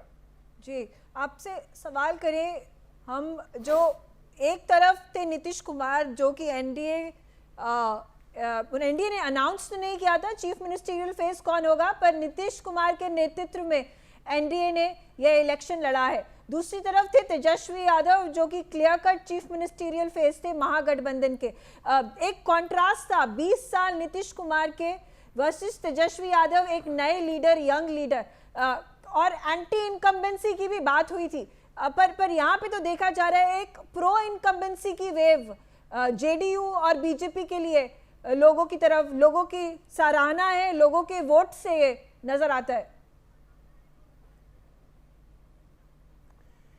देखिए, एक और जानकारी मैं आपको दूं, जब पदयात्रा शुरू हुई थी तो राहुल गांधी भी उसमें थे और उनको थोड़ा रेस्पॉन्स भी मिला था। तो राहुल गांधी ने खुद सुझाव दिया था कि किसी को भी नेता प्रोजेक्ट ना किया जाए। राहुल गांधी जानते थे कि तेजस्वी यादव को प्रोजेक्ट करने का मतलब है आरजेडी, आरजेडी का मतलब है लालू यादव, और लालू यादव का मतलब है पुराना राज। इस पार्टी का एक सीमित जन आधार है, it does not look beyond that. Rahul Gandhi चाहते थे कि multi caste multi class party दिखे तो किसी को नेता प्रोजेक्ट मत करो, और ये बात सही साबित हुई। ये जन आधार जो उनका दिखता था और भी सिकुड़ गया। और कांग्रेस पार्टी की दुर्गति ये है कि वो आरजेडी की स्टेफनी बन गई है और स्टेफनी में पंचर हो गया है। ओके, और फाइनली जब ऑपोजिशन ये प्रश्न उठाती है, एक तो कहती है कि इलेक्शन कमीशन करप्ट है, इलेक्शन कमीशन ने साथ दिया है बीजेपी का, वोट चोरी उन्होंने फैसिलिटेट की है बीजेपी के साथ मिलके। ये जो स्पेशल इंटेंसिव सर्वे किया गया था, एक्सरसाइज की गई थी, उसमें काफ़ी सारे प्रश्न उठाए गए थे। और उन्होंने ये भी बात की है कि अनएम्प्लॉयमेंट कम नहीं हुई है, माइग्रेशन कम नहीं हुई है, इंफ्रास्ट्रक्चर अभी भी काफ़ी सारी इम्प्रूवमेंट्स उसमें चाहिए, विमेन सेफ्टी के बारे में उन्होंने बात किया। पर आपको लगता है कि उन्होंने ये भी प्रश्न उठाए जो वेलफेयर पॉलिटिक्स हुई है, चाहे वो आपने पहले भी कहा था, ये जो 10,000 रुपये औरतों के अकाउंट में डाले गए हैं, चाहे वो पेंशन स्कीम के तहत रुपए पेंशनर्स के अकाउंट्स में डाले गए हैं, क्या इसके कारण लोगों ने वोट दिए हैं? देखिए, मैं दोनों पार्टी के बारे में कहना चाहता हूं, आरजेडी प्लस कांग्रेस, इन्होंने वोट चोरी का इल्ज़ाम लगाया। पहले से 8-9% ज़्यादा वोट पड़ी हैं। आपके चैनल पे परसों तेजस्वी यादव कह रहे थे कि हम थंपिंग मेजॉरिटी से जीतेंगे, और आज चुनाव हो जाने के बाद वो कह रहे हैं कि बेईमानी हुई है, चोरी हुई है। वोटों की चोरी नहीं हुई है मैडम, उनका जन आधार की चोरी हम लोगों ने कर ली है, उनका जन आधार ही खत्म हो गया। केसी त्यागी जी, हमारे साथ जुड़ने के लिए बहुत बहुत शुक्रिया, और एक बार फिर आपको बहुत बधाई। एनडीए की सरकार बनेगी, अब ये तय है, the numbers speak for themselves. I'm also being joined by Kamaljeet Sherawat. She is a BJP member of Parliament. Ms. Sherawat, first of all, congratulations for this thumping victory for the BJP, for the JDU, for the NDA. Thank you. Thank you, Megha ji. What has worked in favor of the BJP, particularly with the narrative and the campaigning that was done in the leadership of Prime Minister Narendra Modi of this double engine sarkar, is what the BJP promised the people of Bihar? Megha ji, आज screen पर जो result आपको नजर आ रहा है, इस result की पटकथा पिछले सालों के विकास ने पहले ही लिख दी। मैं 1 महीने से अधिक बिहार में रही। आप बिहार में जाने से पहले जो मन में बिहार की तस्वीर लेकर जाते हैं और वहां पहुंचकर एयरपोर्ट से लेकर हर गांव, हर शहर तक जाते जाते जो आपको बिहार नजर आता है, ये जो आज रिजल्ट है, ये उसका जीता जागता उदाहरण है।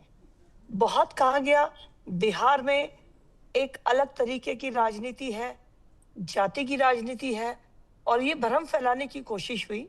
लेकिन मुझे पहले दिन से जब मैं पहुंची थी, मुझे लगा था कि ऐसा कैसे हो सकता है। बिहार की जनता जनार्दन अपने एक सूझबूझ के लिए, देश को समर्पित अपनी सोच के लिए जानी जाती है। और जिस तरह का काम एनडीए सरकार ने किया था, चाहे वो इंफ्रास्ट्रक्चर का है, युवाओं के लिए रोजगार है, शिक्षा है, महिलाओं के लिए सबसे बड़ी बात सुरक्षा और उनकी शिक्षा और जीविका दीदी के रूप में आत्मनिर्भर बनाना है, किसानों के लिए है, या वहां की संस्कृति को आगे बढ़ाने के लिए टूरिज्म में जो काम किया गया। मेघा जी, आप यकीन मानिएगा, पहले दिन से लेकर आखिरी दिन तक जो आज रिजल्ट आया है, मुझे उसके ऊपर पूरा विश्वास था। क्योंकि जब हम लोगों के बीच में जा रहे थे, लोग ये कह रहे थे कि हाँ, परिवर्तन हुआ है। तो जब ये बात जाति की कही जा रही थी, तो शायद लोगों में भी संदेह रहा होगा, वो खुलकर बोल नहीं रहे थे।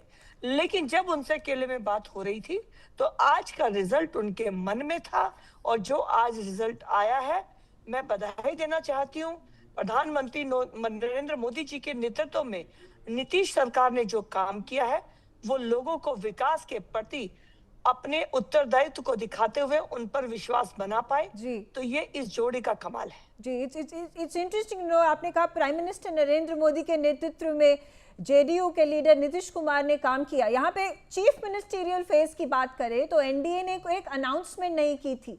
इन कॉन्ट्रास्ट जो महागठबंधन था, वहाँ पे आरजेडी के leader Tejashwi Yadav clear cut एक चीफ मिनिस्टीरियल फेस के तौर पर प्रमोट किए जा रहे थे।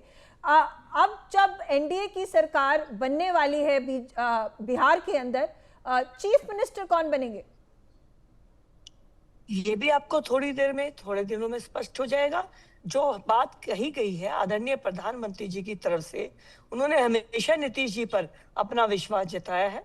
नीतीश जी के किए हुए कामों को आदरणीय प्रधानमंत्री जी और बीजेपी के सारे नेतृत्व ने, चाहे वो किसी भी स्तर पर था, लोगों के बीच में प्रसारित किया है। और नीतीश जी ने जो प्रधानमंत्री नरेंद्र मोदी जी के साथ मिलकर विकास का जो काम, लोगों की भलाई के लिए जो काम की है, ये उसका परिणाम है। तो आप जो सवाल है, मुझे लगता है ये सवाल बेमानी है। एक और सवाल कांग्रेस ने, महागठबंधन ने उठाया है, एनडीए की जीत के बाद भी उठाया है।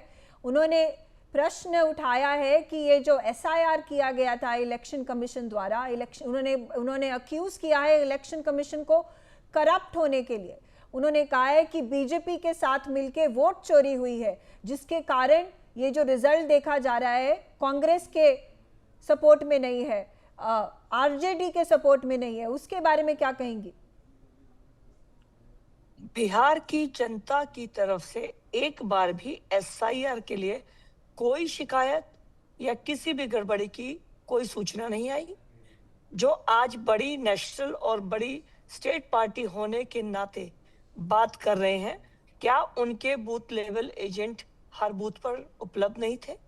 जब बूथ की वोट चेक की जा रही थी, तो सभी पार्टियों के बीएलए को बुलाया जाता है और 6 राष्ट्रीय और 6 स्टेट पार्टी वहां पर थी। यानी एक बूथ पर 12 किसी भी पार्टी के प्रतिनिधि काम कर रहे थे। तो ऐसा होने के बाद जब आज वोट चोरी का इल्जाम लगाकर अपनी हार की जिम्मेवारी से जो लोग बचने की कोशिश कर रहे हैं, उनसे एक स्पष्ट सवाल है कि भारत के उपराष्ट्रपति के चुनाव में तो लिस्टेड वोटरशिप थी, उस वोटर में तो सिर्फ और सिर्फ हमारे सभी सांसद शामिल थे, तब भी उनकी वोट कम क्यों आई? ये उनकी कार्यनीति, उनकी सोच और उनके क्रियान्वयन जिस तरह से वो अपने कार्यों का करते हैं, उसके ऊपर बहुत बड़ा सवाल है। जी, हमारे साथ जुड़ने के लिए बहुत बहुत शुक्रिया Kamaljeet Sherawat. And right now I am also being joined by Sukanta Majumdar, union minister and senior BJP leader. Sukanta Majumdar, thank you very much, and congratulations are in order. Thank you very much. And this congratulations is, the rightful owner of this congratulation is the Janta of Bihar, that is the people of Bihar. They have voted for Modi ji, they have voted for Nitish Kumar ji and NDA. And I would like to congratulate the people of and the electoral elected of the Bihar, because they did not allow Jungle Raj to come back again. All right, so Sukant Majumdar, what has worked for the NDA and particularly for the BJP that voters have shown such faith for the party? Now see, this win, actually the credit should goes to Honorable Prime Minister of this country, Adaniya Modi ji, and the Bihar people. They have showed the immense faith and belief on Adaniya Modi ji, as well as Nitish Kumar ji as a Chief Minister of the Bihar. And as a whole, I feel that when I am analyzing the figure those are coming now, actually the people of Bihar, they were keen to resist the comeback of Jungle Raj too, because it was depicted by several people that the Tejasvi Yadav is going to do good and all these things. It will be the neck to neck fight and all these things. The projections were coming before.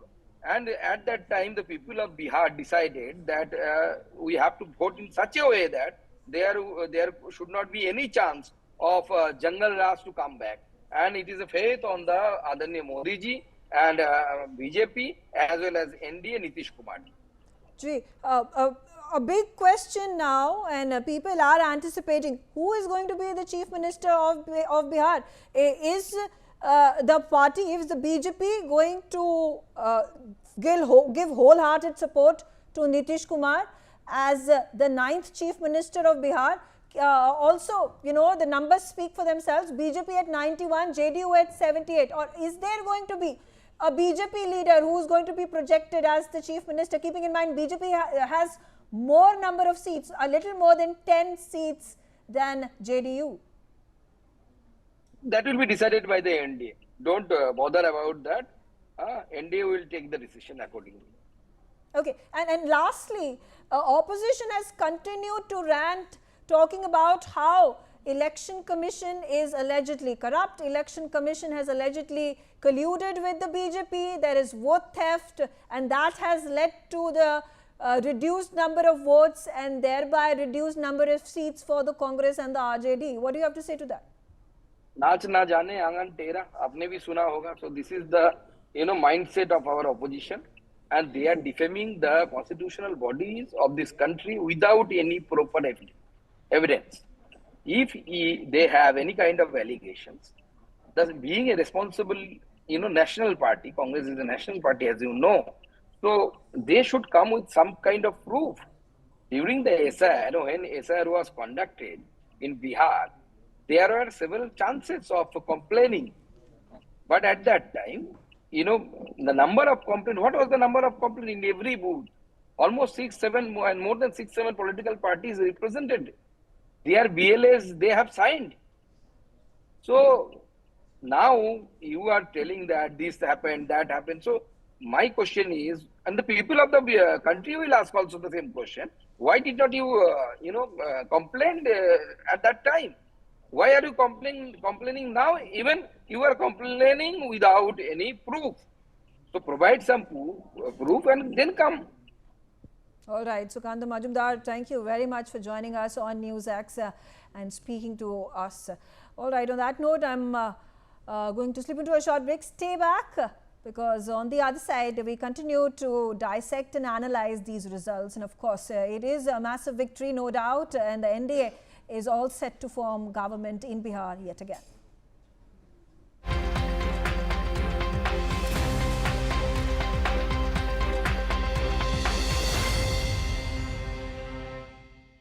मुझे बवासीर है और दर्द भी रहता है। इसके लिए वैद्य ऋषि का अर्शकल्प एक सेफ और क्लिनिकली टेस्टेड आयुर्वेदिक फॉर्मूला है। जल्द राहत के लिए वैद्य ऋषि का अर्शकल्प।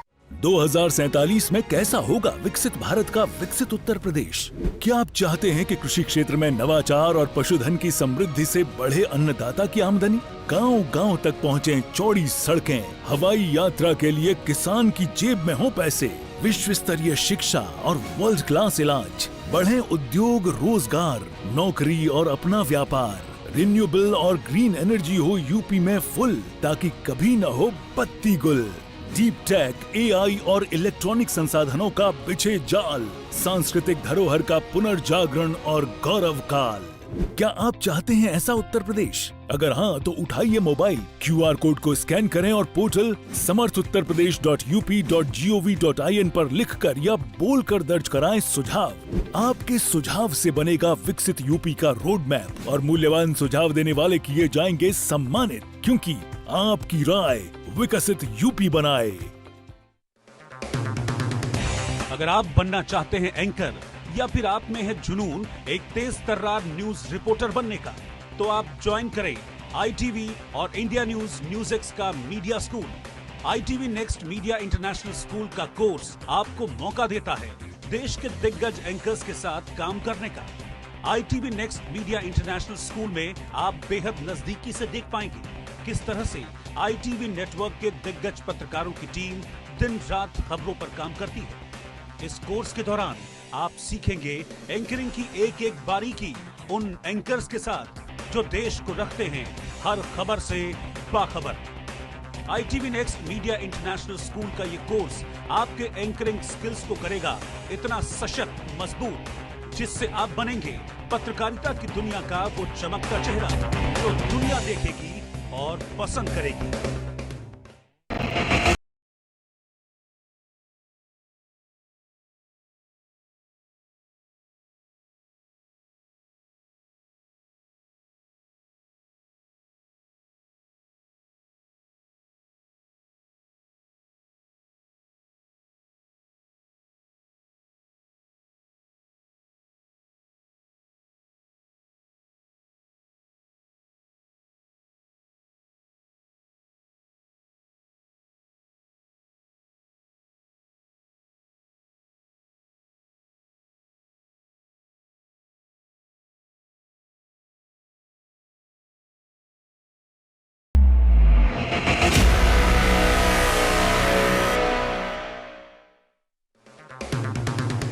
अगर आप बनना चाहते हैं एंकर या फिर आप में है जुनून एक तेज तर्रार न्यूज रिपोर्टर बनने का, तो आप ज्वाइन करें ITV और इंडिया न्यूज़ का media school.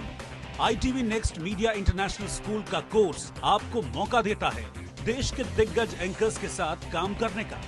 ITV next media international school में आप बेहद नजदीकी से देख पाएंगे किस तरह से ITV नेटवर्क के दिग्गज पत्रकारों की टीम दिन रात खबरों पर काम करती है।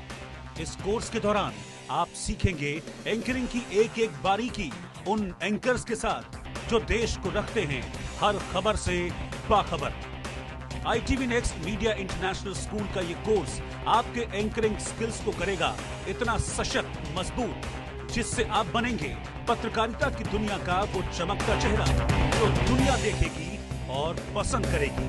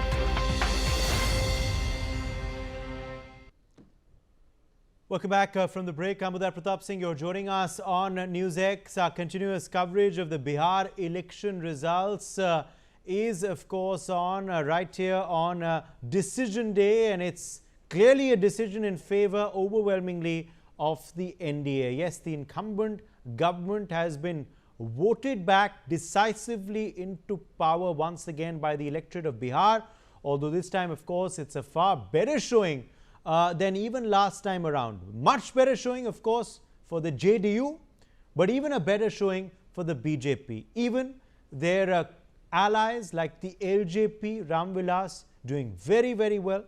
Also, of course, they're being helped by the RLM and the HAM too. So overall, a stupendous day for the NDA. But if we talk about the Mahagathbandhan, the less said, unfortunately, the better. It's been a terrible day for the RJD. They're down by a considerable percentage of seats and vote share. Of course, it's a disastrous showing for the left and the Congress, the VIP, the IIIP, all drawing blanks. So not helping the Mahagathbandhan's tally either. If you talk about the others, well, Prashant Kishore has still not managed to open his account. He's on 0 leads as we speak. So definitely a terrible and far from impressive debut for the political strategist turned politician. But if we talk about the AIMM, well, they are kind of sticking on to their leads. Remember, they had 5 seats in the last assembly, or at least when the results came out in 2020, and they're standing on 5 seats that they're leading on as of now as well. There's also a BSP leader that's leading on one of the seats in Bihar.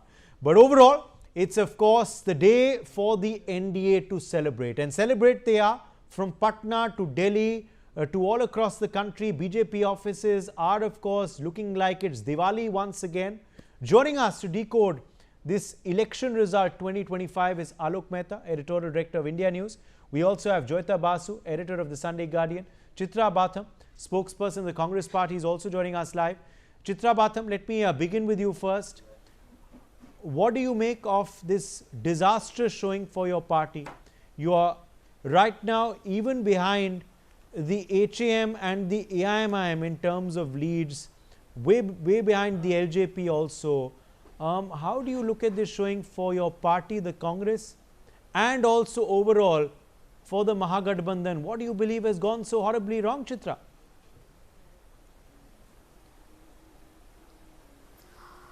Well, I think that will obviously be understood only in times to come, when we will sit and analyze it with a cool mindset. Right now, it's a very shocking disappointment for everybody, right from the cadre to the leadership, the kind of results that have come up.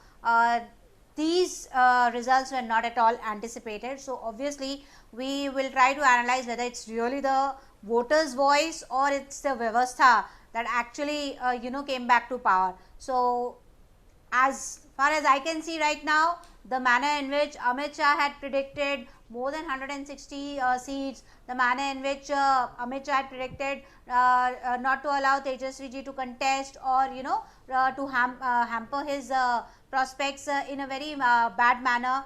All these things are coming out, turning out to be a reality, because obviously Amit Shah dreams and Election Commission converts those dreams into reality. So I think this will have to be analyzed as to what went wrong, as well as but Chitra Batham, today also the same Election Commission is declaring the results for the by-polls as well. And in the by-elections, the Congress Party has won or is about to win the seat of Anta in Rajasthan. You've been leading on that seat since the morning. It's the same EC that's doing that too, and there you're winning. So do you believe that election also is compromised by the Election Commission? You have to understand that all these are individually managed things. So the most important of all these elections was the Bihar elections, and that seems to be completely managed as such. So yes, we all have been in such a state of shock that we completely forgot to see our wins in the other by-elections. No, but that's convenient. Where you win, you don't believe it's managed. Where you lose, you believe it's managed. That's a very convenient argument, and that's an argument, though, that's not cutting ice with the voter. Because this is a campaign you ran in Bihar of vote chori, but that campaign has not worked. As I said, these are individually managed programs. These are individually managed computer programs. These are centralized managed things. So obviously, no, but if it's a computer program, then you've got to prove that it's a computer program. It's the losing party's onus. Let me finish at least. I am saying if we have won somewhere, and if the losing party thinks that we have won not fair and square, then it is their. But they've not said that. Kind of, go ahead and question as to how did they lose. But they've not said that. That is not my problem. That is their problem. But the BJP has lost there. They aren't blaming the EC. Our analysis shows something else. That's what I'm saying. We have enough evidence from our past elections and the manner in which SIR was conducted in Bihar. We have seen that as well. So obviously, this is the problem. This is the problem that at the end of the day, you say this, and it doesn't, it doesn't cut ice with the voter. Because all of this was said during the campaign, it's obviously not cut ice with the voter because they haven't voted you into power. In fact, they've reduced you to a dismal 4 seats. We have analyzed election results for Karnataka. We have okay, let me go to Alok Mehta. Results for Maharashtra. We have analyzed election results for Haryana. Karnataka again you won. We will be analyzing Karnataka again you won. Bihar as well. Karnataka again you won. It was the same EC that conducted the polls there. We analyzed and we said that there was vote chori done. There was vote chori done, but you still won. We analyze our तो vote चोरी हुई BJP की vote चोरी हुई what I'm saying. See, vote chori happened, na. There was a vyavastha that existed over there as well. Alok Mehta, the Congress still crying vote chori. The election has ended. The results have come out. There was a whole yatra, in fact, on the issue of vote chori. That has still led them to come, not go up, but go down to 4 seats. But still, they don't let up. They cling on to the same issues and they blame the EC. What do you make of the Congress's first reactions that you're hearing on our channel, on the broadcast from the spokesperson there? And also, Alok Mehta, how do you read in to this result that is now, this picture that is now coming out of Bihar, where it seems that the NDA as we speak are even going to cross 200? Udayji, frankly speaking, about Election Commission first, because we were just talking about it. Naveen Chawla was very good, a friend of us when Pankaj Vora was here earlier. So, he was even the marriage ceremony of the Sonia Gandhi and all, he was performing at the time, from Sanjay Gandhi days. So, you see, Naveen Chawla became the election commissioner. Then MS Gill, he was the minister also and he was the election commissioner. So, you see, you can't blame them. At that time also, we never talked about it. Now, the BJP are nobody. So, I think this is the very cheap or more undemocratic and just giving some blaming to election commission. Major problem with the field work. BJP or JDU or any party who work hard, continuous work. It's a 365 days they work in the field also. That is the real achievement. And again, Nitish Kumar. Why this success 200? Because when he started in 2000, since long as a chief minister, he was working, cycle for girls, this toilet for, in Modi ji came, then say toilet for them, school education, roads, the Karpuri Gram, I went there a few months back and see the roads are such very good, schools are running very well. So these kind of facilities when you give people, then people say, okay, at least they are giving and they are coming to us also. Here the Congress party or other party, if they say, okay, we are ruling, we just want to rule, we have born to rule, like Lalu Yadav, Charwa school, they started Laluji, and then what happened? They ruled for 15 years, and even then, with Nitish also they were ruling, but even then what they did for people, just because of the Yadav and Muslim combination, even the media people also, people sometimes think, I say you have to work also, because Yadav is there, Kamalapati Tripathi was Brahman, but he was first railway for Varanasi started. So, if you give something to the people, but what happened in the railway or in other ministry or as a chief minister, even not you can blame alone the Lalu Yadav, the other people like mafia, how they were behaving with the people. That's why the prohibition, sitting in Delhi, one can say, okay, Prashant Kumar, he says, okay, prohibition, we will just overrule it. But what happened? Women are voting. These times are historical. That's why we should feel proud of it. Even the Congress leader, who is in now Priyanka Gandhi in the United States, or in Muscat, Rahul Gandhi, they should feel proud that women are coming. Credit goes to, from Indira Gandhi to say Priyanka Gandhi, but at least you say that 71% of women are voting. This is a very unfortunate part, that they are condemning democracy out of India. This is the worst part, and they are not their workers. There is no organization. You know, 90 when Lalu Yadav came, till then there was a Congress chief minister. I was there 8 and a half times. And that's why I am saying, since then, Congress never come, because they destroyed Bhagwat Azad, they destroyed Satyen Narayan Singh, and even the Sarla Grewal, the principal secretary of the Prime Minister Rajiv Gandhi, he wrote that the Tapeshwar Singh and all, they should be, CBI probe should be there. And they, after a few months, they got the ticket of the Congress party. These kind of the attitude of the Congress party, ultimately losing Congress, and we need a good opposition. That's why as a media person, I will still tell you, people say, okay, you are briefed by somebody, or nobody can brief us. If the field, if you go, you will find, even in Delhi you can find the Palayan, you say the migrant worker. I think in Sunday Guardian I have written about it. That migrant worker also go and say, okay, we have also ambition, we have also dream to for Bihar, or even coming to Delhi. Okay, let me get in Joyita Basu now. Joyita, what are the factors at play? Obviously, we've so far looked at the factors that have gone wrong for the Congress party, but let's look at the factors that have gone right then for the JDU and the BJP and the others in the alliance. What are the factors that seem to have worked, and worked in such a manner that we're seeing the kind of picture that Bihar's voters have thrown up, where you're seeing a complete landslide win in favor of the NDA. The JDU is up by a significant margin. The BJP does even better than they did the last time around, and of course the LJP and others also up significantly. Well, Uday, this is, I would say, a symptom of that things are changing on the ground.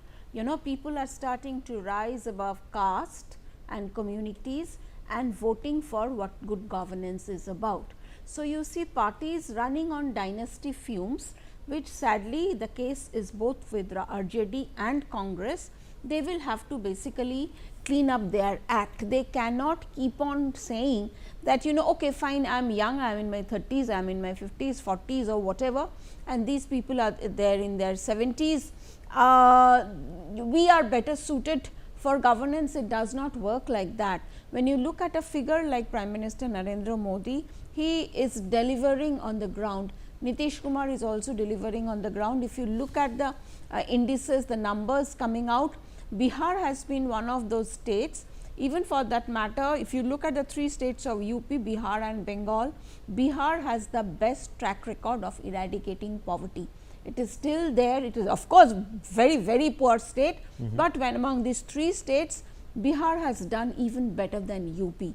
Bihar's household consumption, these are numbers that are coming out, these are figures, these are statistics. Household consumption has rate has gone up, it is doing better. Its infrastructure is reasonably fine. The thing is that you see, just constantly harping on the bridges that have collapsed does not really change the mind of the people. I mean, there have been news reports, independent news reports that are talking about industry slowly trickling into Bihar. You see, these are such a huge things for a state which is one of, I mean, the #1 state among the Bimaru states.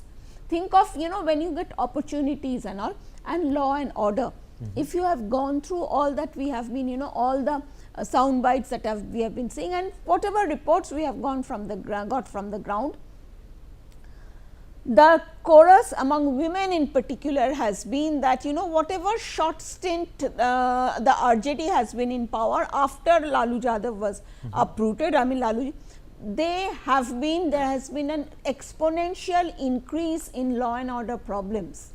Gundagardi has increased on the ground. So, so this is what, and also let's face it, The thing is that there has been a tremendous counter consolidation against the caste thing that was basically, if you look at Tejashwi, apart from his youth, quote unquote youth, what was propelling him? His caste factor, the Muslim Yadav factor.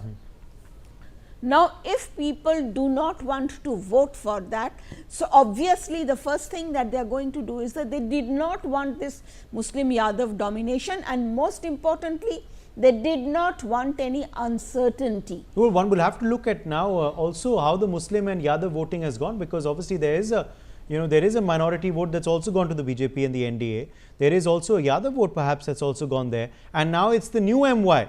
The Mahila and the youth. The Mahila and the youth. That is trumping the old MY. Yes, of course, that the Mahila factor is a very big factor.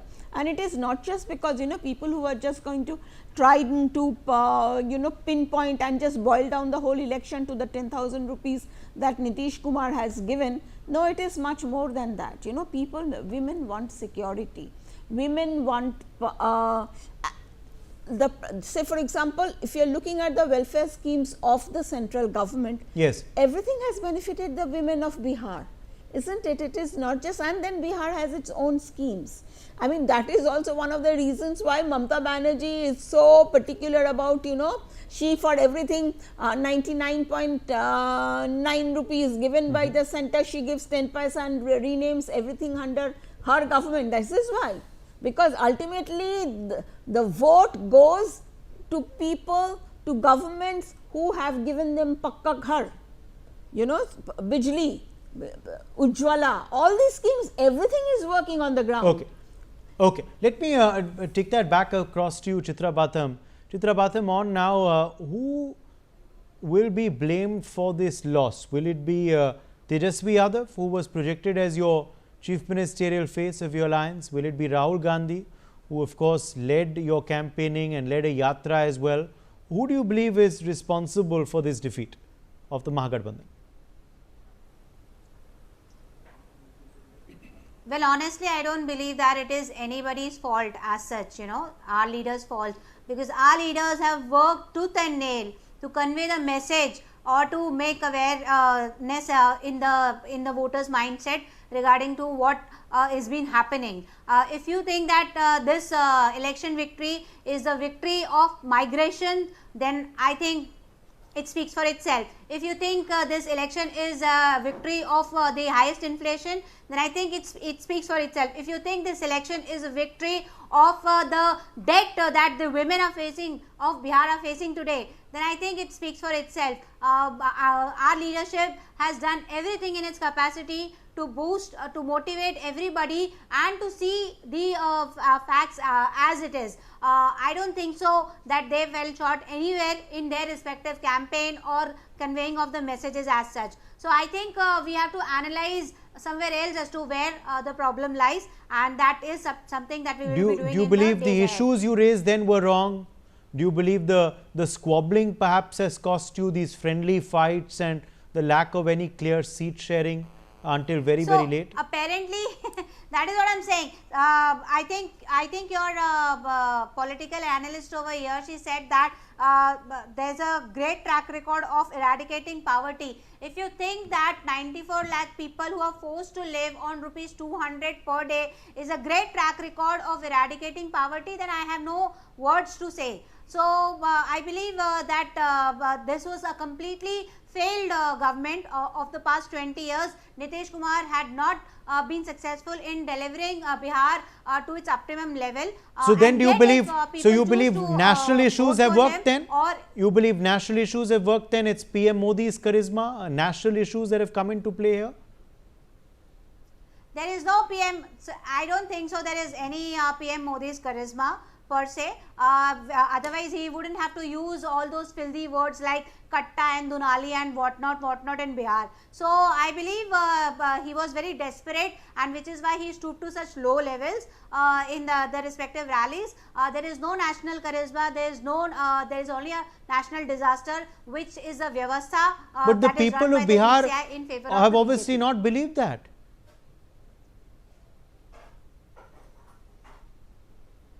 Sorry, I did not get your question. The people of Bihar have not believed what you are saying. They've obviously voted for something totally different. So either you're disconnected. I am saying or the manner in which the campaign is over, ma'am. The campaign is over, Chitra Batham. was that he had protected. The campaign is over. ये सब जो बातें थी वो campaign में बोलने की थी कि PM मोदी का करिश्मा नहीं है. The Sarkar has failed. 20 years governance has been misgovernance. The campaign is over. The results have come out now. If you think there was a charisma, no, Uday Pratap ji, you tell me if there was any charisma of the Prime Minister, then why were they not able to write anything in the manifesto? No, I'm talking about, so you believe it's the manifesto that has worked for them? Why they were not able to You believe it's the manifesto promises that work for them? The press conference of the manifesto lasted for only 30 seconds. The manifesto, only 30 seconds. The manifesto, press conference. The manifesto has worked. The NDA manifesto. The manifesto has worked. So. The NDA manifesto you believe has worked for them? They have failed miserably to deliver things. They had nothing in the manifesto written. So then what is worked for the NDA? What is worked for the NDA and what is not worked for the Congress and the Mahagathbandhan? The Vyavastha. I am telling you, it is the Vyavastha. It is the ECI's Vyavastha. Again you go back to the EC. It's amply clear. Again you go back to the EC. Again you go back to the EC. You know, Chitra Batham, if this, I'm afraid if this is the attitude, then you're going to lose every election. If you're going to be a sore loser and just blame the EC for a match that you've lost, you're going to be a sore loser. This is like a sportsman blames the referee or the umpire if they lose. This is like a sportsman blame the referee or the umpire if they lose.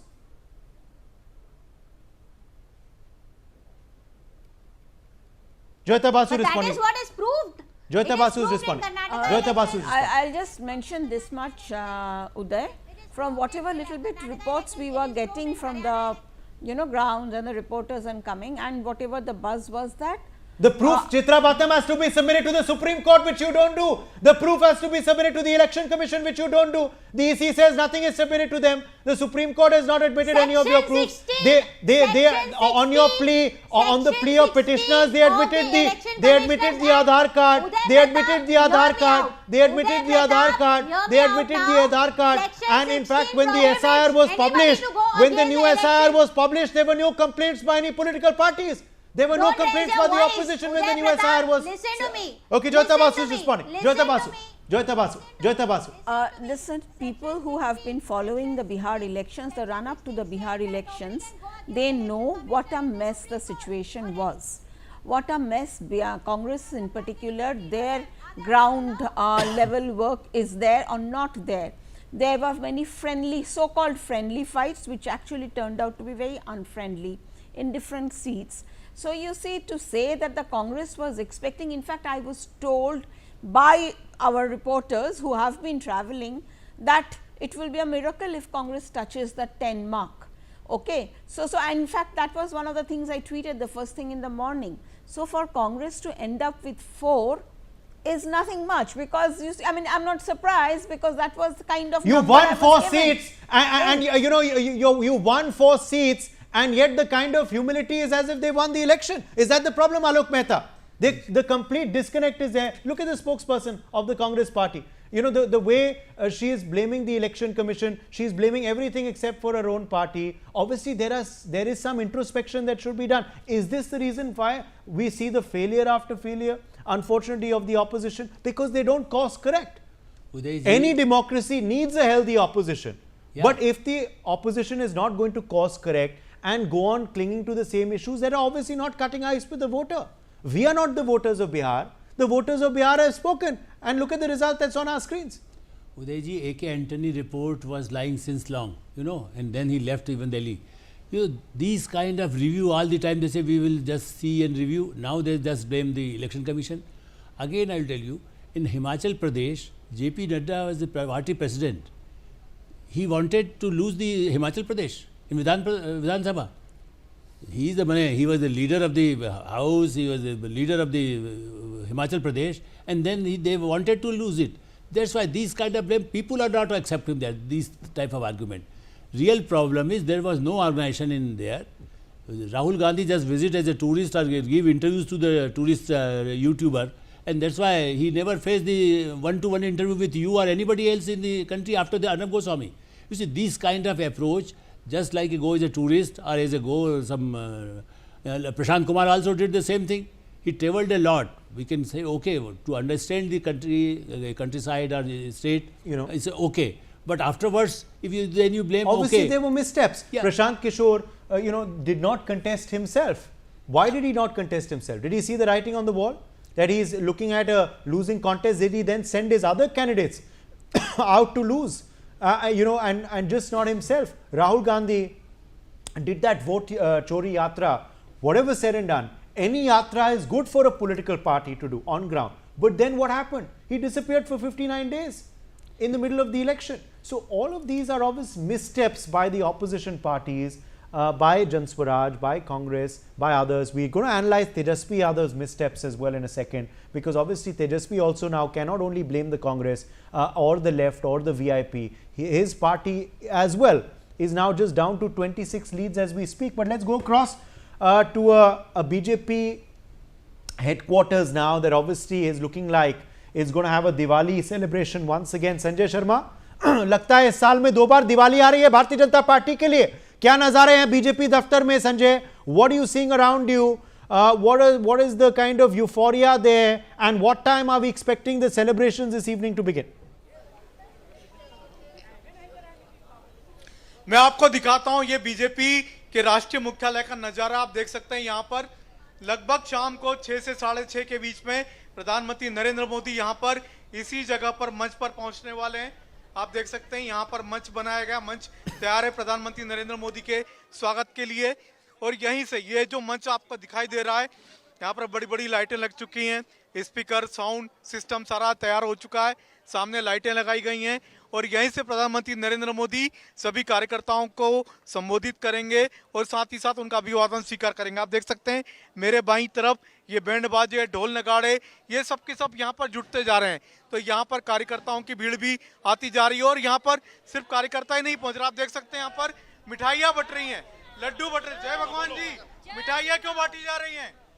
आज बिहार की जनता ने मोदी जी को पूरा आशीर्वाद दे करके जो विदेशी शक्तियां बांग्लादेशी घुसपैठिए रोहिंग्या के बोट बनवा करके देश में उनको बढ़ावा दे रहे थे. कांग्रेस कह रही वोट चोरी की है, मैनेजमेंट किया, व्यवस्था की है आप लोगों ने वोट की. देखिए, जब हम हिमाचल में हारते हैं तब वोट चोरी नहीं होता है, जब कर्नाटक में कांग्रेस जीतती है तब वोट चोरी नहीं होता है, तेलंगाना में कांग्रेस जीतती तब वोट चोरी नहीं होता है, जब भाजपा जीतती है, एनडीए जीता है तो वोट चोरी का इल्जाम लगाते हैं. यहाँ पर कुछ लोग लालटेन लेकर के भी आए हुए हैं, आप तो लालटेन जला रहे, क्या बात है? लालटेन जो तेजस्वी यादव जी कह रहे थे कि बिहार में विकास नहीं हुआ है, हम उनको दिखाना चाहते हैं कि आजकल लालटेन जो है घासलेट से नहीं एलईडी से चलता है, जो कि जीता जागता उदाहरण है नीतीश बाबू और मोदी जी का विकास का बिहार प्रतीक है. बिहार में बिजली 24 घंटे आ रहा है. आप देख सकते हैं कि यहाँ पर जो कार्यकर्ता जो इकट्ठे हुए हैं उनके मन में क्या बात है. आपको लगता है फिर से दिवाली का दिन है आज? हमारे लिए भारतीय जनता पार्टी में मोदी जी के शासनकाल में, मोदी जी के जब से हमारे सिरमौर बने हैं, टॉपर हैं, तब से हमारे लिए रोज दिवाली का माहौल बन रहा है. और आज तो स्पेशल दिवाली का माहौल है क्योंकि पूर्व की तरफ हमारे को अगर बाई चांस अगर हम यहाँ पर नहीं होते, जीत की खुशी नहीं मिलती, तो पूर्व के आगे एक बंगाल भी पड़ा हुआ है. लेकिन जनता ने भर भर के हमारे को वोट दिया है. वो चाहता है कि विकास की गाड़ी जो है लगातार चलती रहे और बढ़ती रहे आगे. आप देख सकते हैं बिहार से जो विकास का दौर जो शुरू हुआ है और अब बीजेपी चाहती कि ये दौर लगातार जारी रहे. और पश्चिम बंगाल के चुनाव जब आएंगे तो बंगाल में भी इसी तरीके से बीजेपी की विकास की लहर चलती रहे, जारी रहे. जी बिल्कुल. और अब अगर हम बात करें तो आपके सूत्र क्या बता रहे हैं संजय? जब आपकी बात हो रही है ऑफ रिकॉर्ड बीजेपी के नेताओं से, तो मुख्य वजह वो क्या बता रहे हैं? मेन फैक्टर्स क्या हैं बीजेपी के इस विक्ट्री के लिए? अगर हम बात करें तो 1 या 2 महीने पहले काफ़ी विश्लेषक कह रहे थे कि कांटे की टक्कर थी, मगर आज जो स्थिति स्पष्ट हुई है वो तो बिल्कुल एक तरफा जीत हुई है बीजेपी और एनडीए के लिए. तो चीज़ें कैसे बदली? विनेबिलिटी के कारण क्या बता रही है पार्टी के सूत्र? देखिए, बीजेपी के नेताओं को इतना भरोसा नहीं था कि इतनी बड़ी संख्या में उनकी जीत होगी. 160 का दावा केंद्रीय गृह मंत्री अमित शाह कर रहे थे, लेकिन ये जो नंबर आ रहे हैं, ये जो रुझान प्राप्त हो रहा 200 सीटों के ऊपर, तो ये इसकी कल्पना बीजेपी के नेताओं को भी नहीं थी। लेकिन अब यही कहा जा रहा है कि इसमें सबसे बड़ा योगदान रहा है महिलाओं का, यानी कि बिहार की जो आधी आबादी थी महिलाएं, उन्होंने कास्ट तोड़ दी। पहले ये कहा जाता था कि एमवाय समीकरण है महागठबंधन के पास, लेकिन एमवाय समीकरण टूट गया। उनकी जो महिलाएं थी उन्होंने अक्रॉस द कास्ट लाइन होकर के बीजेपी को वोट दिया, एनडीए को वोट दिया, जेडीयू को वोट दिया, एलजेपी को वोट दिया। तो एनडीए की जो बड़ी जीत हुई है उसका बड़ा कारण बिहार की आधी आबादी है, जिसने चाहे वो शराबबंदी का कारण हो, चाहे लॉ एंड ऑर्डर का कारण हो, लेकिन कहीं ना कहीं बीजेपी और एनडीए के पक्ष में वोट डाला है। जी, आज तो जश्न का दिन है जैसे हम देख रहे हैं आपके इर्द गिर्द, मगर आगे क्या? शपथ की तारीख कुछ तय हुई है? बीजेपी विधायक दल की बैठक, जेडीयू विधायक दल की बैठक ये कब हो सकती है? एनडीए की बैठक कब हो सकती है? क्या वही फॉर्मूला अपनाएगा एनडीए, एक मुख्यमंत्री और दो उप मुख्यमंत्री? क्या मुख्यमंत्री चेहरा नीतीश कुमार ही रहेंगे? क्या दोनों उप मुख्यमंत्री बीजेपी के होंगे? क्या चिराग पासवान भी कुछ और चाहेंगे अब सरकार में major share, given the fact now कि वो 20 सीटों पर पहुंच गए हैं? आगे की राह क्या है Sanjay?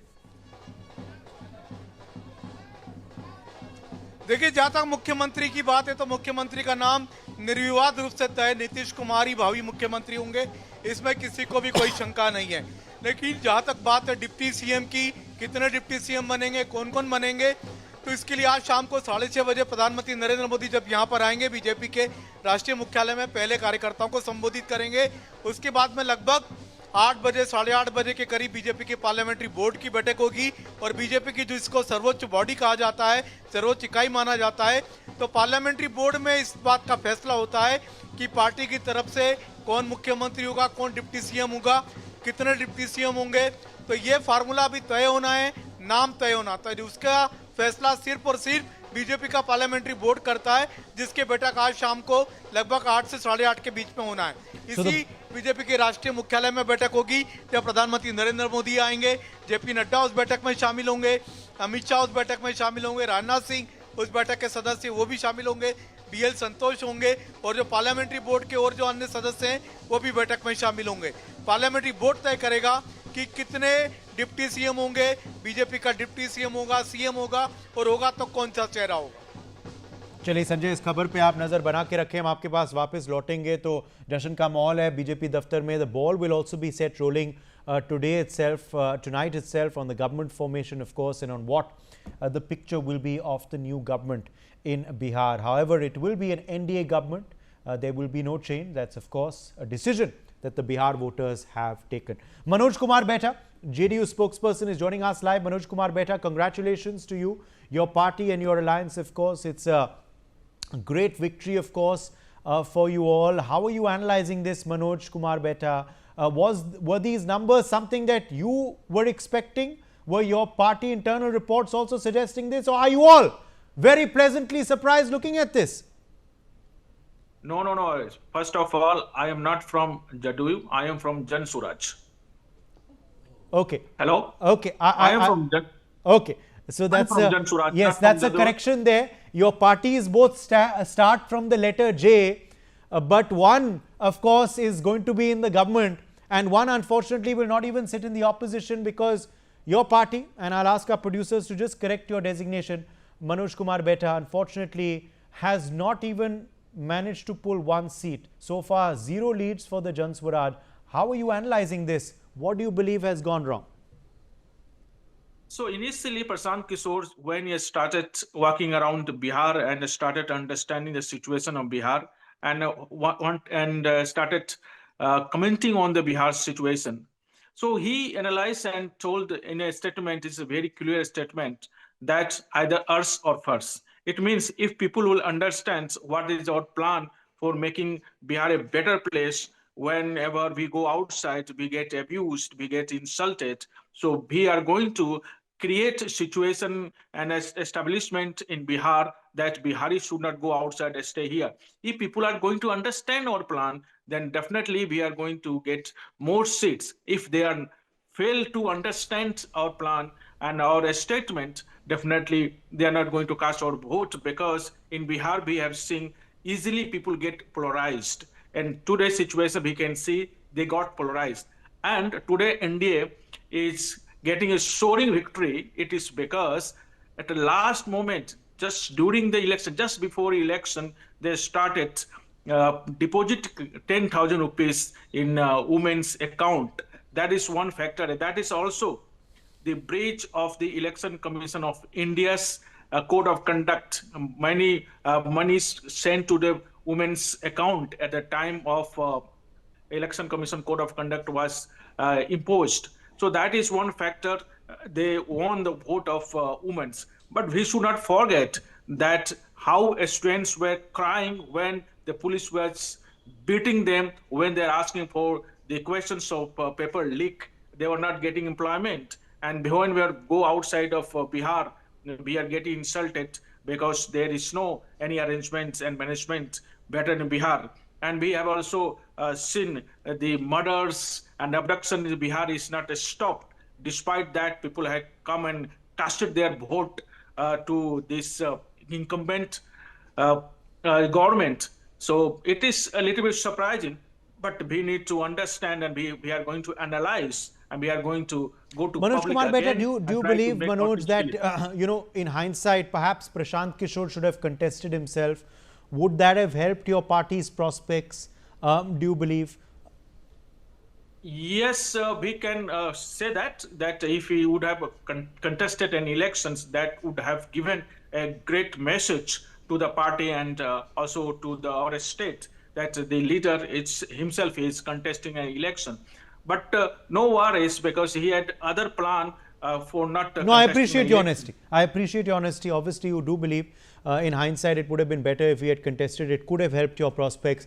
But you know, Manoj, also as far as the vote share, also you know, it's sometimes not easy for a debutant political party to open their accounts and to win a few seats. It happens sometimes, it doesn't. But are you disappointed with the kind of dismal vote share also that your candidates have got? You know, you contested in almost all the constituencies in Bihar, over 220 if I'm not mistaken, and yet this kind of dismal vote share for the Jan Swaraj, despite the Yatra, despite Prashant himself going to many seats. Is that disappointing, and what do you perhaps believe could be the reason for that? Yeah, definitely it is disappointing for us that we could not make even open our account this time, despite 3 years, from last 3 years we are going villages to villages, doing assemblies to assemblies. But despite that, we did not get that much of vote share. What we would have expected, at least we would have got that much. So we are going to analyze the situation, why this has happened, and definitely we are going to again do the spinning over it and try what to is find your out what is the party's future? Will your party continue to? Yeah, definitely. We are not going to back forward.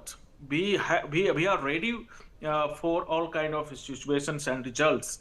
What could be the consequences? We are going to fight back in Bihar. We have come over here with the commitment that we are going to make Bihar a better place, so that Biharis who are going outside of our state because of compulsion, because there is no arrangement and management for employment over here. So we are going to make that arrangement. This is our commitment. We are not going to back forward. We are looking forward to make Bihar better. We will fight again. We will go to public again. We will try to make our points to understand them. It's quite possible for us that we try to make them understand our situation. Are you going to look at any possible alliances in the future? Do you believe that could help you? We are not thinking about it. Even our Prashant Kishore has clearly stated in a written statement that there would not be pre or post alliance with any of the political parties over here, because due to them, because last 35 years, whether it's Mahagathbandhan or India has ruled over this state, still the state is standing last of you know, the Prashant list Kishore of also was honest. I remember in one of his statements where he said either I'm going to get below 10 seats or I'm going to get over 150. Yeah, obviously the former has happened. Alok Mehta, how do you analyze the Jan Swaraj party's disappointing debut, a disastrous debut actually, if I might say? I think because the Anna Andolan, the Anna movement gave this Arvind Kejriwal and Aam Aadmi Party. Here I think he also felt the same thing, that the more people are educated people, young people will vote. And now, but he also announced that I will leave the politics. So the question is, our guest telling us that the Jan Swaraj party will continue. So who will lead then? They have to develop a new leadership also, because the whole vote. No, you are just mistaken over here. Who told that we are going to leave the politics? No, Prashant Kumar. Prashant Kishore on interviews. Number of interviews he told. I got your point. Let me reiterate that one. What Prashant Kishore told.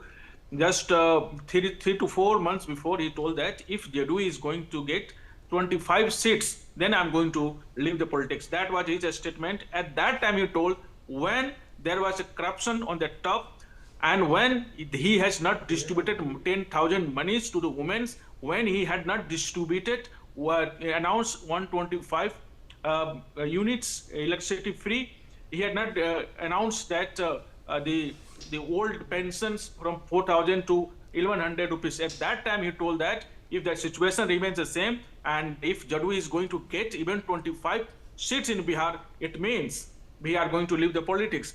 But after that, what the Jan Swaraj has already mentioned, that Jan Swaraj aayega, 5 cheeze ho jayega, in that he mentioned that Prashant Kumar always, he was talking that he is going to contest the election.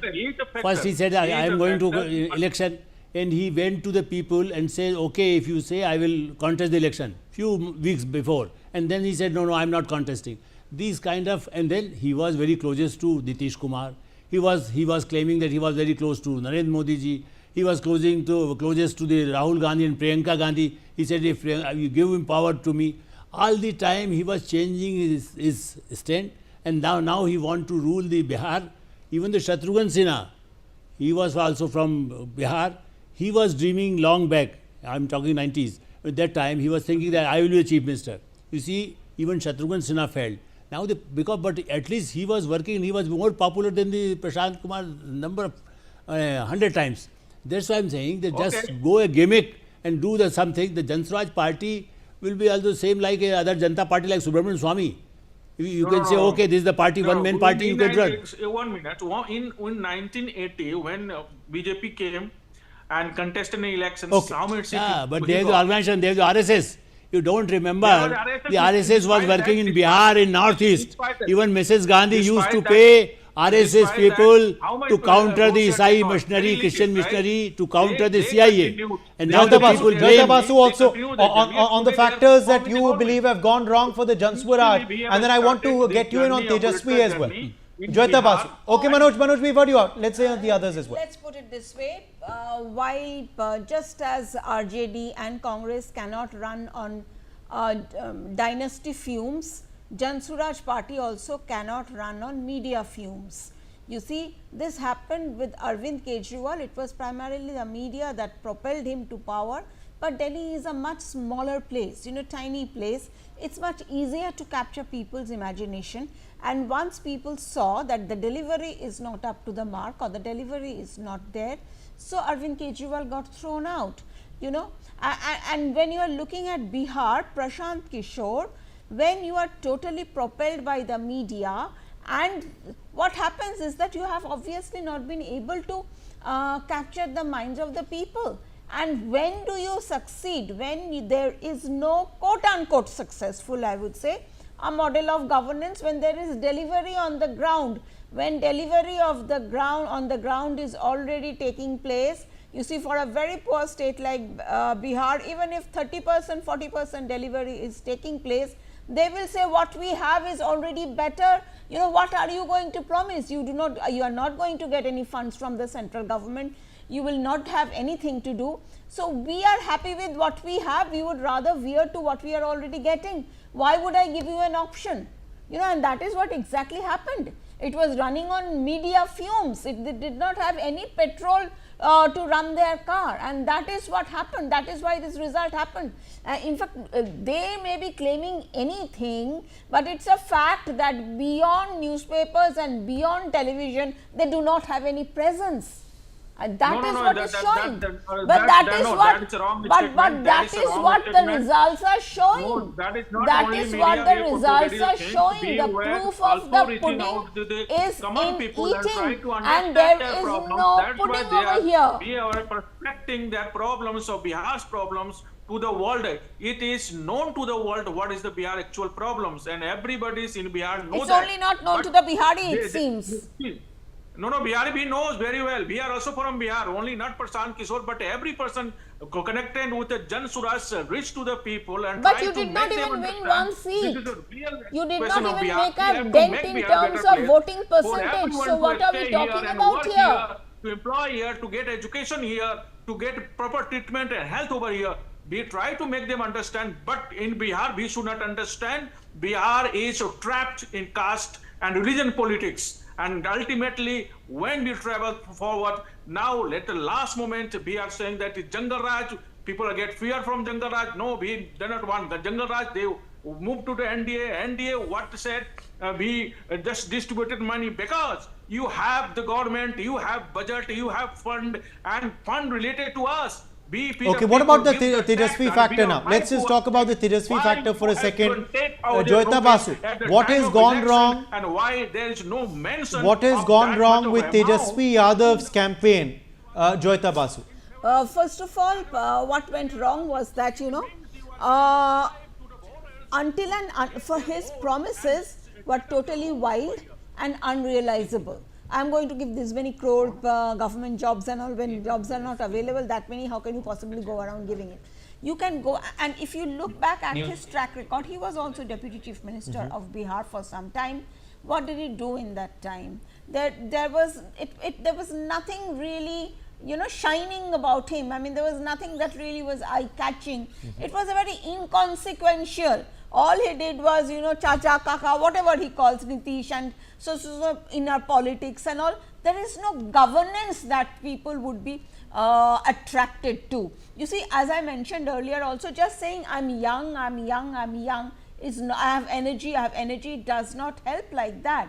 Prime Minister Modi any day has Let me just also point out one more thing. Even as we speak right now, Joyita, Tejasvi Yadav from Raghopur constituency is trailing himself by 4,800 votes now. So you see, so that means himself personally trailing from Raghopur. So which means there is the Yadav vote bank has broken. Somebody has been able to, I mean, I would say, take away a chunk of the Yadav vote bank. So what we can witness is, no, this is a clear mandate. This is a clear mandate. People are saying that, listen, we do not want all that nonsense about uncertainties, who will be the chief minister, how many years this person will rule. So clear mandate, straight cut mandate, go rule now and show what you can do. This is an opportunity. Okay, let me also draw in now another special guest joining us on Newsx. Jairam Thakur, former Chief Minister of Himachal Pradesh, is live with us. Jairam Thakur, welcome. Thank you for being with us today on Newsx, and congratulations to you and your party for, of course, a stupendous showing in the state of Bihar. A bigger mandate than last time. The NDA is back in Bihar, as these numbers clearly tell us. What do you attribute this to? जी सबसे पहले तो मैं प्रधानमंत्री नरेंद्र मोदी जी को बहुत बहुत बधाई देता हूं, पार्टी के राष्ट्रीय अध्यक्ष जगत प्रकाश नड्डा जी, अमित शाह जी को, और बिहार की जनता का धन्यवाद करता हूं कि एक बहुत मैसिव मैंडेट बिहार की जनता ने एनडीए को फिर से सत्ता में लाने के लिए दिया है। और सबसे बड़ी बात यह है कि अब की बार बिहार 200 पार, यानी कि 205 का आंकड़ा हम छुए हैं इस वक्त, तो निश्चित रूप से ये नरेंद्र मोदी जी का नेतृत्व और नरेंद्र मोदी जी की नीतियों पर पूर्ण रूप से बिहार की एक तरह की मोहर है। और जंगल राज का वो दौर जो लालू यादव के समय में चलता था, उससे बिहार पूर्ण रूप से अब बाहर होकर के विकास की राह पर चला है। और मैं एक बार बहुत बहुत बधाई देता हूं, और ये ऐतिहासिक जीत है। और मैं देख रहा हूं कि जो एनडीए ने इस बार परफॉर्म किया है, वो बहुत मैं कह सकता हूं कि बहुत ही बेहतर परफॉर्मेंस है। और जो महागठबंधन ने जो शोर डाला था, बहुत ज्यादा बोला था वोट चोर, जब भी चोर शब्द का इस्तेमाल किया है राहुल गांधी ने, उनको बहुत भारी पड़ा है। और अब की बार फिर से वही दौर राहुल गांधी को देखना पड़ा है। मगर वो बदलते नहीं। आपने बिल्कुल सही कहा, पहले उन्होंने नारा दिया था चौकीदार चोर है, वो फ्लॉप हो गया नारा। अब ये वोट चोरी का नया नारा है। मगर आज भी परिणाम आ गए हैं। कांग्रेस प्रवक्ता हमारे प्रोग्राम पे जुड़ रहे हैं, अभी भी कह रहे हैं कि नहीं वोट चोरी हुई है, व्यवस्था ठीक नहीं थी, इलेक्शन कमीशन की वजह से हम हारे हैं, परिणाम ऐसे नहीं होने चाहिए थे। मैं उनको उदाहरण दे रहा हूं कि अभी एक उपचुनाव राजस्थान में भी हुआ है, आज वहां कांग्रेस की जीत हुई है। मैं कह रहा हूं आपकी पार्टी की जीत हुई है, वहां चीजें ठीक नहीं थी, वहां भी इलेक्शन कमीशन का दोष है। तो कहते नहीं ये तो इंडिविजुअली मैनेज होता है, वो बाज नहीं आते। जयराम ठाकुर जी क्यों? देखिए, तो मैं देख रहा हूं कि राहुल गांधी एक चीज को लेकर के मैनिपुलेट करने में तो माहिर हैं कि इससे पहले कि उनके ऊपर सीधा सीधा आरोप आ जाए कि चुनाव की हार की वजह आप हैं, आपका नेतृत्व है, ये स्वीकार नहीं है न देश को न किसी प्रदेश को। लेकिन उसके बावजूद वो चालाकी से क्या करते, इससे पहले एक माहौल खड़ा करना शुरू करते ताकि उनके ऊपर बात ना आए। और कभी ईवीएम के बारे में बात करते हैं और कभी ईवीएम से हट करके अब की बात जो है वोट चोरी का जो आरोप लगाया उनने। अरे वोट चोरी का क्या मतलब है? राजस्थान में आप कह रहे हैं कि कांग्रेस उपचुनाव में जीती है, वहां तो उसका अभिनंदन हो रहा है, वहां तो उसकी खुशी मना रहे हैं। लेकिन उसके बाद विपरीत बिहार में, जहां बहुत बड़ा मैंडेट जो है एनडीए को फिर से मिला है और सिर्फ वो भारतीय जनता पार्टी और वहां नीतीश कुमार जी का जो गठबंधन है उनकी काम करने के तौर तरीके पर मोहर लगाई है, इस पर कहते हैं कि ये वोट चोरी है।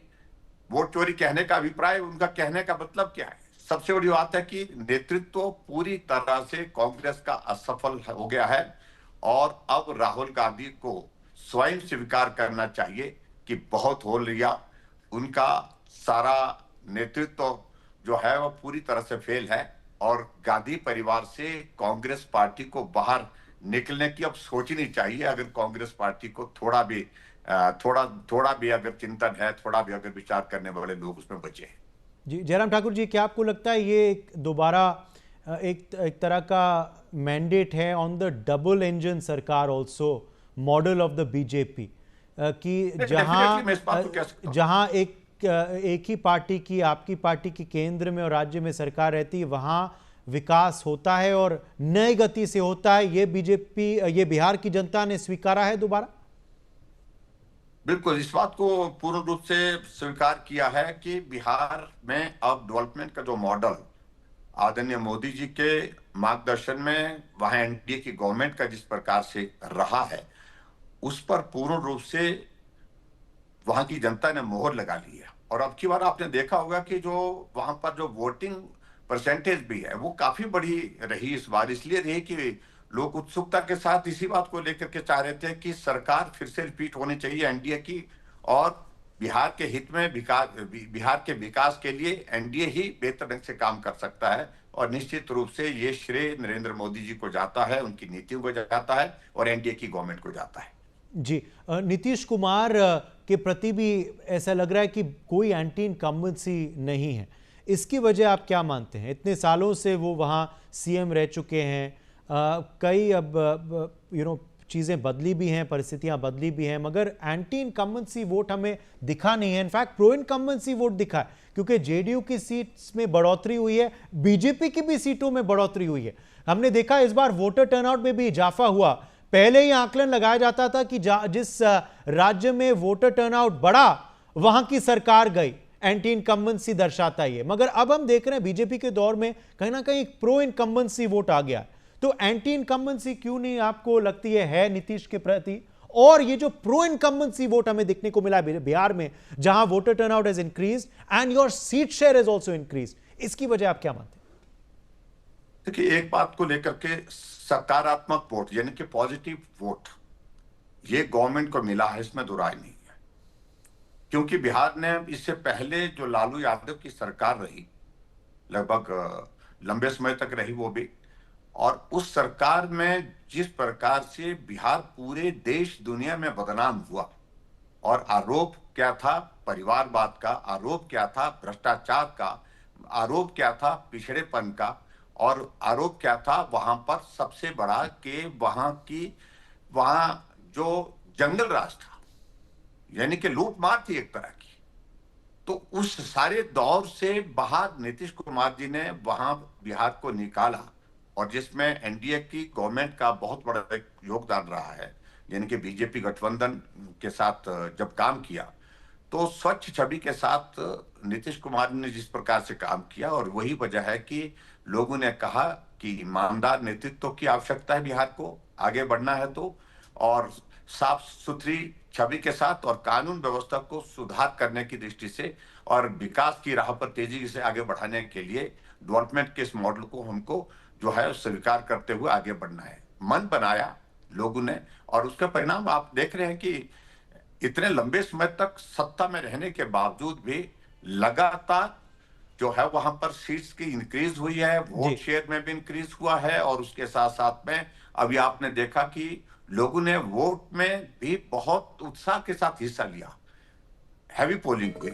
तो इन सारी चीजों को लेकर के मुझे लगता है कि सोचने का विषय है कि बिहार में जिस प्रकार से एसआईआर पे मैं आता हूं, एसआईआर पे मैं आता हूं जयराम जी, एसआईआर पे मैं आता हूं। कांग्रेस एसआईआर पे भी दोष डाल रही है, कह रही है एसआईआर की वजह से भी शायद हम हारे हैं। एसआईआर को लेकर इतना विवाद क्यों, और क्या आप चाहेंगे कि एसआईआर हिमाचल प्रदेश में भी हो?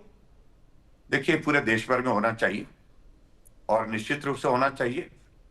और हिमाचल प्रदेश में हालांकि मैं मानता हूं कि इस प्रकार की बहुत ज्यादा परिस्थिति नहीं है, यहाँ पर वोट दूसरे ढंग से यहाँ पर बनाना कठिन होता है, पहचाना जाता, क्योंकि ग्रामीण प्रवेश का है ये। कुछ एक विधानसभा क्षेत्र है जहां पर इस सारी चीज को लेकर के थोड़ी बहुत होती है कोशिशें, कांग्रेस के लोगों के द्वारा ही होती है कोशिशें। लेकिन ये एसआईआर जो है इसका बहुत बड़ा एक इम्पैक्ट है, पात्र व्यक्ति ही मतदाता होना चाहिए और पात्र व्यक्ति को ही मतदान का अधिकार होना चाहिए, सरकार बनाने की सहभागिता उसकी होनी चाहिए। तो ये बात जो हुई है मुझे लगता है कि बहुत अच्छा रहा है इस सारी चीज को लेकर के, और काश अगर ये झारखंड में भी हो गया होता तो मुझे लगता है कि वहां पर भी एनडीए की सरकार बनती, भारतीय जनता पार्टी की सरकार बनती। जी, पहले एमवाई गठजोड़ को कहा जाता था गेम चेंजिंग गठजोड़ यादव पार्टीज के लिए, मुस्लिम यादव कॉम्बिनेशन पे समाजवादी पार्टी भी भरोसा जताती थी उत्तर प्रदेश में, और लालू प्रसाद यादव और आरजेडी भी जताती थी बिहार में। अब एक नया एमवाई निकल के आया, महिला और युवा, और महिला और युवा कहीं ना कहीं जिस तरफ हो जाते हैं वहीं बाजी मान लेती है जो भी दल महिला और युवा जिसके तरफ भी हो जाते हैं। तो ऐसा लगता है कि एक नया एमवाई फॉर्मूला पैदा हो गया है देश भर में, और ये एमवाई जो है हम देख रहे हैं बीजेपी की तरफ में कहीं ना कहीं जा रहे हैं। तो निश्चित रूप से मैं इस बात को देखता हूं कि जाति से बाहर निकल करके अब जो यंग जनरेशन, उनको उम्मीद अगर है तो वो नरेंद्र मोदी जी को जिसे है, भारतीय जनता पार्टी से, एनडीए से है, और उसके साथ साथ में जो महिलाओं की जिनकी आबादी कुल आबादी का आधा हिस्सा है लगभग, उनको भी अगर उम्मीद है कि हम सुरक्षित रहेंगे, हमारे हित की बात होगी, हमारी सुरक्षा की बात होगी, तो उनको यही लगता है कि ये संभव सिर्फ नरेंद्र मोदी जी ही कर सकते हैं, उनके ही नेतृत्व में सुनिश्चित हो सकता है, एनडीए की गवर्नमेंट में ही हो सकता है। और इसलिए ये कॉम्बिनेशन मैं समझता हूं कि एमवाई का तो बहुत मतलब सार्थक एक तरह से साबित हुआ है, और निश्चित रूप से मैं समझता हूं कि ये देश की राजनीति में एक नई एक पहल उस दिशा में है जहां देश को आज की तारीख में जाना चाहिए। जी, दो आखिरी सवाल आपसे। एक, हिमाचल प्रदेश की तरह बिहार भी ज्यादातर ग्रामीण इलाका है, तो क्या आपको लगता है ये जीत के पश्चात ये कहना गलत नहीं है कि ग्रामीण भारत के दिल में मोदी जी ही हैं? बिल्कुल, निश्चित रूप से मैं इस बात को कह सकता हूं कि नरेंद्र मोदी जी तो पूरे देश, भारत देश के, यानी कि अपने देश के दिल में है, चाहे वो ग्रामीण चाहे शहरी है। लेकिन ग्रामीण क्षेत्र में जैसे जैसे अब जागरूकता जिस तरह से आई है, चाहे वो अब मीडिया है, चाहे वो मीडिया के साथ साथ में जो टेक्नोलॉजी है, उनको देश को समझने का, देश को जानने का जब से अवसर मिला है, नीतियों को जानने का अवसर मिला है, उन्हें नरेंद्र मोदी जी का साथ दिया है, और लगातार साथ देने का कारण यही है प्रमुख रूप से कि नरेंद्र मोदी जी दिलों पर राज करने लगे हैं, ग्रामीण क्षेत्र में भी और शहरी क्षेत्र में भी। बिल्कुल। और आखिरी सवाल आपसे जयराम ठाकुर जी, आप खुद मुख्यमंत्री थे हिमाचल प्रदेश के आप चुनाव हारे। जब आप हारे उसके पश्चात आपने तो इलेक्शन कमीशन को दोष नहीं दिया था शायद, अगर मेरी याददाश्त सही है, तो फिर ये इलेक्शन हार कर आरजेडी कांग्रेस क्यों इलेक्शन कमीशन को दोष दे रही है? आप भी दे सकते थे इलेक्शन कमीशन को दोष, पर आपने नहीं दिया। नहीं, देखिए यही एक खासियत है, हम चुनाव को बहुत अलग तरह से देखते हैं और लोकतांत्रिक व्यवस्था में भरोसा होना चाहिए, विश्वास होना चाहिए। और इसलिए जब हिमाचल प्रदेश में हमारी सरकार नहीं बन पाई तो मैंने सबसे पहले मीडिया के समक्ष नैतिक जिम्मेवारी स्वीकार करके कि हम चुनाव नहीं जीत पाए, लोकतंत्र में जो जनमत आया है उसका मैं अभिनंदन करता हूं, स्वागत करता हूं और हमारा रचनात्मक सहयोग रहेगा सरकार को, ये हमने शब्द कहे थे। मैं अच्छी तरह से याद है जब पहली बार में प्रेस को चुनाव के परिणाम के पश्चात मिला था। और मुझे लगता कि हम उम्मीद करते हैं कि भाई कम से कम कांग्रेस की ओर से भी इस प्रकार की पहल होनी चाहिए, जनमत को स्वीकार करना चाहिए, सहजता से करना चाहिए, शालीनता से करना चाहिए, और यही लोकतंत्र की हमारी खासियत है। जयराम ठाकुर जी, बहुत बहुत शुक्रिया हमारे संग जुड़ने के लिए, and congratulations once again to you and your party on this victory. Doctor Madhurendra Pandey, JDU spokesperson, is also with us. आपको भी बधाई doctor Madhurendra Pandey for this mandate that the people of Bihar have given your coalition.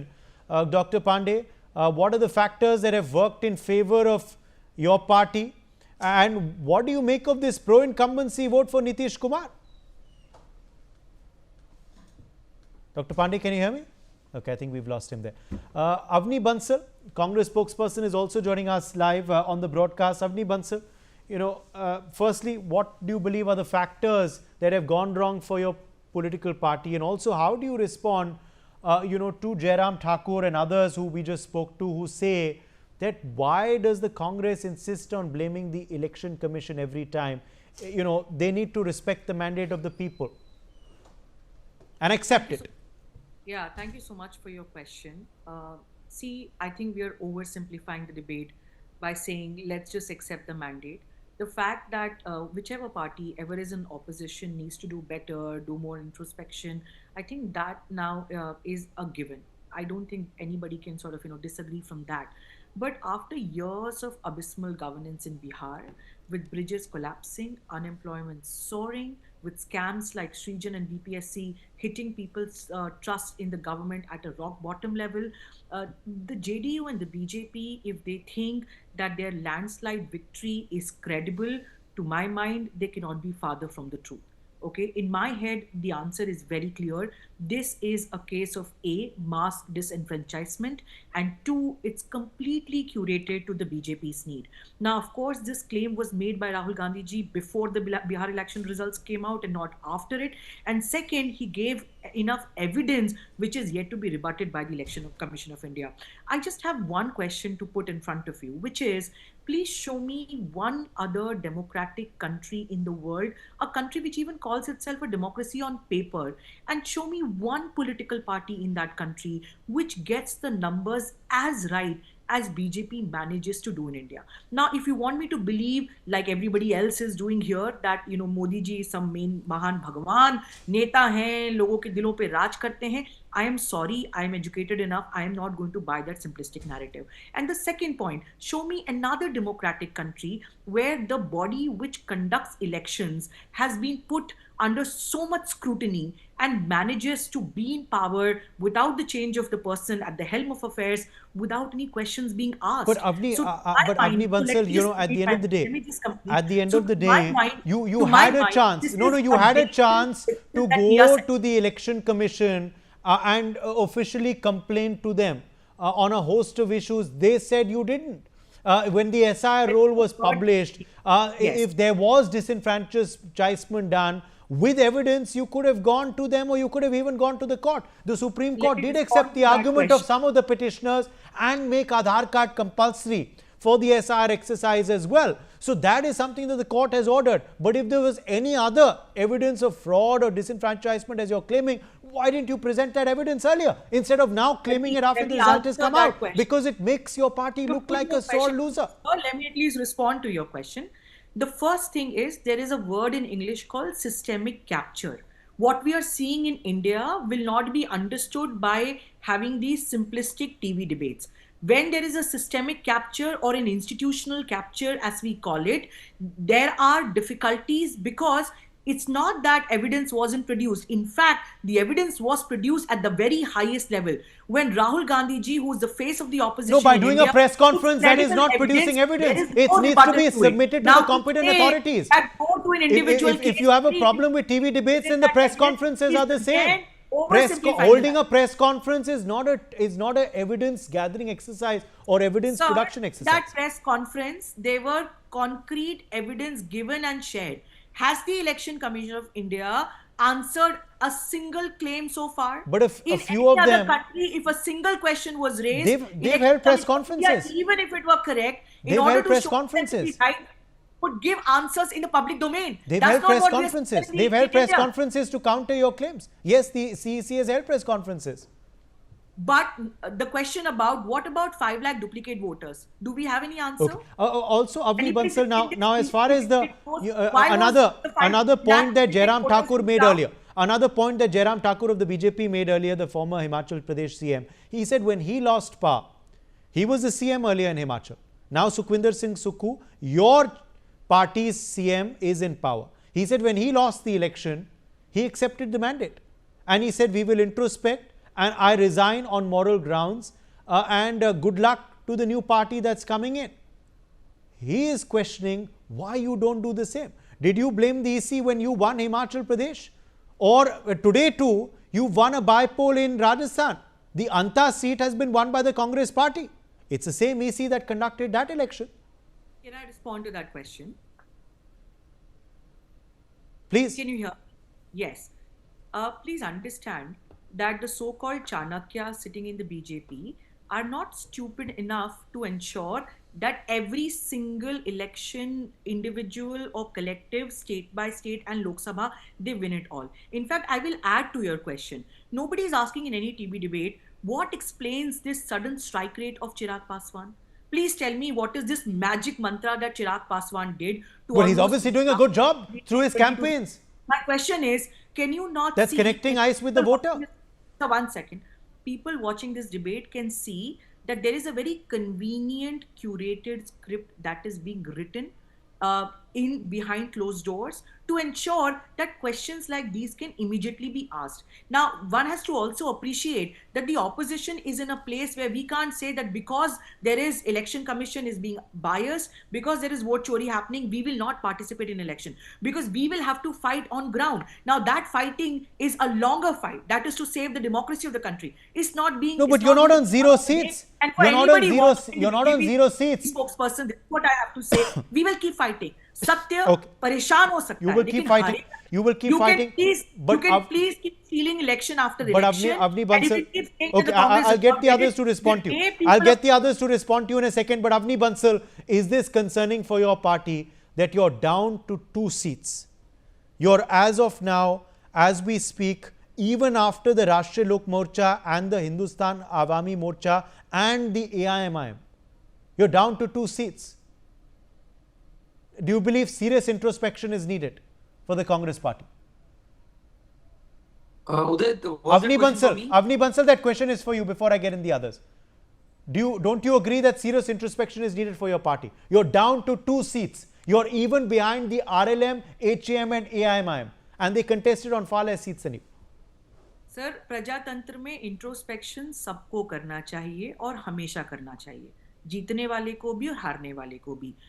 Congress introspection करेगी, इसमें कोई सवाल नहीं है, लेकिन ये जो मैंडेट आया है हमें नहीं लगता. Okay, Mukesh Tyagi of the BJP, how do you react to that? Avni Bansal is saying the BJP needs introspection. The BJP is sitting on 95 seats and the NDA is back with an even better showing than last time around. But you need the introspection. The Congress is down to 2 seats.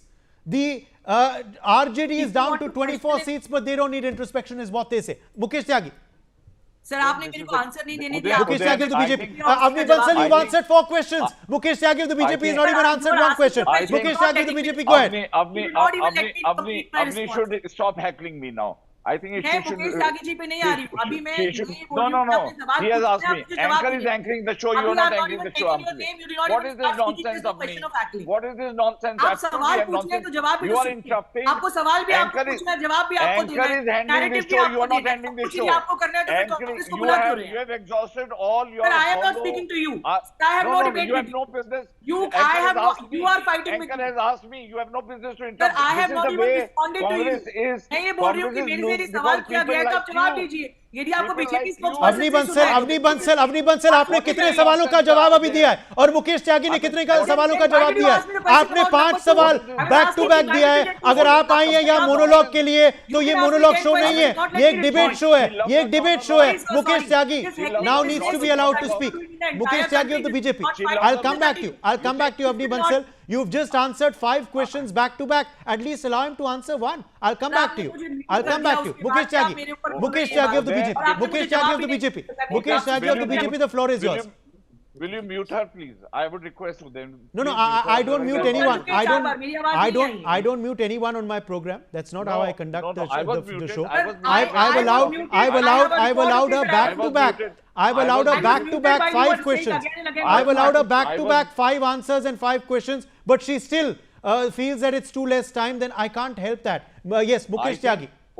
Udayan, on record, I've seen your debate many times. You have given her maximum possible time. Yes, please go ahead. मैं आपकी debate पे पहली बार आ रही हूँ आपने मुझे कभी debate पे पहली बार देखी No, not you, but I'm talking comparatively. Please don't interrupt and don't heckle. Please don't display your uncivil behavior right now on this. Sir, do not call me uncivil. I know what civility is. Absolutely uncivil. So please don't make any personal remarks. You are trying to give to an the point. intellectual. Gloat in your victory, but don't make any personal The remarks. Congress spokesperson is trying to, despite the fact she is completely decimated in Bihar election, still they are not able to see the mirror, and this is what is called the complete irony. These people have refused to get into their own introspection. Get in a bad worksmen quarrel with their tools. They're exactly quarreling with their tools. They're trying to do something. Rahul Gandhi, let me tell you, is singularly responsible for this decimation in Bihar because he was saying, I'll drop atom bomb, hydrogen bomb, and he did not follow any constitutional protocol. He did not submit affidavit. He did not go to the court. He preferred to go to the press conferences and talked about hydrogen bomb. Very high decibel presentation. I mean, it was completely nonsense, and they could not establish the claim. Like EV, they had demonstration in London. The Kapil Sibal went there. They tried to create a big hallagula. They play sensational politics, whether it's the Constitution of India, whether it's the Jati Jangarna, whether it's a EV, or it's a SIR, everything has gone completely bust like a damp squib. So this is Rahul Gandhi's performance graph. And then you are defending, look at Nitish Kumar. Uday, I'm not trying to say being a BJP. Look at his governance. I mean, he was there for, 2000 onwards. I think he'll be one of the longest serving chief ministers in the history of India. But his governance has been clean. There is no allegation of corruption in contrast to Jungle Raj. How the fodder scam happened, that is completely. Yes. What are the factors? Yuvraj Pukana, come in here. Yuvraj Pukana, what are the factors? No, Mr. Tyagi, I got your point. I want to quickly get in the others and then I'll come back for responses. Yuvraj Pukana, author and columnist, is also with us. Yuvraj Pukana, what are the factors that have worked and what are the factors that have not worked? Do you believe the campaign rhetoric of Jungle Raj has worked? Do you believe this was a pro-incumbency vote rather than an anti-incumbency vote?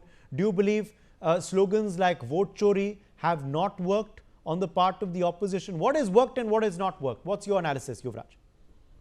Uday, if we carefully read this entire election campaign trail, it was completely a wave election and we are heading towards a landslide victory for the NDA.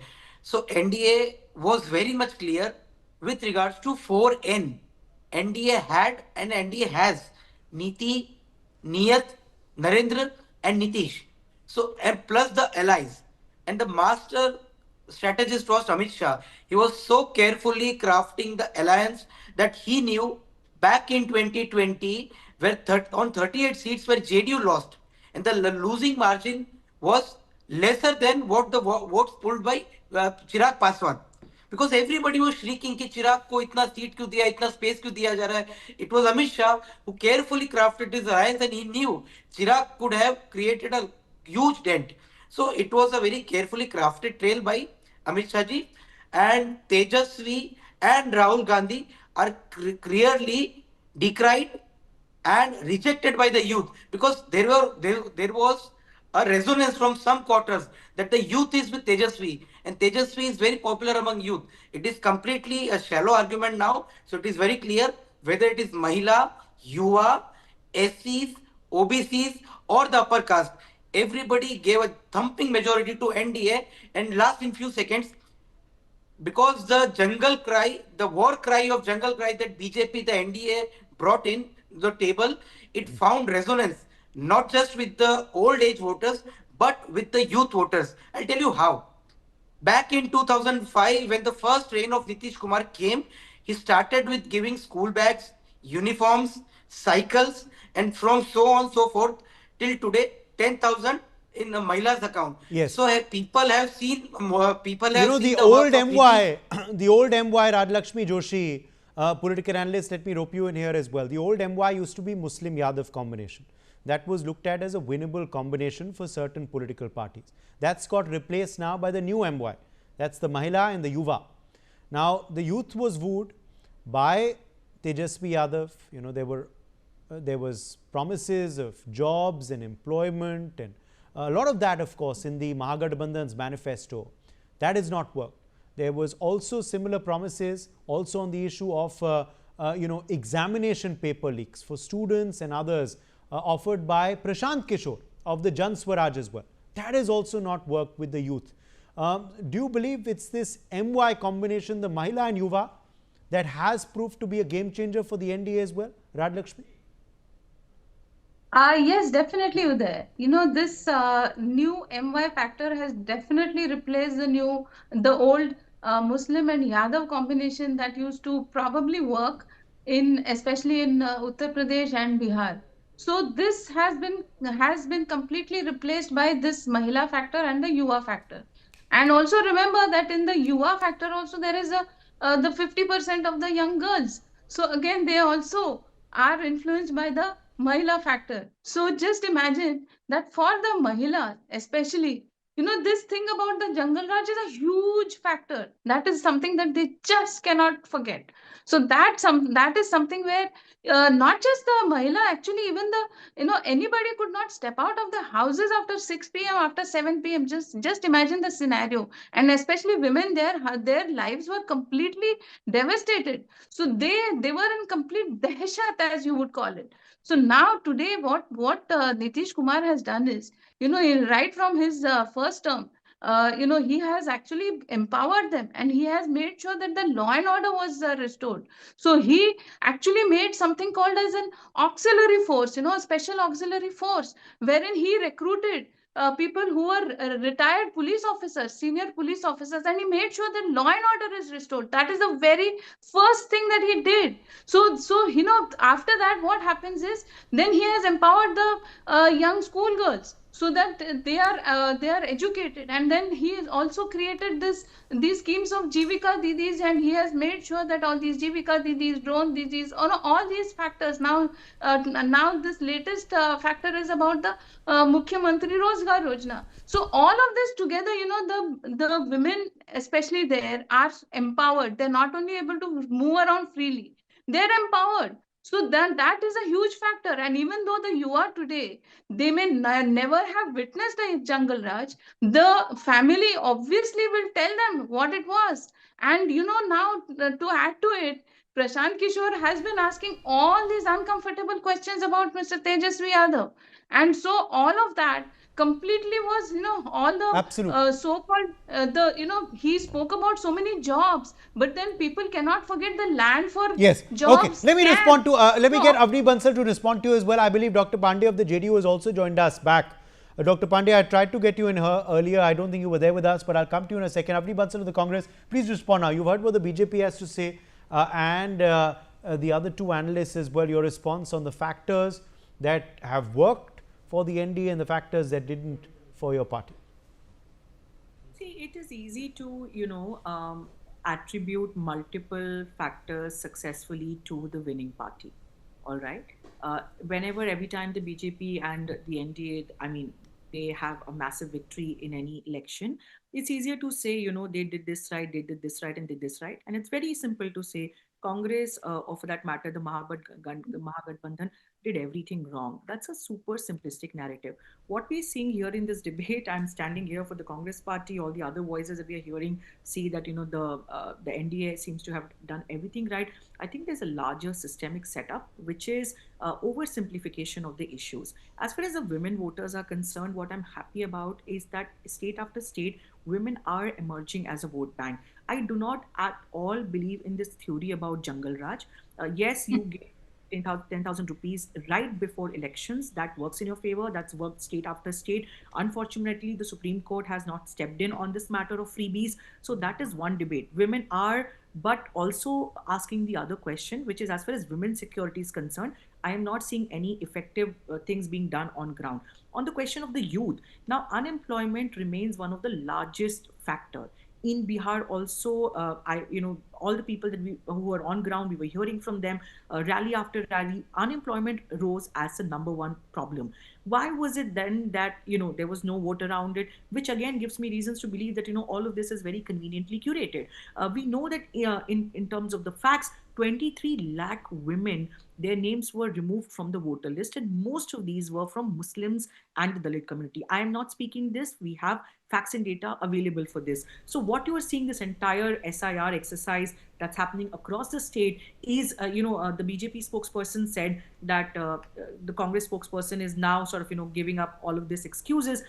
Or that Rahul Gandhi ji, I was in a previous debate and it's being said that Rahul Gandhi ji came and, exposed this entire lie because, he wanted to shield himself. I am saying that with the connivance of the Election Commission, you are conducting the entire SIR process in a way that you have decided the results of every election even before they are fought. It may take us time. Initially, we had a feeling. Before Bihar elections, we gave credible proof as far as fighting this. No, but how does that explain then elections where you win? Like Karnataka, Himachal Pradesh, Telangana, today in the bypolls as well, other bypolls as well. If I may step in. To be honest to your question, it is true that we don't have a full-fledged 101% explanation, and the reason we don't have it is because we are still figuring out this entire systemic failure, this entire connivance of Election Commission. But I'm saying there is enough proof for this to be investigated, and the fact that investigation if I may step in, is raising questions on accountability. Yes, I would have lent some credibility to Mr. Rahul Gandhi ji. But the problem is, it is completely hypothetical conjecture of his, or what kind of hallucination is Congress living in? If I see the 2023 Telangana polls, just ahead of polls, 22 lakh voters were deleted from the electoral roll. And guess who won the elections? We all know it was the Congress.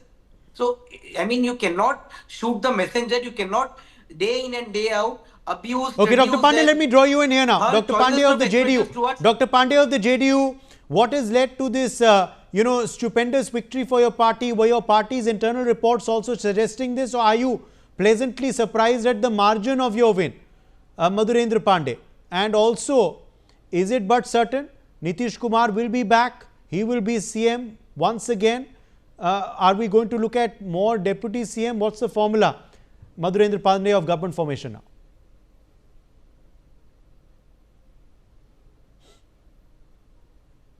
Doctor Pandey, can you hear me? Sir, हमने हिंदी में बात कीजिए, हिंदी में उन्होंने कहा था। जी जी, जवाब दीजिए काइंडली। आप हिंदी में बोल सकते हैं।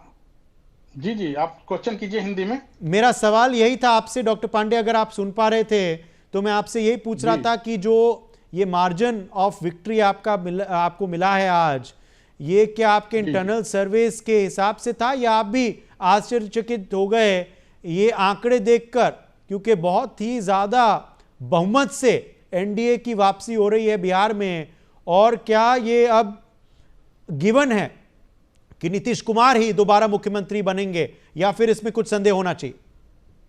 बिल्कुल नहीं। माननीय मुख्यमंत्री नीतीश कुमार जी के जो 2 दशक का कालखंड में जो उन्होंने बिहार के लिए कार्य किया है अपने कालखंड में, और जो उनको बिहार मिला था और उससे जो बदलने का काम किया है, दशा और दिशा जो बदलने का काम किया है बिहार में, और जनता की जो जन आकांक्षाओं को पूरा करने का जो उन्होंने कार्यक्रम और योजनाओं के तहत काम किया है, उसको देखते हुए बिहार की जनता ने माननीय मुख्यमंत्री नीतीश कुमार पर ही भरोसा जताया है, उनके सुशासन पर, उनके विकास पर। और उसी का परिणाम है कि एनडीए की जो चट्टानी एकता है, उस चट्टानी एकता के साथ बिहार की जनता ने भी मन बना ली थी कि नीतीश कुमार जी को ही मुख्यमंत्री पुनः बनाना है। और उसी का परिणाम है कि यह जो प्रतिफल मिला है चुनाव में, जो अभूतपूर्व सफलता इसको कह सकते हैं, यह बिहार की जनता का दिया हुआ परिणाम है। और माननीय मुख्यमंत्री नीतीश कुमार और केंद्र भारत के प्रधानमंत्री माननीय नरेंद्र मोदी जी का दो डबल इंजन की सरकार के हैं, उसके द्वारा जो बिहार को गति मिल रही है विकसित बिहार बनाने के लिए, उसी का ये सारे जो लांछन लगाए गए थे, चाहे वो नीतीश कुमार के स्वास्थ्य को लेकर हो या फिर आपकी एंटी इनकम्बेंसी हो या फिर विफलताएं हो, जो लांछन लगाए गए थे, आपको लगता है वो सारे निराधार साबित हो गए हैं इस बहुमत से? सर एक माननीय मुख्यमंत्री नीतीश कुमार जी ने, आप देखे होंगे कि जाड़ा हो, गर्मी हो, बरसात हो या कोई भी महीना हो, उन्होंने हमेशा बिहार में दौरा किया, चाहे कड़ाके की ठंड हो, लू हो, बरसात हो, कोई सभी कार्यक्रम में बरसात होते हुए उन्होंने पानी में छाते लेकर के उन्होंने योजनाओं को देखने का काम किया। अगर उनका सेहत पर कोई असर रहता तो उन्होंने यात्रा नहीं करते, प्रगति की यात्रा नहीं करते या किसी तरह की कोई योजना और कार्यक्रम का निरीक्षण नहीं करते। तो यह सब सिर्फ अफवाह था। और इसमें नेता प्रतिपक्ष तेजस्वी प्रसाद यादव जो जनता के बीच में भ्रम फैलाना चाह रहे थे, उनको लोग जान गया कि राहुल गांधी और तेजस्वी यादव को जो मिली हुई है विरासत में सियासत, और ये लोग जो जिन पर जो आरोप है 420 का, नेशनल हेराल्ड का, IRCTC घोटाला में, लैंड फॉर जॉब मामले में, और Do you believe that is also something that has cost you, Avni Bansal? You know, the charges of Jungle Raj. You know, people in Bihar still remember that that time when the crime rate used to be at an all-time high, when there used to be kidnappings, robberies, murders. There is also, of course, the the fodder scam allegations. There are land for job. Also, the National Herald case is what the JDU spokesperson is referring to. Do you believe corruption, taint and Jungle Raj has also cost your party an alliance? Sir, as far as Jungle Raj is concerned, I think what has happened in the past is one question. There was a lot of narrative that the NDA tried and built around it, that is for sure. But the question is also really, if we just keep our political hats away for a second and think from the perspective of the women of Bihar, please ask ourselves an honest question. Do we really think that Bihar is safe for women today? Do we really think that, this claim from the BJP that under their rule, under the NDA rule, all the 100% electrification has taken place? Do we actually think that Vikas has taken place in Bihar? You and I go to Bihar on a single day and see what is the status of the roads. So what we are seeing, I think, is this, narrative game that the BJP has got very good at playing at, but their claims never match the stats as far as... Then what I'm saying is, whatever it is, the democratic litmus test is the ultimate litmus test for the performance of any, and look at the pro-incumbency, which is a very surprising alteration into the political behavior of voters.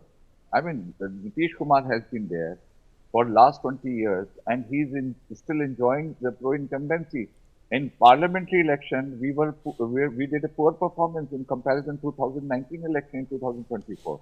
Even in the other elections, we did bad, but now our graph is ascending. What is the reason for that? It is the clean governance, no allegation of any scam, electricity to the household, road connectivity. Look at the kind of massive investment which has been done in the road infrastructure in Bihar is absolutely exemplary. Women given cycle, security, what used to happen, it was a factory of kidnapping in Lalu Prasad Yadav's time. They were absolutely indulging into the corruption. I think what you... Okay, we're getting another reaction coming in now. Union Minister Nityanand Rai is speaking with Newsx. Let's quickly play out his interview. Bihar में NDA प्रचंड बहुमत की ओर बढ़ रही है। हमारे साथ नित्यानंद राय हैं, केंद्रीय मंत्री हैं। सर, क्या कहेंगे, इतनी बड़ी जीत की आशा थी? बिल्कुल आशा थी। सबसे पहले तो बिहार के सभी मतदाता भाइयों बहनों को हृदय से आभार, उनका अभिनंदन। जब हम लोग चुनाव प्रचार में जाते थे, काम के लिए जाते थे, तो बिहार की धरती पर बिहार के लोग मोदी मोदी मोदी मोदी, गरीबों के मसीहा मोदी, विकास के भगीरथ मोदी, हमको चाहिए मोदी, मोदी की गठबंधन चाहिए, एनडीए चाहिए, तो इस प्रकार का जो लहर था तो उम्मीद थी कि हम लोग को प्रचंड बहुमत मिलेगी और 201 पार कर रहे हैं। अच्छा, 201 पार करें, जो आपको लगता है कि मोदी मैजिक चला है? देखिए, अब मोदी मैजिक तो दुनिया में चल रहा है। आज भारत में मोदी मैजिक चल रहा है। और मोदी मैजिक है क्या कि आज मोदी जी की तपस्या, सेवा, परिश्रम, गरीबों के प्रति प्रेम, उनके अंदर की देशभक्ति है, तो उनकी मैजिक है कि आज इस देश से 30 करोड़ से ज्यादा लोग गरीबी रेखा से बाहर आ गए। 3 करोड़ से ज्यादा लोग बिहार में गरीबी रेखा से बाहर आ गए। आज बिहार के उन गरीबों को अच्छी जिंदगी मिली है। बिहार ने विकास देखा है, सड़कें है, बिजली है, पानी है, घर में नल जल से है, शौचालय है, सिंचाई की व्यवस्था है, अच्छी स्वास्थ्य व्यवस्था है, शिक्षा व्यवस्था है। तो निश्चित रूप से बिहार विकास देखा है। बिहार को जंगल राज नहीं चाहिए था। बिहार के लोगों को मोदी जी पर भरोसा था, एनडीए पर भरोसा था, एनडीए के नेताओं पर भरोसा था, कार्यकर्ताओं पर भरोसा था, प्रचंड बहुमत दी। अच्छा, तेजस्वी यादव थे, उन्होंने तारीख तक तय कर दी थी, 14 को परिणाम, 18 को शपथ। देखिए, तारीख तो ना किसी से पूछे होंगे, अपने मन से एक है ना कि अपने मन से कुछ तय कर लेना। लेकिन उस समय जब वह तारीख तय किए थे कि हम मुख्यमंत्री का शपथ ग्रहण लेंगे, उस समय बिहार की धरती ने बोल दिया था कभी नहीं एनडीए की सरकार बनेगी, तेजस्वी महागठबंधन के उम्मीदवार हो सकते हैं, कभी मुख्यमंत्री नहीं हो सकते। कई बार कहा है, वो लोग कह रहे थे कि अगर कुछ गड़बड़ हुआ तो नेपाल बना देंगे, बिहार में नेपाल जैसी हालात हो जाएंगे। देखिए, जंगल राज वालों की भाषा इसी तरह से होगी, अपराधी जैसी भाषा होगी, घमंड की भाषा होगी, धमकी की भाषा होगी। और तेजस्वी को हम साफ बताना चाहते हैं, जंगल राज नहीं है, एनडीए का राज है, बिहार की जनता का राज है। कानून तोड़ने की कोशिश किए तो परिणाम भोगोगे। तुम्हारा अपराधी, तुम्हारा लठैत डकैत सब परिणाम भोगेगा। अच्छा, सब परिणाम हो गए। नीतीश जी को किस रूप में देखते हैं इस जीत के पीछे? देखिए, हमारे पांडव दल एक साथ मिलकर चुनाव लड़े हैं और हमारे पांडव दल के सभी लोग माननीय प्रधानमंत्री जी के नेतृत्व में, मार्गदर्शन में, उनके आशीर्वाद से हम लोग चुनाव लड़े हैं। तो पांडव दल की एकता, एकजुटता और हमेशा मिलकर एक साथ का प्रयास यह प्रचंड बहुमत दिलाई। अच्छा, इतनी बड़ी जीत मिली है, किस तरह से आगे बिहार में आप लोगों की क्या योजना है, किस तरह से आप लोग काम? जो भी बिहार के लोगों के साथ एनडीए वादा की है वह पूरा किया जाएगा। और बिहार के लिए, बिहार के नौजवानों के लिए, गरीबों के लिए, माताओं बहनों के लिए और किसानों के लिए और उनके उज्जवल भविष्य के लिए, उन्नति के लिए, विकसित बिहार के लिए जो जो जरूरत होगा, शांति के लिए, सुशासन के लिए, सब एनडीए सरकार यहाँ करेगी। अच्छा, आखिरी सवाल, तेजस्वी यादव खुद भी पीछे चल रहे हैं राघोपुर से। थोड़ी देर में इस पे बात करते हैं। तो थोड़ी देर में इस पे बात करते हैं। ये नित्यानंद राय हैं, वो अपनी बात रख रहे थे और कह रहे थे कि जो मोदी मैजिक है वो चला है। कैमरामैन कृष्णा झा के साथ Shailendra, India news, Patna. Let's in fact look at now some other key metrics on how Bihar fares. Obviously, what kind of development has been initiated by the government there in Bihar, and of course now how that's really going to pan out with this government being voted back into power, and hopefully of course will be able to unleash in the next 5 years as well.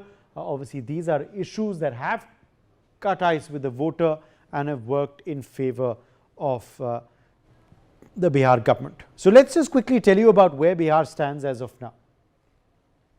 8,054, beg your pardon, 8,54,429 crores is the GDP of Bihar. That's the kind of figure that the Bihar GDP stands at, 8,54,429 crores. Also, its national rank is 14th. If we talk about GDP, state GDPs across the country, this is as per the Bihar Economic Survey of 2024-25. The per capita income there in Bihar is 66,828 rupees. That is the per capita income there in Bihar. If we talk about the people who've been taken out of poverty, the last period, well, that is 3.77 crore people that have been taken out of multi-dimensional poverty between the years of 2013-2014 to 22-23. Those are the statistics given by the Niti Aayog. And if we take you through some major infrastructure projects which have been unveiled there, where 49 projects worth 1.36 lakh crore are currently underway in the state. These projects are related to railways, water management, oil and gas, telecommunication, aviation, etc.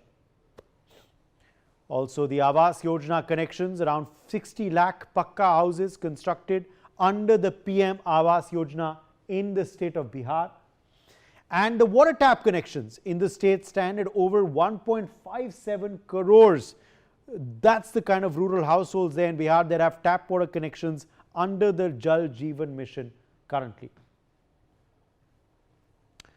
This is a figure as of the August month of this year 2025. Now 14 pairs of Vande Bharat train services are in operation in Bihar. That's the kind of Vande Bharat trains that have been unveiled in the state. 5 operational airports currently in the state of Bihar.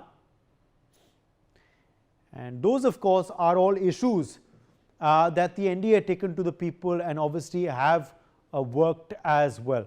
Dr. Madhurendra Pandey, आप कह रहे हैं कि कोई भी संदेह नहीं है, नीतीश कुमार लौटेंगे, मुख्यमंत्री बनेंगे दोबारा, मगर उप मुख्यमंत्री की बात करें तो क्या 2 का फॉर्मूला ही अपनाएंगे आप, या फिर 3 उप मुख्यमंत्री इस बार हो सकते हैं?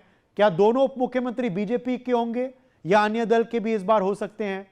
क्या रिपीट होंगे सम्राट चौधरी और विजय सिन्हा, या फिर नए हो सकते हैं? गवर्नमेंट फॉर्मेशन का पिक्चर कब तक साफ होगा और क्या होगा? मधुरेंद्र पांडे। नीतीश कुमार जी सीएम बनेंगे, इसमें कोई निसंदेह नहीं है। रही बात आप डिप्टी सीएम 3 बनाने की बात कर रहे हैं, तो एनडीए के जो शीर्ष नेता है वो लोग तय करेंगे, और कौन कौन होंगे ये भी एनडीए के शीर्ष नेता ही तय करेंगे कि डिप्टी सीएम कौन कौन बनेंगे।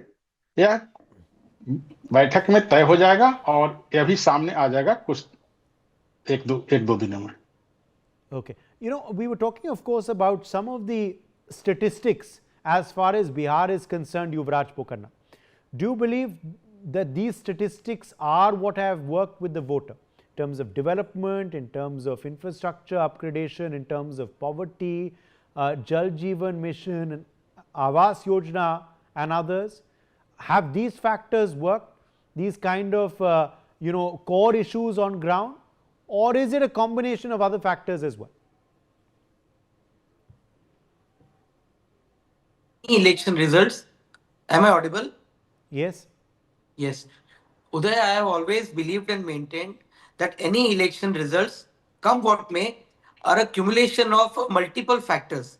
But as I started my interjection in the first half, Niti and Niyat form the basis in today's polity.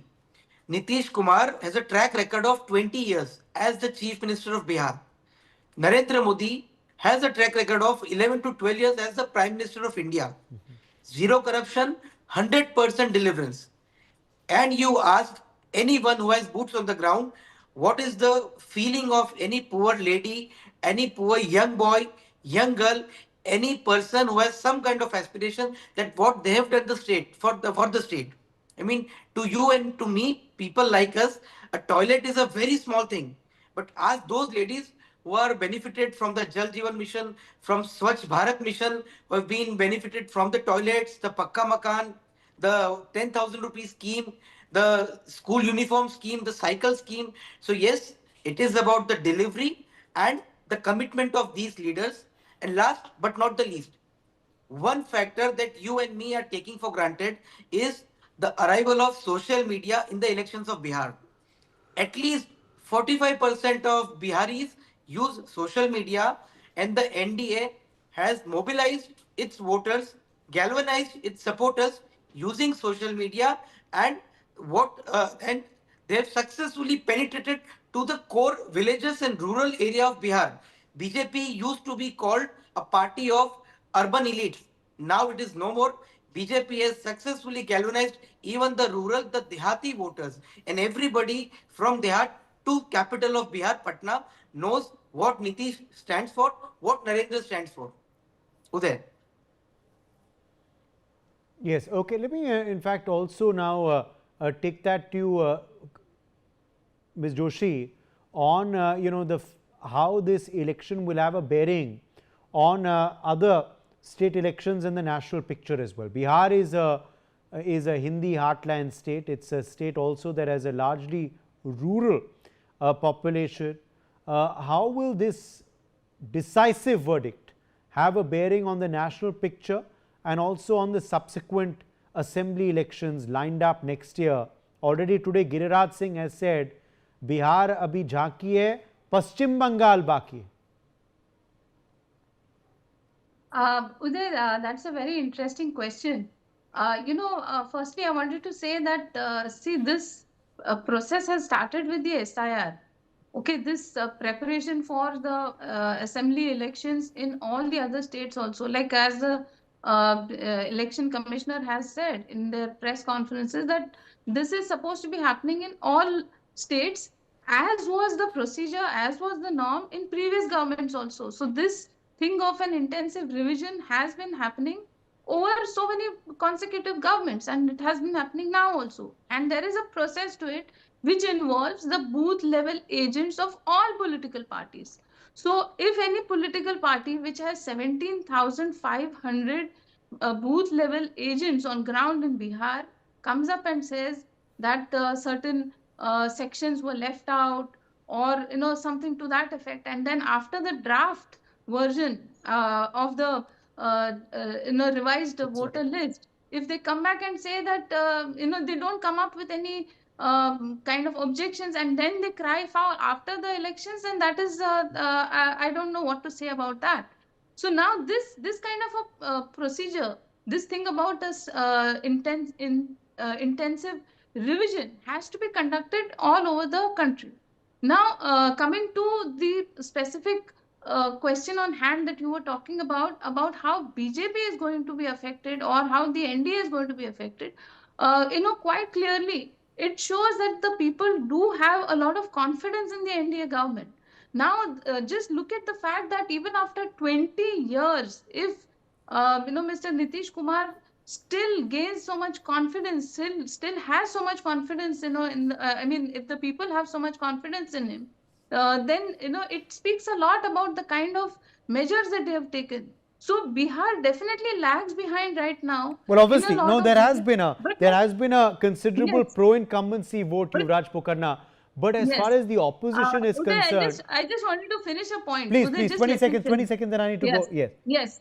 Yes, but then when you look at it, like when you compare it with other states, then obviously it lags behind. But if you look at it from its own perspective, the way in which the situation was before 2005 and now today, a lot of things have changed. So then all those factors, Yuvraj Pokarna, but what explains the starting collapse of the opposition? We have a situation now in Bihar where the RJD is down to 24. Tejasvi Yadav himself is trailing in Raghopur constituency.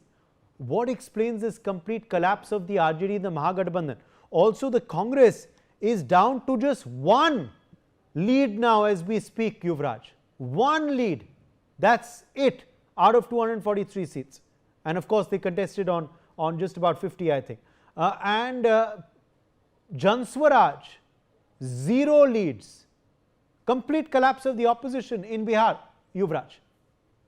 Uday, the Bihar imbroglio is now an open secret.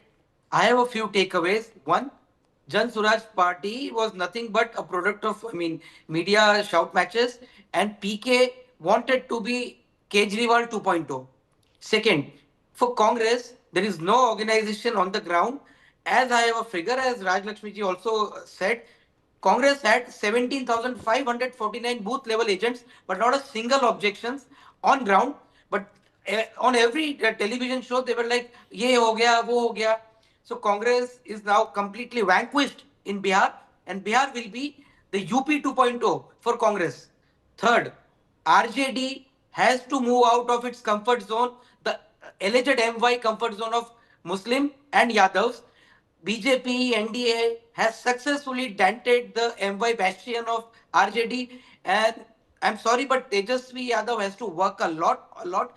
It is now somewhere I see a downfall of its politics. When he came 5 years ago, he had the benefit of doubt. He had the advantage of being a youth leader, the legacy of Lalu Prasad Yadav. But the very same legacy is now denting him, is detrimental to him, and that is why you must have noticed that Lalu Yadav was almost nowhere to be seen in the entire election trail. So that is my limited take. Okay, that's your limited take. Avni Bansal, you want to quickly counter that? No, I just want to, because I see that, many things have been said which I've already countered. I just want to say one thing on your show. I am saying this before time, but I have a sense that the BJP will not make Mr. Nitish Kumar the CM. So this entire dancing together, let us see how long this lasts. BJP has curated the script completely to its own convenience. So we will see if this is really the people of Bihar voting for Mr. Nitish Kumar. Then the BJP, in all honesty, should make Mr. Nitish Kumar the CM. And if the BJP goes back on that promise, then we know that what was cooking. Is there any doubt on that, Mukesh Tyagi? You're standing on 96 seats as of now. You are the single largest party. I don't think the JDU can even, rebel and form a party with the RJD because they simply don't have the numbers arithmetically, or at least it's pretty difficult right now. Is there any doubt that you will be making Nitish Kumar? Will that be something that your parliamentary board will decide, or is that a given? I think Mr. Amit Shah has made it absolutely clear about it, who will be the Chief Minister of Bihar, and that will obviously go through certain parliamentary process. But my prediction, Uday, is that India Gathbandhan will completely get disintegrated. There will be multiple party elections now in this country, because Congress will be completely marginalized looking at their performance. Akhilesh Yadav will not make him sit on his cycle. So I think Rahul Gandhi needs to protect his political credentials, which is going to be a serious... So, you posed a question to the BJP on whether they're going to make Nitish Kumar. The answer is yes, they are. The counter question to you is, are you still going to be in the opposition alliance, or are you going to be marginalized further after this rout, Avni Bansal?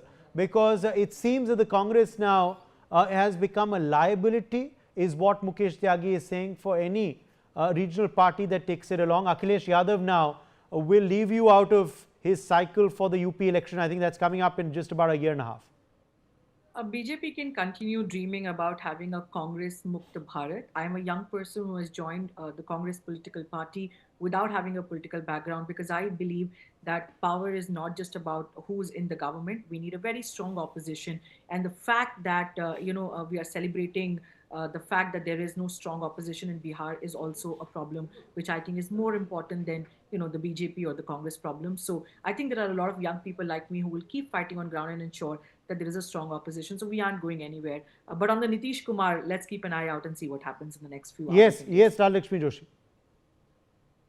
Uday, I completely agree that we definitely need a strong opposition, because you need an opposition to keep questioning, and you need to keep counterbalances on all the policies, all the schemes, everything, etc., etc. So every time there is a discussion in Parliament, every time there is a discussion in the assemblies, there has to be a proper debate on all the policies. But unfortunately, right now, what is happening is the opposition, even though they claim that they are much bigger in number than the earlier, and even though they claim that they are mightier, they don't allow any of the debates. Dr. Pandey also, have we seen in this election? Another quick point before we take a break, because I'm pretty much out of time now. Dr. Pandey, another question: in this election and result, do you believe people have voted above caste? If we are seeing Tejasvi Yadav trailing in Raghopur, that obviously means the Yadavs have split. If we are seeing the VIP party fail to open its account, it means that the Mallas are not all voting for the VIP or the Mahagathbandhan. So are we seeing this split in the caste arithmetic as well? Are people now beginning to vote above caste lines?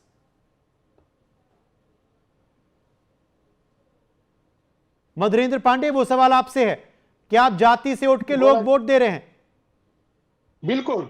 Bihar विधानसभा जो चुनाव संपन्न हुआ, और इसमें जो बिहार के जो मतदाता थे, वह सभी जाति धर्म से ऊपर उठ करके माननीय मुख्यमंत्री नीतीश कुमार जी ने 20 वर्षों में जो काम किया है और बिहार को जो क्योंकि आगे हम देख रहे हैं प्रगतिशील मल्ला बिहार वोट बनाने शायद नहीं पड़ा है वीआईपी को, वीआईपी शून्य पे है। हम देख रहे हैं कि तेजस्वी यादव पीछे चल रहे हैं, तो यादव वोट कहीं ना कहीं बटा है राघोपुर में। नहीं, राघोपुर में बटा ही नहीं है। राघोपुर में तेजस्वी प्रसाद यादव ने किया क्या है राघोपुर के लिए? वहां भी तो माननीय मुख्यमंत्री नीतीश कुमार जी ने नल जल दिया, बिजली दिया, सड़क दिया, सारा विकास काम करने का माननीय मुख्यमंत्री नीतीश कुमार जी ने किया। नेता प्रतिपक्ष और उनका जो क्षेत्र होने के नाते जो उनका जो रोल था राघोपुर के लिए, तो उन्होंने किया कहां? वो तो गए भी नहीं कभी राघोपुर में। इसलिए वहां की जनता उनको नकारने का काम कर रही है। और बिहार की जनता रियल में नीतीश कुमार जी को सारा लोग जानता है, बिहार की जनता जानती है। तेज प्रताप यादव भी चौथे पे चल रहे हैं महुआ में, तो इसका मतलब है यादव वोट भी नहीं पड़ा उनको। बिहार की जनता ने लालू एंड फैमिली को नकारने का काम किया है, क्योंकि उनका जो ऑन रिकॉर्ड रहा है पिछले कार्यकाल का, वो सारे बिहार की जनता पुनः वापसी नहीं देखना चाह रही थी। इसलिए उनके दोनों लाल को सत्ता से बाहर करने का, और पहले भी हमने कह चुका था कि नेता प्रतिपक्ष लायक तेजस्वी प्रसाद यादव नहीं रहेंगे, और वो राघोपुर की जनता और बिहार की जनता दिखाने का काम कर रही है। चलिए, इस खबर पे हम नजर बना के रखेंगे। हमारी कंटिन्यूअस कवरेज जारी है न्यूज एक्स पर। We are back after this very short break. We continue our focus on the Bihar election result, which of course has shown out a landslide victory for the NDA.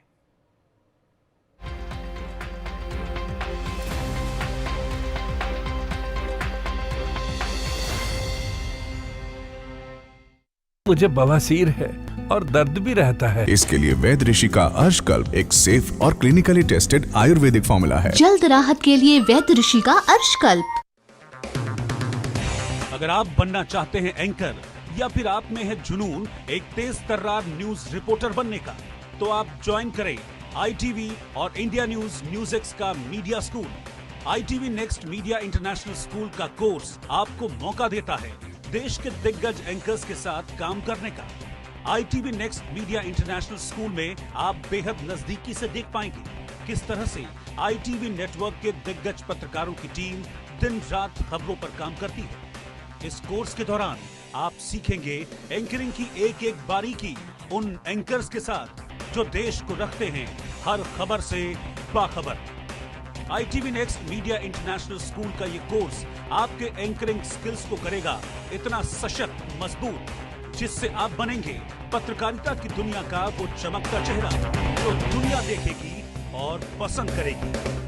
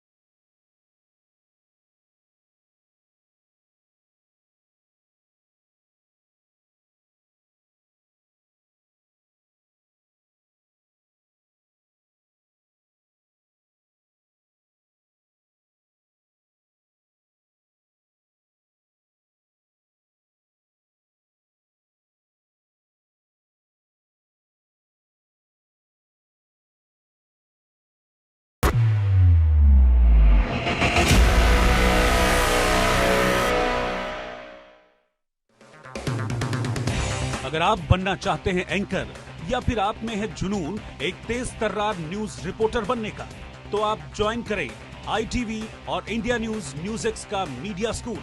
ITV next media international school का course आपको मौका देता है देश के दिग्गज anchors के साथ काम करने का। ITV next media international school में आप बेहद नजदीकी से देख पाएंगे किस तरह से ITV नेटवर्क के दिग्गज पत्रकारों की टीम दिन रात खबरों पर काम करती है। इस कोर्स के दौरान आप सीखेंगे एंकरिंग की एक एक बारीकी उन एंकर्स के साथ जो देश को रखते हैं हर खबर से बाखबर। ITV next media international school का ये कोर्स आपके एंकरिंग स्किल्स को करेगा इतना सशक्त, मजबूत, जिससे आप बनेंगे पत्रकारिता की दुनिया का वो चमकता चेहरा जो दुनिया देखेगी और पसंद करेगी।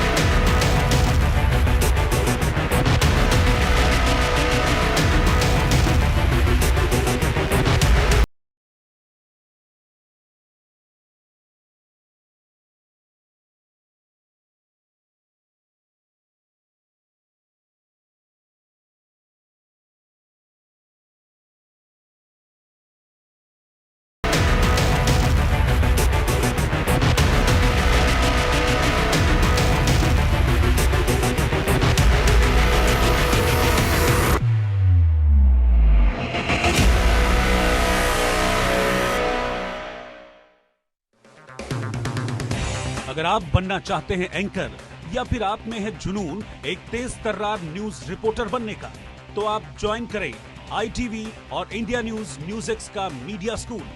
ITV next media international school का कोर्स आपको मौका देता है देश के दिग्गज एंकर्स के साथ काम करने का। ITV next media international school में आप बेहद नजदीकी से देख पाएंगे किस तरह से ITV नेटवर्क के दिग्गज पत्रकारों की टीम दिन रात खबरों पर काम करती है। इस कोर्स के दौरान आप सीखेंगे एंकरिंग की एक एक बारीकी उन एंकर्स के साथ जो देश को रखते हैं हर खबर से बाखबर। ITV next media international school का ये कोर्स आपके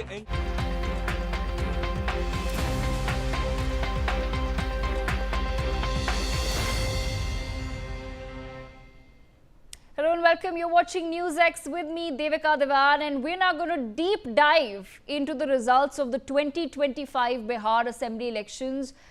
Beyond the headline numbers, there are some truly fascinating facts that have been revealed in this particular election, and in turn they reveal the pulse of Bihar's electorate, and we've compiled a list of such interesting facts that define this electoral battle in which the BJP and the JDU led NDA is currently winning and has cemented their victory in Bihar.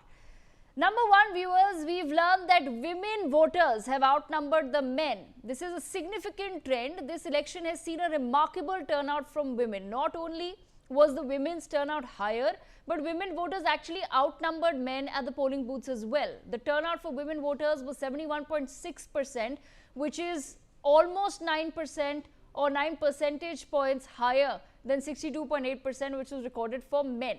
And this translates to over 4 lakh more women coming to cast their vote than men in this election. This is a clear signal of the rising political consciousness amongst the women of Bihar, and you can see the results as well. What does it mean when women come out to vote?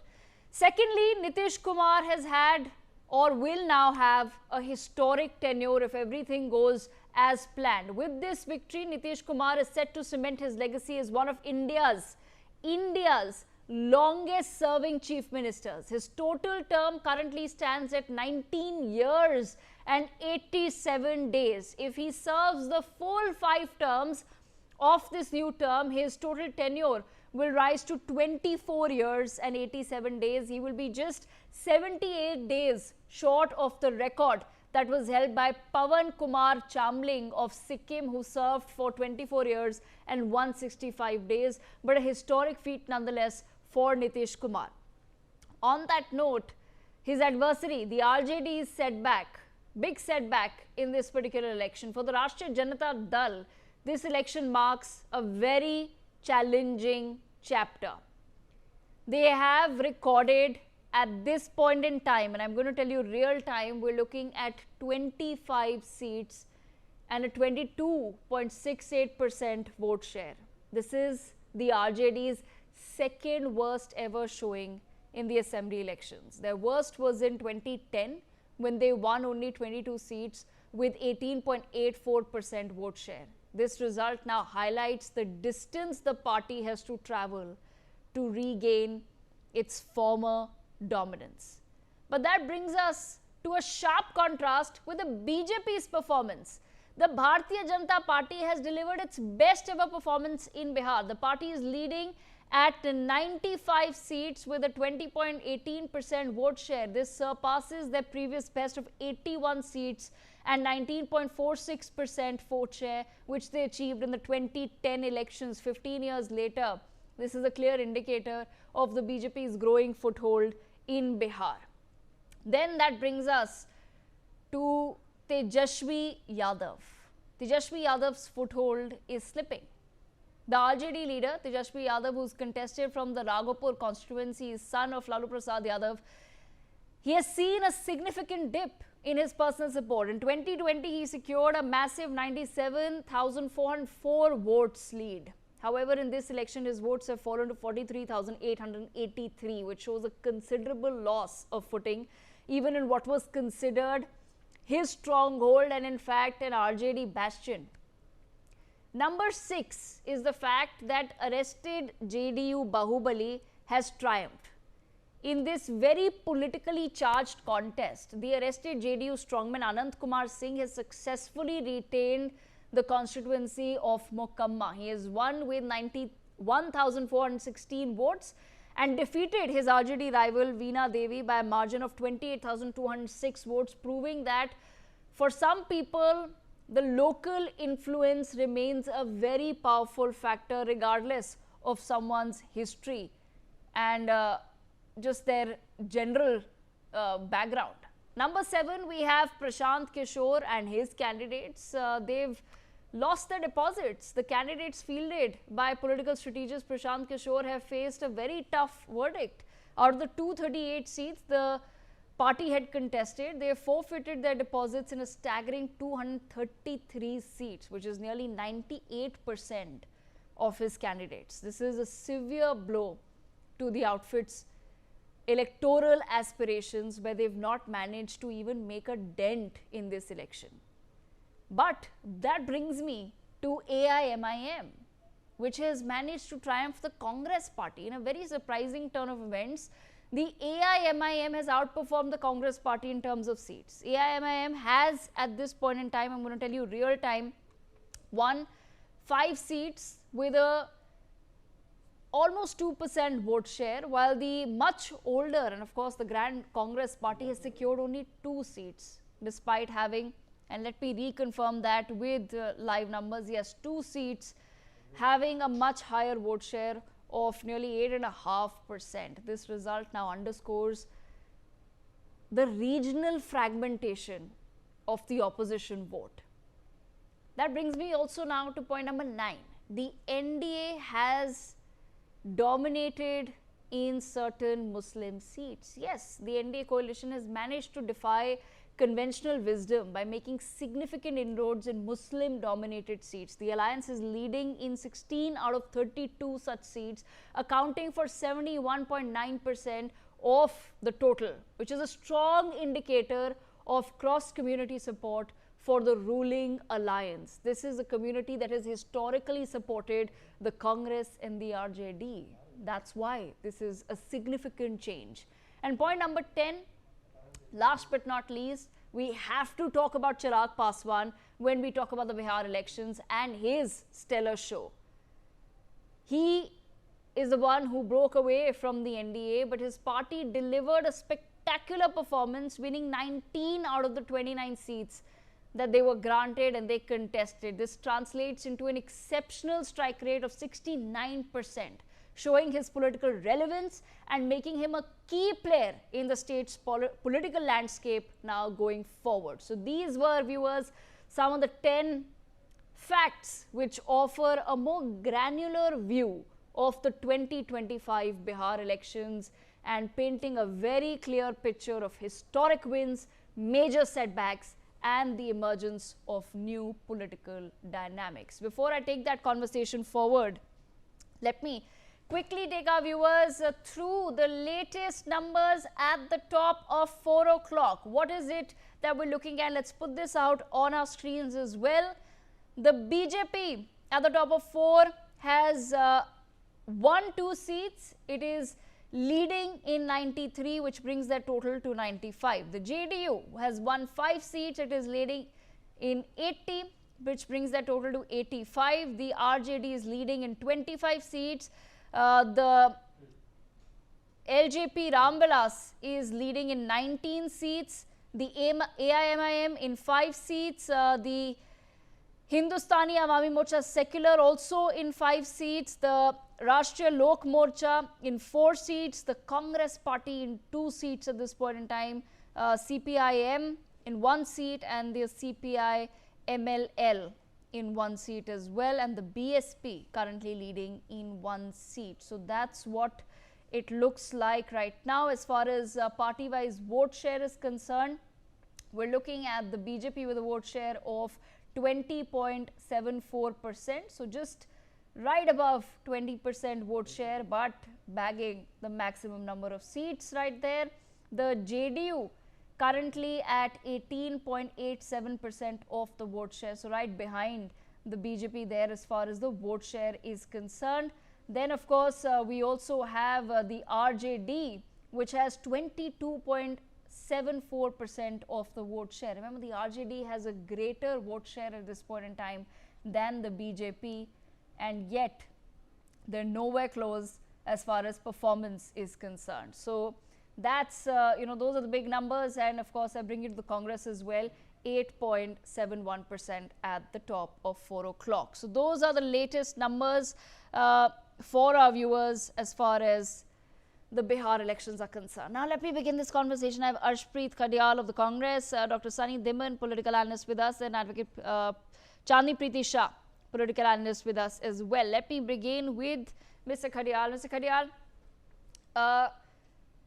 how exactly is the Congress party now viewing what's happening in Bihar?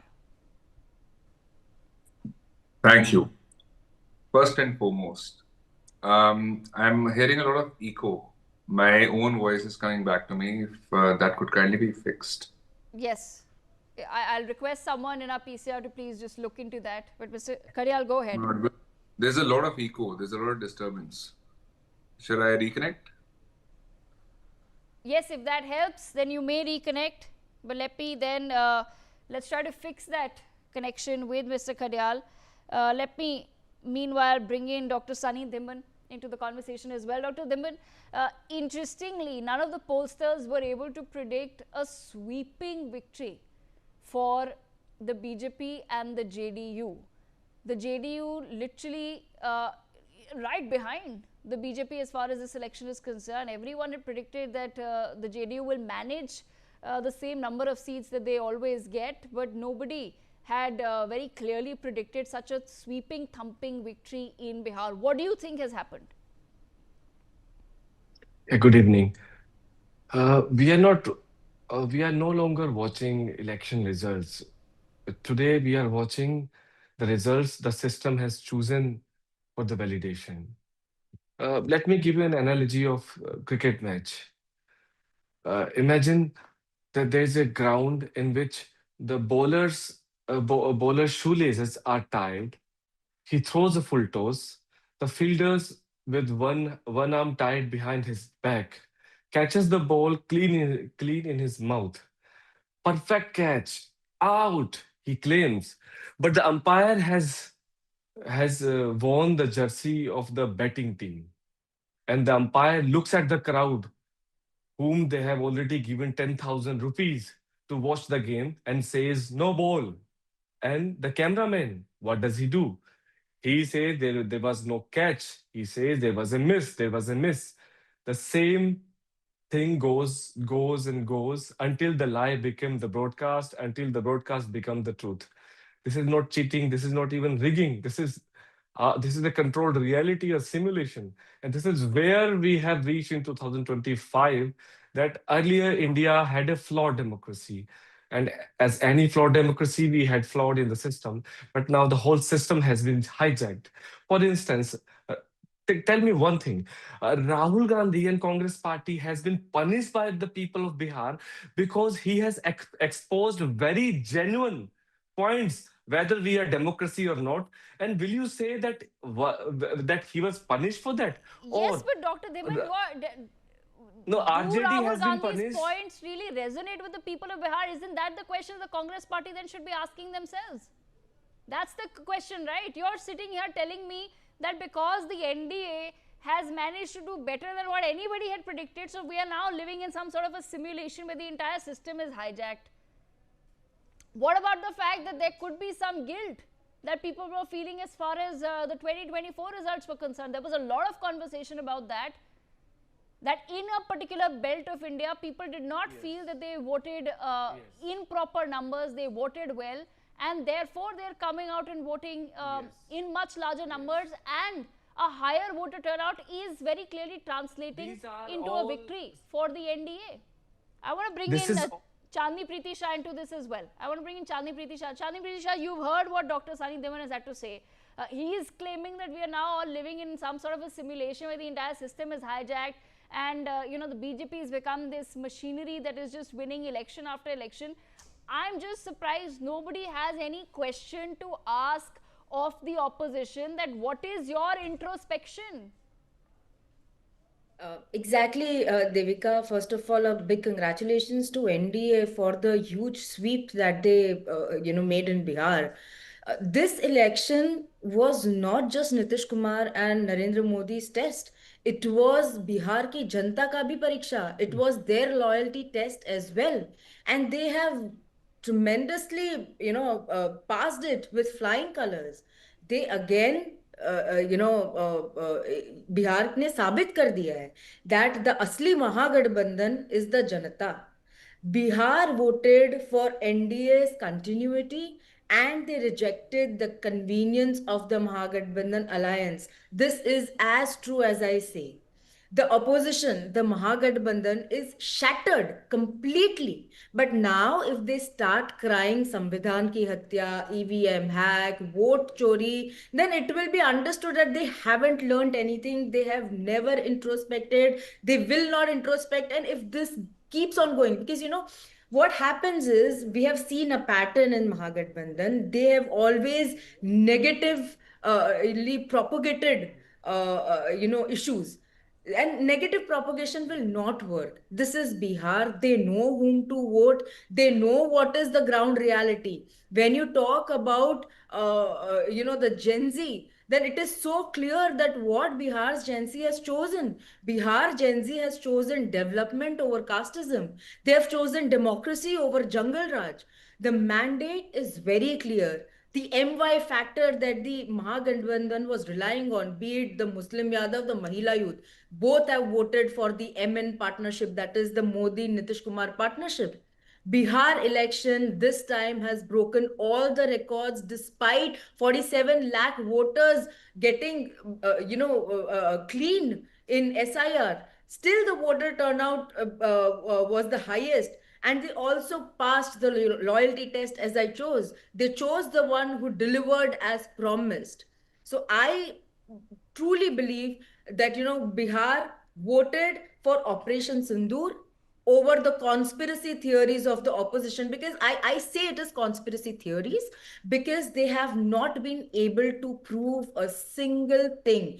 EVM hack, EVM hack, EVM hack. That was what was going on until now. When the election commission called the opposition, you come, you prove, we give you an open challenge. Nobody turned out. You can check it on the election commission site. There is a circular that is there. Nobody turned out. Vote chori, vote chori, vote chori. A Brazilian person voted in Haryana elections, and what not came out. The model herself came and she उसने खारिज कर दिया ये सारे allegations. Correct? When? Now, when, sir, when did this happen? That उसने खारिज कर दिया. Sir, you should stay updated with what is going on. The lady whose photograph was used has come out and said that obviously I have not come to India and voted in elections. That's what Chandni Pritisha is saying. She's released a video, sir, on social media. You're saying we're living in a simulation. You should be updated with social media, no then? No, she's not Haryana. Then making such allegations of course, is only... she said it's completely bizarre that my photograph is Yes, it's India. bizarre. It's bizarre. I've not obviously voted in India. That's what... No, it is bizarre that Election Commission of India is allowing Brazilian voter to vote in India Sir, it is via bizarre. proxies. It is bizarre. No, one second. Arshdeep Kadyal is there Via with proxies. Arshdeep Kadyal, is the Congress's allegation that a Brazilian voter has come to India and voted, or that there are fake It's election voter commission cards that are creating being fake issued votes. with a Brazilian woman's picture? Because I believe some people are very confused by the Congress's allegations. If you could clarify for us. See, number one, it's the latter. And number two, when we talk of the topic, 47 lakh voters that voted in the Lok Sabha election did not get to vote in the Assembly election. Now, the question here is that if they are supposedly fake voters, then why did they get to vote in the Lok Sabha election that took place just the last year? Number one. Number two, the Election Commission of India said that cleansing was needed, fake voters had to be removed, etc., etc. However, these fake voters, while they were voting in the Lok Sabha election just the last year, nothing was done, nothing was said about it. Does that not signify a very big, very potent question? Number two, as far as the SIR exercise is concerned, why was it only chosen for Bihar in the first place when back in the day it was done in 2003, 23 years ago from today? It was done in the entire country. This time, just when the election was around the corner, SIR was brought up and SIR was done. Lakhs of people were removed. Information was sought. Allegedly, it wasn't given. And our request is, if anyone here could kindly answer the question, that why were these people allowed to vote in the Lok Sabha election? Number one. Number two, as far as the election goes, why do we have an election in the first place? It is so that work could be done, promises could be delivered. What has been the performance of the NDA in the last couple of years? We can see they failed on law and order, they failed on corruption, they failed on drugs, they failed on women empowerment, they failed on education, they failed on healthcare, they failed on development, they failed on employment, they failed on to curb migration, they failed vis-a-vis all the promises that they made. Our request is that this so-called double engine of the NDA, and we do not know who the engine is now, what the engine is it going to be Mr. Kumar or is it going to be the Bharatiya Janata Party? That's another question. And one thing that is really bothering Mr. Modi and the Bharatiya Janata Party is the history of Mr. Kumar. Given the number of alliance changes that he has done back in the day, even Google Maps does not know what his political direction is going to be. My request to the Bharatiya Janata Party is, if there's a spokesperson sitting here or if there's anyone leaning towards the Bharatiya Janata Party, inclined towards the Bharatiya Janata Party, if they could kindly tell us who the CM is going to be, who the CM face is, and how would it be decided? I'm glad you asked this question because Mukesh Tyagi was there with us just half an hour ago, and the same question was asked by the Congress: who's going to be the CM, who's going to lead Bihar? And Mukesh Tyagi very clearly said that we have fought the election with Nitish Kumar as our face. So there is actually no question about who's going to be CM. I'm just letting you know what the BJP said already on this. So BJP spokesperson agreed to it, is what you're saying? The BJP spokesperson said that Nitish Kumar will be the CM of Bihar. Right. If there's another spokesperson of the Bharatiya Janata Party in this panel, could the gentleman say the same thing? No, unfortunately, I don't have any panelists from the Bharatiya Janata Party, but I'm just letting you know that literally half an hour ago, your colleague from the Congress asked the exact same question as to whether Nitish Kumar will be allowed to be Chief Minister. At the same time, if a BJP spokesperson in one debate said this, should we listen to what the BJP spokesperson said, or should we listen to what the BJP senior leaders are saying? Who are saying it is yet to be decided, who are saying discussions will happen? Who do we believe? Who do we listen to? Who is lying and who's telling the truth? How do we decide that? That's another question. Number two, the fact of the matter is that the NDA had to change a lot of slogans because they could not change the ground reality in Bihar. And now the fact of the matter is, what will this government do? Will they be able to deliver the promises of the last tenure, even 10%? Because at the end of the day, governments are formed in order to do development, in order to impart good governance. And the fact of the matter is, this government of the Bharatiya Janata Party, center government, entire government was there down in Bihar. 5 chief ministers, more than 5 chief ministers, and more than 80 ministers were down there campaigning. Governance was led to suffer. Development was led to suffer. Everything, every issue, every concern, every grievance, all of it was brought down to a grinding halt just so that an election could be won. I think elections definitely are a priority for parties. They're definitely important, but not at the cost of good governance. Okay. Not at the cost of development. I'll come back to this in just a moment, but I have my colleague standing by. Shivani, if you can take our viewers through the candidates that are winning with the highest vote margins. Shivani, over to you. Absolutely. We are looking at some of the top players over here, and the winners. We have Nitin Nabin, 45,172, vote share percentage margin of 64.45%. This is as of 3 p.m. Next, when we look at Sanjeev Chaurasia from Digga, we can go on to the next plate now. This is Harinarayan Singh from Harnaut, we are looking at a margin of 44,288 and vote share percentage of 55.63, and this is as of 3 p.m. From Digha, Sanjeev Chaurasia, margin of 43,152 and vote percentage of 56.87. We are looking at all these margins which are over 40,000. Next, when we look at Kalyanpur, we have Maheshwar Hazari with a margin of 36,051 votes and a vote percent of 49.19%. This is all of 3 p.m. Rajnagar, we are seeing Sujit Kumar leading with a margin of 34,341 and a vote percentage of 57.84. So there you have it, the top 5 winners as of now, as of 3 p.m. All right, okay, thank you so much for that, Shivani. Let me come back now to the conversation that we were having. Chandni Preeti Shah, you've heard what Arshdeep Kadyal has had to say, Arshpreet Kadyal has had to say. I want to understand from your perspective, does it at this point in time, today, matter whether the BJP is going to announce once again Nitish Kumar as the Chief Minister, given that they have, and I remember watching the Home Minister myself stating very clearly that Nitish Kumar is the face for us in Bihar? Devika, the BJP and NDA have always maintained that they've consistently stated during the campaign and even like after the results right now, I was watching that NDA contested the election under Nitish Kumar's leadership and that he will continue as the Chief Minister. This has been given, the statement has been given by many official spokespeople as well.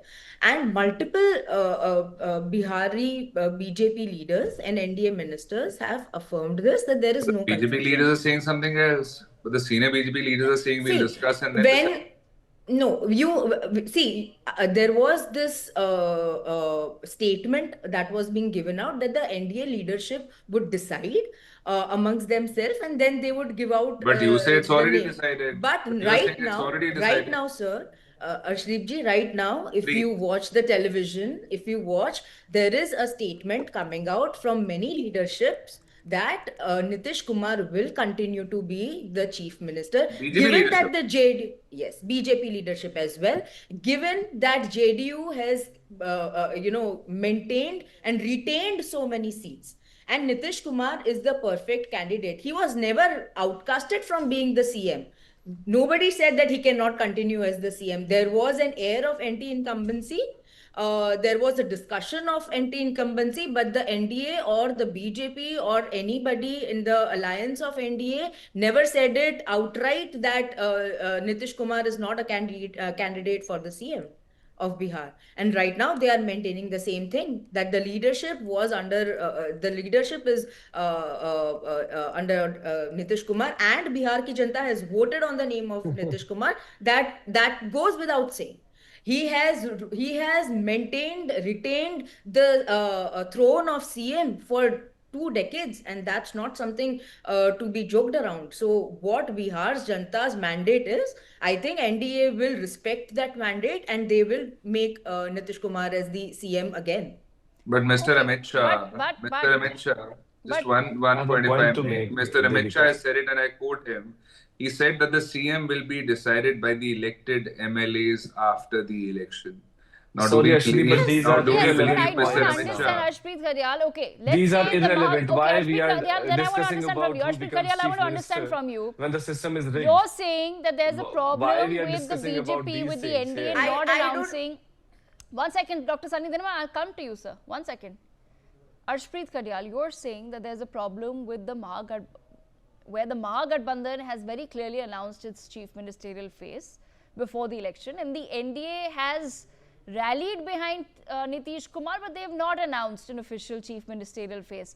I want to understand from you, without doing the same, they've still managed to win the election. So what really is the problem of the Mahagathbandhan if the NDA does want to take its time to come up with that decision? Number one, winning is not governance. Winning an election is something and governing a state is something else. So what we need to understand is, now that the NDA has won. Now that the double engine train has come to power, the question here is who will be or what will be the which party will be the front engine of the double engine?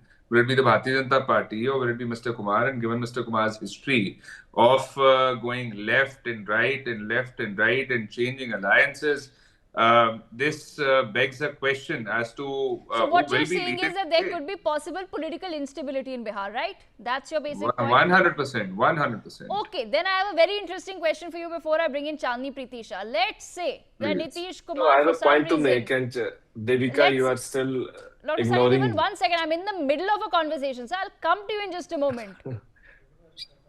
So I'm not a dummy. If there's If you're saying that Nitish Kumar has a history of switching sides, yes, you're backed by facts. That's the truth. He was with the RJD in Congress as well.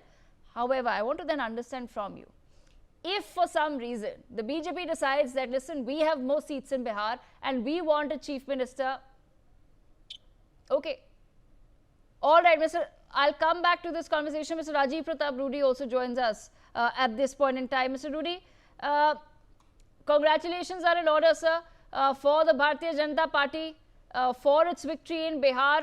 How exactly is the party at this point in time viewing this victory? What were the factors, sir, that worked in your favor? Well, those factors I have been speaking for a very long time, but not many people in the media accepted that. But nonetheless, as far as BJP in Bihar is concerned, is the face of the Prime Minister, because we never had some BJP like that in Bihar. It's the face of the Prime Minister. And on the other side is the face of the Nitish Kumar, who has been there as a Chief Minister. This combination was deadly in Bihar. And because this combination, along with the combination which they clubbed with other combinations, which of course was a combination of castes, which was joined by Chirag Paswan and Jitendra Machi and of course Upendra Kushwaha, was a deadly combination. And there was a faith and a belief and a acceptance in the political class about this combination. So this emerged as a political force, while on the other side was a face of RJD with the Congress. Now Congress had leadership like Mr. Rahul Gandhi, who talked about SAR. Bihar never understood what SAR was. And when RJD is talked about in Bihar, it is Lalu Prasad Yadav. Unfortunately, whatever you may be talking about Tejasvi Yadav, Tejasvi Yadav is not perceived as a leader of the Rashtriya Janata Dal in Bihar. It's the face of Lalu Yadav. It is still the leader, but unfortunately, when it comes to the face of Lalu Yadav in Bihar, as a leader, it scares everyone away and it puts every political force together. Apart from that, the women came out in very large numbers, but women believe in Narendra Modi. Women believe in Nitish Kumar, and this was an action in favor and in belief of these two combinations which existed. As far as the youth is concerned, of course, youth came out in large numbers, but you must not forget the youth in Bihar is like me and you. They believe in caste. So every youth protected their own caste, and they were scared of a particular caste. And they protected their own leaders in whatever way they can. And they came in a big numbers to protect their own political philosophy. Bihar is a complex political situation, and this result needs to be analyzed on not one recipe, but couple of factors which have to be taken into account. Okay, then on that note, Mr. Rudy, there's a question that the Congress party has been asking for a very long time. Who will be the Chief Minister of the NDA? They don't have to bother about finding out who is going to be the Chief Minister of NDA. That they have many more problems and introspection to do. Nitish Kumar was the Chief Minister, is the Chief Minister, and shall remain the Chief Minister. So please ask them not to bother about it. And that is there. So that's confirmed? If from you, can I confirm that Nitish Kumar will be once again Chief Minister of Bihar? As far as Rajiv Pratap, yes, as far as Rajiv Pratap Rudy is concerned, last 2 months in every platform, I said Nitish Kumar Bihar के मुख्यमंत्री थे, Nitish Kumar Bihar के मुख्यमंत्री हैं और Nitish Kumar Bihar के मुख्यमंत्री रहेंगे. And this is even after the elections. I said this before, it became a tagline in Bihar. It still remains a tagline till the time he gets sworn in next couple of days. And Mr. Rudy, I also... Thank you. Have a great day. Bye-bye. Absolutely. Thank you so much, Mr. Rudy, for joining us on Newsx with that perspective. And I guess that clears out a lot. But before I go back to the conversation, since we've spoken about the top 5 winners, we also must look at the candidates who are trailing by quite a big margin. Over to you, Shivani. Absolutely. When we're looking at some of the biggest losers and who are trailing right now, this is the first one that comes to mind.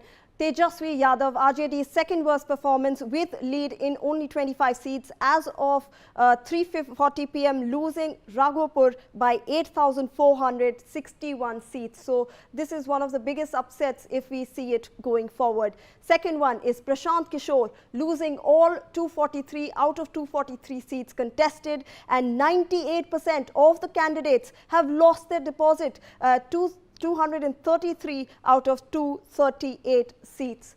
Then when we look at Tej Pratap Yadav as well, he is finishing third in Mahua constituency with only 34,000. He is behind 34,813 votes behind the leader in Mahua. Rahul Gandhi, because he's lost all of 243 seats out of 240 seats contested, and 98% of even when we are looking at the Congress party in this entire election. When we look at Mukesh Sahani, he is also one of the biggest losers because he has won 0 seats out of the 10 seats contested by the VIP. Okay, all right, Shivani, thank you so much for that. Let me then quickly bring in Dr. Sunny Dhiman before I go back to the previous conversation that we were having. Dr. Dhiman, you've been wanting to make a point, sir, for a very long time. Please go ahead. So this is my point I wanted to make, the point Ashdeep was making with the Chandani Shah. By participating in a rigged system, the opposition basically legitimized the rigging. And by accepting the outcome, citizens validate this machinery. The system is brilliant. It captures not only it captures power not with coercion, but by consent. And that appears right now because they were discussing about who will become the chief minister. But the issue is when the system is rigged, it doesn't matter whether Nitish Kumar becomes chief minister or not. And right now, it reminds me to an old saying that a wolf promised sheep that he will become vegetarian after winning the election. Yes, and the sheep celebrated the victory, if the and the sheep are still waiting. Sheep are still waiting. The sheep of Bihar are still waiting. You're claiming that the system is rigged, but the rigged system Sheep are still waiting for the sheep are still waiting in Bihar for the wolf to become a vegetarian. There will not be any change in Bihar. The future of Bihar's youth is doomed, and the system is rigged. There's no purpose of contesting election when the Chief Election Commission and the Election Commission of India has been captured by the ruling establishment. There's no purpose anymore. This is very heartening today. What the Election Commission says, please bring your compelling evidence on an affidavit, and that's a conversation we've had with the Congress party also several times. The Brazilian women's photo is quite compelling. If there is such compelling women's photo is quite compelling, isn't it? Of vote rigging in India, in the largest democracy in the world, if there is such compelling evidence of vote rigging, in Haryana, please take it her ID is there to the authorities on an affidavit. Madam, on an affidavit, there is no such thing that Rahul Gandhi has to come with Chandni Preeti Shah wants to come in. Then I want to go back to Arshpreet Karyal. You are not asking the question who people who are sitting in the power. You are asking the question how do we respond to that? How do we respond to that? Because now, are we expecting for the next 5 years to be told that we're living in a system where our vote doesn't matter? It doesn't matter. See, that is what I was talking about. When, educated people like Sunny Dhiman say that the system is rigged, he is disrespecting each and every voter who is coming out. He is disrespecting the democracy. For example, when Rahul Gandhi says that a Brazilian voter's ID card was used, what were the BLAs that were sitting on the booth, the polling agents that were sitting on the booth, what were they doing at that time? Why was the opposition, did not no come question out with can this? be raised Once against again, the election once commission again, please let and me the people finish. in government. Please let me finish. Only Please the let me opposition finish. is responsible. Only the opposition No, is Dr. responsible. Dhiman, that's not the point. Opposition will raise Kindly. The opposition can say yes, they can raise an appeal that batsman is out. question But is, now if the the onus is on evidence the is so bowler to compelling, to why No, not take no. it to Why? the proper channels? proper channel. What is the proper channel, You madam? think by What is holding the a proper press channel? conference you'll be able to convince the people of Devika, India? Press conference. Should there not be Devika, Anurag please Thakur let me can finish. come on very second day. Investigations would require a proper channel to be pursued, right? Thakur can come on very second day with lots of You evidence, want and the people Election of India Commission to did fall not for ask press any question to conferences Anurag now by Thakur. political parties? No, Which Anurag they do Thakur day in and day out. And this is not can something bring that a I'm not plethora of accusing the evidence, Congress but party. he was not The asked by BJP does Election it as Commission well. of India. Day But in, now day out, when he was asked to there give are in press written. conferences that are held by political parties, and now you want everyone to No, it believe is those. not political party. Anurag Thakur can do it. Okay, And I the want to Election come Commission back of to India did not ask him. a much This more is a rigged interesting game, question madam. that I This is had. rigged Mr. game. Harshpreet And this- Kadyal, this- I want to come back to the Devika- Congress. One second. I want to come back to the Congress. Mr. Harshpreet Kadyal, we'll have this, the vote chori allegation conversation on another day. But you've raised a very interesting question, right? You've heard Mr. Rajiv Pratap Rudy as well of the BJP, who's come on record to say that as far as he's concerned, Nitish Kumar is the next Chief Minister of Bihar, right? However, you said that he has a history of switching parties. Then I want to understand from you, given the current numbers or the way things are, it's not as though the BJP has swept Bihar alone. Yes, they are the single largest party currently, but they're not, it's not as though they've reached the halfway mark alone, that they don't need any other party support. They will continuously need the JDU in there. If your apprehensions that he's going to switch do come true, is that something that the Mahagathbandhan will be willing to look at once again? If for some reason Nitish Kumar has a fallout with the BJP, will the Mahagathbandhan join hands with him as the second largest party and clearly the man who's holding more numbers than the RJD and the Congress? When a question is framed in such a way that if this happens and then that happens, what will be your take? In politics, there is no answer to hypothetical questions. There is only answers to facts. Aren't you Fact raising of the a matter hypothetical is, question? The premise, your premise was hypothetical, right? No, it wasn't. It wasn't at all. You said who's going to be the Chief Minister of Bihar? Yes. Because if it's Yes. Nitish Kumar, It's not he has a habit hypothetical. of switching parties. Wasn't that Yes, also it's hypothetical? not. No. Aren't One you second. creating a hypothetical One scenario second. basis? Allow me to answer. You Allow me to created answer. a hypothetical Allow me scenario to answer, basis madam. the past, right? Allow me I'm to also answer, creating a hypothetical scenario basis the past where the Mahagathbandhan has joined hands with the JDU. Now, since you have taken 20 seconds to ask me this question, allow me 20 seconds to answer. I'll give you 1 minute, sir. First, well, I am grateful for the 40 more seconds. I hope it will be uninterrupted. Now, number one, the difference between my contention and your question is, my contention was based on facts. We definitely will be having a chief minister in Bihar, and it's either going to be from the JDU or from the Bharatiya Janata Party. I only asked who the chief minister is going to be, and at the same time, I pointed out to the history of Mr. Kumar. That was it. There was no hypothesis to it. There was no hypothetical questions to it. It was a factual question that I'd asked. Number two, as far as the main concern goes, you asked me this another question that Mr. Rudy has said this. What do you have to say about that? The answer was in your question itself. He said, as per Mr. Rudy, he said it was his personal opinion that as per him, he will be the chief minister. We are not asking what is going to be the scenario as per Mr. Rudy. We are asking what the scenario is going to be as per the NDA. So he spoke for himself, not for the party. He made it. Come out. One second. And clarify You, very you, soon. You assured me. They are in the midst. They are amidst their victory assured celebrations me, right now. Madam, you assured me 60 seconds uninterrupted. No, I'll give you 60 seconds further, but you can't stop Thank me you. from interjecting, right? No. Anyway, You please assured go me ahead. that you'll not interrupt. I'll not be able to stop you. I'm not in a position to stop you. But when you say it yourself that I'll not interrupt you and then interrupt me, well, it reflects. Okay, in a please different go ahead. way. Finish your But point. I'll come to the point now. The fact of the matter is that will the promises made by the NDA government delivered? Is there a timeline to it? If there is any panelist here, but I don't. You see how irresponsible the Bharatiya Janata Party is. They have won a state, and yet they did not have the courtesy to send a spokesperson. This is how irresponsible they are. This is how immature the Bharatiya Janata Party is, that you have been elected in a government, and at the very least you could have sent a spokesperson and told the people watching what your plan of action is, what your roadmap is, how the things will be done, when will they be done, how will the development be done, what is the blueprint to it. Nothing. They haven't even sent a spokesperson. This is why we say the Bharatiya Janata Party is maybe good at winning elections, but not at governing. The fact of the matter is that governance and winning election are two-way different things.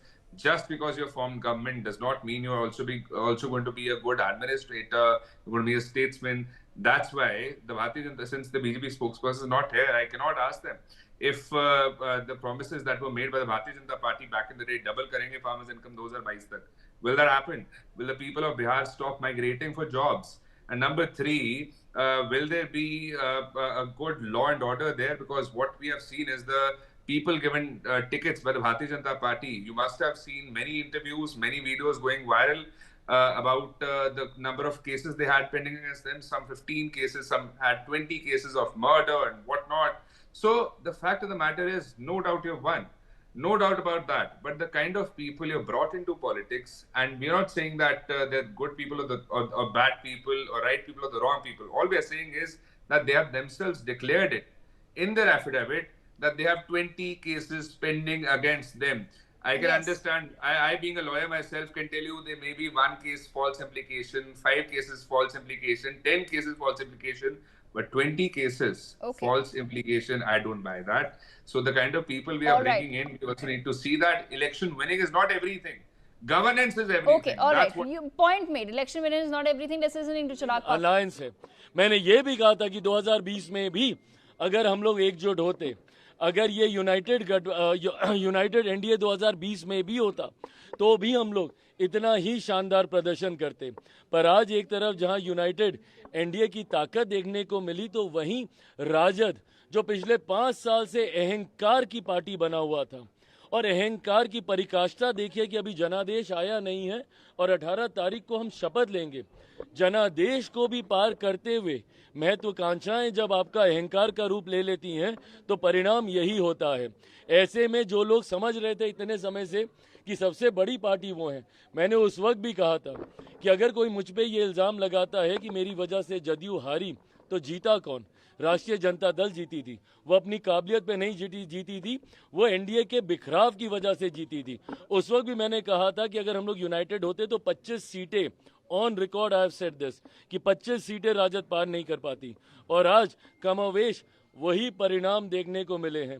तो जहां जंगल राज वालों को आज पता चला कि बिहार की जनता में वो कहां खड़े होते हैं, तो वहीं बिहार की जनता ने जिस तरीके से एनडीए और तमाम हमारे प्रत्याशियों को सराखों पे उठाने का काम किया, उसके लिए मैं बिहार की जनता का धन्यवाद करता हूं, मेरे प्रधानमंत्री जी का धन्यवाद करता हूं, मुख्यमंत्री नीतीश कुमार जी का धन्यवाद करता हूं, और एनडीए के तमाम घटक दल जिस एकजुटता के साथ मांझी जी, उपेंद्र कुशवाहा जी, हम लोगों ने मिलकर चुनाव लड़ा है, ये एकता की ताकत को बिहार की जनता ने सराखों पे बिठाने का काम किया. मुख्यमंत्री कई लोग आपको अंडरएस्टिमेट कर रहे थे, कई पॉलिटिकल पंडित कह रहे थे कि 10 सीट जीतेंगे चिराग तो काफी होगा.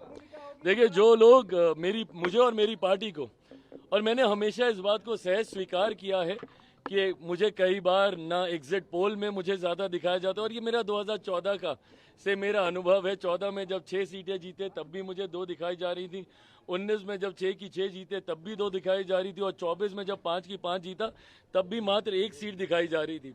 तो ऐसे में इस बार भी बिना एग्जिट पोल पे कोई भी उंगली उठाए हुए, क्योंकि वो अपना सर्वे करते हैं, बट मेरा विश्वास मेरी मेहनत पर है, ना किसी के सर्वे पर.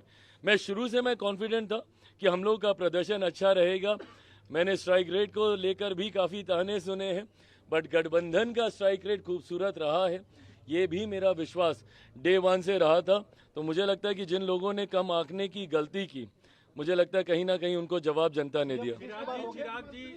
मुख्यमंत्री नीतीश कुमार जी एक बार फिर से मुख्यमंत्री बनेंगे, ये मेरा पूरा विश्वास है.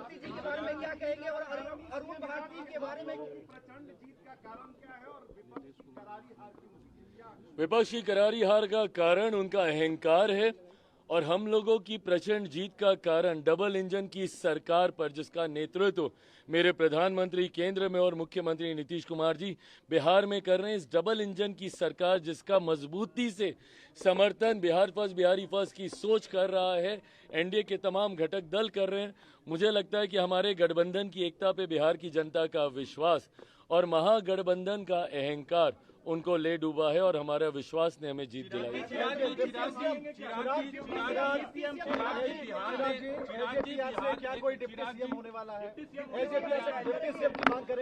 ये सारी बातें मैं पुनः कहूंगा। मैंने हमेशा गठबंधन की मर्यादाओं का पालन किया है और मैंने हमेशा कहा था कि जब सही समय आएगा ये बातें हम लोग गठबंधन के मंच पर रखेंगे।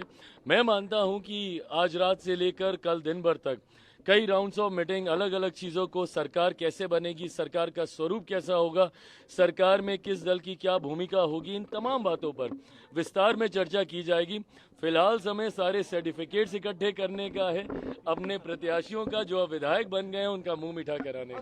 चिराग जी, आपके प्रदेश में राहुल गांधी यहाँ आए, वोट अधिकार यात्रा की, वोट चोरी का आरोप आरजेडी और कांग्रेस ने भी लगाया। एसआईआर के बाद ये पहला विधानसभा चुनाव था, वो जो आरोप लगाते थे अब नतीजे सामने हैं, उन तमाम आरोपों पे क्या कहेंगे अब नतीजों? मुझे लगता है इस एक जीत ने तमाम उन सवालों पर भी पूर्ण विराम लगाने का काम किया जो भ्रम विपक्ष ने फैलाने का प्रयास किया। भले वो एसआईआर का मुद्दा हो, वोट चोरी की बातें, और मैंने बार बार कहा था कि राहुल जी ने जब जब मेरे प्रधानमंत्री के ऊपर इस तरीके से व्यक्तिगत तौर पे हस्तक्षेप किया है, चौकीदार चोर है इससे पहले कहना, अब वोट चोरी की बातें करना, जिस तरीके से उनकी मां को लेकर उनको व्यक्तिगत तौर पर कि मंच पर नाचने लग जाएंगे, ये सारी बातें बिहारी संस्कारों के लिए भी जाने जाते हैं। शायद राहुल जी, कांग्रेस ये समझ ही नहीं पाई कि जितनी वो अमर्यादित बातें कहते हैं उतना ही सेल्फ गोल वो करने का काम करते हैं। वहीं दूसरी तरफ हम लोगों ने पूरी मर्यादा के साथ सिर्फ अपनी जिम्मेदारी को निभाने का काम किया। गठबंधन ने पूरी जिम्मेदारी निभाई।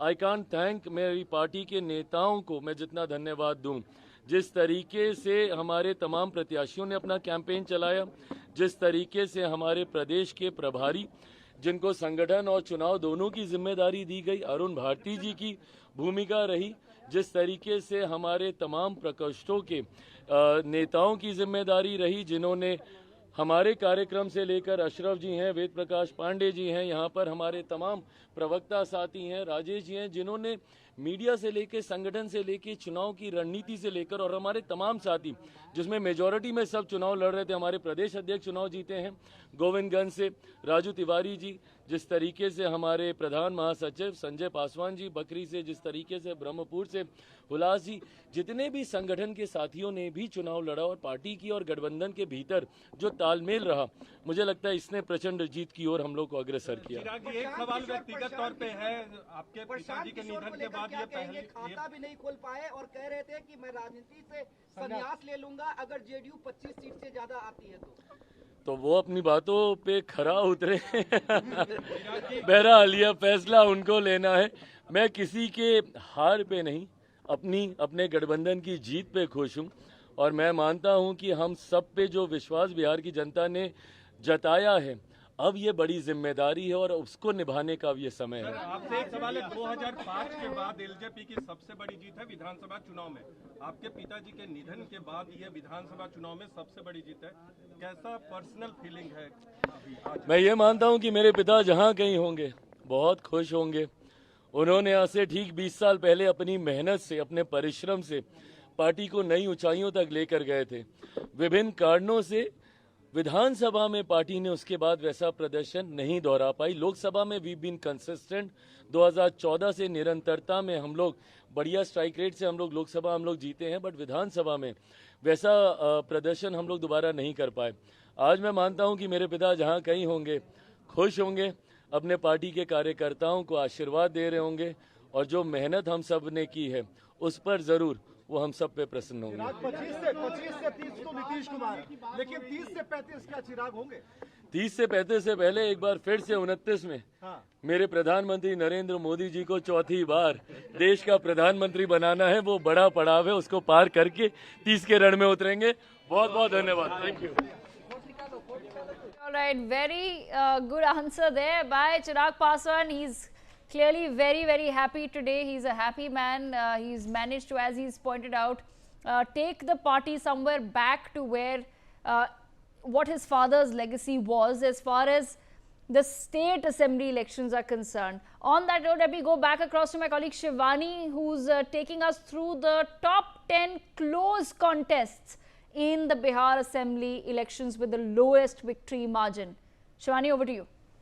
Absolutely. When we are looking at the top 10 close contests, first comes the constituency of Amnor. BJP's Krishan Kumar Mantu is leading with a victory margin of only 142 seats. Then we have RJD, BSP and JSP at the second, third and fourth positions. Next, when we look at another constituency of Begusrai, we'll go on to the next plate, please.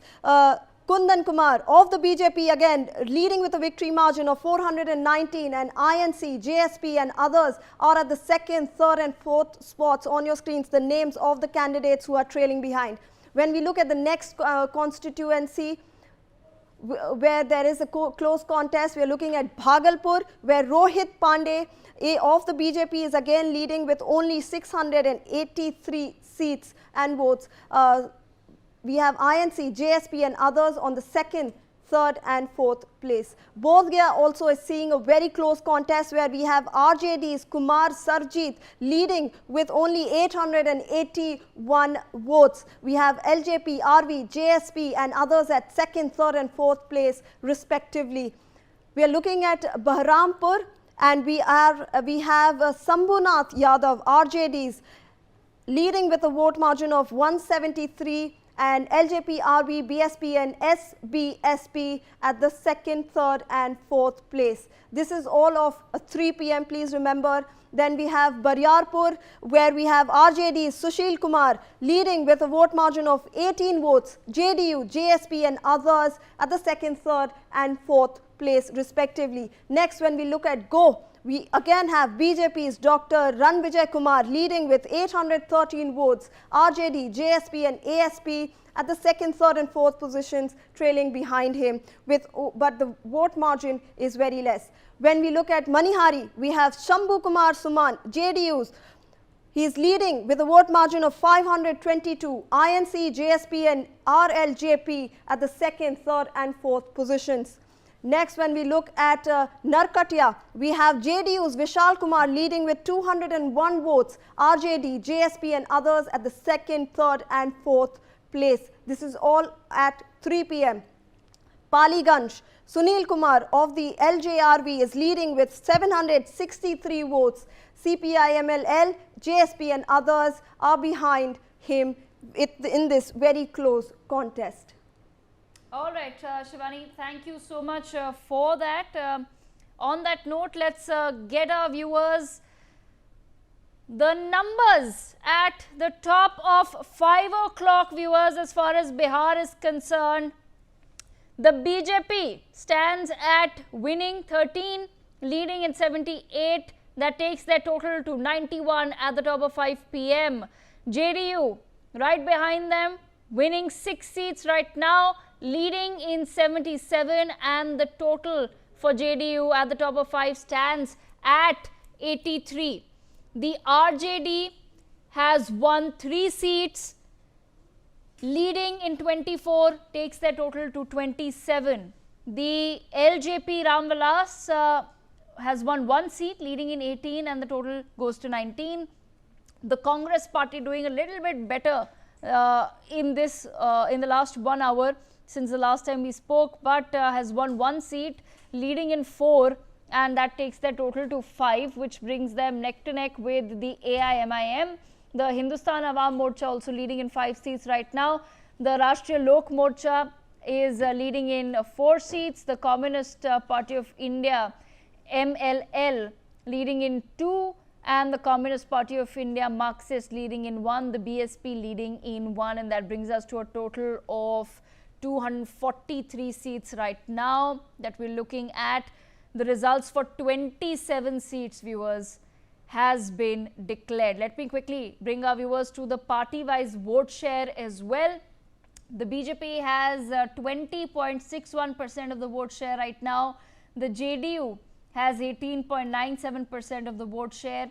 the RJD at 22.82% of the vote share, and the Congress party at 8.73% of the vote share. What's interesting is that the Congress and the AIMIM, which has 1.99% of the vote share, less than 2% of the vote share, are actually expected to win the same number of seats in this election. So those were the numbers at the top of 5 p.m. from the Election Commission itself. With that, let's quickly slip into a very, very short break. I promise you 30 seconds and we'll be back.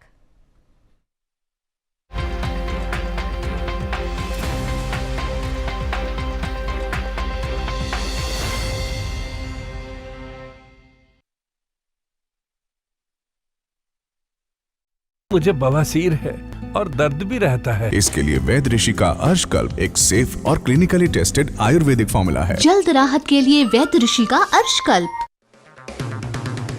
अगर आप बनना चाहते हैं anchor या फिर आप में है जुनून एक तेज तर्रार न्यूज रिपोर्टर बनने का, तो आप ज्वाइन करें ITV और इंडिया न्यूज Newsx का media school.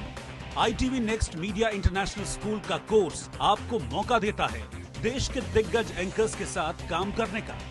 ITV next media international school में आप बेहद नजदीकी से देख पाएंगे किस तरह से ITV नेटवर्क के दिग्गज पत्रकारों की टीम दिन रात खबरों पर काम करती है। इस कोर्स के दौरान आप सीखेंगे एंकरिंग की एक एक बारीकी उन एंकर्स के साथ जो देश को रखते हैं हर खबर से बाखबर। ITV next media international school का ये कोर्स आपके एंकरिंग स्किल्स को करेगा इतना सशक्त, मजबूत, जिससे आप बनेंगे पत्रकारिता की दुनिया का वो चमकता चेहरा जो दुनिया देखेगी और पसंद करेगी।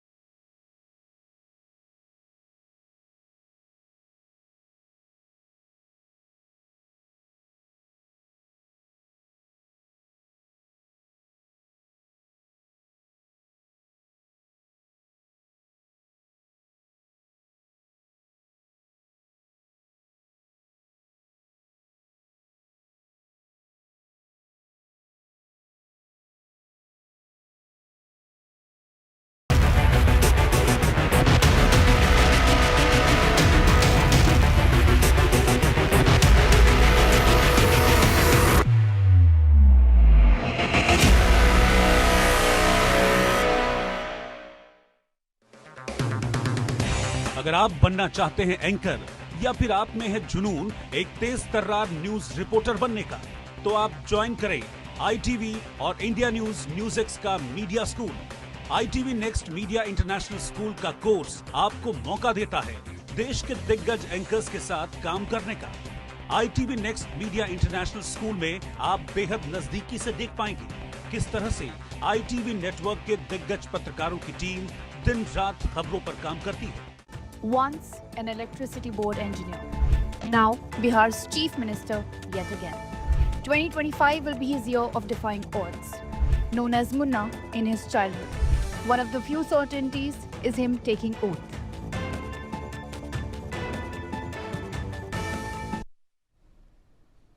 Hello and welcome. You're watching Newsx with me, Devika Devan.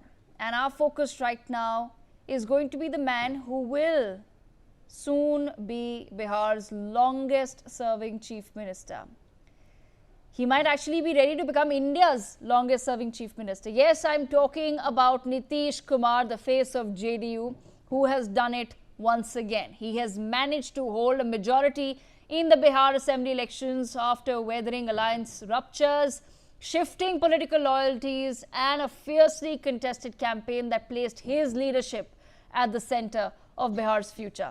Before the elections and during the polling, BJP has avoided naming Nitish Kumar as the CM face. But after the JDU swept the votes Nitish Kumar as the CM does not look like a very far-fetched idea. Viewers, welcome. You're watching Explained by Newsx with me, Devika Devan. Today we're talking about Bihar's Chief Minister Nitish Kumar. Bihar boasts of one of the most fascinating political histories in India. Nitish Kumar undoubtedly has been a major peddler of that title. It is indeed interesting that Nitish has been called a coalition tactician with unmatched survival skills, but has also been accused with the label of political turncoat or quote-unquote a dal badlu. Anyway, he has still managed to be in and out of power as the Bihar Chief Minister over the last 20 years, conquering the battleground of Bihar's democracy. Let us now take a few moments to decode this entire journey. Nitish Kumar was born on 1st March 1951 in Bakhtiarpur, Bihar, to parents Parmeshwari Devi and Kaviraj Ram Lakhan Singh. Nitish Kumar's father was a freedom fighter, a local Congress leader and also an Ayurvedic practitioner. Raised in a family with strong political and social consciousness, Nitish Kumar was inspired by his father's principles and dedication to serving the public. His native village is Kalyan Bhiga, situated in the Nalanda district, the historic Nalanda district. He completed his schooling in Bakhtiarpur before moving to Patna for higher education. When he was younger, he was affectionately called Munna. And it is quite an interesting journey from Munna to now, the Sushasan Babu, as he's known. In 1972, he earned a degree in electrical engineering from Bihar College of Engineering, which is now NIT Patna.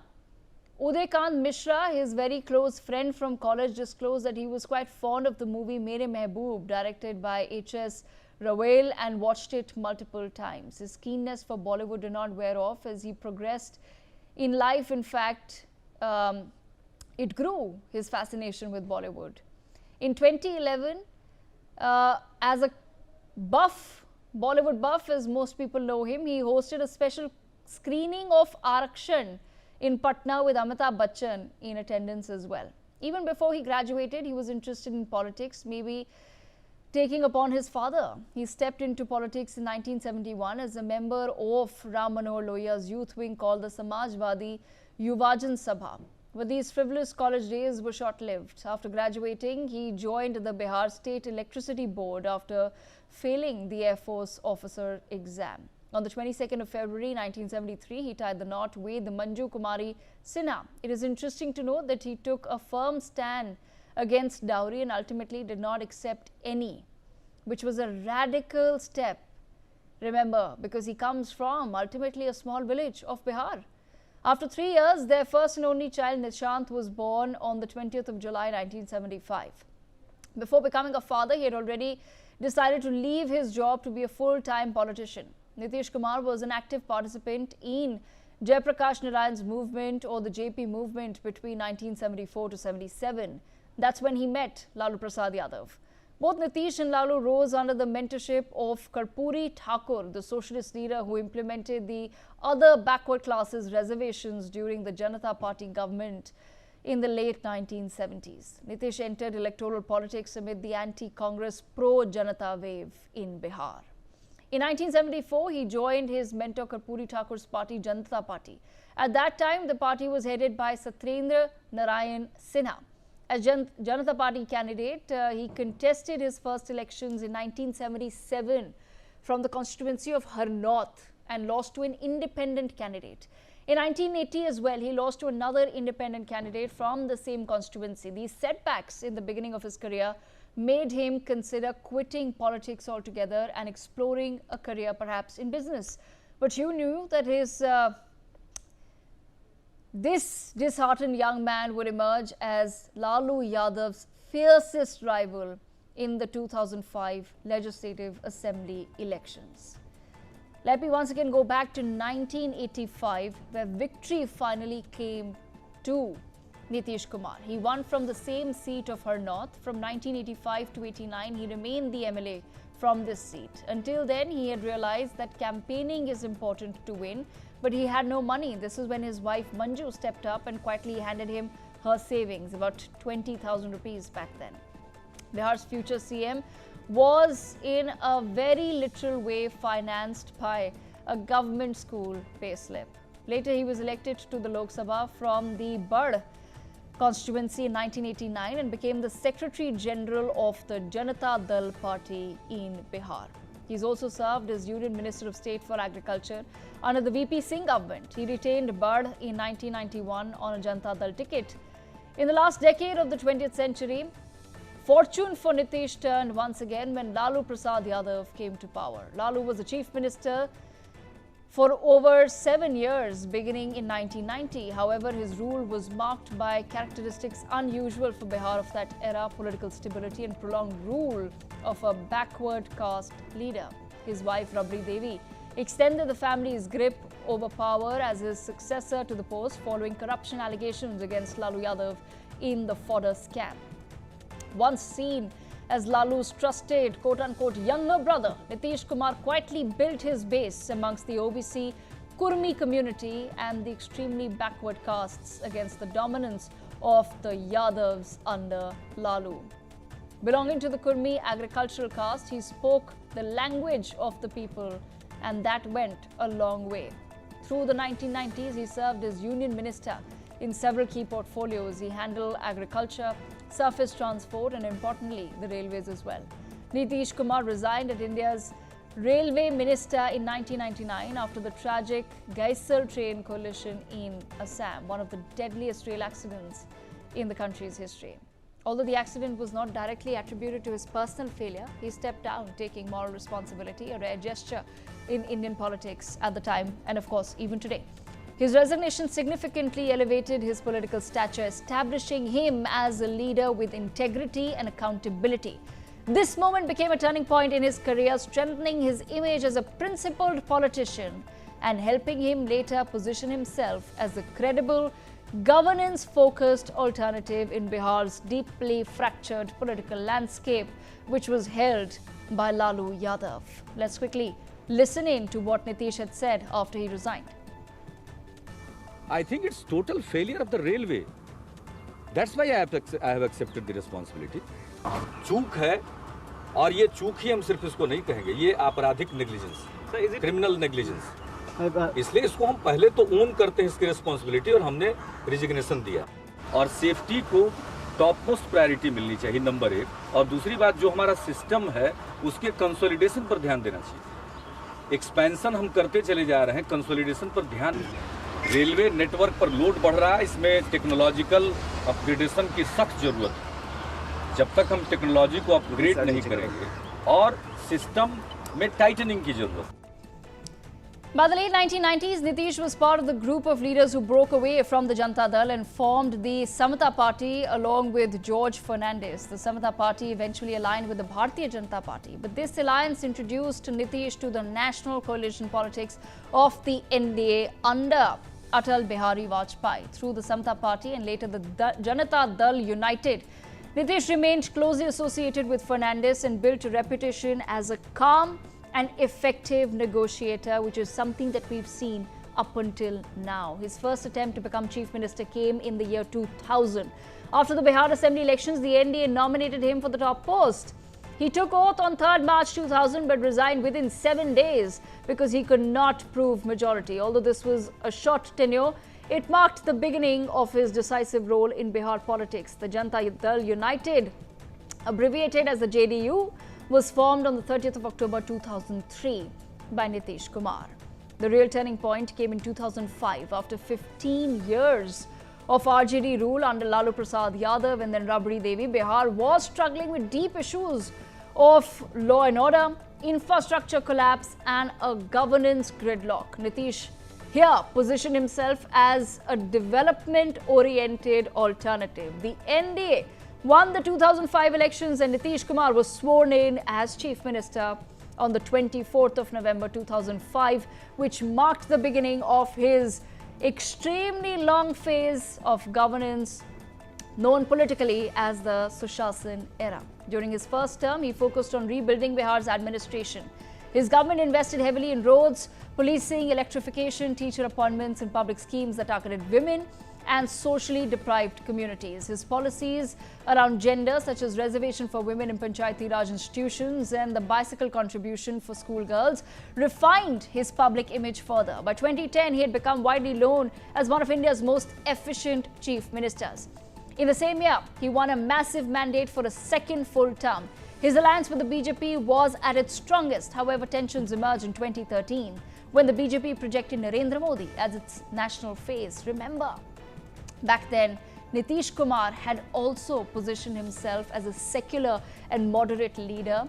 He ended his 17-year alliance with the BJP. This was one of the most important political shifts of his career. In the 2014 Lok Sabha elections, the JDU performed poorly. Nitish resigned as chief minister and appointed Jitan Ram Manjhi as a successor, but internal conflict and weakening political control pushed him back into the chief minister's seat in early 2015. In the same year, he formed the Mahagathbandhan, a grand alliance with Lalu Prasad Yadav's RJD and the Congress. The coalition won the election and Nitish took oath for another term. However, this alliance also collapsed. In July 2017, Nitish resigned once again, citing corruption allegations against RJD leaders, and returned to the NDA within 24 hours. In 2020, he once again became chief minister with the BJP's support. Although the mandate was weaker than the earlier years, this phase was marked by growing differences within the NDA. In August 2022, Nitish broke with the BJP once again and rejoined the Mahagathbandhan. He took oath with RJD's Tejasvi Yadav as his deputy. Under Nitish Kumar, Bihar saw a sharp rise in development indicators. The GDP of the state grew steadily to 8.54 lakh crores in 2023-24, while the per capita income increased from about 8,500 rupees in 2005 to nearly 66,800 in 23-24. Poverty levels declined significantly, dropping from 52% in 2015-16 to 34% in 21-22. Bihar still suffers, however, from weak industrial growth and limited private investment. Despite better infrastructure, unemployment remains high, especially amongst the youth, which was one major factor in this election. While enrollment has improved, the quality of education and learning outcomes continues to lack. Rural areas still face healthcare shortages with understaffed and unequipped facilities. Nitish Kumar is also criticized for his frequent political flip-flops, which has created some sort of instability and weakened public trust in politics. But today, Nitish Kumar, viewers, stands as one of India's longest-serving chief ministers, a figure whose political instinct remains sharp and whose moves continue to influence the future of Bihar. His journey is not one story of a leader, but also the story of how power, ideology, and governance intersect in Indian democracy. With that, I want to open up this conversation with our guests who've also been observing the election results since morning, and particularly the career of Mr. Nitish Kumar. I have Piyush Pant with us. We also have with us Mr. Bipin Sharma, and senior journalist, and Joyita Basu, editorial editor of the Sunday Guardian, with us. Let me begin with Joyita. Joyita, there's a question that the Congress party has been asking now since morning, ever since the numbers have come out, that listen, BJP is at 92 as we're looking at the numbers, and the JDU is not far behind. They're at 83 seats. But their big question today is, will Nitish Kumar be chief minister? Most of the people that I've spoken to since morning who belong to the BJP, be it spokespersons or leaders, have said that as per them, yes, Nitish Kumar will be the chief minister, but ultimately the decision lies with the High Command and with the winning MLAs, which is what the BJP had said in the beginning as well. But in your perspective, how critical is Nitish Kumar today for the BJP to secure Bihar? Nitish Kumar and BJP, I mean, it's if you look at it, this is the double engine that has worked for Bihar. It is not just what Bihar government and the central government, it is BJP and JDU together. And this is not just a vote for Nitish Kumar, this is also a vote for BJP. Let's not forget that, because you see, Bihar also has been trying for some time to ensure that BJP numbers keep increasing, more than JDU numbers. Even in the last elections it happened, this time also it has happened that the BJP is getting more numbers, because Bihar wants to be mainstream. the very fact that the BJP is, vote share is rising, shows that Bihar wants to be part of the mainstream national politics, but at the same time it is not going to discount Nitish Kumar. Nitish Kumar still has the clout, and till date both the parties need each other, and that is why they are where they are. You see, one of the reasons why everybody knows by now why Nitish Kumar left the NDA and joined hands with the RJD in the last time, it was because BJP was trying to, some local leaders of the BJP, they were seriously trying to install their own chief minister, and if there is one thing that Nitish Kumar is very particular about, he wants to be chief minister, and why not? After all, he is the man, he is the face of Bihar, has been the face of Bihar for 20 years. So, in this case, I would say Bihar is, BJP, although it can cobble up the numbers without Nitish Kumar's party to have its own chief minister, I don't think they will go that way, because if you are looking at it, also the fate of the central government is at play in this, and they don't have the numbers. They will cobble up the numbers, I am certain that way there as well, but why introduce, at a time when there's this kind of a victory they have got, this kind of a mandate they have got, why would they go for a situation where unnecessary animosity is introduced in the alliance? Because you see, otherwise it's going to be a repeat of what has happened in Maharashtra. Yes. Look at, that Uddhav Thackeray, he's still not back, and voters have voted for these two parties. Voters are not going to like the fact that if either Nitish Kumar is removed and the BJP tries to gobble up the space sooner or later, because everyone knows this is Nitish Kumar's last election, all right, and the thing is that he cannot possibly continue any further in politics, and there are several reasons for that. So, I think this is the time, this is Nitish's glory. BJP will allow him to occupy that space. And there's also a national level mathematics that is involved. It's not as simple as the BJP saying we have 92 seats in Bihar, so we have greater seats, so we should have a chief ministerial face. That's just not how it's going to work out. Piyush Pant, your thoughts on the same legacy of Nitish Kumar? No matter which other party comes to power, Nitish Kumar finds his way to the chief ministerial seat. Yeah, that has been true, and every time, it is Nitish Kumar who occupies the seat of chief ministership. Even when he is not very comfortable with a particular alliance, so he just switches to the other alliance and occupies the chair. So I think in a way Bihar and Nitish Kumar, they have become indispensable.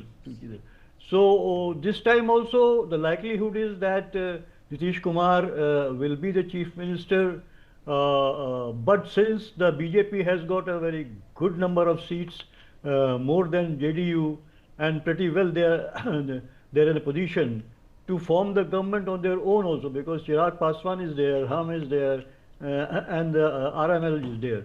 So, but I think initially they won't like to do it, because in a way this verdict is in favor of Nitish Kumar.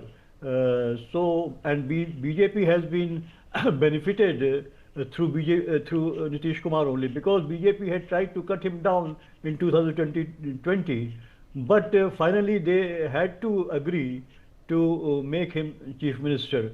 This time also some thought was going on, but finally because BJP I think from the last 2-3 years this thinking was going on in BJP that this time a BJP chief minister should be there in Bihar. So they might think over this line, but not initially, I think, because they will just try to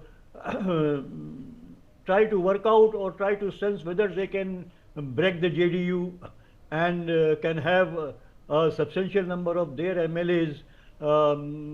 Then they might think of occupying the seat of power, this chief minister's chair. But I think initially, if they go against Nitish Kumar and install their own chief minister, I think public will not take it in a good manner, and there might be some, disturbance in the state itself, and people will not like if BJP does like that. So I think initially BJP will have to agree to give the chief minister chair to Nitish Kumar, though Nitish Kumar's health is not as good as it used to be, and there were many questions raised on his health. Yes. Though during the last days of campaigning, he did it very well. I mean, he took a lot of round of meetings, and so it was not looking as if he is very sick.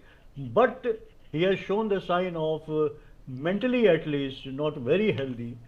So maybe that can be one thing which can weigh against him.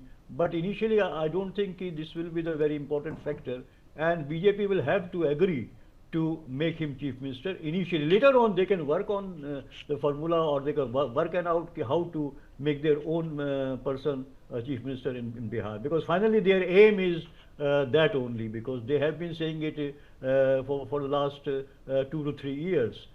So I think it's very clear, but initially now it's a verdict both for the JDU and the BJP. So now they will have to form a government in company with each other, and Nitish will have to be the chief minister of Bihar at the moment. Okay, all right. So clearly, as per everyone's assessment analysis, Nitish Kumar will be the chief minister of Bihar. Bipin Sharma, I want to move away from Nitish Kumar for just a second, because there's another star performer in Bihar, which is Chirag Paswan. You know, your thoughts on what really worked in his favor. A lot of people had somewhere written him off a little bit, at least for this particular election, but they've done really well. He's correct when he says that I've somewhere managed to bring the past glory of my father back to the party, and somewhere that will boost Chirag Paswan as far as his standing at the state level is also concerned.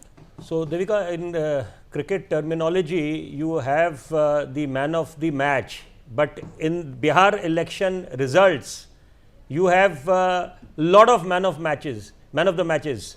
Narendra Modi, Nitish Kumar, Chirag Paswan, and then of course the cadre. Now, Chirag Paswan, he takes a lot of pride in calling himself the Hanuman of Narendra Modi. So I think that speaks volumes about the man, his political maturity, and not to forget his bitter rivalry with Nitish Kumar, how he was fiercely opposing Nitish Kumar during the election rallies in the last elections. But then from that stage to the present day scenario, this election, it has been a wonderful comeback. Now all for in the larger interest of the NDA. So because he also duly realizes that it is very important for the entire flock to stay together firmly, because the opposition also not going to miss any opportunity if they see one.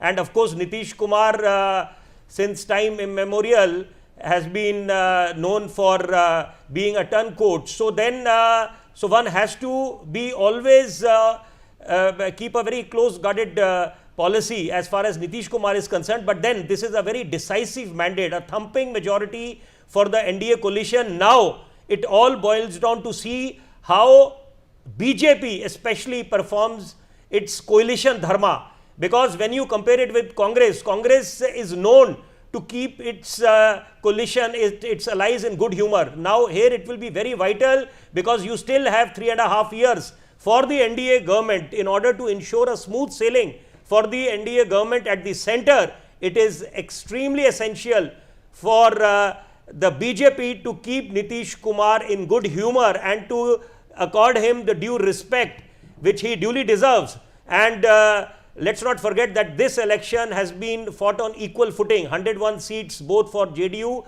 and BJP. Now at the end of the day, victory is victory. The Congress has to accept that it is a big wake-up call for them. This election result is also an endorsement on the SIR, the double engine government, because people of Bihar are wise enough to understand that if you have a double engine government, then it augurs well for them, because it ensures that there are going to be fewer hurdles in the path to development projects. So all these factors, at the end of the day, I think a day of celebration for NDA, because it's been a very, very tough election contest, in the sense that how politicians went the full throttle, and they left no stone unturned in addressing their supporters during the election rallies and the issues that they were raking, the promises. Now, of course, Bihar would await the implementation and the fructification of the special package, because only then the dream of Naya Bihar will be fulfilled. Okay, all right. I also have Nikhil Abbas of the Congress with me, and Rajika Agarwal of the BJP. Rajika Agarwal, let me bring you into the conversation here. As far as the question of the Chief Minister is concerned, what is it that you can share? Because that's been the big question that's coming our way as well since now afternoon, when the results sort of started cementing in favor of the NDA. What can you tell us as far as Nitish Kumar as to be retaining his chief ministerial seat is concerned? Vande Mataram, my Ram Ram to everybody, and heartiest congratulations to the public of Bihar for voting the correct governance for the Shusashan and for double engine ki sarkar, where everybody is going to see the kind of vikas, the development, not only in terms of the infrastructure, but also in the terms of women's security, facilities, and the policies made for the women by the NDA government, which is BJP and the JDU. As per your question, yes, we our Honorable HM Amit Shah ji had initially announced Nitish ji as the face of the BJP, as the Chief Minister in Bihar, and obviously we are going to go ahead with him only. There is not going to be change as of now. Nitish ji is going to be the Chief Minister, since we are winning it with a huge margin, in spite of having higher number of seats. But Nitish ji, since we committed, and then we are going to continue with Nitish ji only. Okay, all right. I want to bring in Joyita then into the conversation. Joyita, looking at the opposition as well, as far as the RJD's performance is concerned, in your reception, what has gone wrong for the RJD? And I don't think it would be fair to pin the entire blame on the Congress, or to say that because they were a part of the Mahagathbandhan, therefore the RJD's numbers have dropped. What is, if I am today Tejashwi Yadav, what is the introspection that's happening when I look at the numbers? Well, look at it this way. Tejashwi Yadav didn't have a safety net, and that safety net often comes in from the allies. I mean, while saying that, you know, you cannot blame it on the Congress, but and one of the reasons why is also that Tejashwi Yadav, for the maximum number of seats, didn't give that many seats to the Congress, but the fact he was also left to do the heavy lifting himself. And this heavy lifting, when your base is all about, you know, you're totally dependent on caste and religion, basically the MY factor, then it is very difficult to expand that base unless and until you have to show something. Basically, he did not have anything to show in terms of a proven track record, because his tenure as Deputy Chief Minister was extremely lackluster, and he was also, to become the Chief Minister of Bihar once again, he was making totally wild and unrealizable and unrealistic promises, which did not go down well with the voters. So, in terms of strategy, Tejashwi Yadav also went totally wrong. While it is a fact that his meetings in his areas, you know, wherever there is a stronghold, he did generate a lot of buzz, but as soon as he left, that buzz died down. Obviously, his workers and all, they were not working on the ground. Even for that matter, perhaps Tejashwi himself, beyond big talk, perhaps he did not go in terms of the organizational work that is needed on the ground to ensure a win. So, ultimately the blame is totally Tejashwi's. He will have to accept it. If he had got maybe around 50-60 seats, then we could have blamed the Congress and said that, you know, the Congress did not give him the cushion that is needed to get to a number of good number of seats, but that was not the case here. The very fact that the RJD imploded in such a big way, it shows, you know, what I have been saying from since morning, you know, parties have to realize that they cannot run on dynasty fumes. They need petrol or CNG or whatever to run their vehicles. Fumes do not run, and that is what has happened to Tejashwi. Okay, I want to bring in Bipin Sharma in on that as well. Bipin Sharma, what you know, Joyita has also raised the factor of the MY, the Muslim Yadav vote, which has been the core of the RJD as well as to a large extent the Congress party. But if they want to then expand away from that core base, how does one even do it? Because this election has shown that several of the Muslim dominated seats have actually voted in favor of the NDA. What do you make of that fresh trend that has come out? So, this election results has seen the emergence of a new MY equation, Mahila Yuva, because all these years we have been talking about Muslim Yadavs. Now, this election results have proved beyond doubt that it is the emergence of Mahila Yuva votes that have come in huge numbers to give a decisive mandate to the NDA government. Now, you know, the Jungle Raj era, people have still not forgotten that, the kind of lawlessness that Bihar was witness to. So, all these factors in totality must have weighed on the minds of the voters, which eventually led them to repose their faith on the NDA government, and at the end of the day, they have reposed their faith on the old guard, Nitish Kumar and Narendra Modi. So, we can say in this particular round 2025, Nitish Kumar and Narendra Modi have emerged victorious, and they have trounced over Tejashwi Yadav and Rahul Gandhi. And it has also brought to fore the very important fact which no one can now deny, no one can any longer remain in a denial mode,